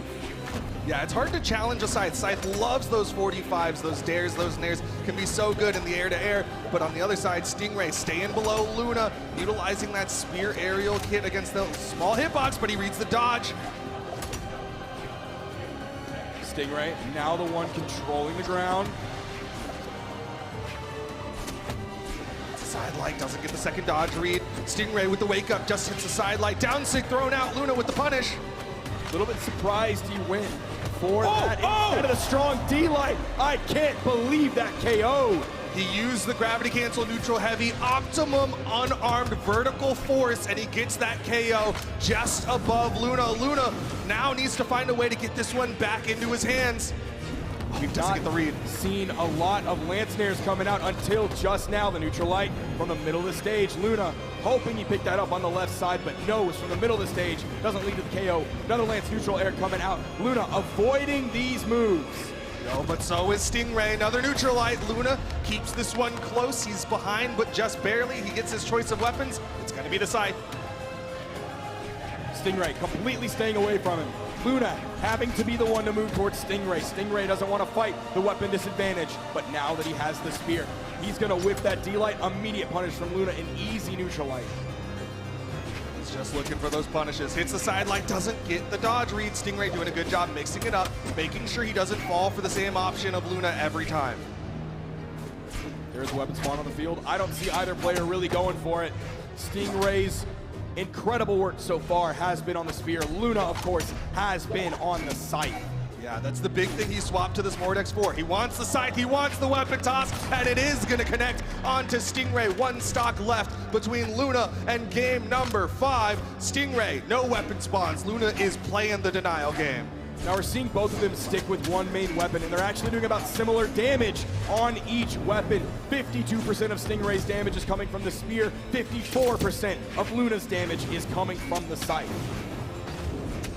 Two weapon mains, they're able to play it all so effectively as Stingray back to the spear, throws it away. We've seen him clutch situations like this before. He doesn't hit the ground pound. He hits the down sig. Final stocks here. Will he clutch it out the way he did against Kaina just moments ago?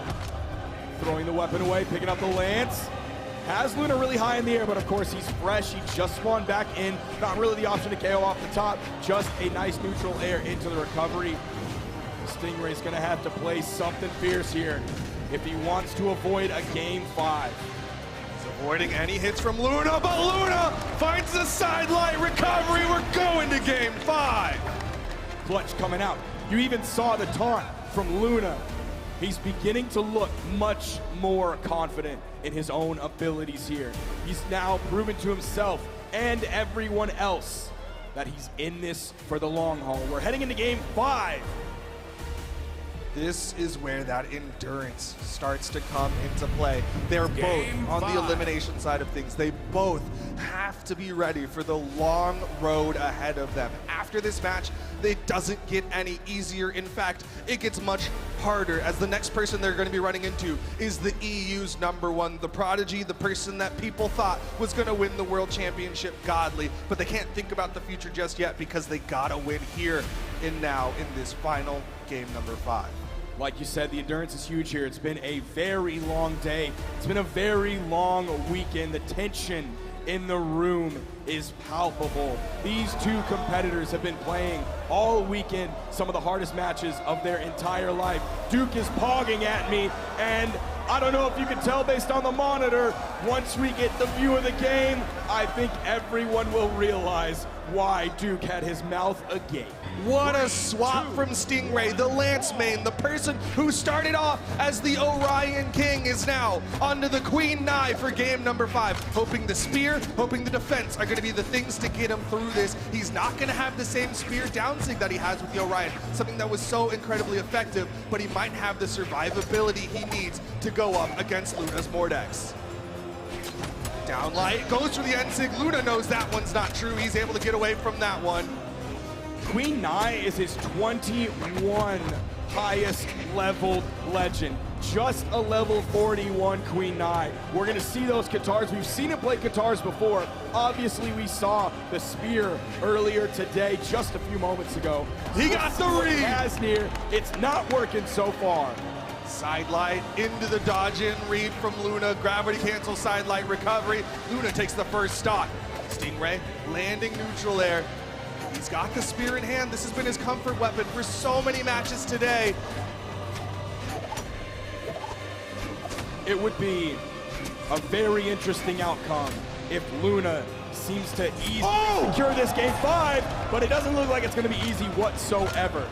Not a walk in the park. This is a hike through the mountains. You have got to have the endurance, the stamina, and the strength to get through this one. Stingray back on the spear, sticking with it. It got him the stock evener. Gets a sidelight, doesn't get the read. Just shoving around, doesn't want to commit. He's going to be feeling that speed penalty that he has by playing Queen Nai. He's not going to be able to move in and out nearly as quickly as virtually any other legend in the entire game. He's going to get punished for the whiff down sig. Side sig from Luna gets punished by Stingray with the side air. Both of them getting into the red here. Not quite enough. Luna chasing for it. Doesn't get the hit that he wants. Stingray fights his way back onto the stage, throws out the down sig, and Luna hits him with the neutral air to throw him away. Luna was too close to get hit by that down sig. There's no hitbox there. He was right on top of Stingray. That's been the play so far. Almost getting the stock with that neutral air. The neutral light will do it on the gauntlets.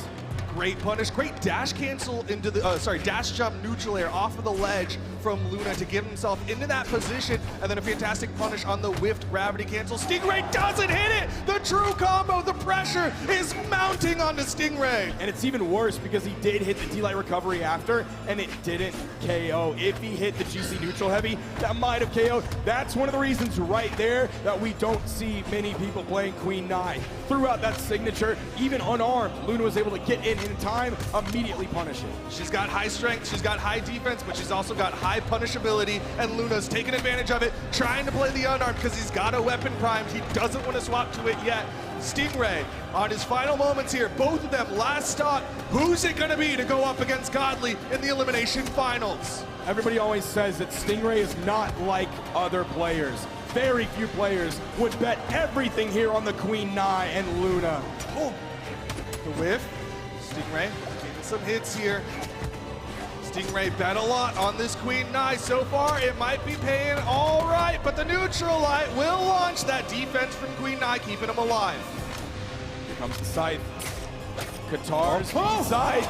Luna easily gets away from it. Punishes weapon toss. The dodge is burned. Recovery comes out. Luna doesn't press it too hard. He knows how close he is. He just has to play some neutral. There it is. Luna with the fastball recovery clutches it out in game number 5. He is in the hot seat now. He gets a small sigh of relief because that one went down to the wire, but it is not done yet for Luna. You see him in the pajama pants. Trying to be comfy. He wears those a lot, but he's in the hot seat right now. He is not cozy. He is not all jammied up under a blankie with a mug of hot cocoa. The pressure is mounting. He knows how close he was to losing that. He knows how difficult that was. Of all the people here in the top 3 of BCX 2022, Luna is maybe the most familiar with this pressure. Again, the winner of the mid-season invitational. He has been in this position before, maybe not like this, not at this caliber. You can see how pumped he is after he got that recovery. But man, he is not done yet. But we got to throw it over to the analysts to see what they have to say about Luna versus Stingray. What a great, fantastic match with Luna coming up on top. Oh my goodness, I'm sure he can feel the pressure now as he keeps moving forward. Foda, I want to hear your thoughts about the outcome of this match. Oh my goodness, Sheepy. I was so excited for the Queen Nai pick. Yeah. Coming from Stingray, it was going to be so awesome. And it was awesome. But Luna, just a reverse sweep, right? He was down 2-0 and brought it back, winning 3-2 over Stingray. And wow, he did so much to bring it back. Luna is insane. We know he's got it on land. He's the mid-season invitational champion. Yep. Yeah? Well, and it was that swap over to the Tai Lung that did it for him, you know? He seemed a little not quite as comfortable on the guitars, and once he got that scythe in his hands, oh man, it was rerun city, baby. I mean, let's talk a little bit more about that switch, about how that switch literally changed the game, I think, for Luna. TWK, you were just talking about that scythe and Tai Lung, epic crossover for Mordex. Yeah, I mean, it is what actually dismantled the entire game plan. He was able to get crazy aerial strings. The dodge reads had such gigantic payoffs. Even from a mid-range weapon toss at low HP, he managed to get the Nair Sair on Scythe. And that really just catapulted him through. And let's look at the highlights here, because he did start off with the Caspian. I mean, excuse me, Diamond Head, an epic crossover for Caspian. Yeah. I thought that, the switch to Mordex was amazing because he was making huge offstage plays once he got on the scythe. He'd land the down air over the corner and he'd follow up on it perfectly. It did so much to Stingray that he wasn't able to do with the Diamond Head. And honestly, I think it's not even just like the weapon swap. He was even looking more comfortable on his gauntlets just because they were on Tai Lung. And we can't forget about Stingray, too. I think Stingray really performed well on the Orion. It's just, man, what a match. What a match. It's too bad that when he needed to clutch it up at the end, he did not have that Orion down sig because of the Queen Eye pick. Well, I definitely want to know more about this match, more in depth. Remy, tell us about it. Break it down. I've got you, Sheepy. After all settles, after the dust is gone, there is one thing that will always be there, and that is Mordex. Mordex makes its return in Luna's hands for this set right here, and it played such a key part. It was these dodge reads. Luna is a player that likes to play off those one interaction moments and then take that one interaction and turn it into a lot of momentum. He pushes forward with this dodge read, and he continued that on to Stingray the entire time. Situations like that turns into 4 hits already onto Stingray's head, and it just continues on and on and on. I want to look at some of these interactions and how they start. Look at this weapon throw setup. He charges the weapon throw, keeps the scythe in hand. Stingray does dodge the weapon throw, and it ends up with him getting the classic scythe ladder of Nair Sair, as TWK mentioned. It's excellent work. Stingray ends up falling here to Luna's scythe, and it's no surprise why. When you have this kind of pressure, when you have the ability to just take one dodge and turn it into so many hits, you're always going to find yourself ahead. And Luna does it so well too, because he's also so patient. He knows exactly where he wants to be and what to punish. Look at this dodge just coming back to the map, hits one, and then he lines himself up, follows Stingray's movement, gets the Sair, and he looks amazing doing it. That's just more damage added on. The down air is there too, and it doesn't stop there. As Stingray gets back to the map, the recovery's added on even more to give himself over a full stock lead. Luna, when he's on this Mordex, it feels like he's unstoppable. He is really reminiscent of a once upon a time Mordex player who did take a BCX, and I want to see if Luna on his Mordex can take one right here. And the analyst desk wants to let you know about what's coming up next. Thank you so much, Remy, for that breakdown. Let's take a look here at the top 8 of our singles competition that's been going on. I mean, we can see the journey that I'm just looking at Impala. I went straight, my eyes went straight to Impala and seeing his clear path all the way to grand finals there. You can see that in the elimination sides of things, like, wow. I mean, Foda, do you have any thoughts about this? This has been such a fantastic top 8. Look at this bracket. So great to watch Hughes fighting. Radish has been insane all day, Kaina taking him out. That set with Godly and Kaina, oh my goodness, that was insane. Wow. Quite a journey. I'm beside myself. This is a great time. BCX, baby. All right, y'all. Well, with that, we had a 3-2 knockout with Luna closing out the series against Stingray in the elimination semifinals and advances in the bracket. After the break, we continue on to our elimination final match, where it's Stingray. To see if Stingray will continue his run and go up against one more opponent Godly on his way to Grand Finals. Can he do it? I mean, it's going to be a big one. So we'll find out right after this. Don't go anywhere.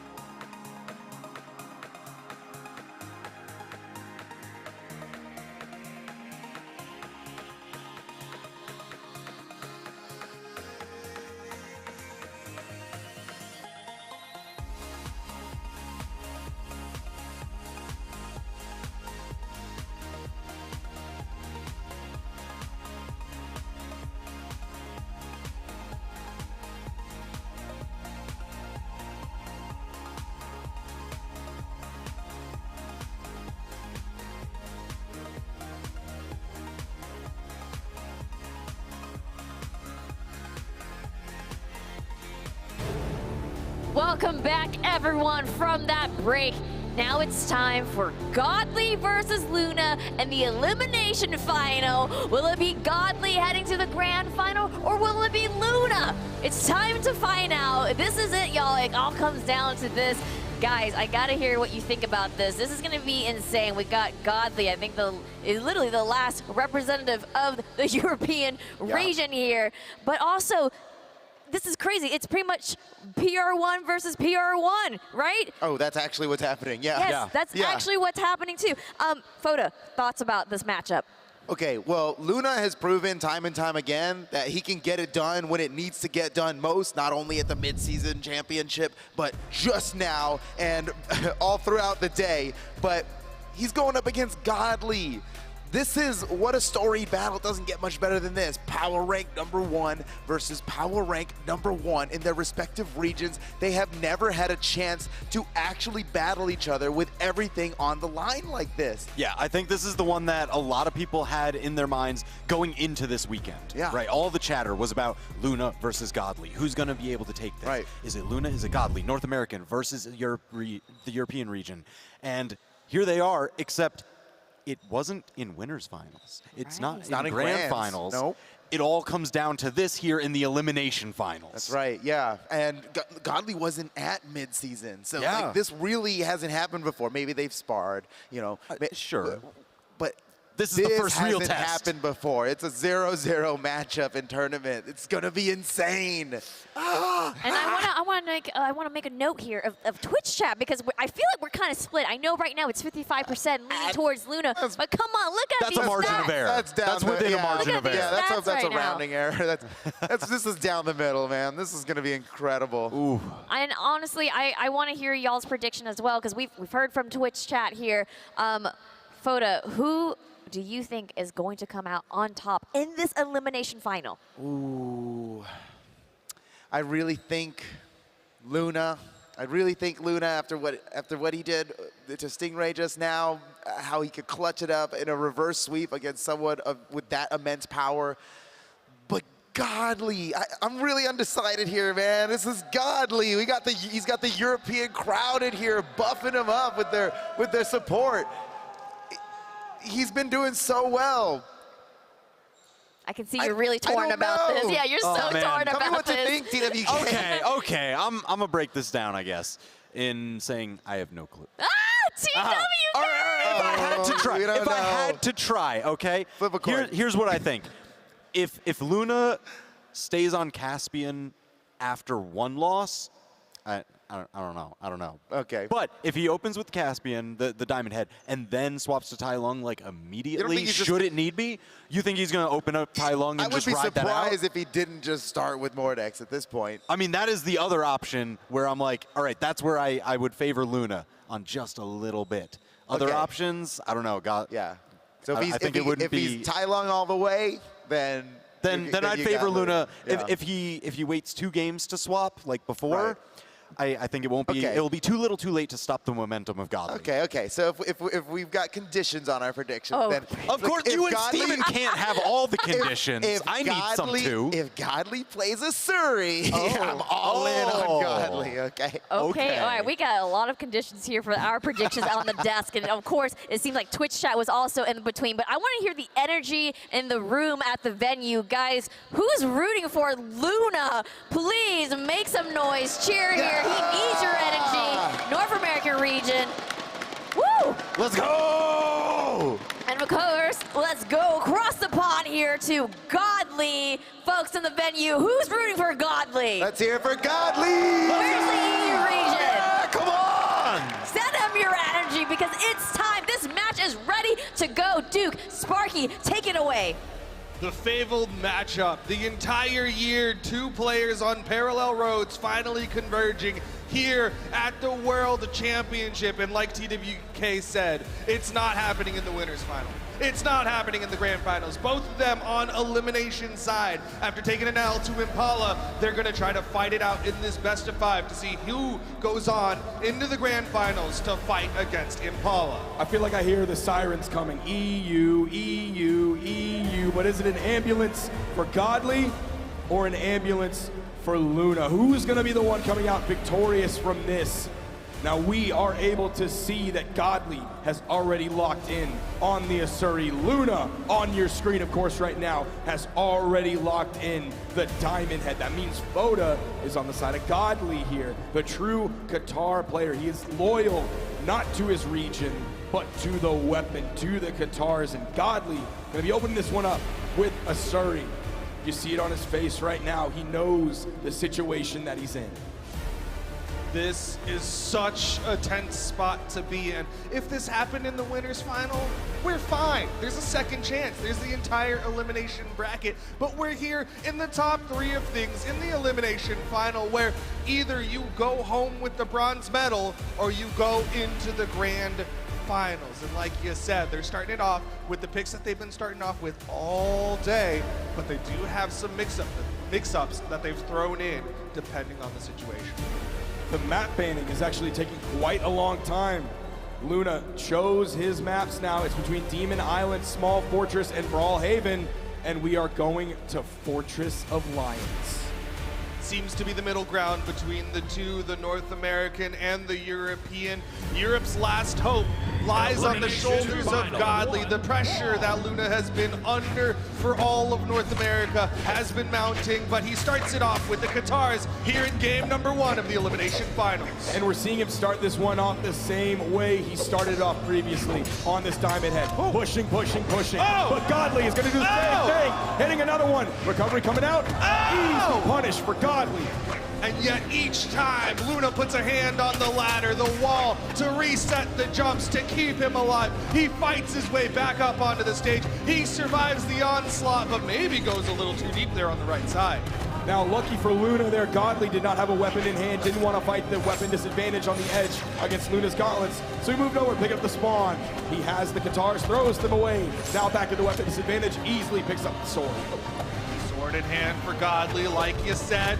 Off the weapon bounce, gravity cancel down, light pickup, recovery. Luna takes the initial stocks here for North America. Godly retreating back to the soft platform, waiting for the weapon spawn to come in. You see two masters of the Qatars even clashing. Same brain between the two of them going in with that side light.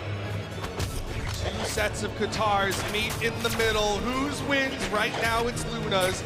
Godly trying to find his footing here, needs to find the stock, but Luna with a GCN light, but he doesn't get more. Gets picked up from underside of the platform off of Godly's Qatar recovery. The weapon juggle comes out, sticking with the Qatars. Now we have seen Luna start throwing out some signatures. He immediately covered the approach.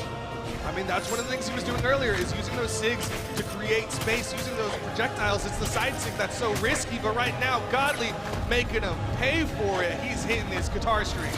Luna got caught dodging the wrong way, right along the angle of that Qatar recovery. All of those active frames lasted through. He's starting to throw out those signatures. Too much again. He's getting punished for them. Yet again, still holds on to the lead, still finds himself in a good spot, but he has to be careful as the set goes on. Godly will figure those out more and more.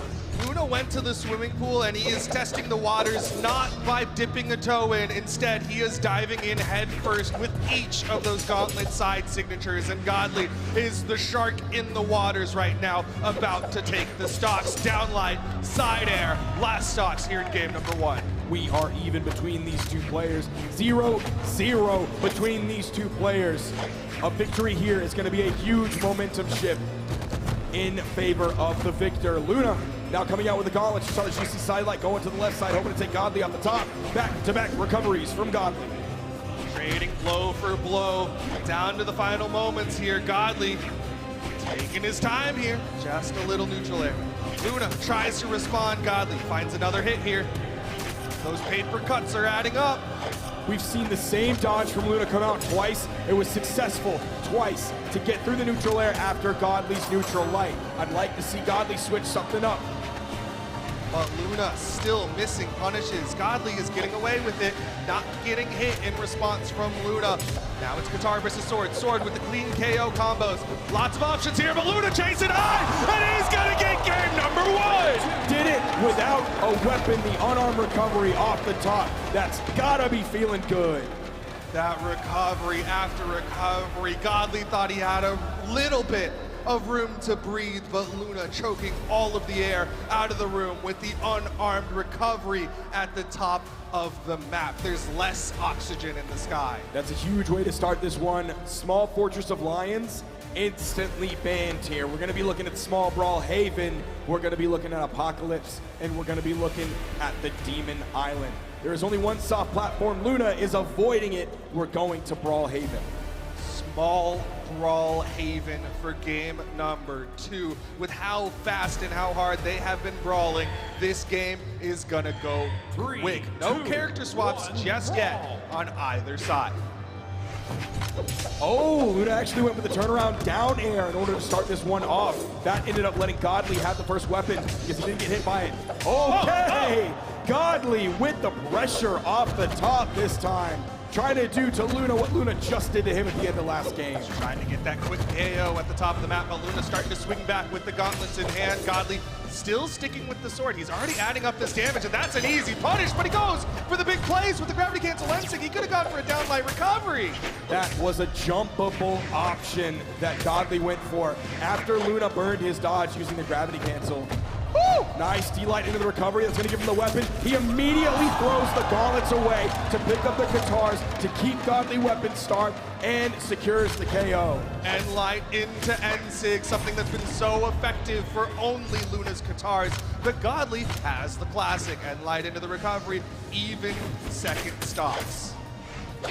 We're still seeing Godly go for that in-light into the neutral air. That previous time he went for it, it did actually make a connection. Luna wasn't able to dodge through it in time. Godly with a nice lead here, especially after that recovery, getting Luna deep into the orange. Off-stage opportunity, Luna with the nair, but it doesn't send Godly off into the air, but Godly sends Luna flying with the slap down side air, and now a huge advantage for Godly. He also has the weapon advantage, especially as the next one spawns in. You see him just throwing out moves after moves. Luna finds his way in and is able to get to the Katars.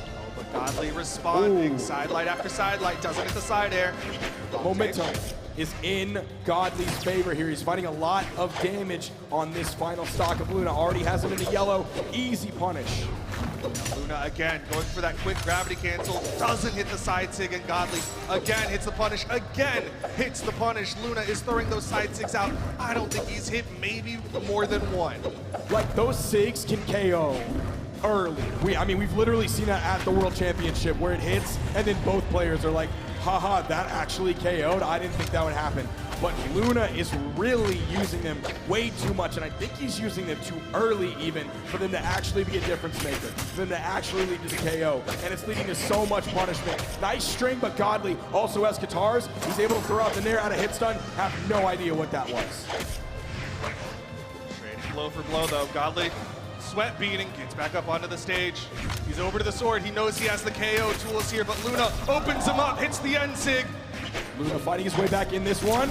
Oh, but even up the damage here to side air. The Brawlhalla pick coming through for Godly there. I think many other maps, he would not immediately go into the blast zone. That would set up Godly for the edge guard situation, but that wouldn't have led to the immediate blast zone knockout. And that's one of the big reasons why Godly wants to go back there for game number 3. He knows that he was able to clutch that one out thanks to the close KO boxes on small Brawlhalla.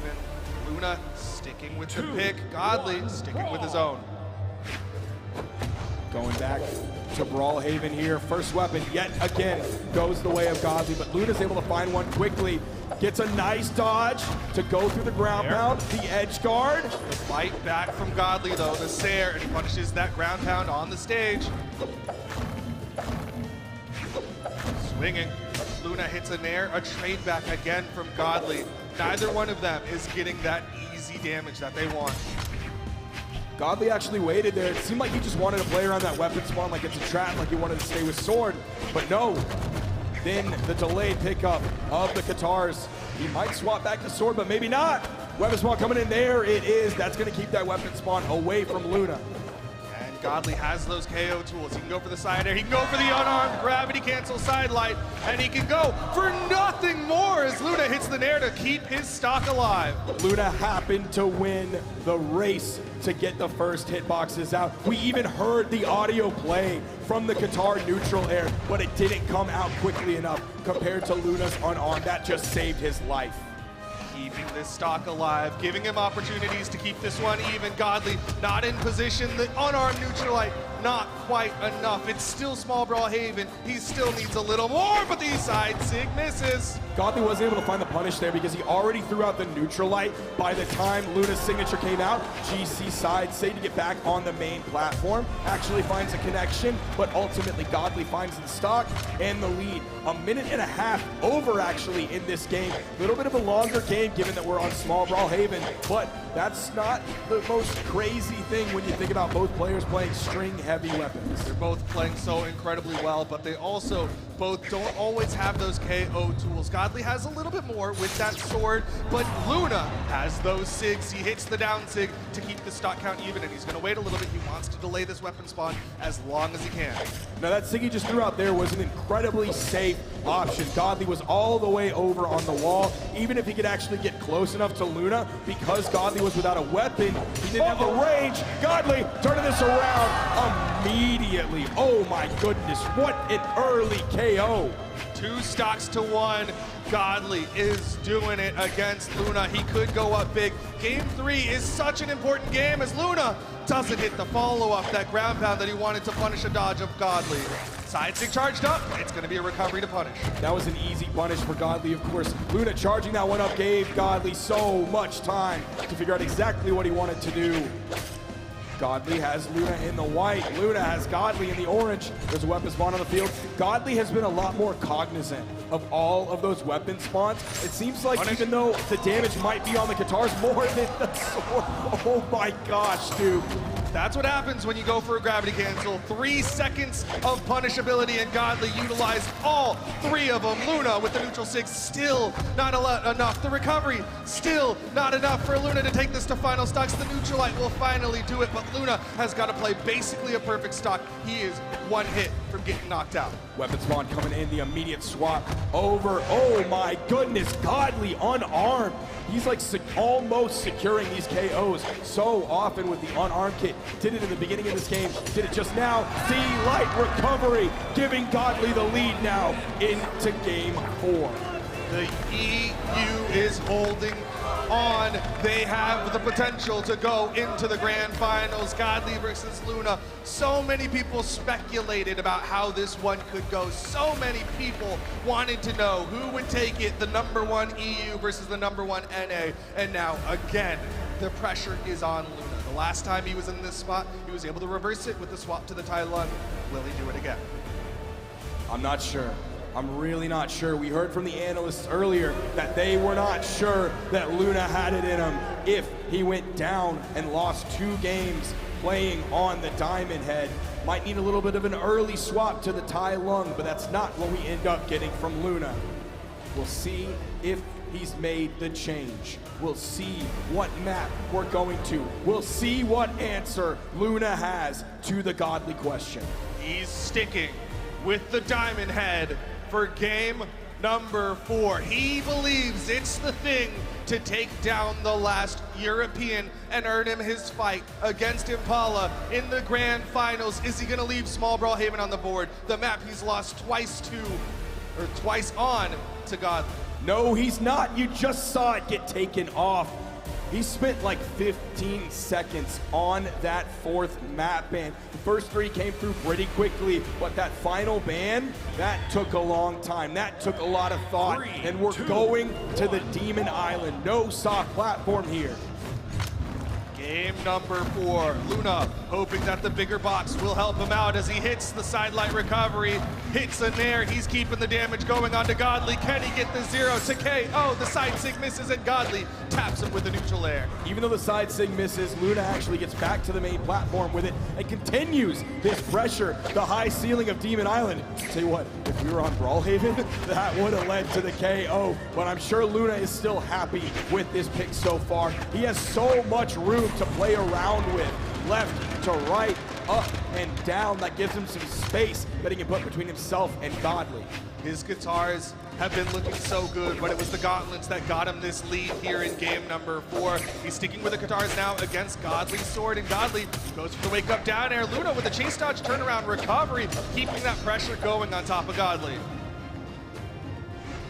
Godly over here, slowing things down, now swapping over to the guitars. Luna disarming himself. Godly chasing a little bit into the air, but only throwing close moves when Luna was a little bit further away from him. They're just trading blow for blow back and forth, which here is a terrible thing for Godly. Yeah, I mean, he's a full stock behind both of them. Love doing that wake up down air after getting caught by the opponent's guitars. Neutralite, he goes for the wake up, but Luna's recovery is a little bit faster. Watch for the guitars. Luna tries to set it up, but he can't get the hit.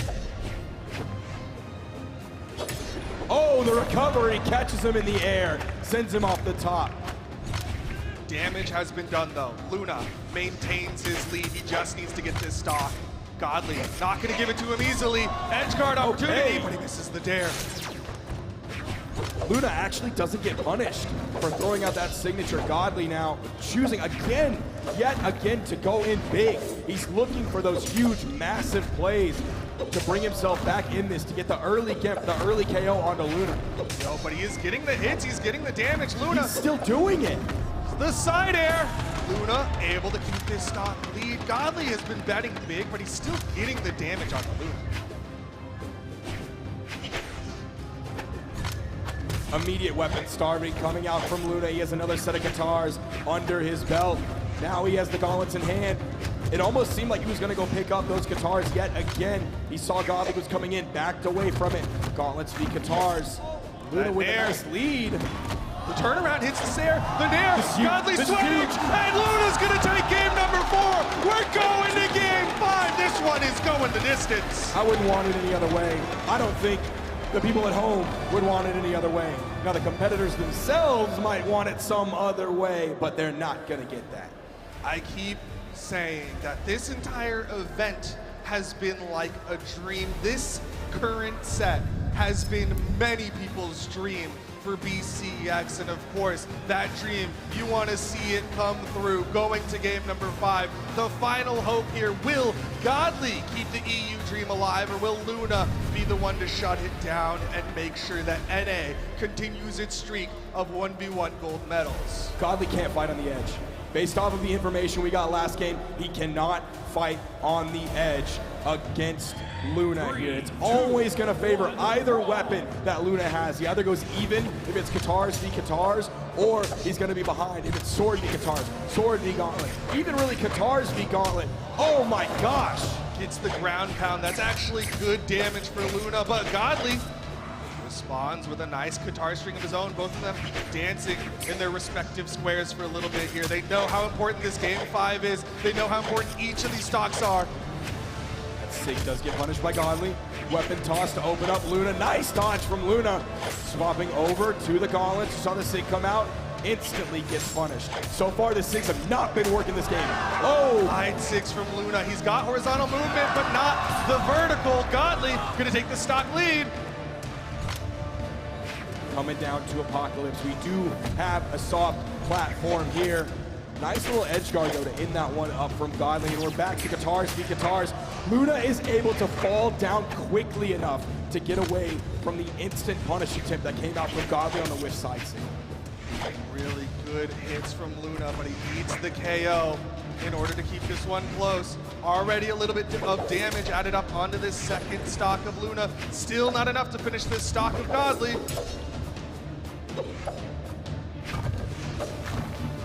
Okay, we're not seeing Godly go in on the edge like he was previously on Demon Island. We're not seeing those deep ground pounds coming out. He'll dip over the edge for just a little bit, but then he'll get back on the main stage. He knows that weapon succeeds in neutral, especially when you're going up against someone like Luna, where the edge guarding from Luna has been immaculate. He hits that recovery to keep this one going. Waiting again to make sure that he can deny the weapons for as long as possible. There's the weapon spawn. Luna gonna try to cover, but Godly picks it up. Godly, he's just looking for somewhere to land. He's got the runway. He's got the stage control. Both of them going for weapon tosses. Luna needs more hits. He's just getting these gentle taps onto Godly. Can't deny the weapon pickup, and Godly's got the sword. Again, Godly just being so careful before he makes a commitment. Even the side air he just threw out got interrupted. Luna with the insig does get punished for 2. He was going for a big read there, might have paid off. Dodges through the side air, doesn't hit the side light. Godly is responding hit for hit. Nair, Luna, not sure what weapon he wants. It's gonna be the gauntlets. Still had plenty of room to get over that weapon spawn. So he wasn't at a weapon disadvantage for too long. Didn't take any hits in the process. Has the gauntlet. Whiffs the Sig. That's going to give Godly a little bit of a damage lead here. He has a much more consistent knockout option. There is the inconsistency coming through from Luna, actually, and it's his own fault. That tension is too much, but he hits the recovery. He's got the tiniest of leads here, but you can tell the pressure, the sweat, all of it is mounting because he missed a true combo that he's never missed before. Katars v Katars until Luna disarms himself. Weapon toss went wide left. He's able to pick him up. Back again, a fresh spawn. Now putting the pressure onto Godly. Instant slap from Godly. You could not have asked for a better Game 5. Final stocks here. The top 2 players for NA and EU here in the Elimination Final. Luna with the gauntlets, Godly with the Katars. Man, this map can be so helpful to a player who's looking for a weapon spawn. We've seen Godly and Luna both use that soft platform to stall out the game and then pick up the weapon spawn as it comes in high. Luna's gauntlets have the lead. He didn't get the read, the neutral light, dodges and gets caught by the recovery. Burn dodge there, still gets above Godly. Side stick charged up with the punish soft whip. Platform got in the way of Godly. Again, getting away from these signatures. Luna cannot panic use these signatures.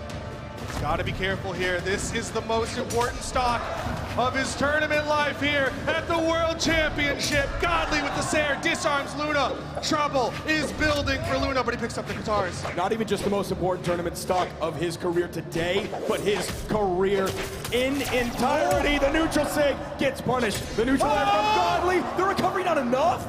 Not enough, just barely too high of a ceiling.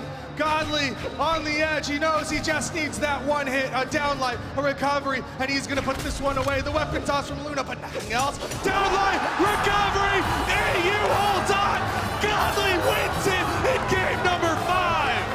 Apocalypse almost got in the way of Godly finding a punish onto Luna earlier. That soft platform got in the way.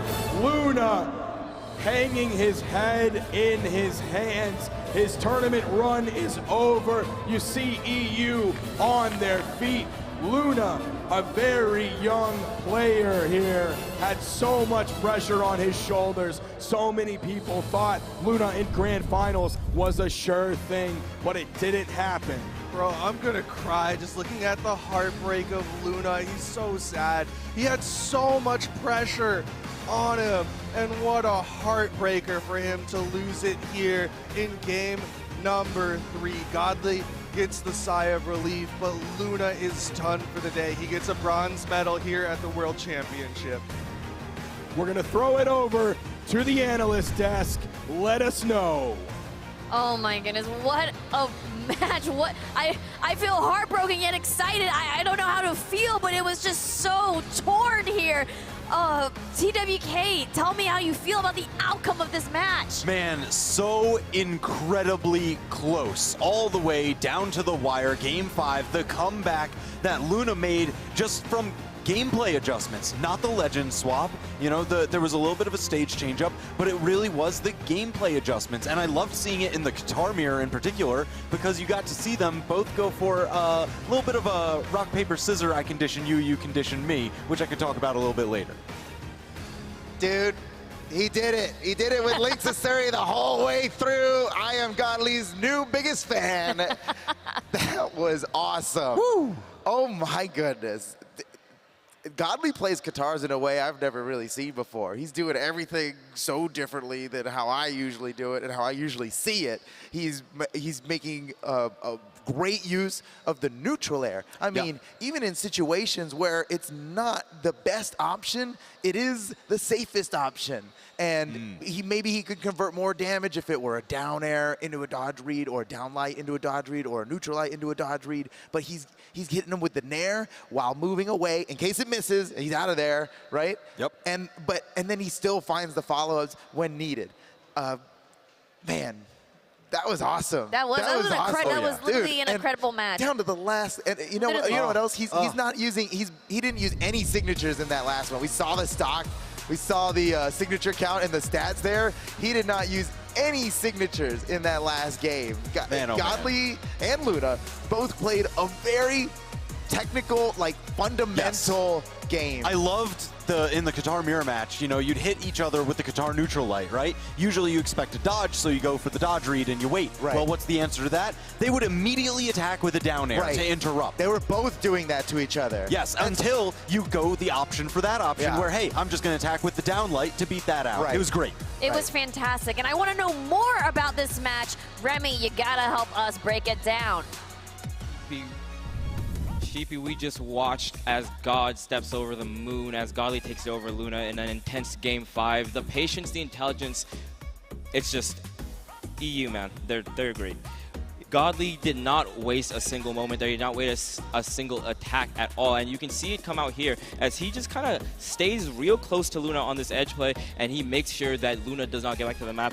That kind of patience, that intelligence turns into a situation where finally, as Godly goes off stage with him, gets his spot dodge, turns it into an edge guard, gets that side air. Very clean work from Godly. He is one of the smartest players that we have to offer right now in Brawlhalla scene.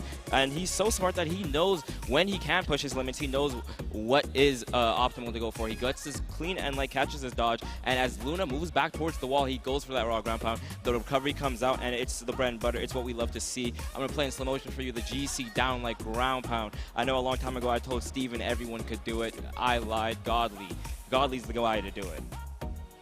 Continuing on with the Katars, like I said, he does not waste a single move. You can see he moves forward, but he doesn't throw an attack out because he doesn't need to yet. He lets Luna come to him, and he wastes Luna's dodge right there. Gets the beautiful half-pipe combo, does a ton of damage onto Luna there, pushing himself further into the lead. And like I said, man, this guy, he's a force to be reckoned with. He's got himself sitting in the grand finals right now. That three-piece right there was beautiful. Throws the weapon to confirm the edge guard, and he's going to have to do it again versus Impala in this NA versus EU Grand Finals. I'm excited for you. The desk is excited for it. I want to hear what they have to say.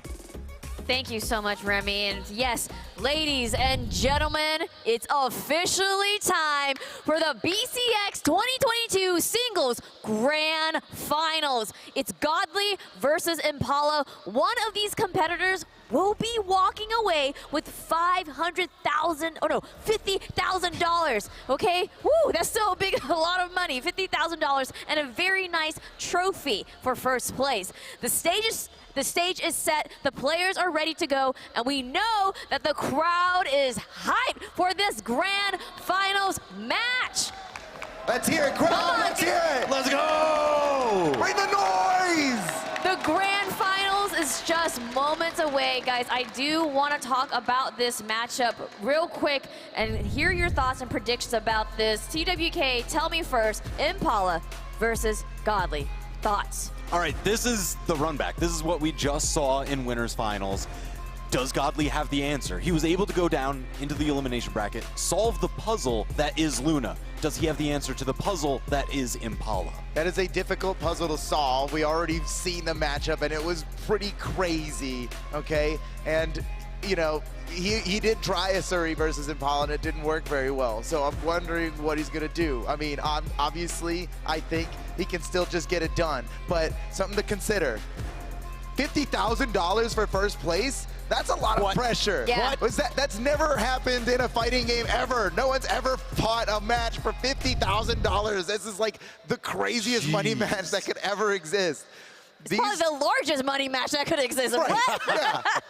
and it's the perfect North America versus Europe storyline. What's it gonna be? The chat's gonna tell us. Oh my gosh, we're leaning here to 59% Impala, We've got North Impala America. believers. We Okay, do. I mean, I can hear it in the crowd too. Yeah. We got Impala believers here. We got people who are Impala stands cheering and rooting for this North American player.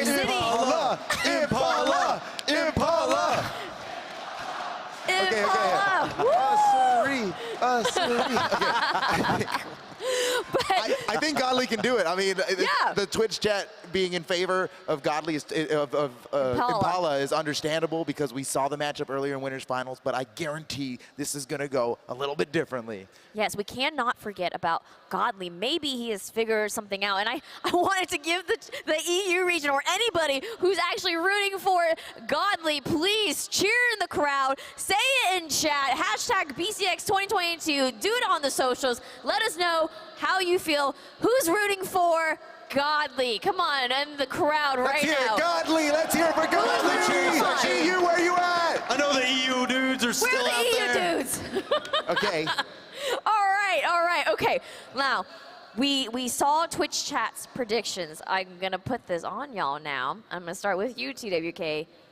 Who is going to be crowned our world champion for singles I'm an today? Impala believer. Ah! I'm an Impala believer. How could I not be? After the performance to get here so far, he's been running through every single name that we've been predicting for BCX for months. Nobody predicted Impala. Ah! I know. You're right. You're right. Foda, how do you feel about this one? That does sound like a fun timeline that I would love to be in. However, I must go with my original, the same as last time. If Godly sticks with the Asuria, especially using the Lynx Asuria skin, I have no choice. And I'm happy to be cheering for Godly in this matchup. Wow, wow. Oh my goodness. Oh, the cheer. Oh, yo, the region crowd. pride is stronger than the character pride, it seems. Oh my goodness, the crowd themselves has the reaction towards that. It's crazy to see how divided people are in chat, but also at the desk. But I believe, everyone, it is time for our grand finals here at BCX 2022. All right, the players are ready. It's set. It's time to now bring them on stage. First up, give it for Impala. Let's hear it for Impala. Oh yeah. Oh my God. How do you? Sam, but I'm Brawl. I guess I'm referred to as Impala. I've been playing for 6 years, and I went competitive in mid-2018 when it released on console. In 2019, I'm not sure if there was as much hype as there is now. In 2022, everybody's going wild for hitting something as simple as a SIG, and I'm not gonna lie, I acted the same way too when I watched Sandstorm versus Stingray literally just a couple minutes ago. Whenever I prepare for my matches, I make sure that my head is completely empty. Not from the fundamentals or anything, but more of the person that I'm fighting against, because if I have preemptive thoughts of the person that I'm fighting and they exceed what I thought they were going to do, then I feel behind. I'm developing information that I'm seeing rather than the information that I'm predicting. When I play on stage, I'll notice that it's honestly not that bad.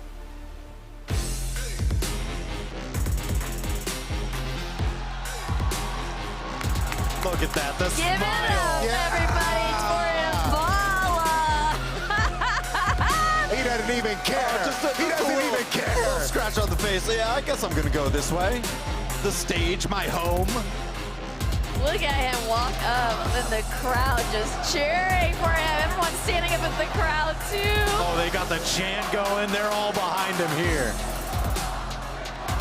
Oh, listen to the crowd. Just let it wash over straight into the tunes.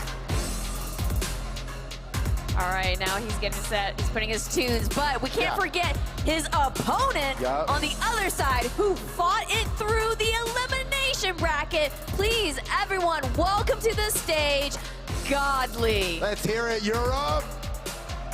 Let's go. My name is Zavai, but I go by the name of Godly.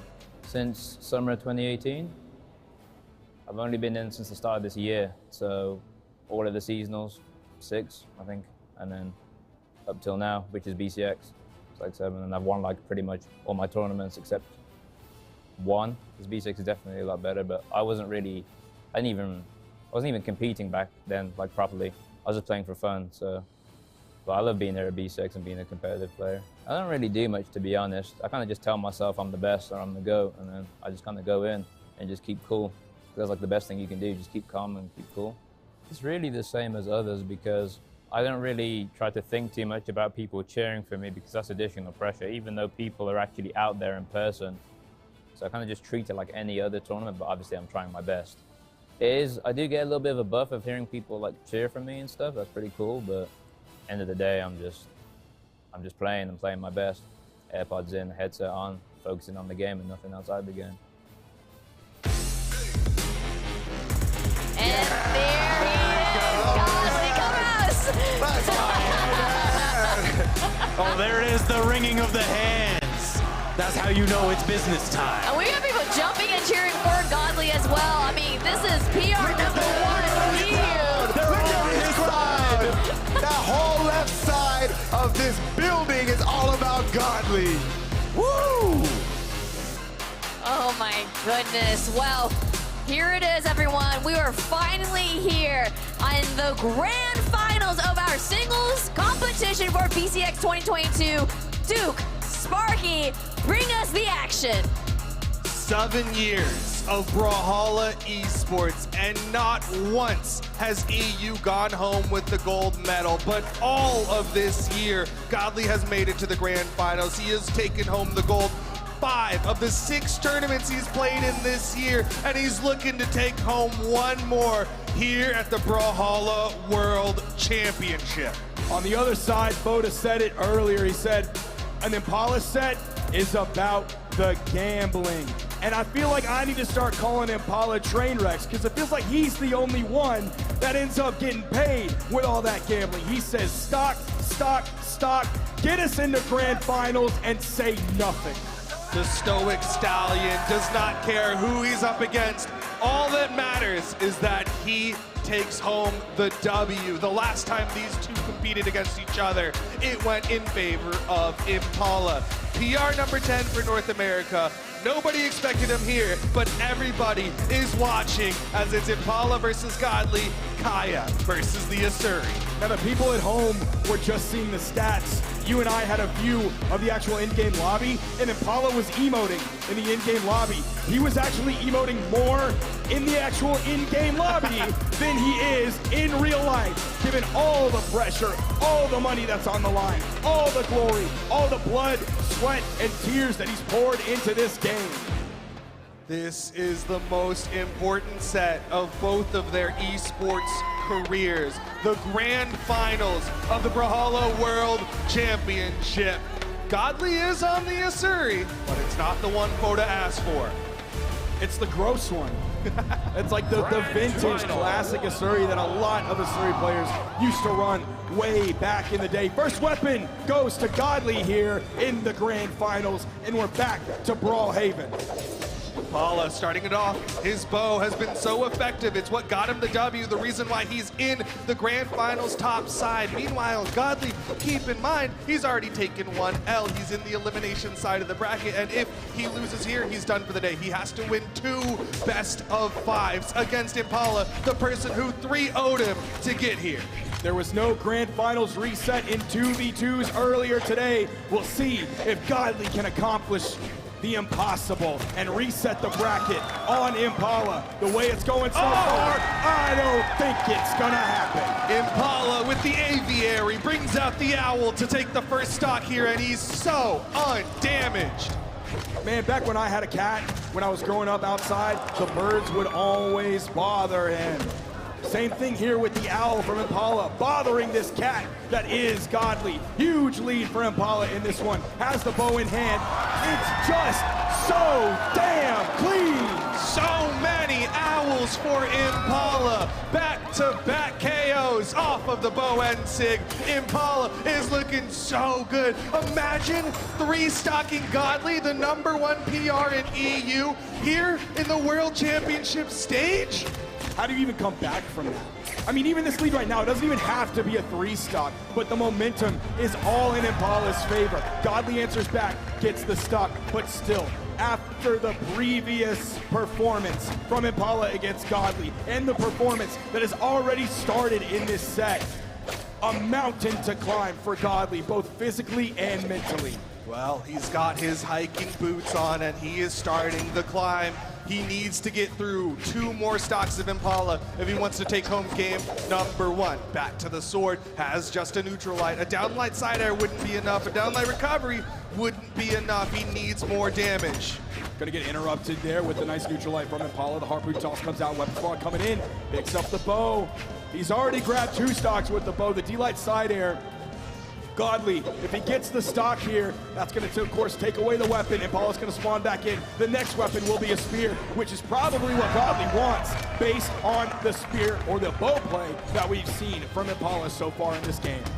Godly's gonna be sticking with those guitars for now on the fresh stock of Impala, and Impala just swinging, throwing out the fist, the unarmed neutralites, the down sig comes out, and Godly with the punish. Impala tries to go for the wake up ground pound, and Godly catches him with a down air. The weapon toss gets thrown. Godly is finding the gaps in Impala's armor. He's in control of the pacing of the game, at least right at this moment. He was also in control of the weapons. Impala has the bow in hand. Godly adding up the damage, the neutral air. Not sure if one one more of those would do it, even on this map. That one did send off screen, but it might be the recovery that he's looking for, and there it is.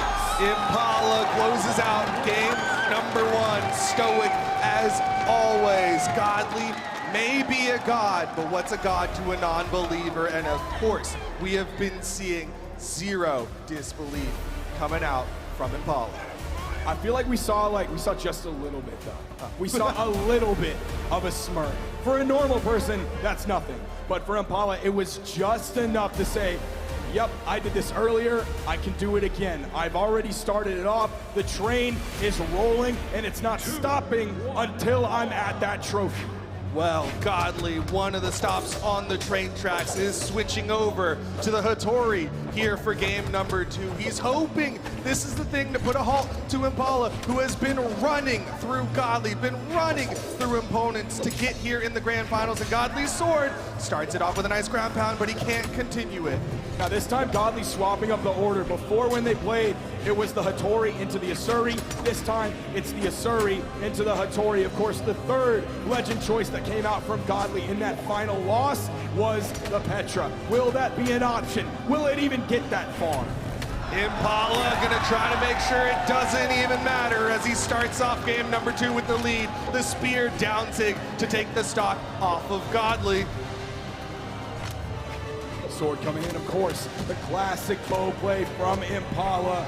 I'm going to see so many more Kayas in my ranked games, specifically because of players who are inspired by what we're seeing today. I mean, Impala's plays have been inspirational. The way he's utilizing this kit has been like none other, and Godly can't get the KO. He's been so effective in his edge guards, but Impala was ready for it.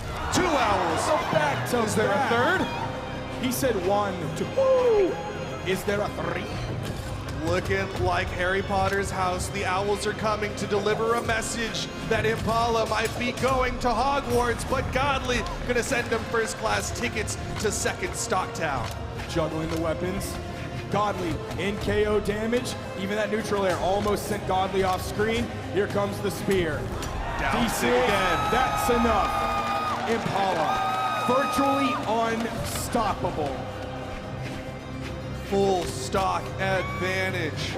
The king of EU is bleeding here against Impala. Again, I have to repeat it.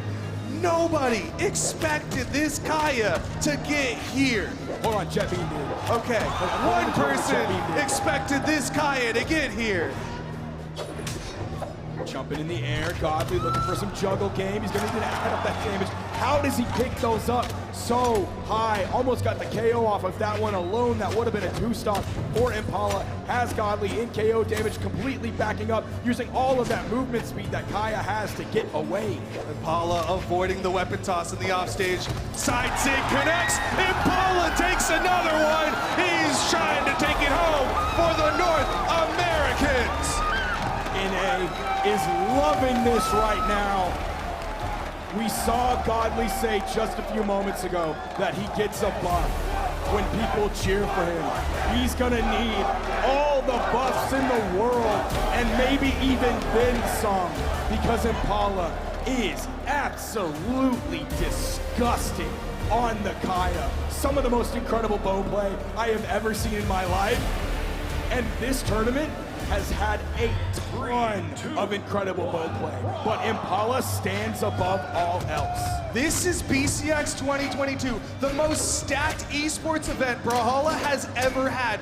Multiple, multi-time world champions, and Impala standing above all of them right now. 2-0 advantage over Godly. The sight on the edge, hoping that maybe the edge guard is the solution to Impala here. You saw the gravity cancel neutral signature moving a little bit forward, but of course Godly saw the sweat beads, knew there was nothing else that Impala had, completely stayed away from it. Godly starting off nice though. He's got that stock advantage. Impala struggling a little bit here against the Scythe of Godly, maybe taking some hits because Luna swapped to the Mordex earlier in his matchup against Impala. Yeah, but it didn't work. He got one. He got one. And Godly is going to get 2 stocks off of Impala. Here, a huge 2-stock lead for Godly. Of course, we're here on Brawlhaven. Godly constantly pushing his opponent over to the edge. That is what Scythe does best. The amount of control that Godly has with the scythe in hand, going for more sidelights, the down sig. Impala gonna make sure he doesn't get 3-stocked here. He's just gotta work through 2 more to get that gold medal. Easy neutral air grabs the gauntlets right away from Godly. Starting to take some damage. The range disadvantage is really gonna hurt him here if he can't find his way in. The sidelight was nice. Oh my goodness. How does he even it up? Just like that. Impossible to tame this Impala. Final stocks here. Impala is 1 stock away from being the BCX 2022 World Champion. Is he going to do it with a 3-0? What an incredible statement that would be for Impala as a player. Clearly the peak of his career happening right in front of us, but this would mean that the best is yet to come for this player. Double-digit PR on the side of Impala. He has not had a standout year this year, and Godly has, and he'll hold on here in game number 3. We're going to number 4, but Impala has shown so much life, so much fight, so much resilience. With all that life, you gotta think about the other side. You gotta think about Godly. Did take a victory, but he's just clinging to life. All the hopes of EU just barely clinging to life here. Yet again, stoicism, control, the real Sigma grind set here coming from Impala.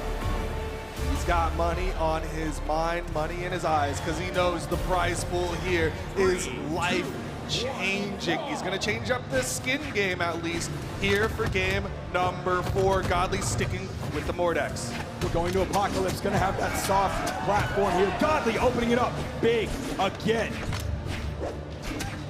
Dare connects. Godly goes for the offstage. Impala gets back up. He is safe with that main stage underneath him. Juggling coming out. Neutral airs, goes for the recovery as well. Picks up the 3-piece, has Godly already in the orange. Actually at the damage lead, definitely now.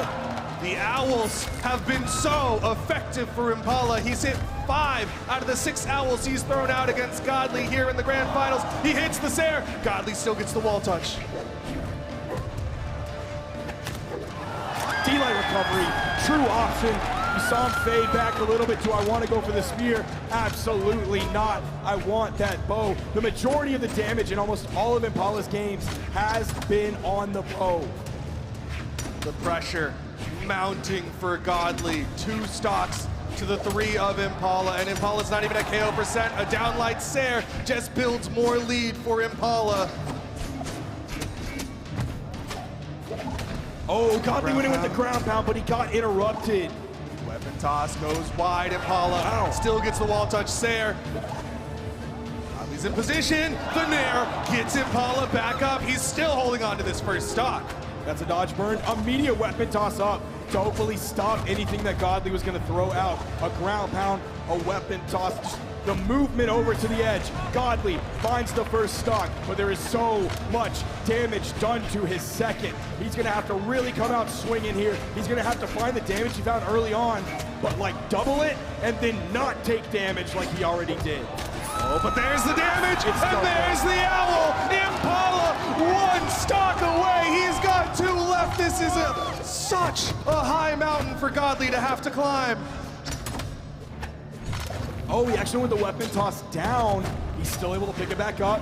He's going to be looking for the bow pretty quickly. Weapon spot comes in. Godly is not going to allow it. The weapon advantage is his best advantage right now. He has to find the damage. Sitting over to the edge, attempting the edge guard. Nice neutral air to turn things around. A Sair from Impala gets him back up safely. Another dare from Godly. Wants him in the offstage. He'll hit the ground pound. Final stocks here. Godly trying to hold on for dear life. He's done a great job of making this game even, of bringing the possibility of a game 5 here. Godly possibly has it within his grasp. He's going to be careful here. Waited for that side light and punished it immediately. Getting some damage here. Cannot breathe yet. The Nair from Impala pushing Godly further into the red. Impala unarmed. Godly just gets a side light. The Ensig almost does it. The Owls are coming out for Impala. He's going to be looking for the D-Light recovery or maybe another Owl. This is Godly's last chance. He has to find something here. He has to find the gimp. He has to find the damage. He has to find the edge guard. Not enough just yet. The low strength of Kaya. So many Owls for Impala, but it's a dare to crown our new world champion. NA's taking home another gold, this time in the hands of Impala. What an interesting outcome that not only has implications for this tournament itself, but for next year, man. I'm already looking forward to it. The grand champion of Brawlhalla 1v1s still has the headphones on. Impala, what an incredible performance. So relaxed, so calm, so chill. Another day in the park, and he's like, oh, I guess this is mine. I don't know. Where am I going to put this on my shelf? Either way, he is your 1v1 Brawlhalla World Champion. Man, Jet Bean called it. Kind of smart. Jet Bean called it. What an incredible day. What an incredible tournament. I'm still in disbelief that the player left standing on the stage, hoisting that tournament championship trophy in the air, is none other than PR10 C13 Impala. He had to upset so many people. NA's PR number 2, Stingray. NA's PR number 1, Luna. EU's PR number 1, Godly. Impala did not care who it was. He was gonna go through them, and that makes Impala the champion. And what an insane story. He slipped under everyone's radars except Jet Beans. Except Jet Beans. And now he is waving the trophy high. And it wasn't like a knockdown, drag-out fight that went to a game 5 every time. It was a 3-0 and then a 3-1. No bracket reset. That is a 6-1 against Godly. He made it look truly almost effortless. The way he plays that Kaya, the way he incorporates those signatures into his general play, into his general strings. I'm still in awe. I'm still in disbelief. It's been an unbelievable weekend, and it's so crazy. Impala, being that character specialist that he is, we didn't see too many Kayas. It wasn't a bracket full of Kayas. It wasn't everyone going, hey, Kaya is the pick. Instead, it was Impala saying, this is what I've been playing for years, and this is my time to shine. We're in a gauntlet meta. We're also in a spear meta, but of the spear characters that are regularly played, it's not Kaya, but you know who it is. We're gonna have Ajax down with an interview I'm excited to see right on the main stage.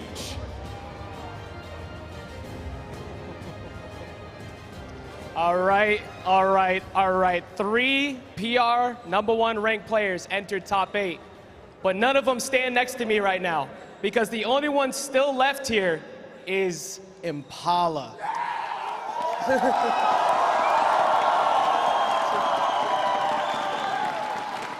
You know, a little while ago, I asked you a question and you gave me a pretty interesting answer I wasn't ready for.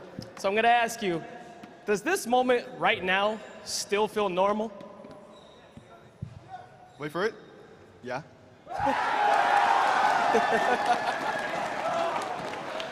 You were able to not only deal with Luna, and then you dealt with Godly. Going into Grands, did you feel just as confident? Was there anything that you needed to change up, or you just feel that everything you were doing was just the same? Just about, yeah. But I assumed I needed to change something when I was like backstage, and apparently there are like 2 setups where people can like warm up and stuff. I found somebody in a custom lobby who had my setup, and they were like trying to figure out what I was doing. So I assumed I had to do something. So I did. So I won. Even all the preparation in the world, could not stop you. Dominant victory after dominant victory. Is there anyone here today that you want to shout out, say thank you or anything like that? There are several different people. Let me start off with the one person who kickstarted my career in 2020 and helped me become the player who's kind of like standing here today. Stingray, who's out there.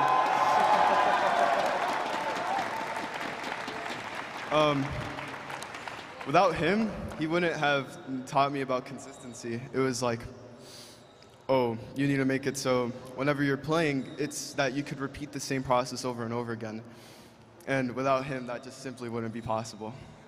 And I have so many like things to thank him for, because without him, I wouldn't be doing any of this, or I wouldn't even be standing here. So another one, probably my sparring partners. So we could start with MegD and JetBean, since they're both Mordex players, I guess.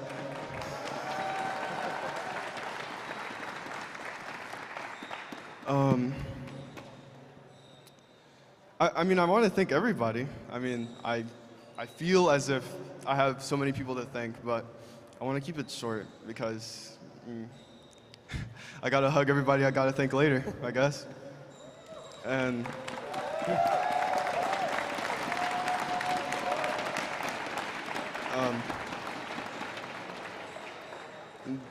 it's all so surprising to me.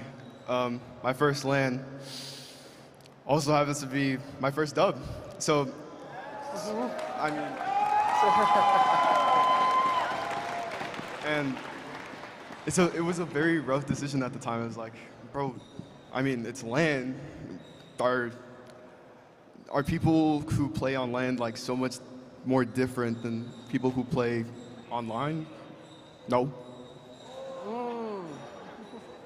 If anything, LAN might actually be low-key less legit than online.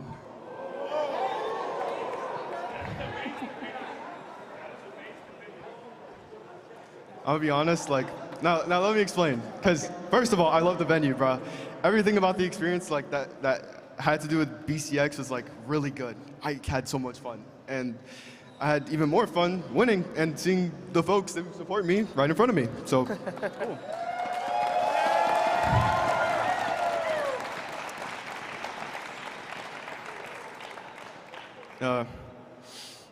Guess that's it for now, of course. All right. Well, thank you. Final words coming from Impala, and one more thing to say. Luna stood on top of North America, Godly stood on top of EU, but today, you stand on top of the world. Congratulations, and give it up for your BCX World Champion, Impala. Congratulations, Impala!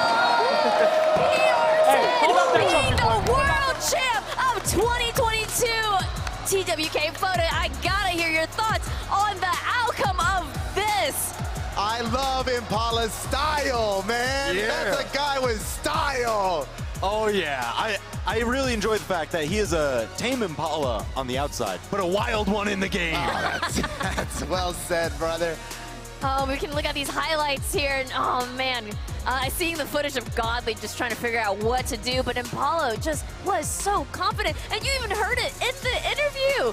He was so confident. Oh yeah. Everything was the same. Offline, online, it's all the same battle to him. He's ready for it, man. All right, so we were looking through his stats. I just wanted to bring up that 1 gold medal that's sitting on his record. That was from the Mammoth Arcadian. That's an Arcadian. The Arcadian. This is his first actual dub. Man, and he is just fully unleashed. Yes, and he has earned himself $50,000. And that trophy, look at this world champ. Oh my goodness. Woo! Bravo. Congratulations, Bravo. we can't Wow. stop. And all the people in the crowd over there too in the venue just cheering for him We've got too. the best wow. crowd. We got the best crowd out here. Brawlhalla community. It's because of you. Let's go. Now I do want to get final thoughts here as we start wrapping up. Final thoughts, TWK, I'm going to throw it to you first. final thoughts. Man, he is just so incredibly comfortable. I love how he's essentially constantly pump faking with his movement, so that way you don't see the rapid attack coming at you in just a split second. Foda. I think 2023 is going to be a big year for Impala and an even bigger year for Brawlhalla Esports because it's going to be bigger and better than ever, and I can't wait to see all of you guys there. Oh my goodness. Okay, well, I want to, like, we have a little bit more time to just talk a little bit more about that grand finals, because that was a grand finals, okay? Yeah. Okay, that felt like a blur, okay? I had no idea how that was going, but it was a blur. That's how I felt like. TWK, I need you to tell me, break it down for me, break it down. All right. First two games, Impala just absolutely going wild. Godly trying to search for the answer, kept swapping between different legends, and he found the answer in the scythe. That's where he really started to pick it apart, started to bring it even, seemed to throw a hitch in a lot of Impala's plans. But then there was the adaptation. Stopped getting caught in a lot of those offstage strings, started finding his way back to stage in different unexpected routes, and Godly didn't have an answer for a stable Impala. Yeah, I think you're absolutely right there, TWK, as usual. And maybe that's the one thing he said he had to do just a little bit differently after he saw somebody trying to figure out what to do against the Kaya. Can I just also say, Kaya fans out there, including myself. Oh, they're celebrating. Let's go! We have a Kaya as like a champion, a world champion. I am so thrilled about that, and Impala's Kaya was absolutely clean. I want to start trying to wrap things up here because, I mean, wow, just everything has been going fantastic here, and there's so many people that we want to thank. I'm going to first thank, obviously, the people here at the venue still hanging around. Thank you so much for being here. It's literally you, the community, for literally, this is for you, and you make this happen, so thank you so much for being here. And then, of course, the viewers at home, thank you so much for your support as well. Like, we really can't thank you enough. Hello, Atrophius, I saw you. Don't even, what were you even doing? What are you even doing? I saw you. All right then. I'm like out of breath just because I can't believe what happened in that grand finals. It happened so fast, and I feel like I'm still living in that moment. Literally at that ending moment here. This is such a great time. This BCX was such a great time. Unreal for sure. We needed this. Yeah, we really did. Okay, well, what an amazing day 3 we've had. That was an incredible wrap to our weekend here. It's been crazy. It's honestly, it's been awesome. It's been crazy. It's been awesome. Yeah, it's been an insane day of matches. A lot of matches, actually, this whole weekend. Yeah. You know, lots of ups and downs, 3-0s, of course, and even game 5s. There's been so much that's been happening here, and honestly, we couldn't have asked for a better BCX 2022. I agree. And literally, I've already said this, but literally that is all due to the amazing Brawlhalla community that we have. Folks who are watching at home, tuning in all weekend long, all the people here in the venue coming all weekend long, competing, participating in the expo. Oh my goodness, the amazing Brawlhalla community. And of course, I got these guys. Yes, and these guys, everyone who's coming behind me too. Let me just say congratulations again to our doubles winner, Boomie and Snowy, your doubles champion. Of course, congratulations to Impala, your BCX 2022 singles champion.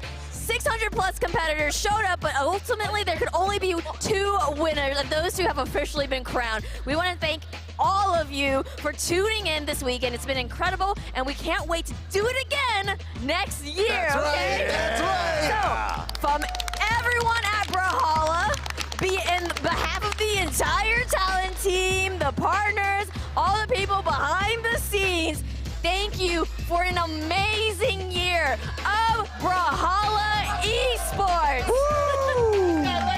We love y'all so much, and we couldn't do it without y'all. So you know what? We're gonna have to wrap up here. We're gonna leave you with the sights and sounds of the Brawlhalla Championship Expo 2022. And until next time, y'all. Good night, everyone. Ladies and gentlemen, welcome to the Championship Sunday inside the Cobb Galleria in Atlanta, Georgia. And we're back with day 3 of the Brawlhalla World Championships. It's serious time here. I am scared for Godly and Fosy. Snowy and Boomie are going to be the final boss. Oh, didn't land the last hit of the recovery, but the save from Snowy will do it. Here it is, the last hope for the blue team are diminished. The red team is going to grand finals. Oh my God, are you kidding me?